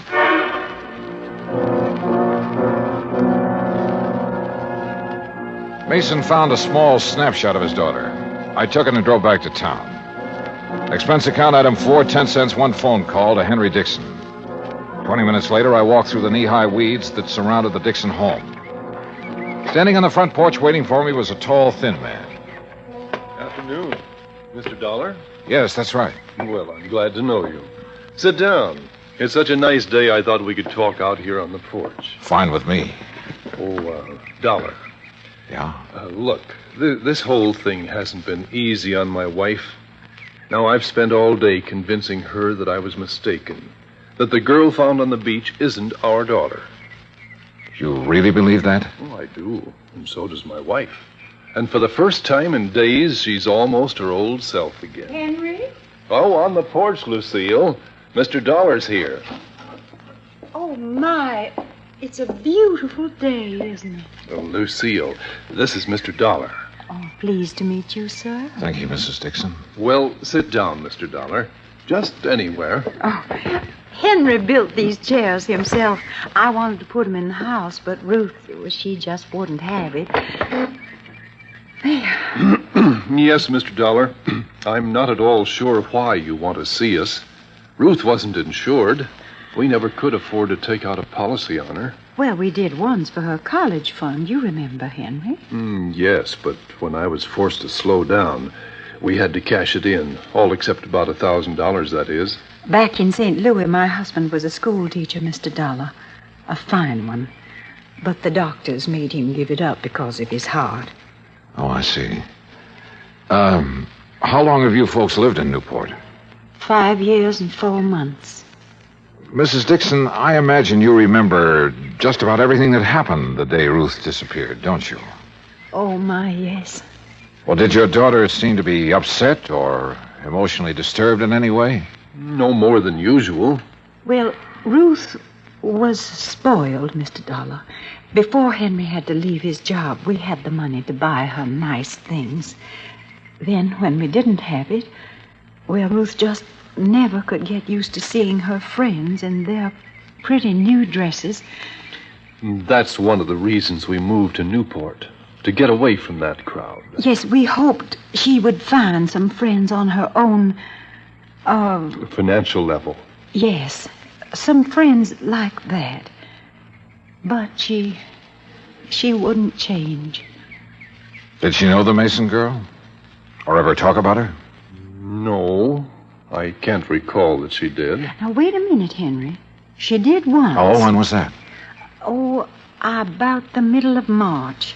They were having a dance where Ruth worked. When she got home that night, she told me the Mason girl had been there and how nice her hair had looked. The Mason girl wasn't nearly as pretty. Oh, no. Have you ever seen a picture of Ruth, Mr. Dollar? Well, only the one in the newspapers. Oh, that doesn't look a thing like Ruth. Excuse me. Surely. Mr. Dixon, was Ruth happy with her job? Well, considering how little they pay girls for doing hostess work, she was. Now, here's a real nice picture of her, Mr. Dollar. You just look at this. Isn't that something? Sure. Mrs. Dixon, where was this taken? Well, where she worked. At the Newport Yacht Club. I borrowed the picture after promising to be careful with it. Then I went back to my hotel.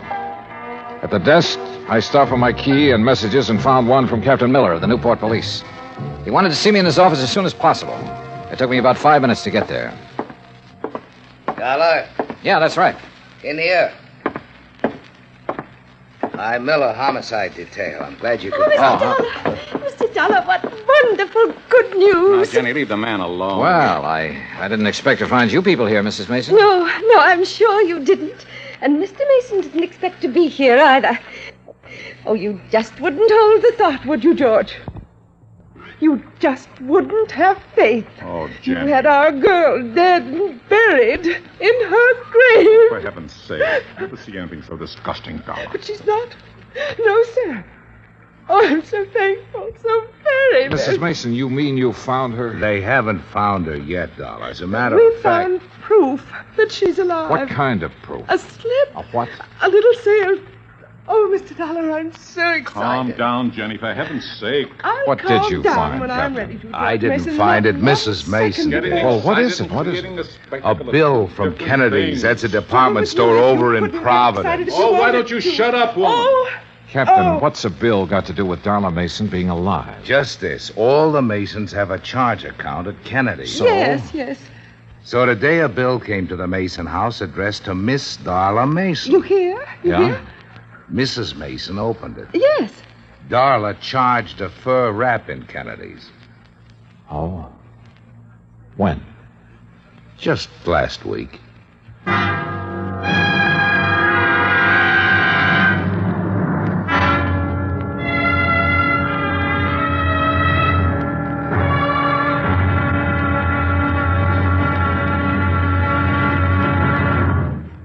Act Two of yours truly, Johnny Dollar, in a moment.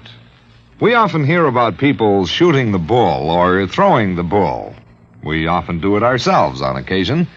But here's a story about a bull that threw the man instead of the other way around. When Air Force veterinarian Captain Tony Kamalacher was stationed in the Azores, he was asked by a Portuguese veterinarian to diagnose the wound of a young and promising bull that had been gored by another bull. It came from a long line of famous corrida bulls and was considered very valuable. But Captain Kamalacher's diagnosis was not favorable. An operation was needed, and there were no facilities for such a thing, just the young captain's bag of surgical instruments, a few strong field hands to hold the animal down, and Mrs. Kamalacher, who acted as nurse. The operating table was a rocky field under a penetrating drizzle of rain. But Captain Tony Kamalacher couldn't be stopped with mere inconveniences. After giving the bull a dose of tranquilizers and a shot of local anesthetic, he proceeded with surgery. Just as the operation was completed, the bull came to life. With a mighty lurch, it leaped to its feet, throwing the field hands aside like sticks, and, for thanks, immediately charged at the surgeon. But Kamalacher escaped over a nearby stone wall.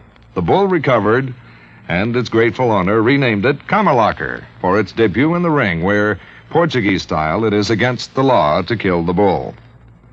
That's how a simple act of kindness brought about new understanding, a step on the road to freedom, the right of all men, everywhere. Now, Act Two of yours truly, Johnny Dollar, and the Mason-Dixon mismatch matter.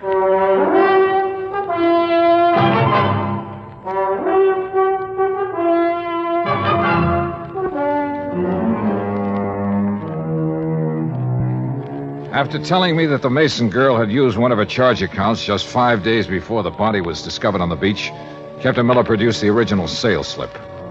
Written across the bottom of it was the name Darla Mason. I wish to heaven I could be positive it's really her signature. You mean you think it's a forgery, Captain? I don't think anything yet. Mr. Dollar, you believe it's Darla's signature, don't you? Well, I haven't anything to compare the signature with, Mrs. Mason. Mrs. Mason, do you happen to have any of your daughter's legal documents at home, or her driver's license, or anything else that might contain her signature? No, I'm afraid I don't. You can order a copy from the Department of Motor Vehicles, Captain. Yeah, I will. What do you want it for, Captain? Well, it's just a matter of form, Mr. Mason. We have to be sure. But Darla's mother and me, we are sure. And we're the only ones that count. Well, that's not quite true, Mr. Mason. What? Have you forgotten about the Dixons? Oh, yeah, I guess I did for a minute. Well, you go ahead. Mrs. Mason and me will be at home. Yes, sir. You'll let us know as soon as you can, Captain. Yes, ma'am, I will. Thank you. Well, Darla, now what? How far is Providence, Captain? 40 miles. Why? Well, I don't know about that store over there, but where I came from, before a person could charge on an expensive item like a fur wrap, he'd have to produce some identification. Unless. Yeah? Unless the salesperson recognized him. Or her. What do you think? It's 3:10 now. If we hurry, we might have time to do a little shopping.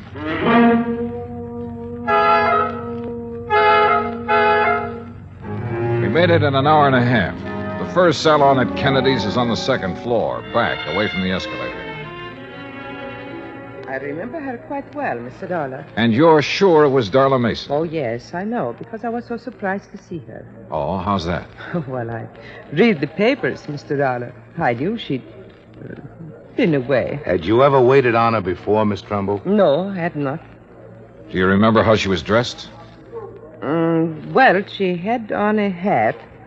Gray felt fitted real close to her head, so you couldn't see any of her hair. And, yes, a navy blue dress, raw silk, I believe, and real décolleté. What? Low cut, Captain. Oh. Did you recognize her when she first walked in, or not until she told you her name? Well, you men are so picky. I don't remember everything. I'm sorry. Miss Trimble, I have 2 snapshots here. In a moment, I want you to tell me which of these 2 girls is Darla Mason. Well, that won't be hard to do. But first, may I borrow a pair of scissors and a small piece of paper, please? Certainly. Here you are. Thanks. What the devil are you up to, Johnny? Cutting paper hats. What do you think? What? Come over here to the counter. Miss Trimble, if you'll just wait there a second, please. Yes, whatever you say. This had better be good. I think it will be. Now watch. All right. Now, I put the snapshots on the counter, and on the head of each girl... Johnny! One of my little paper hats. Oh, really? This is ridiculous. Is it? Take a look. But Well, I'll be... When did you spot this? Today, at the Dixon house. Miss Trimble. Yes, sir? Would you come over now, please? Yes, certainly. All right. Look at the snapshots and tell me which of these ladies bought that fur from you last week. Why, you've covered up their hair. You said she wore a hat, didn't you? Yes, but... Well... Which one of them was it, Miss Trimble? Well, I'm not sure. Uh-huh. They look so much alike with their hair covered like that. I'm just not sure. The Mason girl had worn her hair short, in the Italian style. Ruth Dixon, who didn't have the money to spend on beauty parlors, had let hers grow long and full. But both girls had similar features, and apparently I was the only one who had noticed this. Or was I? Captain Miller and I went to the credit department where we compared the signature on the sales slip with Darla Mason's original credit application. After that, well, there was little doubt in our minds as to what had happened.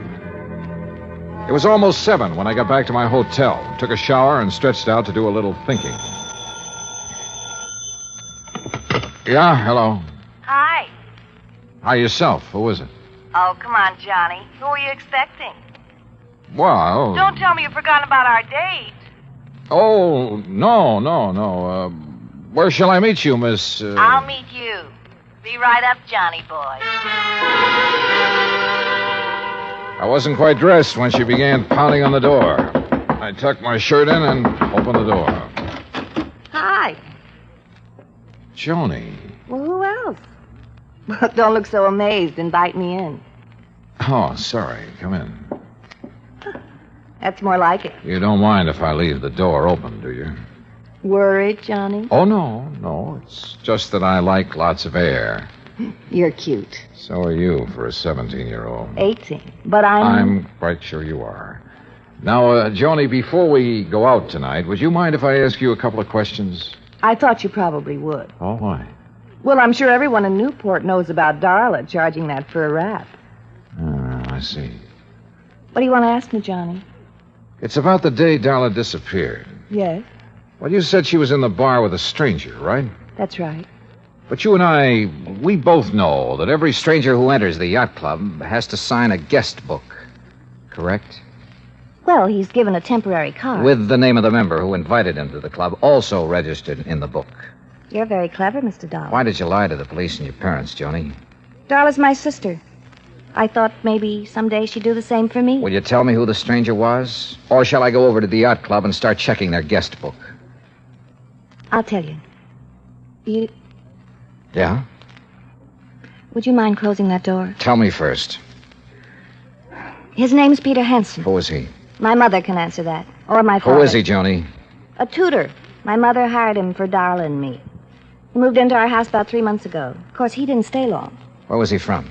I don't really know. But I know how you can find out. Yeah?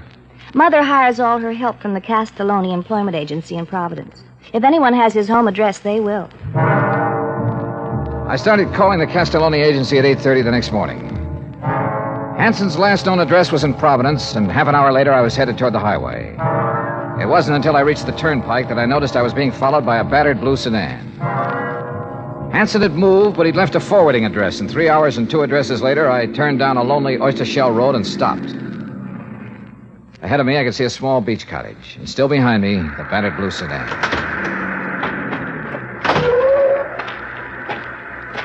You make it real easy for a man to follow you, Mr. Dollar. If I had known it was you, sir, I wouldn't have. I hope you don't mind my tagging along like this. Mr. Dixon. Now, wait. I know what you're going to say. But let me say this first, Mr. Dollar. I've waited around, wondering if it was our girl you would find or the other one for so long. Well, I just couldn't anymore. I had to do something. You understand that, don't you? Yes, sir, I think I do. Good. Well, then, you go on about your business, and I won't bother you. You go on up to that house, and I'll wait right here. Go on now. Yes, sir. I wasn't sure who or what I would find in that beach house, but I was sure no amount of talk could persuade Mr. Dixon to leave until I did. I knocked on the door for a good minute before it finally opened. Yeah? Mr. Hanson? Yeah, what is it? My name is Dollar. I'm an insurance... Insurance man? Oh, I thought you... Honey, it's just an insurance salesman. Look, Dollar, even if I had the money, I wouldn't buy any insurance from you. You come around too early. You didn't let me finish. Huh? I'm not a salesman. I'm an investigator. Oh. Hey! Oh, no. Give it up, Hanson. No! Honey! Honey! Honey, Pete, don't let him. you can't stop me, Hanson. You want to bet? Yeah. Kill him, Pete. Kill him. Pete, no! Oh, Pete. Oh, Pete. He'll be all right. Why did you have to find us? Why? Why did you disappear? You know how much trouble you've caused?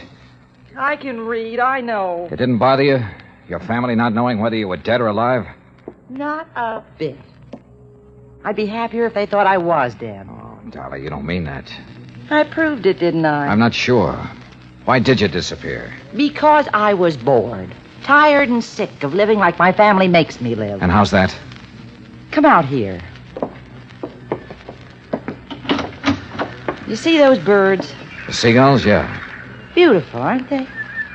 You know why? All right, why? Because they're free. Because they can live any way they want with no responsibilities, no reputation to worry about. Oh, boy, how I envy them. Mr. Dollar. We're around back, sir. All right, now you tell me something. Sure. How'd you know that wasn't me they found on the beach? Because of that fur wrap you charged at Kennedy's. But how did... I told them to send the bill here. They didn't. It went to your house. Oh, no. Somebody sure goofed. Yeah, Dollar. You sure did. Mr. Dollar, are you all right? I thought... Oh. Mr. Dixon, Mr. Dixon? Yes, darling. He followed me here hoping I'd lead him to his daughter. Oh. Gee, Mr. Dixon, I'm sorry if there's anything I can do. My daughter was fine. Decent. But you... Oh, Mr. Dixon. After what you did to your parents and to us, making us wonder for so long, not knowing whether it was you or our daughter who was dead. Believe me, I wish it were you.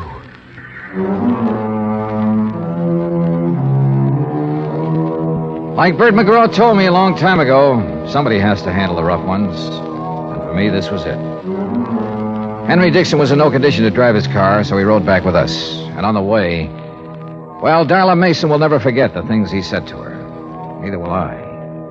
As for Ruth Dixon, who murdered her and why, well, that's up to the Newport police. Expense account total, including hotel bill, car rental, and transportation back to Hartford, $319 exactly. Yours truly, Johnny Dollar.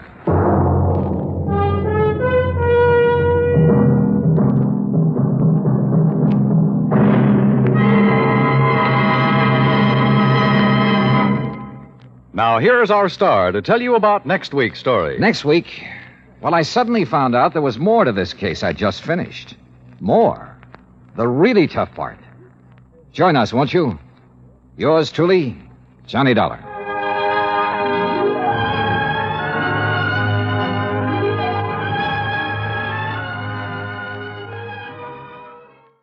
From Hollywood, it's time now for... Johnny Dollar. George Reed speaking. Oh, good morning, George. Is it? Well, sure. The birds are singing, the bees are buzzing. And there are whales in the Gulf of Mexico. So there are. What? You know anything about whales, Johnny? Can't say that I do. Well, neither do I. Neither does our agent down in Gulfport, Mississippi. Can you go down there? Well, yeah, sure, but what's this all about? I told you. A whale. Oh, come on. You people didn't insure it. Now, George. Oh, Johnny, of course we didn't. But we did write a floater policy covering 80 pounds of ambergris. Amber who? Gris comes from a whale. Very valuable, used in the making of perfume. Oh, yeah. We issued the policy a week ago. Yesterday, the stuff disappeared. How much did you cover it for? $20,000. And our agent down there is W.C. Owen. Got it? Owen, huh? Yes. You really shouldn't have any trouble locating the stuff. No? Why not? Because, and I quote Mr. Owen, ambergris smells worse than a hound dog which has caught a skunk.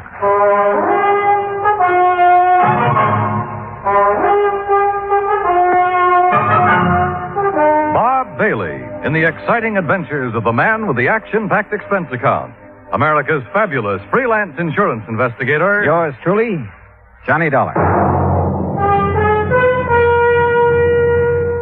And now, Act One of Yours Truly, Johnny Dollar.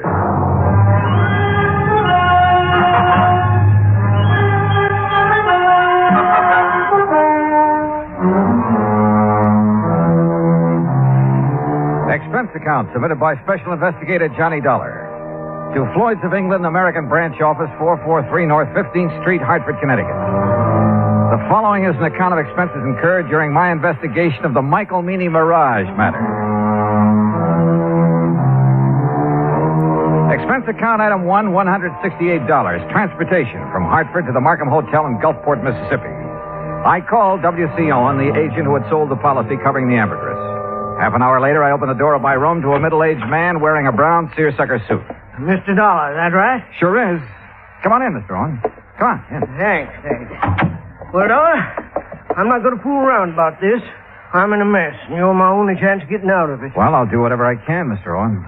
You just find that ambergris. And, man, please find it within the next 48 hours. Oh, why the rush? 2 reasons. When the ambergris was stolen off the freight platform at the train depot day before yesterday, it was packed for shipping. Had enough dry ice around it to last 72 hours, but no more. Uh-huh. Now, what's the second reason? That Mike Meany. Who's he? Owner of the ambergris and a real good client of mine. I promised him you'd locate the stuff for sure. Well, I appreciate your confidence, Mr. Owen. Name's W.C. Mister around here sounds too highfalutin for an insurance salesman. Okay, W.C. But what's this fellow Meany so worried about? The ambergris is covered for $20,000. He told me he'd learned it was worth a lot more than that since the floater was issued. Something up near $60,000. Pretty rare stuff. It is. Matter of fact, this is the first time I've ever heard of anybody finding ambergris in the Gulf. Who fished in out of the water? Meany? No, a young fellow worked for him named Billy Fisher. Did Meany buy it from Fisher? Didn't have to. Belonged to Mr. Meany right off. Oh, why's that? Well, because Fisher works for him.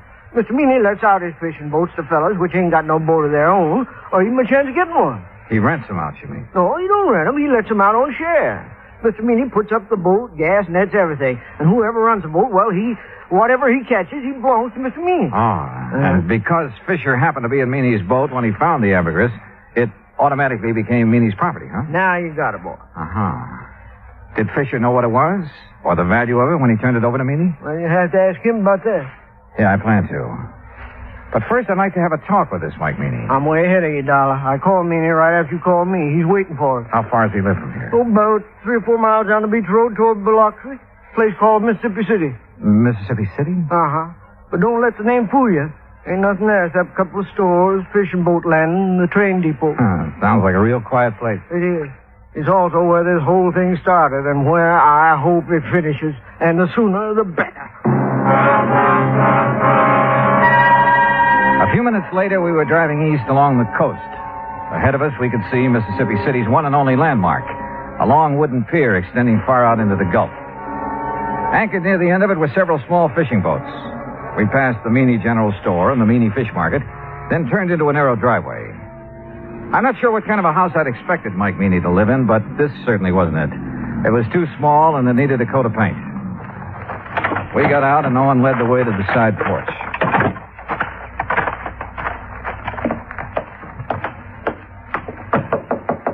Mr. Meany, you at home? Doesn't look like he is. No, he's here. Listen. What in the name of... Sure heavy, ain't he? Yes, sir. Ain't another man his size in the whole United States. Good night, I believe it. WC boy, you sure took your sweet time getting here. Yeah. Well, made it just fast we could, Mr. Meany. This is the fellow I was telling you about, Mr. Johnny Dollar. Both of you come inside. That's it. Come on in. You men sit down on the sofa. I'll just lower myself into this here chair. There. Yeah, now then. You're a detective, huh, Dollar? Well, then me ain't giving me an answer. You're a detective or you ain't a detective. Now, which is it? I'm an insurance investigator. Right now, I'm being paid to find 80 pounds of ambergris that you lost. Lost? He didn't mean nothing by saying that. You hush up, you road agent. Mr. Meany. Dollar, that stuff was stolen, you hear? Thieved. Right in the broad light of day. You're sure? Why, I'm sure 80 pounds of ambergris didn't get up and walk off by itself. Yes, sir. Me too. Itself. Exactly where was it when it was stolen? Sitting in a box I had built for it, a special box. Smell-proof. Cost $25. Oh, shut up. I was sending it to New Orleans to a fella I'd heard might be able to sell it for me. The box was on the platform right outside the American Express office of the depot. Here in Mississippi City? Boy, you ever take a bad fall out of your crib? No, you ignorant, in Tuscaloosa, Alabama. Where do you think that depot was? Well, it could have been in Gulfport. No, it couldn't never do business there. Okay, so I'm wrong. No, but that's the first time you ever admitted it. Had the box been checked in at American Express? You mean had the freight been paid in New Orleans? Yes, that's what I mean. That scrounging, ignorant, no good. Had it been paid, Mr. Meany? No, it hadn't. Why not? Because the rat I trusted with the ambergris and sent down to the station to see it got on the train. Yeah? He'd promised. He'd give his word. He wouldn't take his eyes off that stuff for 1 second. No. That dirty. That no account. Are you okay, Mr. Meany? No. But you sit down. You make me nervous, W.C. Yes, sir. Every time I think of that, T.J., that stupid nephew of mine, well, you know what he done, Dollar. He spotted something more interesting to look after than $20,000 worth of ambergris. Okay, who was she? Oh, W.C. told you. No, I didn't. No, sir. Mr. Dollar, he's just clever. Yeah, well, anyway, according to T.J., this young female pulled up in an open car across the road from where he was at, and it wasn't until he got up close that he could see that she was wearing a strapless bathing suit. You see, Mr. Dollar, T.J. thought... He knows what T.J. thought, you miserable. You keep your mouth shut, W.C. Well, whatever you say, Mr. Meany. Well, while T.J. was investigating the situation, someone made off with the ambergris, that right? Right. Well, what about the other people at the station? There weren't no other people there. How about the baggage clerk and the passenger agent? Where were they? Sam Burroughs is the only man that works down the depot. and he was busy selling some woman a Pullman ticket to Memphis. How long did TJ talk to the girl? Just a couple of minutes, according to him, that is. If you want to ask him yourself, he works at the all-night cafe in Gulfport. All right, thanks. Well, we sure haven't much to go on. You got nothing to go on. So you might as well give me my $20,000 and head back up north, where you belong. Not yet, Mr. Meany. You got 45 hours. At the end of that time, I want my insurance money. You don't see that I have it, Mr. W.C. Owen, you're going to be sorry. You know what I mean? Yes, sir. I know. Owen didn't say another word until we'd pulled out of Fat Mike Meany's driveway and had turned left going on down the beach toward Biloxi. I suppose you think I should have stood up to him a little more, huh? No, I figured you had your reasons for not wanting to get into an argument with him. You see those boats off the end of the pier? The small fishing boats, uh-huh. Well, they belong to Meany. He's also got money invested in half the business place along the beach.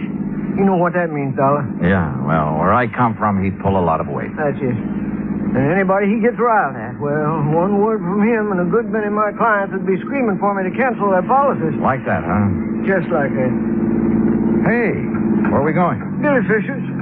This way, this here's the boarding house he lives in. Come on. Uh-oh. Okay, boy. Okay. Easy now, easy. That's it. Good boy, good boy. Did you know the dog is back in this house? Well, afternoon, Miss Harvey. Oh, well, my goodness, Miss Owen, this is an unexpected pleasure for sure. Why, thank you, ma'am. This here is Mr. Johnny Dollar, Miss Harvey. Afternoon. Pleased to know you, Mr. Dollar. Wouldn't you like to come in and sit down? No, thanks. We really don't have much time. Oh? Mr. Dollar is an insurance investigator. Right now, he wants to have a talk with Billy Fisher, providing his home. Why, sure he is. You find him round the side there. Oh, but... Yes, sir? Well, he's with Jane Higgins, Miss Owen. Jane Higgins? Oh, you know her pa rented that old Miller place again. The girl that got Billy into that trouble. Oh, yes. What kind of trouble, Mrs. Harvey? Well, it happened when the Higginses were down here 2 years ago. Billy and Jane have always been sweet on each other. But being as Billy is Billy and doesn't have a thing of his own, not even a job, except fishing one of Mr. Meany's boats. Well, Jane's pa just put his foot down. But didn't mean a thing to Billy. No, sir. At least not until old man Higgins got a sheriff after him. That still didn't stop Jane. And finally, the Higginses just packed up. They didn't come back until just 3 weeks ago Saturday. How old is the Higgins girl now? Oh, 18, 19. And she hasn't changed one bit in those 2 years. No, sir. She's just over here all the time. Sure be some fur flies when her paw finds out. There they are now. Billy? James! Hi. Come over here a minute, Billy. Someone wants to see you. Sure. Billy? Now this here's Mr. Dollar. Hi. Howdy. Miss Higgins, Mr. Dollar, and Mr. Owen. Hello, Miss Higgins. Billy, I wonder if I could speak to you alone for a moment, huh? Yes, sir. What do you want to talk to me about? Mr. Meany and the ambergris you found. Oh, that. Where did you find it, Billy? Out near Cat Island, floating in the East Channel. Uh-huh. Did you know what it was as soon as you saw it? No, sir, not exactly, but I read a story once about a fellow that found some ambergris, and he sure made a lot of money off it. So you weren't going to take any chances and you hauled it aboard, is that right? Yes, sir. Something like that. Billy, you realized that anything you caught or salvaged with that boat belonging to Mr. Meany, it wasn't yours. You realized that, didn't you? Well, not right then, I didn't know, sir. He gave me some kind of a contract to sign when I started working for him, but I never read it. Well, what happened when you put in at the pier that night? Oh, that Cliff Stillinger, Mr. Meany's checker. He spied the ambergris right off, and he made me turn it over to him. Was that the last time you saw it? Yes, sir. Yes, sir, that was it. Okay, Billy. That's all I had on my mind. Well, that's all? I mean, no questions about whether I swiped it from the train station or not? Would you tell me if you had? You crazy or something? Heck no.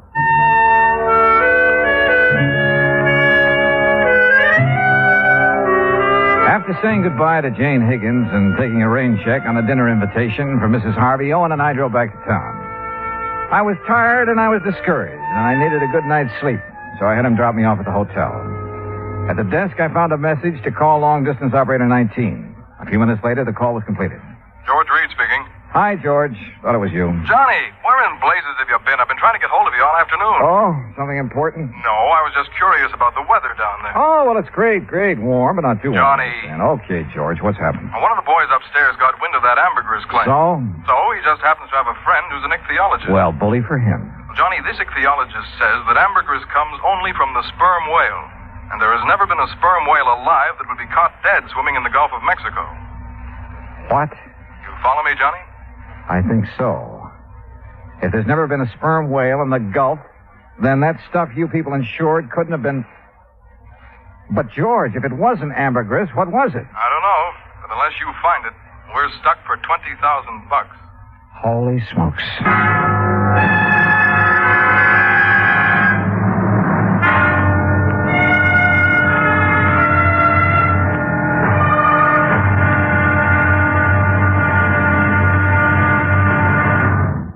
Act two of yours truly, Johnny Dollar, in a moment. Our flag now numbers 50 stars, and behind each star there stands yet another flag for each of the 50 states.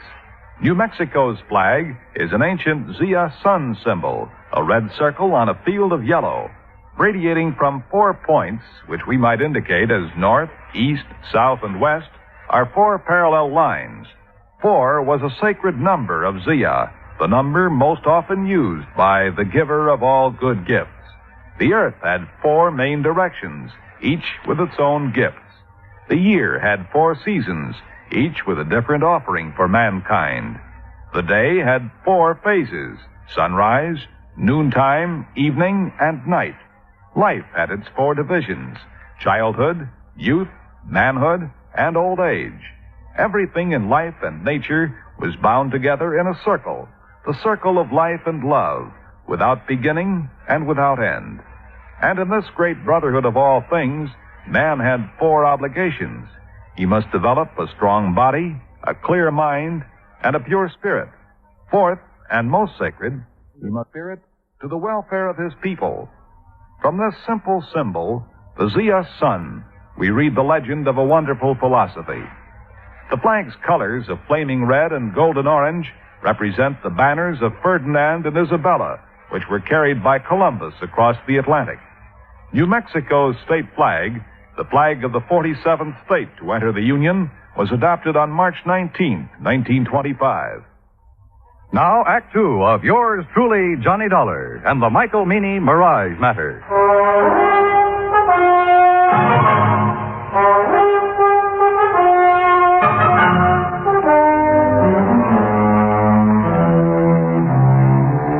After talking to George Reed and learning that there was considerable doubt in his mind concerning the origin of the ambergris Mike Meany had insured with Reed's company, I called WCO and the agent who had issued the policy to come down to the hotel. He was as shocked and surprised as I'd been. Johnny, I just can't believe it. Yeah, well, it's true. At least according to a man who studied the habits of sperm whales for years. Oh. And those kind of whales never come into the Gulf? No, not according to him. What if ambergris isn't ambergris? What is it?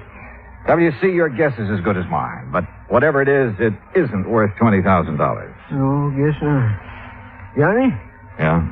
You don't think Mr. Meany's trying to pull a fast one, do you? Trying to defraud the company? Yeah. Oh, no, I doubt it. He has all the money he'll need for a while. Yeah, that's for sure. Tell me, WC, did Meany have the ambergris analyzed before he asked you to insure it? Matter of fact, he did. Even showed me a letter which said that the stuff was ambergris. You remember who made the analysis for him? A chemist over in Biloxi. Don't recall his name offhand, but he signed that letter he gave Mr. Meany. Okay. First thing in the morning, we'll take another trip out to Meany's place. Good. In the meantime, don't mention any of this to anyone, will you? No, I won't. Johnny? Yeah? I should have checked on that chemist, shouldn't I? And I shouldn't have been so anxious to take Mr. Meany's word. Well, we all make mistakes. Not big ones. Not big ones like this. Johnny, we just got to find that stuff. Because if we don't, we'll never know if it was ambergris or not. Will we? No, WC, we won't. I felt sorry for Owen. I knew as well as he did that the company might recall his franchise unless we could prove it was ambergris that had been insured. And at the moment, I was quite sure we couldn't do that. The next morning, the coffee shop was crowded, so I started up toward the center of town, looking for another place to have breakfast. I was about 4 or 5 blocks from the hotel when I heard someone calling me. Mr. Dollar. Johnny.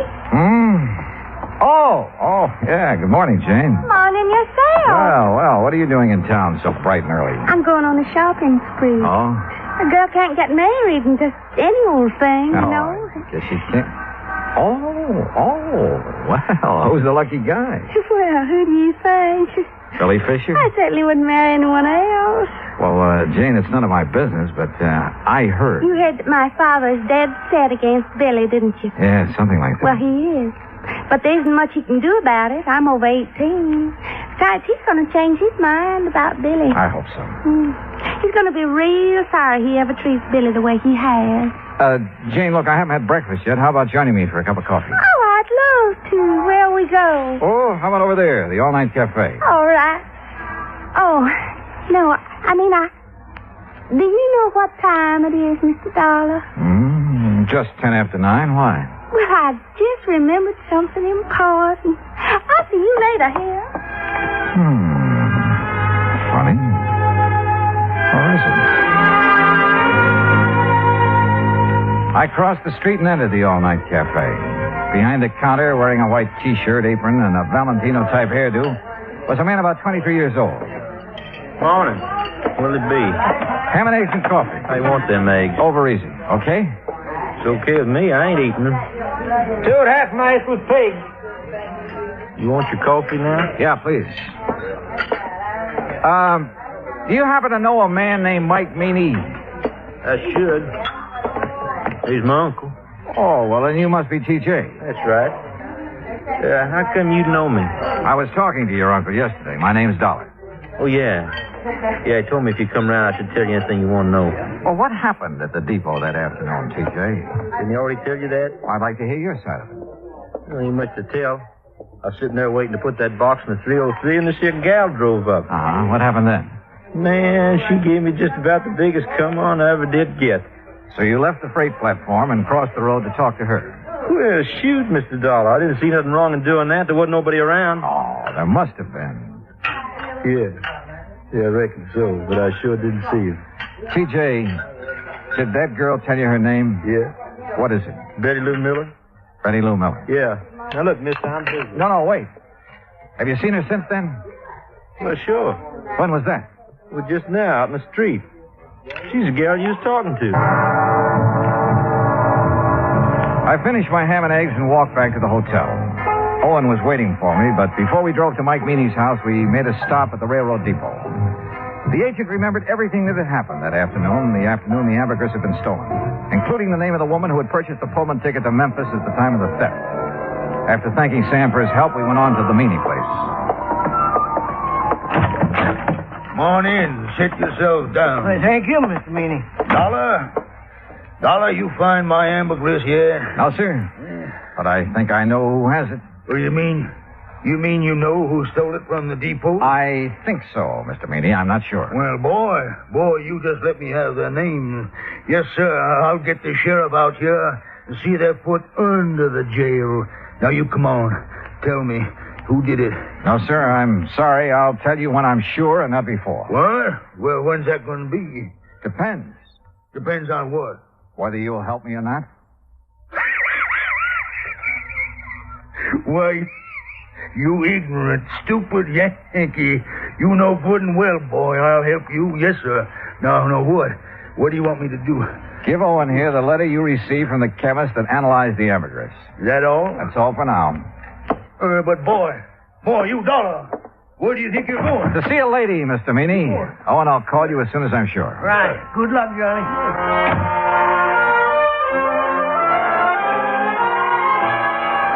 In Owen's car, I drove down the beach to Mrs. Harvey's boarding house. Billy Fisher was out with the boat, so I had plenty of time to tell her what I knew.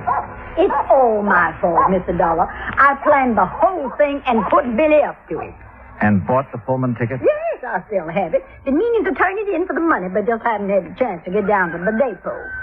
Tell me, Mrs. Harvey, how did you know that T.J. would leave the ambergris when he did? Oh, everybody around here knows T.J.'s weakness for girls. Wonder to me he hasn't been locked up long ago. Yeah. Well, it was a beautiful job. You timed it just like a professional. I thank you for the compliment. Where was Billy? In the woods on the other side of the railroad track. He waited till Jane got TJ all mixed up, then he scooted across, got the ambergris, and ran back into the tree. And Jane picked him up after leaving the depot? Yes, sir. You care for a cup of coffee, Mr. Dollar? No, thanks, Mrs. Harvey. You look so downhearted. Well, I guess that's part of my job, too. What did Billy do with the ambergris? I sent it on to Atlanta. A man there's going to sell it for him. Oh, I see. My, you sure look like you lost your best friend. Yeah, well, I ran into Jane this morning. She was going shopping for her trousseau. Yes, I know. Mrs. Harvey, if it turns out that isn't ambergris... Oh, they'll still get married no matter what, Mr. Dollar. If not now, then someday. Dollar! You Yankee schemer! What? Where you at? What on earth? Miss Harvey! Well, that sounds like Mr. Owen. And my friend, Mr. Meany. Dollar! Just what you trying to pull? I tried to keep him from coming over here, Mr. Dollar, but I just couldn't handle him at all. All right, It's a long way from being all right. Just what do you want here, Mr. Fat Mike Meany? What do I want? Why, woman, I want to arrest you and that dirty, that backbiting Billy Fisher and his girl was stealing my ambergris. That's what I want. Hush. I want to see you in jail. Jail, don't be ridiculous. Ridiculous, why, woman? That's what I said. Now, if you don't get off my property... Yeah, but you, woman, you stole it. How do you know I stole anything? I know because this here worm of an insurance agent wouldn't have a customer left on the beach unless he told me. Well, he told you wrong. Billy took that ambergris. No. But it belonged to him all the time. Well, woman, that's a lie. Ain't that right, Mr. Dollar? Yeah, it sure is. At least it is if it was ambergris. It's ambergris right enough. On? Well, I called that chemist, but he quit his job a couple of days ago. Couldn't find no record he made of it. Don't need no record. It's ambergris, and it's mine. It's Billy's. Mine. You think it's yours? You're seeing a mirage. Tell him, Mr. Dollar. Dollar, if this is some kind of a low-down yank, trick. It's no trick, Mr. Meany. Mrs. Harvey showed me the contract you have with Billy. Well, what's that got to do with him stealing the ambergris? Just this. This. The contract states that all fish and fish products and byproducts caught or seined while using your boat belong to you. That's right. Exactly right, so? So, the ambergris doesn't. What? No, sir. Ambergris comes from a whale. And the whale is not a fish. It's a mammal. But Dollar, now, Dollar, you boy, no, wait a minute, Dollar. Well, doggone. Doggone. They say that young love can work miracles, and I guess it must be true, because later that day, a huge sperm whale was sighted about 3 miles offshore near the Cat Island Channel. Proving, as I've always said, you can't figure whales any more than you can people. Expense account total, including hotel bill and transportation back to Hartford, $420.10. Yours truly, Johnny Dollar.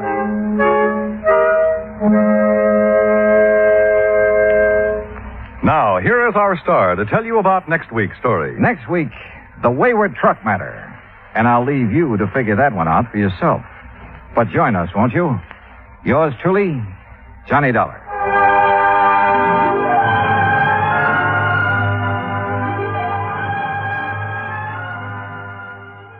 From Hollywood, it's time now for... Johnny Dollar. You smell smoke, Johnny? What'd you say? Who is that? This is Henry Willoughby at Four State Mutual Insurance Company. Oh, hi, Hank. And I asked if you smell smoke. Should I? What kind? The kind $5,000 makes when it goes up in flames. Where? Over in Cranford, the Peerless Junkyard. Junkyard? That's right. But if there's only a $5,000 loss, how can you afford me? Because what I smell is arson.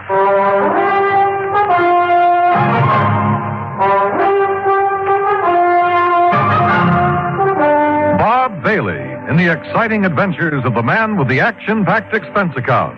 America's fabulous freelance insurance investigator. Yours truly, Johnny Dollar.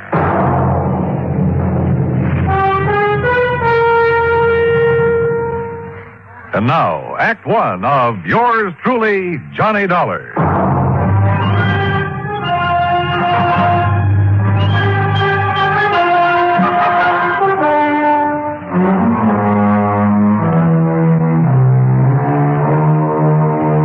Expense account submitted by Special Investigator Johnny Dollar to the Four-State Mutual Insurance Company, Hartford, Connecticut. Following is an account of expenses incurred during my investigation of the Peerless fire matter.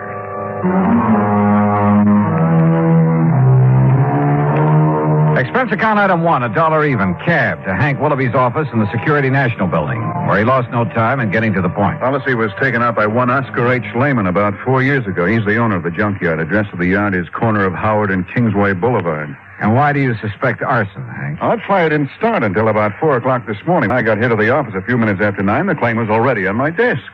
Almost as though he'd had it filled out and waiting even before the fire occurred, huh? Precisely.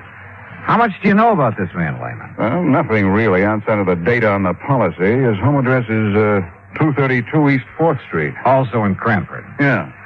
Okay, Hank. I'll see what I can see.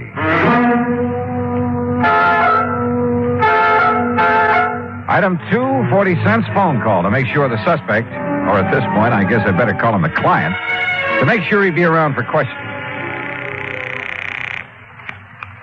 Here speaks Oscar Lehman.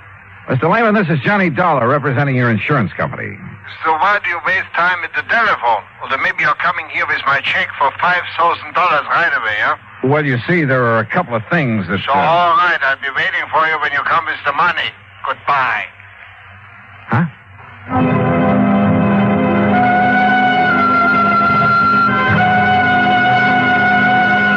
Item 3, $1.20 for a train ticket to Cranford. Item 4, $2 for an old rattletrap taxi when I got there. Cranford is a new town, or rather a new one built on what was left of the old. When the big clock company folded up at the end of World War II, Cranford kind of fell to pieces. But situated as it was, just a few miles above the busy city of New Haven, a bunch of smart New York operators had stepped in and were busy making a nice modern residential community out of it. New stores, new homes, and all the fixings. You see there in the block up there ahead? Huh? You had a big fire there this AM, big junkyard. Yeah, I see. Man, it was really hot. Thought it was going to take the 3 houses there on Howard Street along with it. You know, flying embers and the heat and all. But the wind swung around. They didn't even get touched. Yeah, well, pull up, will you? I want to look it over. Okay, mister, you're the boss. Hey, you want me to keep the meter running? No, I'll leave you here. Okay. That's 85 cents. But it would have been $1.50 to where you first wanted to go. Okay. Hey, Hey, thanks. Boy, how I hate to see that junkyard gone. Oh? Why? Oh, well, that's where I've been buying my parts to keep this old crate tied together. You know something? It looks it. Now that Peerless is gone, I'll probably either have to get a new cab or either try and fix this one up right, you know, and that costs dough. Yeah, well, happy fixing. Yeah, like I say, though, out of something bad always comes something good. Sure. And I not only mean my taxi, mister, but them houses there, too. Well, what about them? Oh, they're on Howard Street. They've been beefing their heads off ever since the yard got its license. So now, no more junkyard. Now the whole place could be residential like it ought to. Like I always say, out of something bad, always something good, yeah. Yeah. Now, I got to get going. Hey, you know something? Maybe that fire gives me a good idea. Like, maybe I should burn up this old wreck of mine and the insurance company would have to give me a new one. Hey, how about that? Maybe you'd better be careful who you say that to. Oh, sure. Especially not to an insurance investigator Yeah, like well, me. don't you worry, bud. I'm too smart. You? You?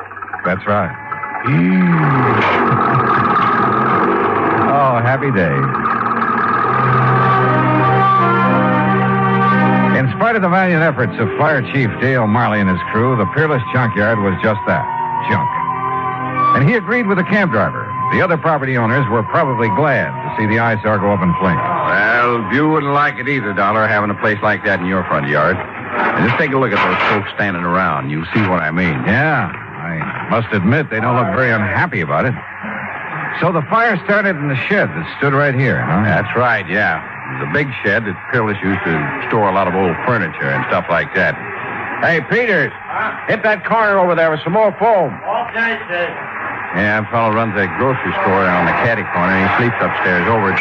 Said it woke him up. Went off with a boom, like a small explosion. Have you considered the possibility of arson, Chief? Yeah, I have. That's why I called New Haven and asked them to send up a couple of men from their special squad. But you found no trace? Nothing I could put my finger on. You got any ideas? Yeah. Yeah, I think maybe I have. I learned a long time ago that a lumber yard or furniture factory were about the worst places in the world to look for signs of arson. The wood goes up so hot and so fast. And the remains of this shed wouldn't be much better. So I walked over to the little grocery store and spent item 5, 21 cents, for a loaf of white bread. Then I rejoined Chief Marley at the ruins of the shed. The arson experts can come up from it. Hey, what's the matter, Dollar? You get to eat breakfast? Oh, something like that. Hey, you want a chunk? Not without strawberry jam and a cup of coffee. Hey, Herb, take it easy over there. Stomping around like that, you wipe out all the clues. Now, like I told you, Dollar, the fire started somewhere right around here. Uh-huh. And the quick shift in the wind moved it over that way. Chief. Yeah. Here, chew a piece of this fresh bread. What? That's right, chew it. Get the taste of it in your mouth. What for? Just do it, will you please? Here. Well, you got an idea, son? You bet I have. Here. You mean chewing on a hunk of bread is going... Is going to what? Now swallow it. What is this, a gag or something? No, not by a long shot. Now watch. Well, don't throw it away. Now you got my appetite up. I'll have some more. Here now. Chew on this piece. What? After you dropped it in the ashes? That's right. Chew on it. Oh, now, Go wait. ahead, do it. I'm serious. Holy kerosene. That's right. Well, I'll be doggone. Yeah? Fresh bread will pick up even the slightest trace. Even after the fire? Even after a fire. That means kerosene was brought in and poured over the floor of this furniture shed to set it off. And, Dollar, I'm going to get in the police and have them lock up old Oscar Lehman so No, fast. no, wait. What for? Until I can talk to Lehman. Well, now, look. You look. This isn't any absolute proof of arson. Well, it's good enough for me. It's good enough for a suspicion charge. I'll tell the police what I found out. Who found out? Well, What I found out. Now, don't forget that. But if it puts us on the trail of an arsonist, if you like, you can take the credit for it. Only if you'll cooperate. Yeah, but Dollar... Otherwise, you'll lose any cooperation from me. Okay? Okay. Item 6, 80 cents, cab to the address on East 4th Street where Oscar Lehman lived. Like the Howard Street address, this was a has-been section. Lehman's home reminded me of some of those on the other side of the town, next to the junkyard. When the old character let me in, I wasted no time in getting to the point. You ask why I should be staying here in my home instead of at the yard? And I'm asking you why not? What good can I do over there? My lovely junkyard is gone. There's nothing I can do. So I'm waiting here to collect the money your company owes me. So are you going to pay me or not? Well, now, that depends. As I started to say... I tell you, I didn't even know about the fire till I went down there to open up the gate and start the day. What time did you go down there, Mr. Lehman? 11 o'clock, like always. Well, you sure didn't waste any time getting your claim into the office in Hartford, did you? Of course not. So soon as I see what happened, I sign up the claim and take it to Hartford. And the office is closed, so I leave it under the door. Yeah, well... What else could I do? Sit around and wait to think about it while the money's coming to me? It's my money, so I should have it. You know how much merchandise I have in that yard? $25,000. Retail? Yeah. Then why'd you burn it up? You think I'm crazy I should do such a thing? Don't you understand now I'm out of business for God? Oh, what do you mean? My license for the yard on condition, you know? A conditional license? Yeah, that's right. If I'm not in business, every day I lose the license. I lose the lease on the land. And then they make houses, little stores. It's a big development company. So you're crazy to come and talk to me, tell me I should set fire. Maybe I've suddenly changed my mind, Mr. Lehman. Maybe I've already met the arsonist. Huh? And I was just too blind to see him.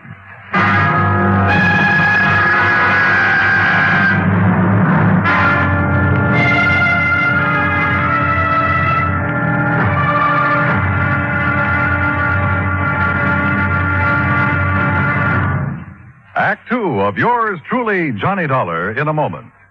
Our flag now numbers 50 stars.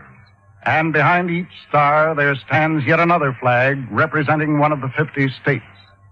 Missouri's state flag is a horizontal tricolor of red, white, and blue. In the center is a circular device bearing the state coat of arms. An eagle, symbolizing the superior authority of the nation, A grizzly bear representing Missouri, chosen for his size, strength, and valor, and a crescent moon, symbolic of the shield carried by the second sun, Missouri being the second state carved out of the Louisiana Territory. A belt encircles the coat of arms with a motto inscribed, "United we stand, divided we fall." Atop the flag is a cluster of stars representing the Union, with a larger star for Missouri as she surmounts her difficulties and assumes her rank among the states. The state motto is also inscribed on the flag, Salus Populi Suprema Lex Esto. The welfare of the people shall be the supreme law. Surrounding the device is a group of 24 stars. Missouri's state flag, the flag of the 24th state to enter the Union, was adopted on March 22nd, 1913. And now, Act Two of yours truly, Johnny Dollar and the Peerless Fire Matter.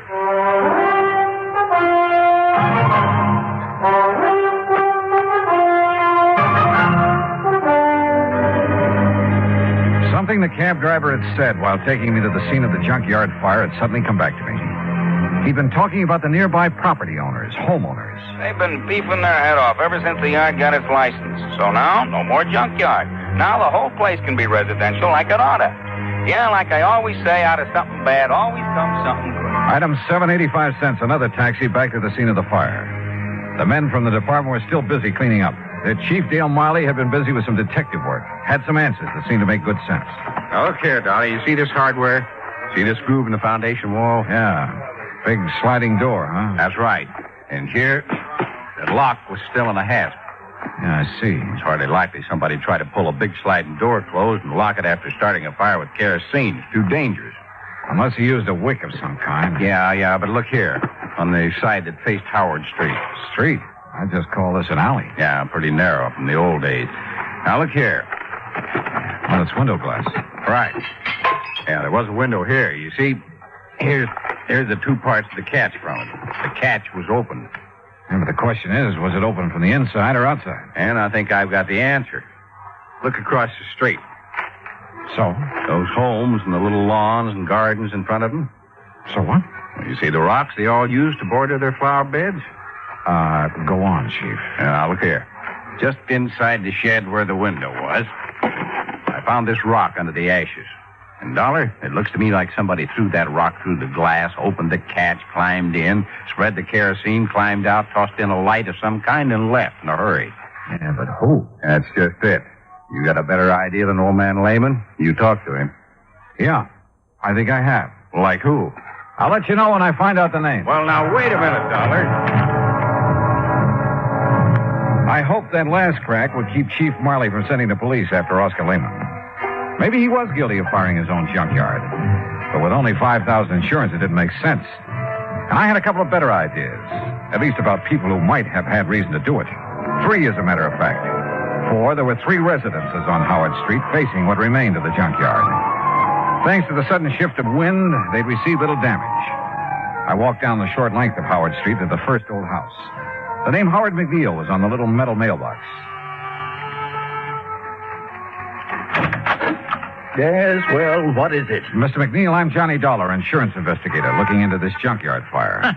This is a fine time to come around selling insurance after the fire's out.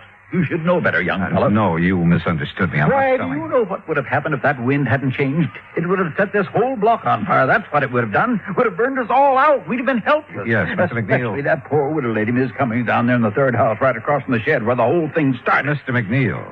Yes? I'm not here to sell insurance. I'm investigating the fire, understand? Well, don't. What's that? You can stop right now. Just leave things as they be. Don't you know that fire was a blessing? I'm not quite sure I said blessing. That fire was the finest thing that's happened around here in years. Oh, you like its having happened, huh? You just bet I do.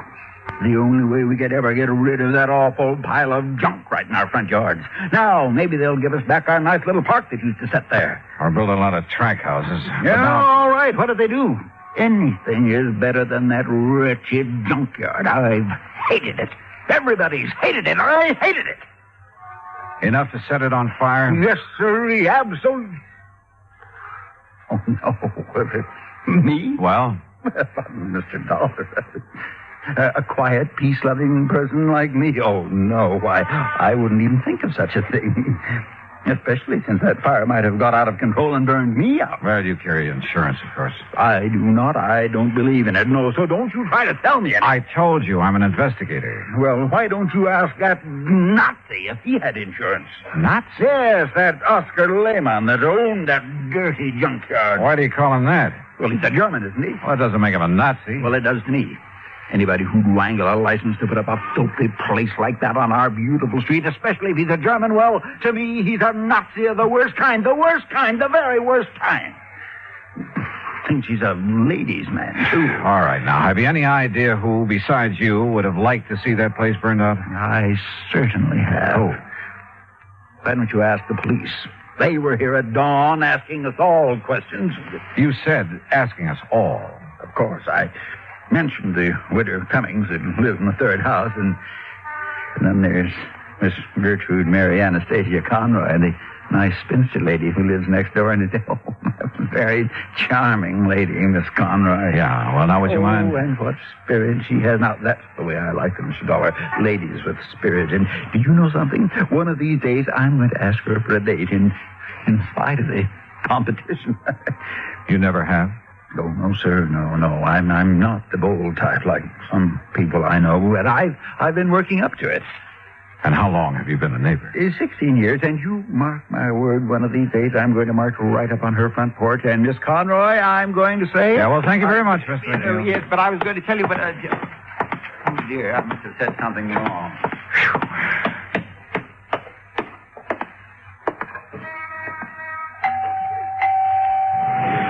And what the devil is it you'd be wanting? Miss Conroy? That's right. And don't you see the sign beside the door? No peddlers, no felicitations. So be gone with you. I'm busy clearing the smoke out of your house for that awful fire this morning. Well, that's what I'm calling about, ma'am, that fire. I'm an insurance investigator. Investigator, huh? Oh, now, just a...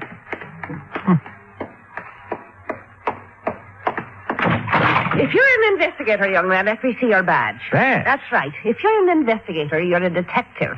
And if you're one of them, you're with the police force. No, And if you are, you can go right back and tell your chief I've had me filled right up to here with answering fool questions about that fire. As if I myself did it, huh? Oh, did you? For years now, I've connived and connipted how to get that terrible, dirty, filthy junkyard out of this neighborhood.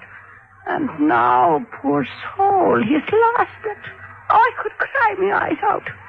You what? Oh, such a lovely old man he is when I finally met him, that dear Mr. Lehman. Oh? Oh, the horrible things that Hitler done to him before he escaped them Nazis that took over his fine old country. And when he got here, he put all his savings in that lovely second-hand lot. Lovely. So he could earn an honest living. I'm afraid I don't understand. Such a fine man. Such a gentleman. The way he'd click his heels and bow when he come and call in on Sunday afternoon. Oh, he was such a gentleman. Wait a minute, Miss Conroy. I don't get it. A couple of minutes ago, you sounded as though you hated that junkyard. Second-hand lot. Oh. And so I did. Until I got to know that nice Mr. Lehman. And I'll tell you this. In spite and despite of the fact they won't ever let him set up in the same kind of business again. If it takes every cent I own, I'll see that he gets started in something else. Well, I'll be... Investigator, huh? Insurance investigator. And then I suppose I can tell you confidential that I've set me cap for dear Oscar. You mean you hope to marry him? Aye. And that I will before I'm through.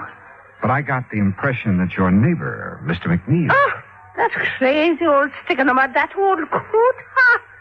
But if you're from the insurance company, how can I help you, lad, with your investigation thing? Well, you can't tell me this.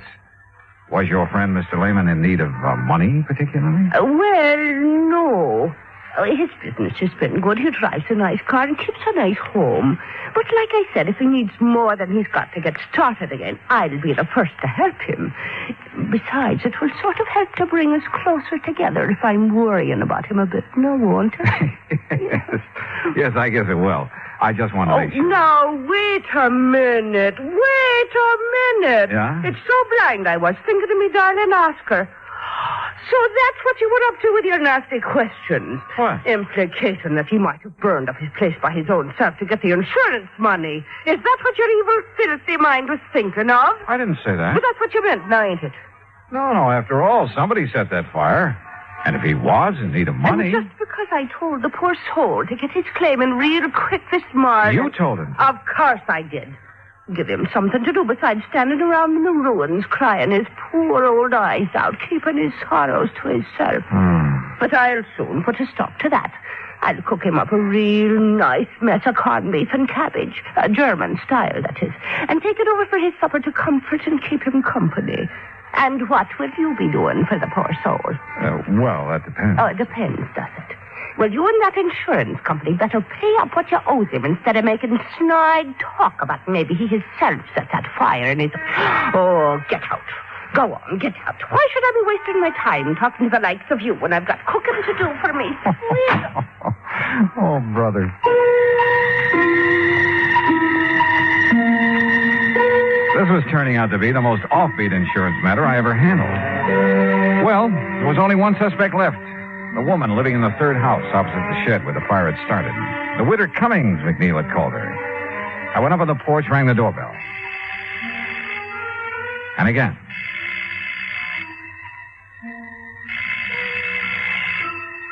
After the third time, I was about to decide no one was home when the door slowly opened. And just inside the door, in a wheelchair, sat a little old lady, pale, gray-haired. Her face reflected years of pain, of worry. I've been waiting for you to come, Mr. Dollar. You know who I am. I overheard you at my window when you talked to Mr. McNeil and Miss Conroy. Listening to the neighborhood is the only thing I have left these days, tied down as I am to this wheelchair. Yes, I see. I'm sorry. Come in and sit down, please. Thanks. There's, no one to take care of you here? Only Rudolph, who does as little as he dares.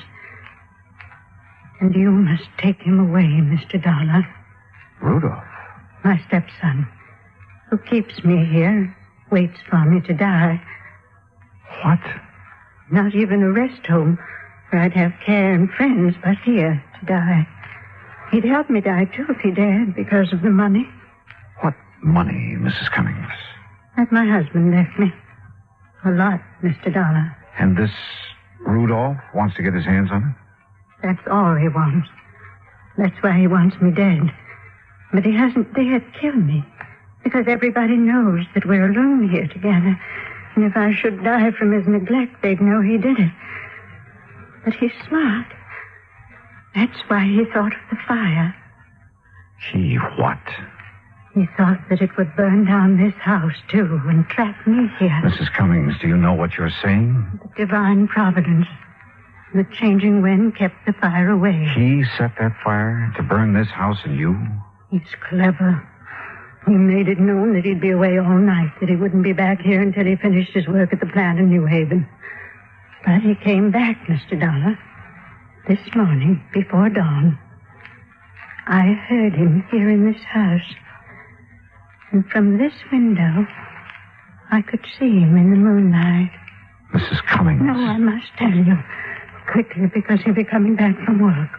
His work. To keep up appearances, to keep them from suspecting. His gambling. The terrible people he goes out with at night. Gangsters, that's all. And I must tell you, because if I don't, listen to me. I'm listening. I saw him take a can, the kerosene we keep in the cellar for when the electricity goes out. He took it across the street. He broke the window of the shed and went in. Then he came out. He threw a piece of burning waste back in. Then ran. Mrs. Cummings, are you sure? I lied to the police. I couldn't make myself tell them. After all these years of knowing what he's been and saying nothing. But I thought I'd wait for him. Maybe when he saw his evil plan had failed, that I was still here. Maybe I could make him give himself up. But in my heart, I knew he wouldn't. Because he's bad. All bad. Mrs. Cummings, I'm glad you told me. God forgive me. But I knew that if I didn't, he'd find some other way to... You must take him away, Mr. Dollar. Before he does murder.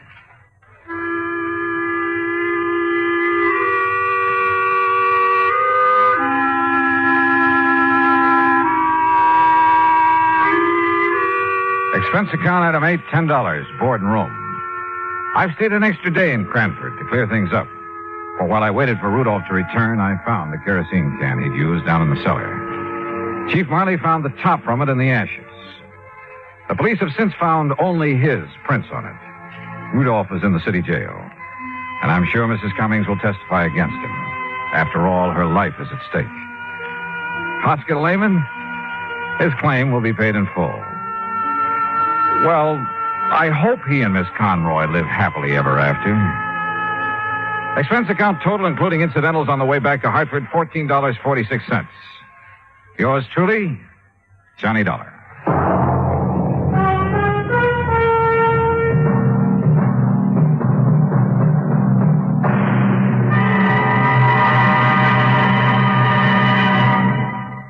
Now, here's our star to tell you about next week's story. Next week, exploration in the high Sierra country of California. And at the end of the trail lies death. Join us, won't you? Yours truly, Johnny Dollar.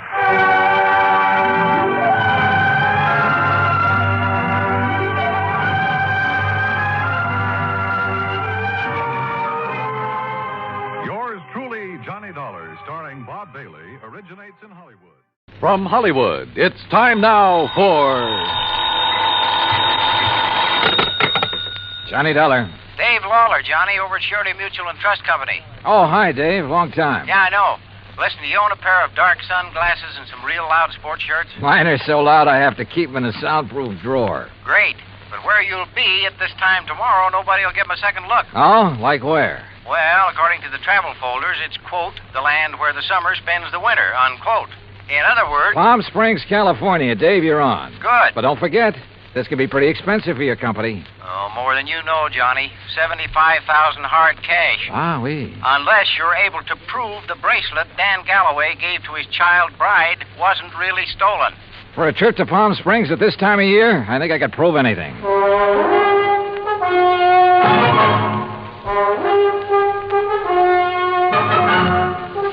Bob Bailey in the exciting adventures of the man with the action-packed expense account. America's fabulous freelance insurance investigator. Yours truly, Johnny Dollar.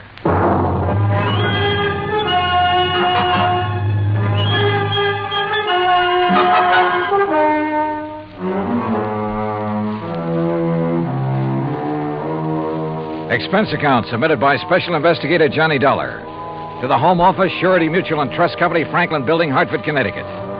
Following is an account of expenses incurred during my investigation of the Suntan oil matter.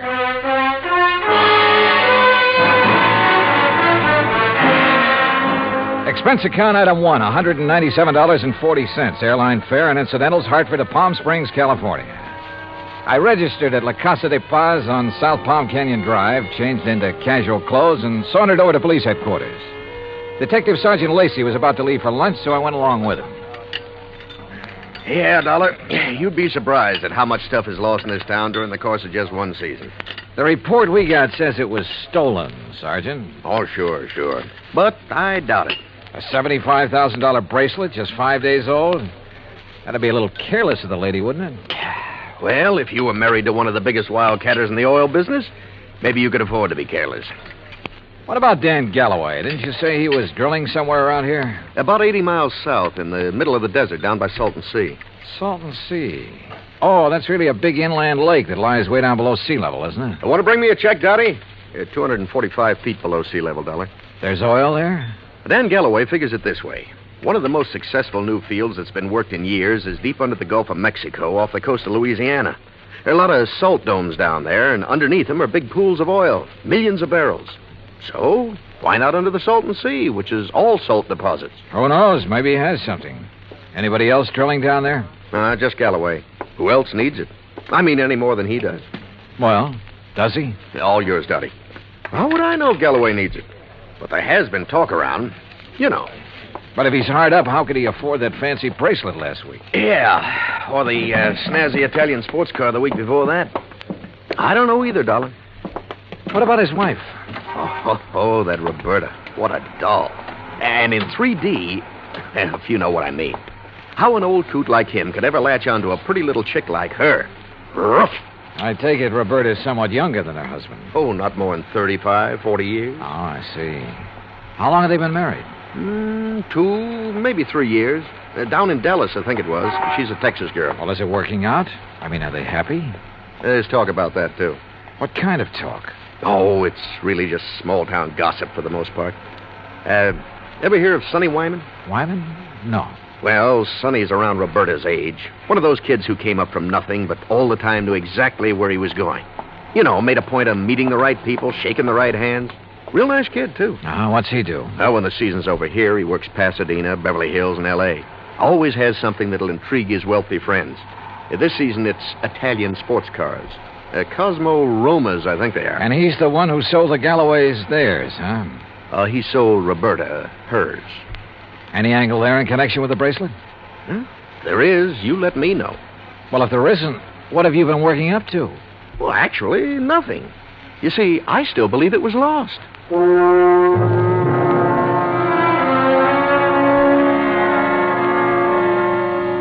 Expense account item 2, $35 for rental of a drive-your-own car.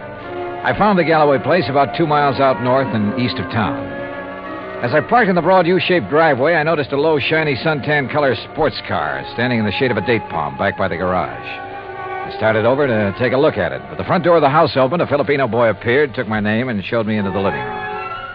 Through the solid wall of picture windows, I could see that the whole place was built around a kidney-shaped swimming pool. Mighty inviting.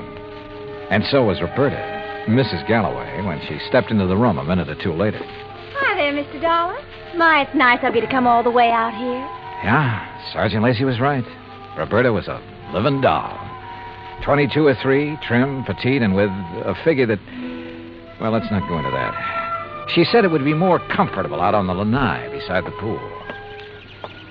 I just wish there was something I could tell you about that bracelet that'd help you find it, Mr. Dollar, but... Well, just must have been stolen. Well, it makes no difference insofar as your claim is concerned, Mrs. Galloway. The company will still have to pay up, you know, unless, of course, it's found. Oh, I know that. How do you go about your investigation? I mean, do you offer a reward or something? Usually, yes. Of course, it depends on... How much have they offered for my bracelet? Well, frankly, I haven't checked on that yet. But now, Mrs. How Galloway... much would you guess, Johnny? Well, claim this size, probably somewhere between 10 and 30%. What's the matter, Johnny?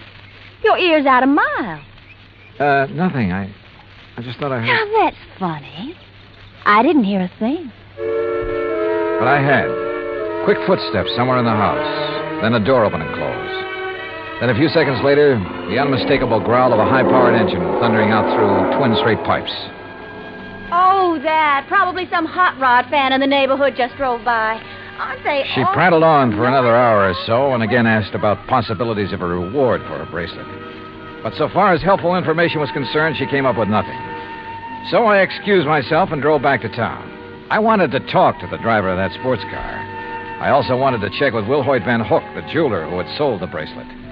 I found his shop on Palm Canyon Drive, a small place, but very ultra. As I was about to enter the door... Hey, Mr. Dollar, got a minute? Oh, yeah, sure. 2 or 3 minutes. And I like your car. Mr. Wyman, isn't it? That's right. How'd you know? How'd you know mine? Yeah, real cloak and dagger stuff, huh? You knew I was out at Berta's house, didn't you? Well, it seemed pretty obvious when I heard you hot-footed for the door, then heard this pint-sized monster of yours barrel off. Hey, you wouldn't like to buy a Cosmo Roma, would you? It's a real dilly. Oh, I'd like nothing better, but I'm out here on a job. Yeah, I know. That's what I wanted to talk to you about. Well, you know anything that'll help me? Not much, I'm afraid. But I'll be glad to tell you anything I can. You going in to see Willie? Willie?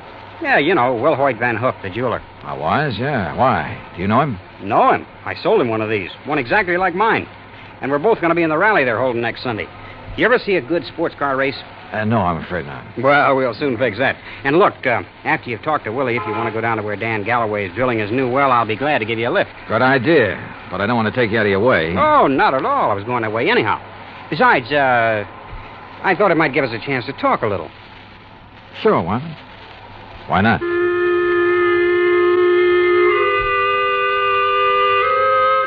With a name like Will Hoyt Van Hook, I expected... Well, I don't know what I expected. As it turned out, he was a smartly dressed chap of about 40, tall and slim, blonde hair and quick blue eyes, an alert mind.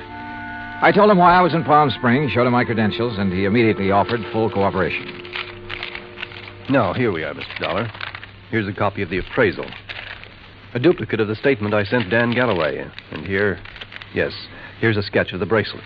Ah, very good. Diamonds here, emeralds, and the mounting is yellow gold. Hand-worked, all of it. Mm-hmm. One thing I can't help wondering about, Mr. Van Hook. Yes? Isn't a $75,000 bracelet a bit unusual for a shop in a resort town? As a matter of fact, it is. As you can see, I specialize in rare and exclusive sort of things. But very little over, say, $10,000 or $12,000. Then the Galloway bracelet was an exception. Yes. After Dan told me what he had in mind to give to his wife, I had some sent over from Pasadena and Los Angeles by wholesalers with whom I do business. You know, had them shipped down on consignment. He liked one, and that was that. I see. Mr. Dollar, I wouldn't want this to go any farther, of course. But after all, jewelers and insurance companies are... Well, our businesses are pretty well tied together, at least on occasion. Yes, unfortunately. But what are you getting at? I'll tell you. 2 days after the bracelet was delivered, one morning, just as I was opening up, Dan came in here. So? He was ill at ease, looked worried. He said he had to have some cash quickly. He asked if I could possibly refund his money. Oh? Did you? No, because I couldn't. Things have been rather slow for me this season. Quite frankly, I'd used all I'd made on the bracelet to pay up some old bills. I told him as much and that I was sorry, but I just couldn't help him. Did Galloway say why he had to have that much cash right away? Yes. Well? I don't know much about oil drilling, but as I understand it, his test well is down some 400 feet further than he'd planned on going. And the day before he came in here, something on his rig had broken loose and left him with a highly expensive repair job before he could proceed any further. Apparently, it was all very serious and very expensive. Strange, his wife didn't seem to be bothered. I just talked to her. Berta? Believe me, Mr. Dollar, she wouldn't be. In fact, I doubt if she even knows. Oh? Figure it out for yourself. A man of nearly 60 who has to give bracelets and fancy cars to his wife to keep up her interest. Well, you'd hardly expect him to tell her that kind of news, now would you? No, I suppose not. Especially if he's worried about the competition. And if you ask me, he has competition. If only he could see it.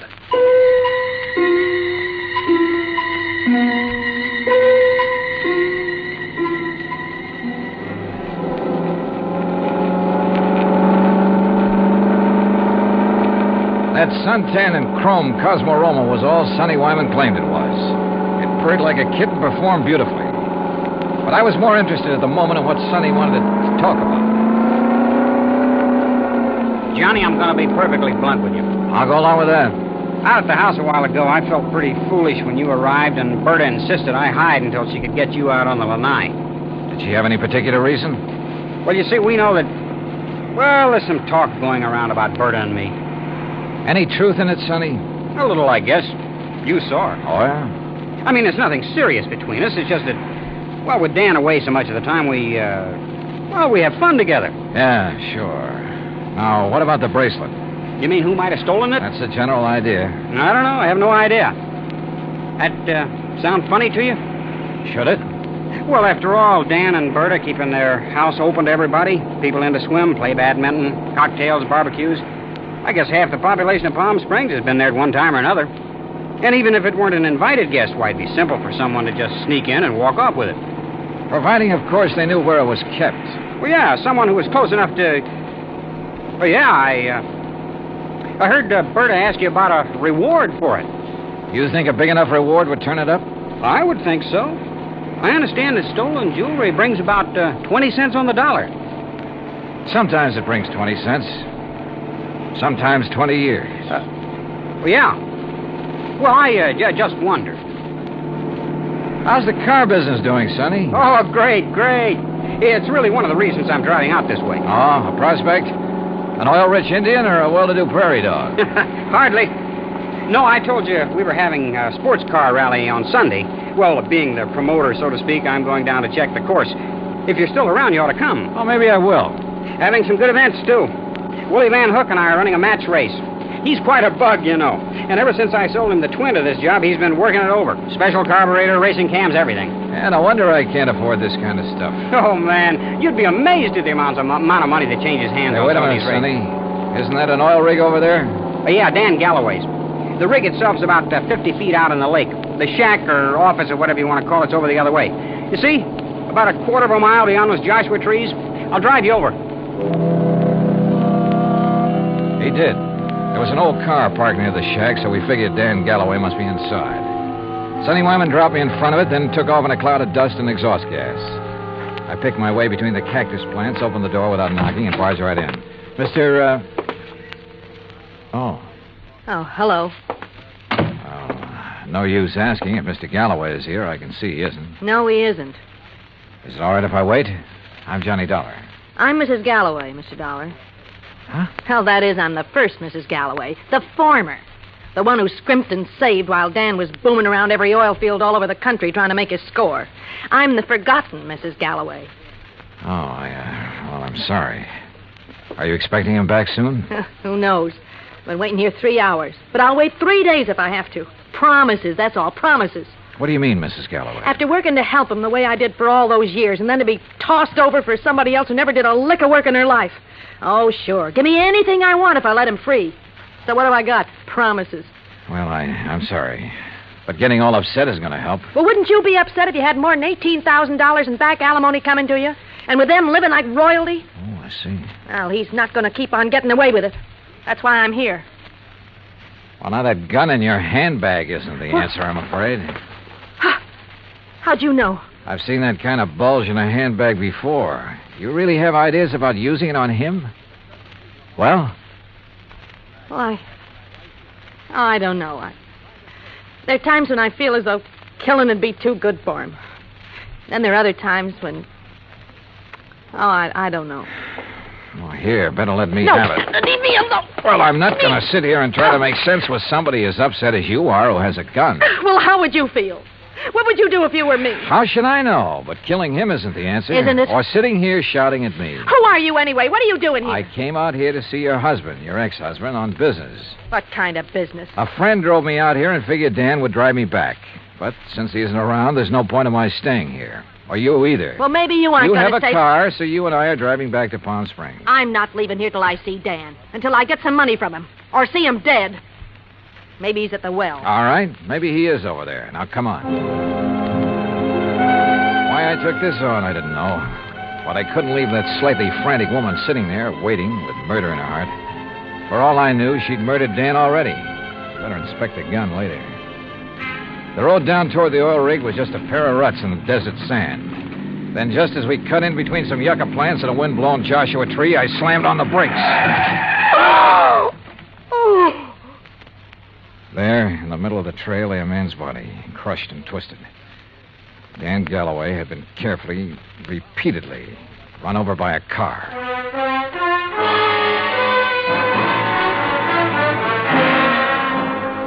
Expense account item 3, $1.19 for a quick phone call to Sergeant Lacey in Palm Springs and smelling salts and a bromide for Florida, the ex-Mrs. Galloway. Then I dropped her off at the Galloway house. She and Roberta ended up consoling each other while I huddled with Lacey in his office at headquarters. Some of the boys are still out there, Dollar, checking tire prints, taking pictures, and so on. No clue as to who ran Galloway down? Not yet. Looked to me as though Galloway stepped out of his own car to see whoever had pulled up in the other and was run down for his trouble. The car that did it ran around in a circle over and over him. Any suspects, Sergeant? You found his ex-wife, Flora, waiting for him in the field office, you said. That's right. And she was pretty nervous, on edge, you said. So? Also, she was carrying a gun. Whoa, now, wait a minute. Any reason why she couldn't have run him down earlier, then gone back and just waited for somebody like you to come along? Somebody with whom she could then discover the body? Only one hitch. You told me yourself, Dollar, that she was pretty insistent about your going over there to look for Galloway. Yeah, I know. But, Sergeant, you're off on the wrong foot. Why? Because of the tracks left by the killer's car. They didn't match the tires on Flora's car. You checked? I checked. And if I were you, I'd have your boys find out whose car did make those tracks. I'm way ahead of you. Well, if you know, then what do you... Hey, wait a second. Yeah? Levine, Sergeant. I got news for you. Hey, listen to this, Dollar. About those tire tracks at the scene of the killing. Well, right on cue. They're the same make and size as the tires on Sonny Wyman's Cosmo Roma. You sure? Well, I told you at the scene I thought it was a sports car by the small size of the circle the tracks made. Yeah? And knowing the feeling between Wyman and Galloway, I went right over to his place. Nice, clean tracks all over. And they match. You holding Wyman? Oh, well, I don't know where he is, Sergeant. He wasn't at his place, and there was no answer to the phone at his showroom. Well, then get after him. Put out a flash on him. With that car, he shouldn't be too hard to find. Let me know when he's picked up. Yes, sir. What do you think, Sergeant? You know something, Dollar? I have a notion that when we find Sonny Wyman, we'll also find out what happened to that bracelet. Yeah, could be. One thing was certain. Dan Galloway could no longer be suspect in the case. But Roberta? Why not? Maybe she did know that Dan had run out of money.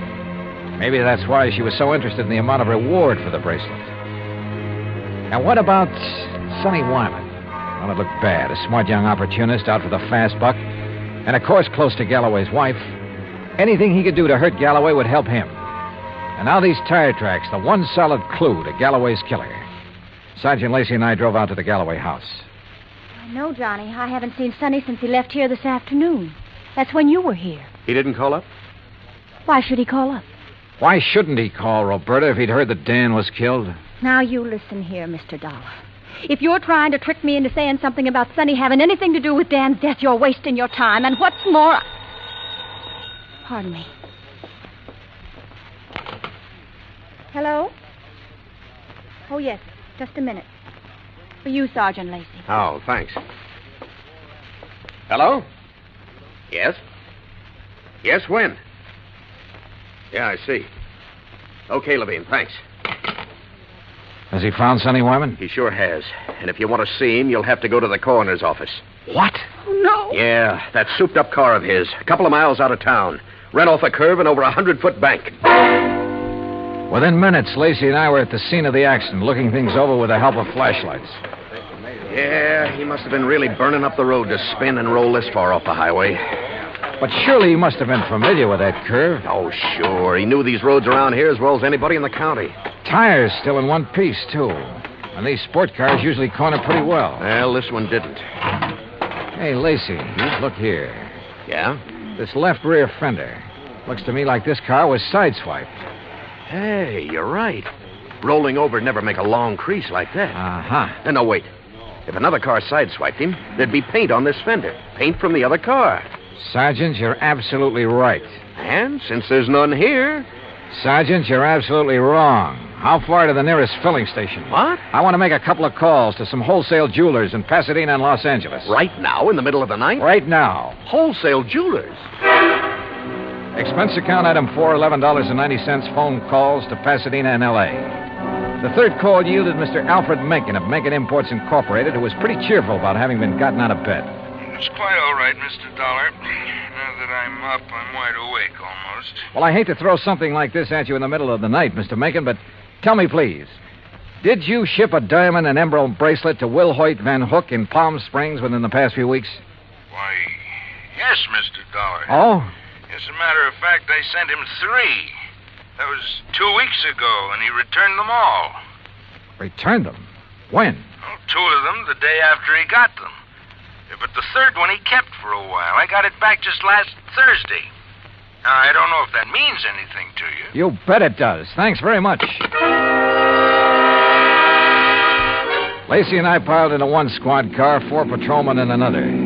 It was several miles out to the little ranch where Van Hook lived, and Lacey and I chewed it over as we drove along. Don't hold out on me, Johnny. Whatever made you think of Willie Van Hook is the one who drove Sonny Wyman off the road? Well, apparently there was no paint on that fender from the car that sideswiped him. Actually, there was. Holy... Of course. Van Hook's car is exactly the same color as Sonny's. Another thing. The car that ran down Galloway, like the one Sonny drove, even down to the tires, but not necessarily the same car. Plus the fact I couldn't help wondering about Van Hook all along. Yeah, but why? In a job like mine, you have to wonder about everybody connected with a case. Anything particular about Van Hook? Well, he told me that he'd used the money he got from Galloway to pay off some overdue bills. And yet, a few weeks ago, he was able to buy an $8,000 sports car. It ties up, Dollar. It all ties up. But how did Sonny Wyman figure in it? Oh, Sonny was a fellow who lived by his wits. He may have reached the same conclusion about Van Hook that I did.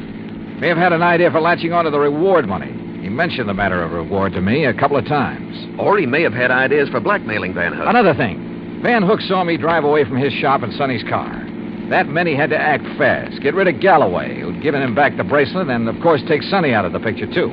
Yeah, it all seems to add up very nicely. And when we face Van Hook... Well, there's his place now. Yeah, here's his driveway. Well, either he's skipped out or he's asleep. No lights on in the place. Well, if you ask me, he's far... No, wait. Yeah? The third window on the right. The blind was pulled away for a second or two. Well, then let's get out of this car. We're sitting ducks in here. Well, how about it, Sergeant? What do we do? You boys split up. Cover the back and sides of the house. He's in there? Yeah. Okay, boys. Come on. Johnny, maybe you better keep out of this. Are you kidding? Hey, listen. That car door, I'm sure of it. Yeah, I know. Holy... What's he up to? Gonna lock himself in and take the monoxide route? Come on. Are there back doors in that garage? Not that I know of. Here, wait a minute. Van Hook! This is the police. We've got men all around this place. Turn off that engine and come out of there with your hands over your head. Don't be a fool, Van Hook. You haven't got a chance. Come out of that garage. Hey, did you see that? He drove right through the door of his garage. Come on, Lacey, the car. Get after him, you guys. Get moving. Yeah, come on, boys.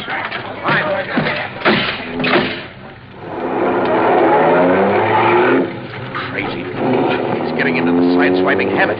See what he did to that other patrol car? Yeah, they're okay. They're often tailing us. Come on, step on it, Lacey. This is one time we ought to have a Cosmo Roma. Well, maybe he can outrun us, but with two cars on his tail, he may get careless, take chances. If so... Yeah, hang on. Oh! Lacey, you could qualify for some of those road races yourself. That guy's out of his head. Main highway like this, full of trucks and trailers. Oh, don't worry about those guys. Those interstate truckers will give you a clear road after them. They're the best drivers in the country. Come on, hit your siren. You're right. Hey, you see, I told you those guys would give you the road. Holy... Look! The trailer in front of him. And the oncoming truck. Van Hook's trying to squeeze through. Pull up. Pull up, or we'll...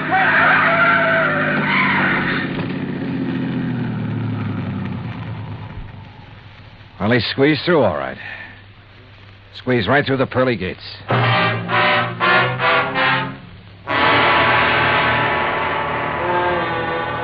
Expense account item 5, $38.75, room, 2 meals, and valet service at the Casa de Paz. Item 6, $191.60, airfare and incidentals, Palm Springs, California, back to Hartford. Expense account total, $474.84. Remarks? Well, justice is done in pretty strange ways sometimes. Kind of makes you think. Maybe it pays to tread the straight and narrow, doesn't it? Yours truly, Johnny Dollar.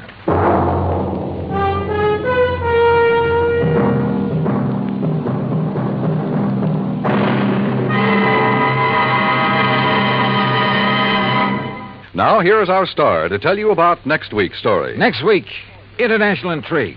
A beautiful girl and a very clever chemist. Join us, won't you? Yours truly, Johnny Dollar.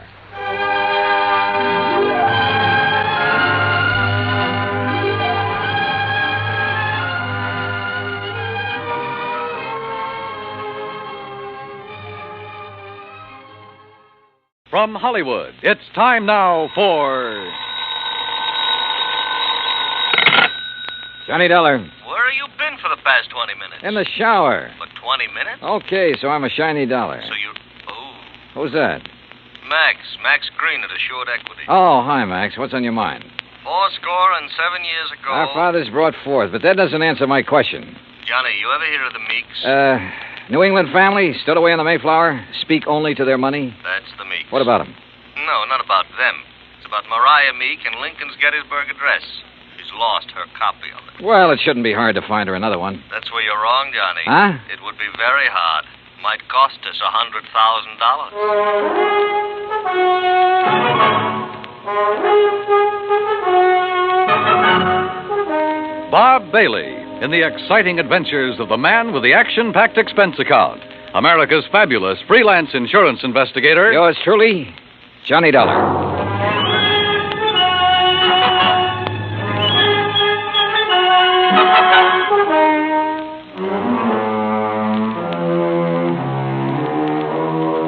Expense account submitted by Special Investigator Johnny Dollar to the Assured Equity and Trust Company, 325 Scott Avenue, Hartford, Connecticut.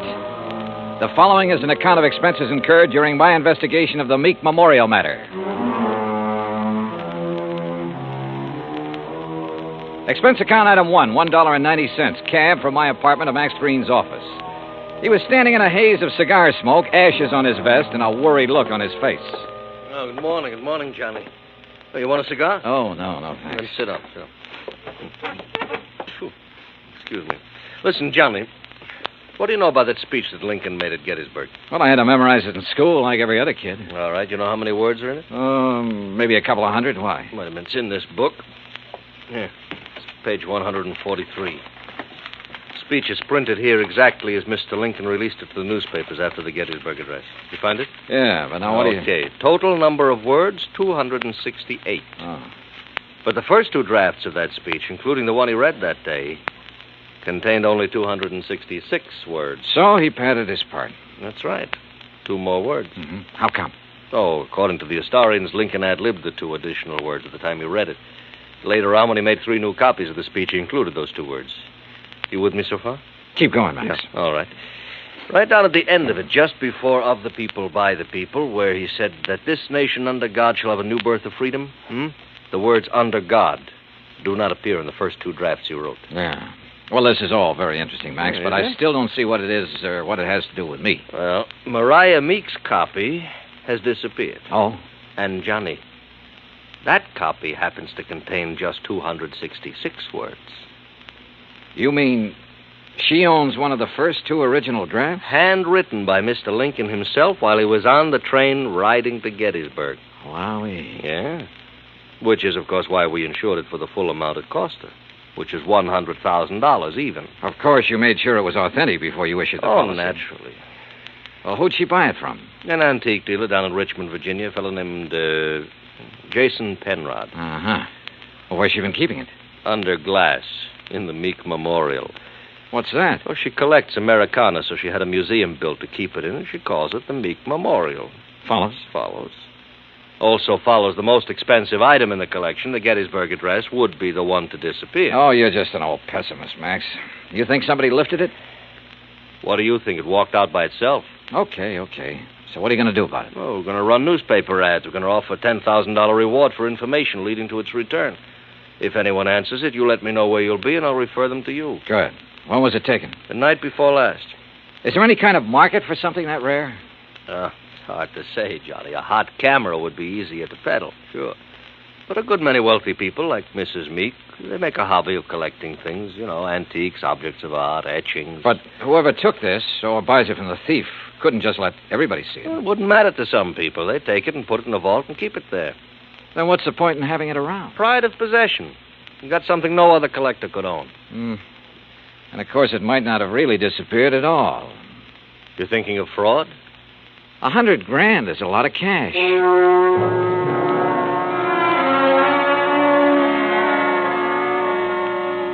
Expense account item 2, $1.90, cab fare back to my apartment. I wasn't particularly intrigued by this assignment.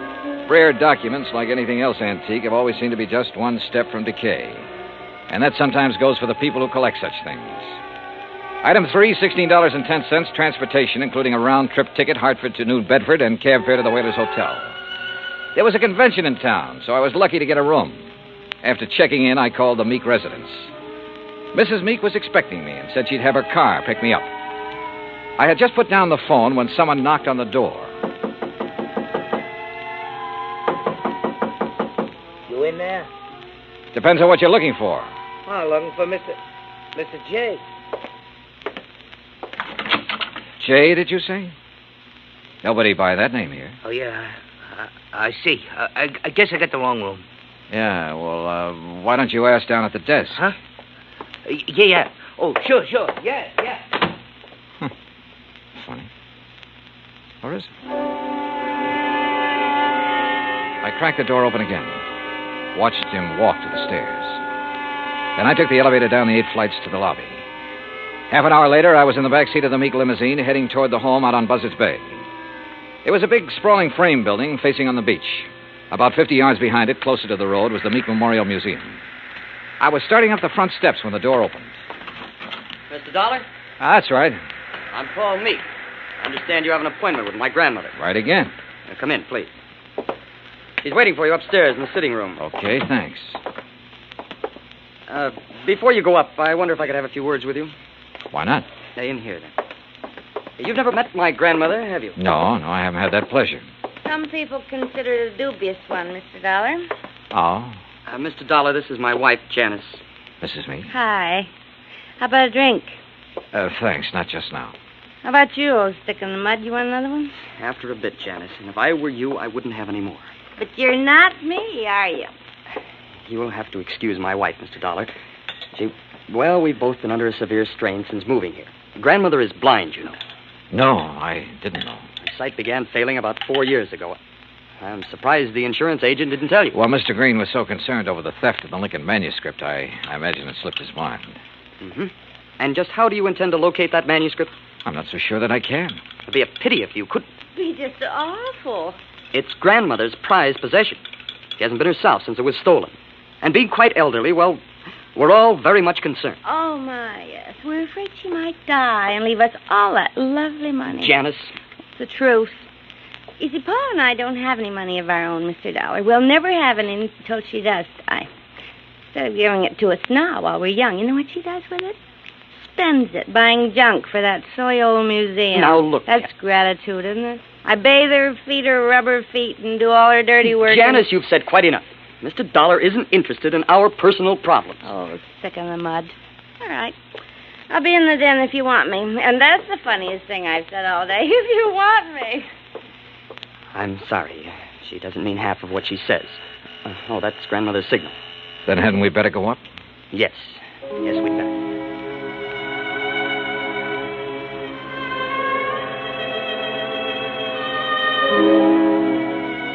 We went up the broad staircase, through a hall, and into a bright, sunny room. Wrapped in an old kimono and shawl, Martha Meek sat in an invalid chair, facing the ocean. Paul introduced us, then sat down quietly near the door. Paul? Paul, I know you're there. Now answer me. Yes, Grandmother. You go on downstairs. I want to talk with Mr. Dollar in private. Whatever you say. And close that door. Don't mind my back, Mr. Dollar.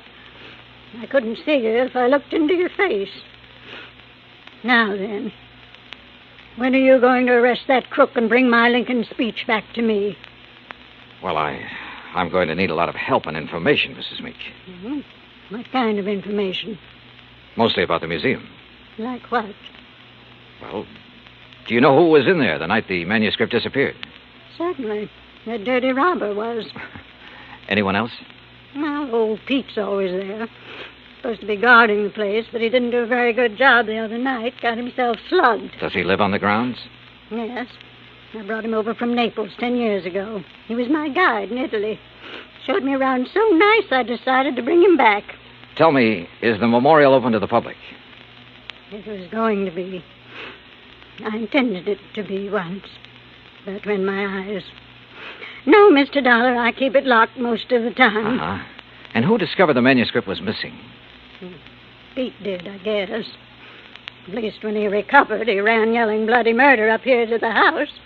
Everybody went down to see what had happened. Everybody but me. They left me all to myself. Were there any strangers here in the house that night, Mrs. Meek? Anyone beside the servants and your grandson and his wife? One person, but he's no stranger. Who's that?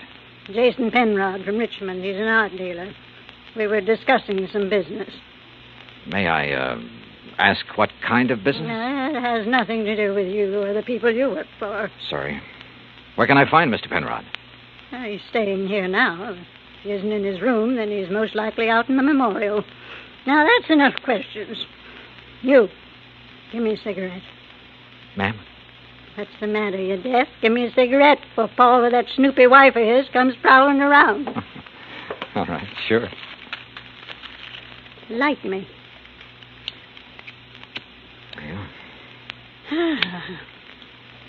Well, you want any more information, Pete's the one to talk to. All right, thanks. But what about your son and daughter-in-law? Were they inside the house at the time of the robbery? You don't suspect them, do you? Right now, I suspect everybody, Mrs. Meek. Even me? Yes, ma'am. Even you. Well, bless you, boy.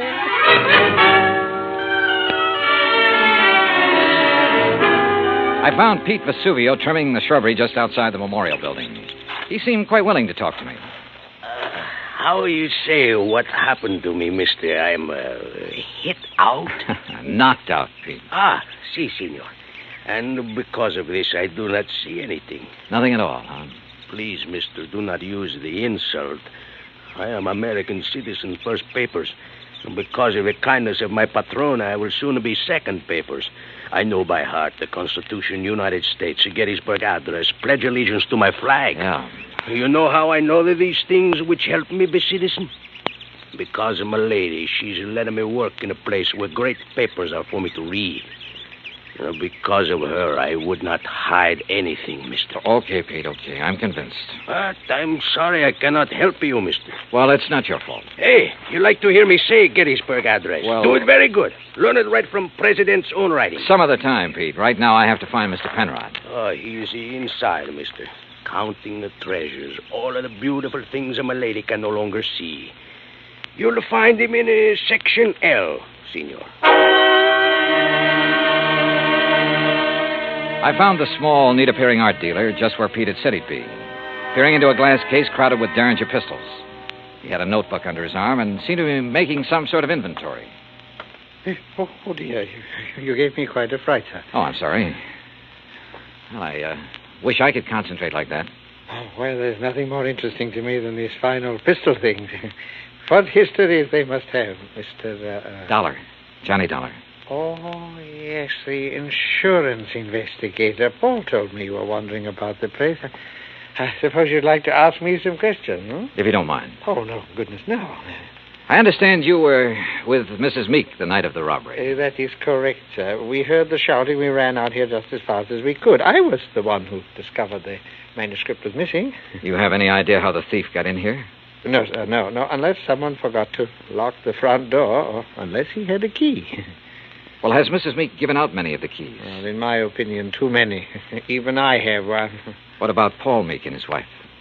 No, I don't think so. Well, they really aren't interested in the museum at all, Mr. Dollar. Oh.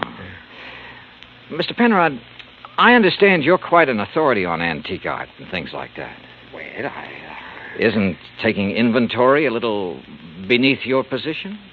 Well, I suppose it is, Mr. Dollar. Last week when I received dear Mariah's wire asking me to do it, I simply couldn't refuse. She's been such a good customer of mine. Well, yes. You have any idea who might have wanted the Lincoln manuscript? Well, I know several persons who'd love to have it. Give most anything, but I don't know anyone with the nerve to break in here and take it by force. You remember where Paul Meek and his wife were when you heard Pete shouting? They were right in here when I arrived. I see. Well, thanks for... Oh, just one more thing. Oh, yes? If you'd stolen the manuscript... Mr. Dollar. A hypothetical question, Mr. Penrod. But if you had, and you wanted to sell it at a good price with the least danger of being caught, how would you go about it? Well, I'd take it abroad, of course. I'd put it on the open market over there. Huh. You aren't planning on going abroad soon, are you, Mr. Penrod? Oh, gracious, no. You know anyone who is? Anyone who, Who didn't Paul and Janice tell you? Oh, they're flying to Paris Wednesday night.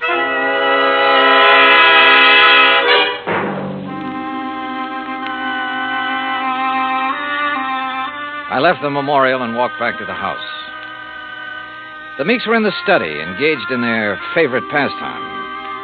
When I told them what the art dealer had said, Paul set down his glass long enough to confirm the fact that they did have reservations and insisted that he had a logical explanation for not having told me of those plans earlier. Very logical explanation, Mr. Dollar. Let me handle this, Janice, please. Sure. Drink, Johnny? Now, first I want to hear that explanation, if you don't mind, Paul. Of course I don't mind. Janice and me were fed up. Why didn't you tell me about the plane reservations? Well, why should I have? I'm not even sure I'm going to use them. Oh? Grandmother's upset enough over losing that manuscript. Something else might... Well, anyhow, if the manuscript doesn't turn up within 48 hours, we're canceling our trip. Oh, no, please. Sorry, Janice, but that's the way it's got to be. She did it. What do you mean? It's an act, don't you see? Jason Penrod told her we were going to leave, so she had him hide the manuscript. And now this thing about her being so upset and having such a weak heart. It's an act to keep her precious darling boy tied to her apron strings. I don't believe that. Well, just wait. You will. Anything else, Dollar? What does a trip to Paris cost, Paul? Well, it's not inexpensive. Your wife was complaining about being so broke.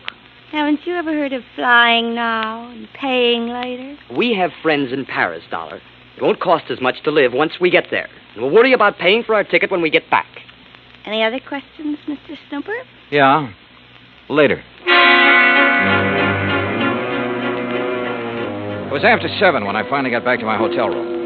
I ordered a drink and tried to make some kind of sense out of the information I'd gathered during the day. But it all added up to 0. I called Hartford and asked Max Green to look into the Meek finances. Then I dressed for dinner. I was about to go downstairs when the phone rang. Johnny Dollar. Mr. Dollar, I was told to call you. Yeah? It's about the ad. The ad? In tonight's paper about something missing from a certain memorial. Go on. Well, I called Hartford Collect. They said to call you. Yeah, that's right. Who is this? My name's not important, Dollar, but that 10 grand reward is. You think you can earn it? You meet me tonight, you'll see. Where? In the alley behind the Boron Whaling Museum. Be there at 9:30 and be alone. You got it? Yeah, I got it. Expense account item 4, 85 cents cab fare from my hotel to the Boron Whaling Museum. I don't like wandering around dark alleys at night, alone in a strange town. It isn't the best way to stay alive. But at 9:29, I passed the old whaling museum and started down the alley. It was dark, no moon, and it was very quiet. I was about 20 yards in from the street when I saw him, curled up in a ball like he had a stomachache. Only he didn't. Because somebody had made him very dead. I struck a match and turned him over. I'd only seen him once before, but I didn't have any trouble remembering where it had been. Right after I'd checked in, he'd knocked on my hotel room door. By mistake. At least that's what he'd said. After giving a statement to the local police who identified him, I went back to my hotel. Evening, Mr. Dollar. Yeah, say, look, I know it's probably against all your rules, but who had my room just before I checked in? Oh, I couldn't disclose that information, sir. Sorry. Oh, well, so am I. It'd mean a lot for me to know. Maybe even $5 worth. Well, well, sir, if it's that important. Thank you. Now, let's see here. Yes, here it is. Can you read his signature, Mr. Dollar? Yeah, thanks. Just fine. The name I'd seen scrawled on the hotel register wasn't important now. At least not without something more to back it up. There was no law against checking out of a hotel, but there was a law against murder, if it could be proven. And that would be hard to do without finding a motive. So I went back to the Meek house to look for it. I paid off the taxi, that's item 5, and started up the front steps. Oh, hi, Johnny. I thought it might be you. That's so? Mm-hmm. I hope you aren't mad at me for the things I said today. No, not at all. I've been a very bad girl. But everything's going to be all right now. It is. Mm-hmm. Or haven't you heard? Heard what? About dear old grandmother. She's had a real bad stroke. Isn't expected to live. You, aren't a bit sorry, are you? Would you be, if you were me? Dollar, you mind coming up here? No, not a bit, Paul. I'm trying to reach you at your hotel. Thank goodness you've come here. Did Janice tell you? Yeah. How is she? Bad. Doctor's given up. Says it's only a matter of hours. She told me to send for you, Mr. Dollar. Oh? I don't know why. I've never been able to figure out a lot of things she did. All right, where is she? In there. Old Pete's with her, but go on in. Thanks. With a increased devotion to that cause for which they here gave her the last... Who is it? Oh, it's Mr. Dollar, my lady. Hello, Mrs. Meek. Oh, thank you for coming, Mr. Dollar. I go now. No, wait. Mr. Dollar, you have a moment, haven't you? Of course.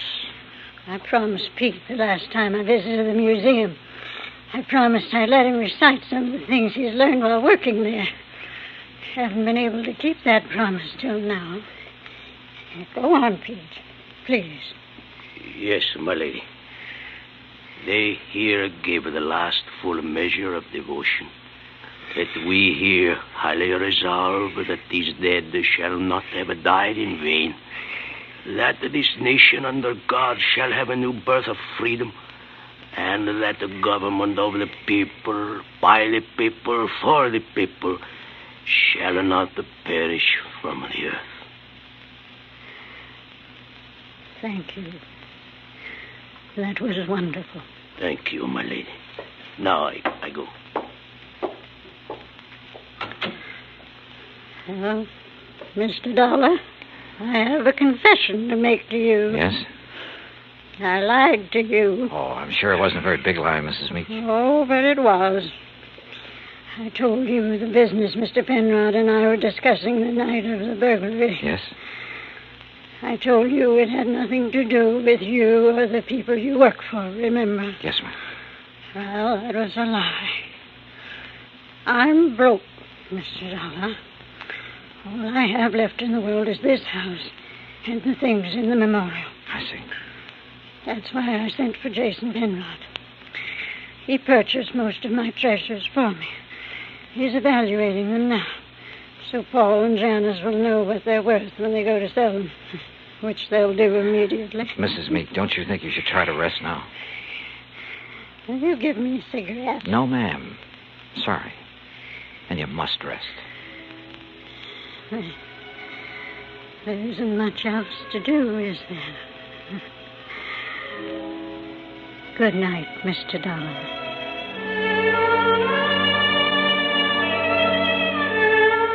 Outside in the hall, Paul and Janice Meek were talking quietly to Jason Penrod. Off in the corner, standing with his back to the others, was Pete Vesuvio. Mr. Dollar, is She's resting quietly. Oh, Dio grazie. Why did you lie to me, Pete? What? I never lied to nobody. Who say I did? I say you did. You're crazy, mister. What lie I tell you? You said you learned the Gettysburg Address right from Mr. Lincoln's own writing in the museum. That's no lie. What's the matter? You don't believe that, mister? I believe you, Pete. But I just had to be sure. Come on, let's join the others, shall we? See. Well, good evening, Mr. Dollar. Mr. Penrod? Tell you any of the family secrets, Johnny? Not too many. You learn anything in there you didn't know before? Yeah? I know which one of you stole the Lincoln manuscript. One of us? Why, you're crazy, Dollar. We were all in the house at the time it happened. That's right. But one of you hired a little man named Leo Jones to do your dirty work. Jones called me earlier this evening. He was going to tell me which one of you it was. Evidently, he didn't like the deal he was getting. What was he doing, Penrod? Trying to blackmail you? What are you talking about? I don't know any Leo Jones. Then why did he come around to my hotel room this morning? The same room you just checked out of. Well, that doesn't mean a thing. I imagine several persons have been to that room today. Sure, but they're still alive. Now, let's get to the phony Lincoln manuscript. Phony manuscript? It wasn't phony, Mr. Dollar. Wasn't it? Well, you correct me if I'm wrong, Penrod. After Mrs. Meek purchased one of the first two drafts of Mr. Lincoln's Gettysburg Address, she started losing her sight. When she closed the museum to the public, you saw a chance to make yourself another $100,000 sale. So you switched copies of the manuscript, replacing that draft with one containing the words, "Under God," which isn't worth anything close to $100,000. What do you mean, Dollar? All right, let me quote. That this nation, under God, shall have a new birth of freedom, and so on. What? The phrase, "under God," was not in the manuscript he sold your grandmother, but it was in the copy old Pete has been studying in the museum. Right, Mr. Penrod? All of you stay right where you are. You get what Jones got. Mr. Dollar. He won't go far, Pete. But I am the guard. The lady will want me to stop him. Pete, come back here. Keep away from me. Hey! Come on. Oh. You tell the lady I am a better guard now. Much better. Si, senor. Yes, Pete. I did good. You did fine.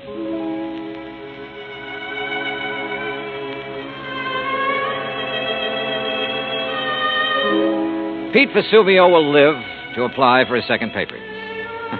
And in time, probably open a spaghetti joint in New Bedford. Penrod will be tried for murder. As yet, he hasn't disclosed the name of the person who purchased the stolen manuscript. But in time, I'm sure he will. As for the Meeks, well, Mariah passed on later that night. But as she said, there was nothing left for her but to rest. Expense account total, including hotel and numerous incidentals, $98.30. Yours truly, Johnny Dollar.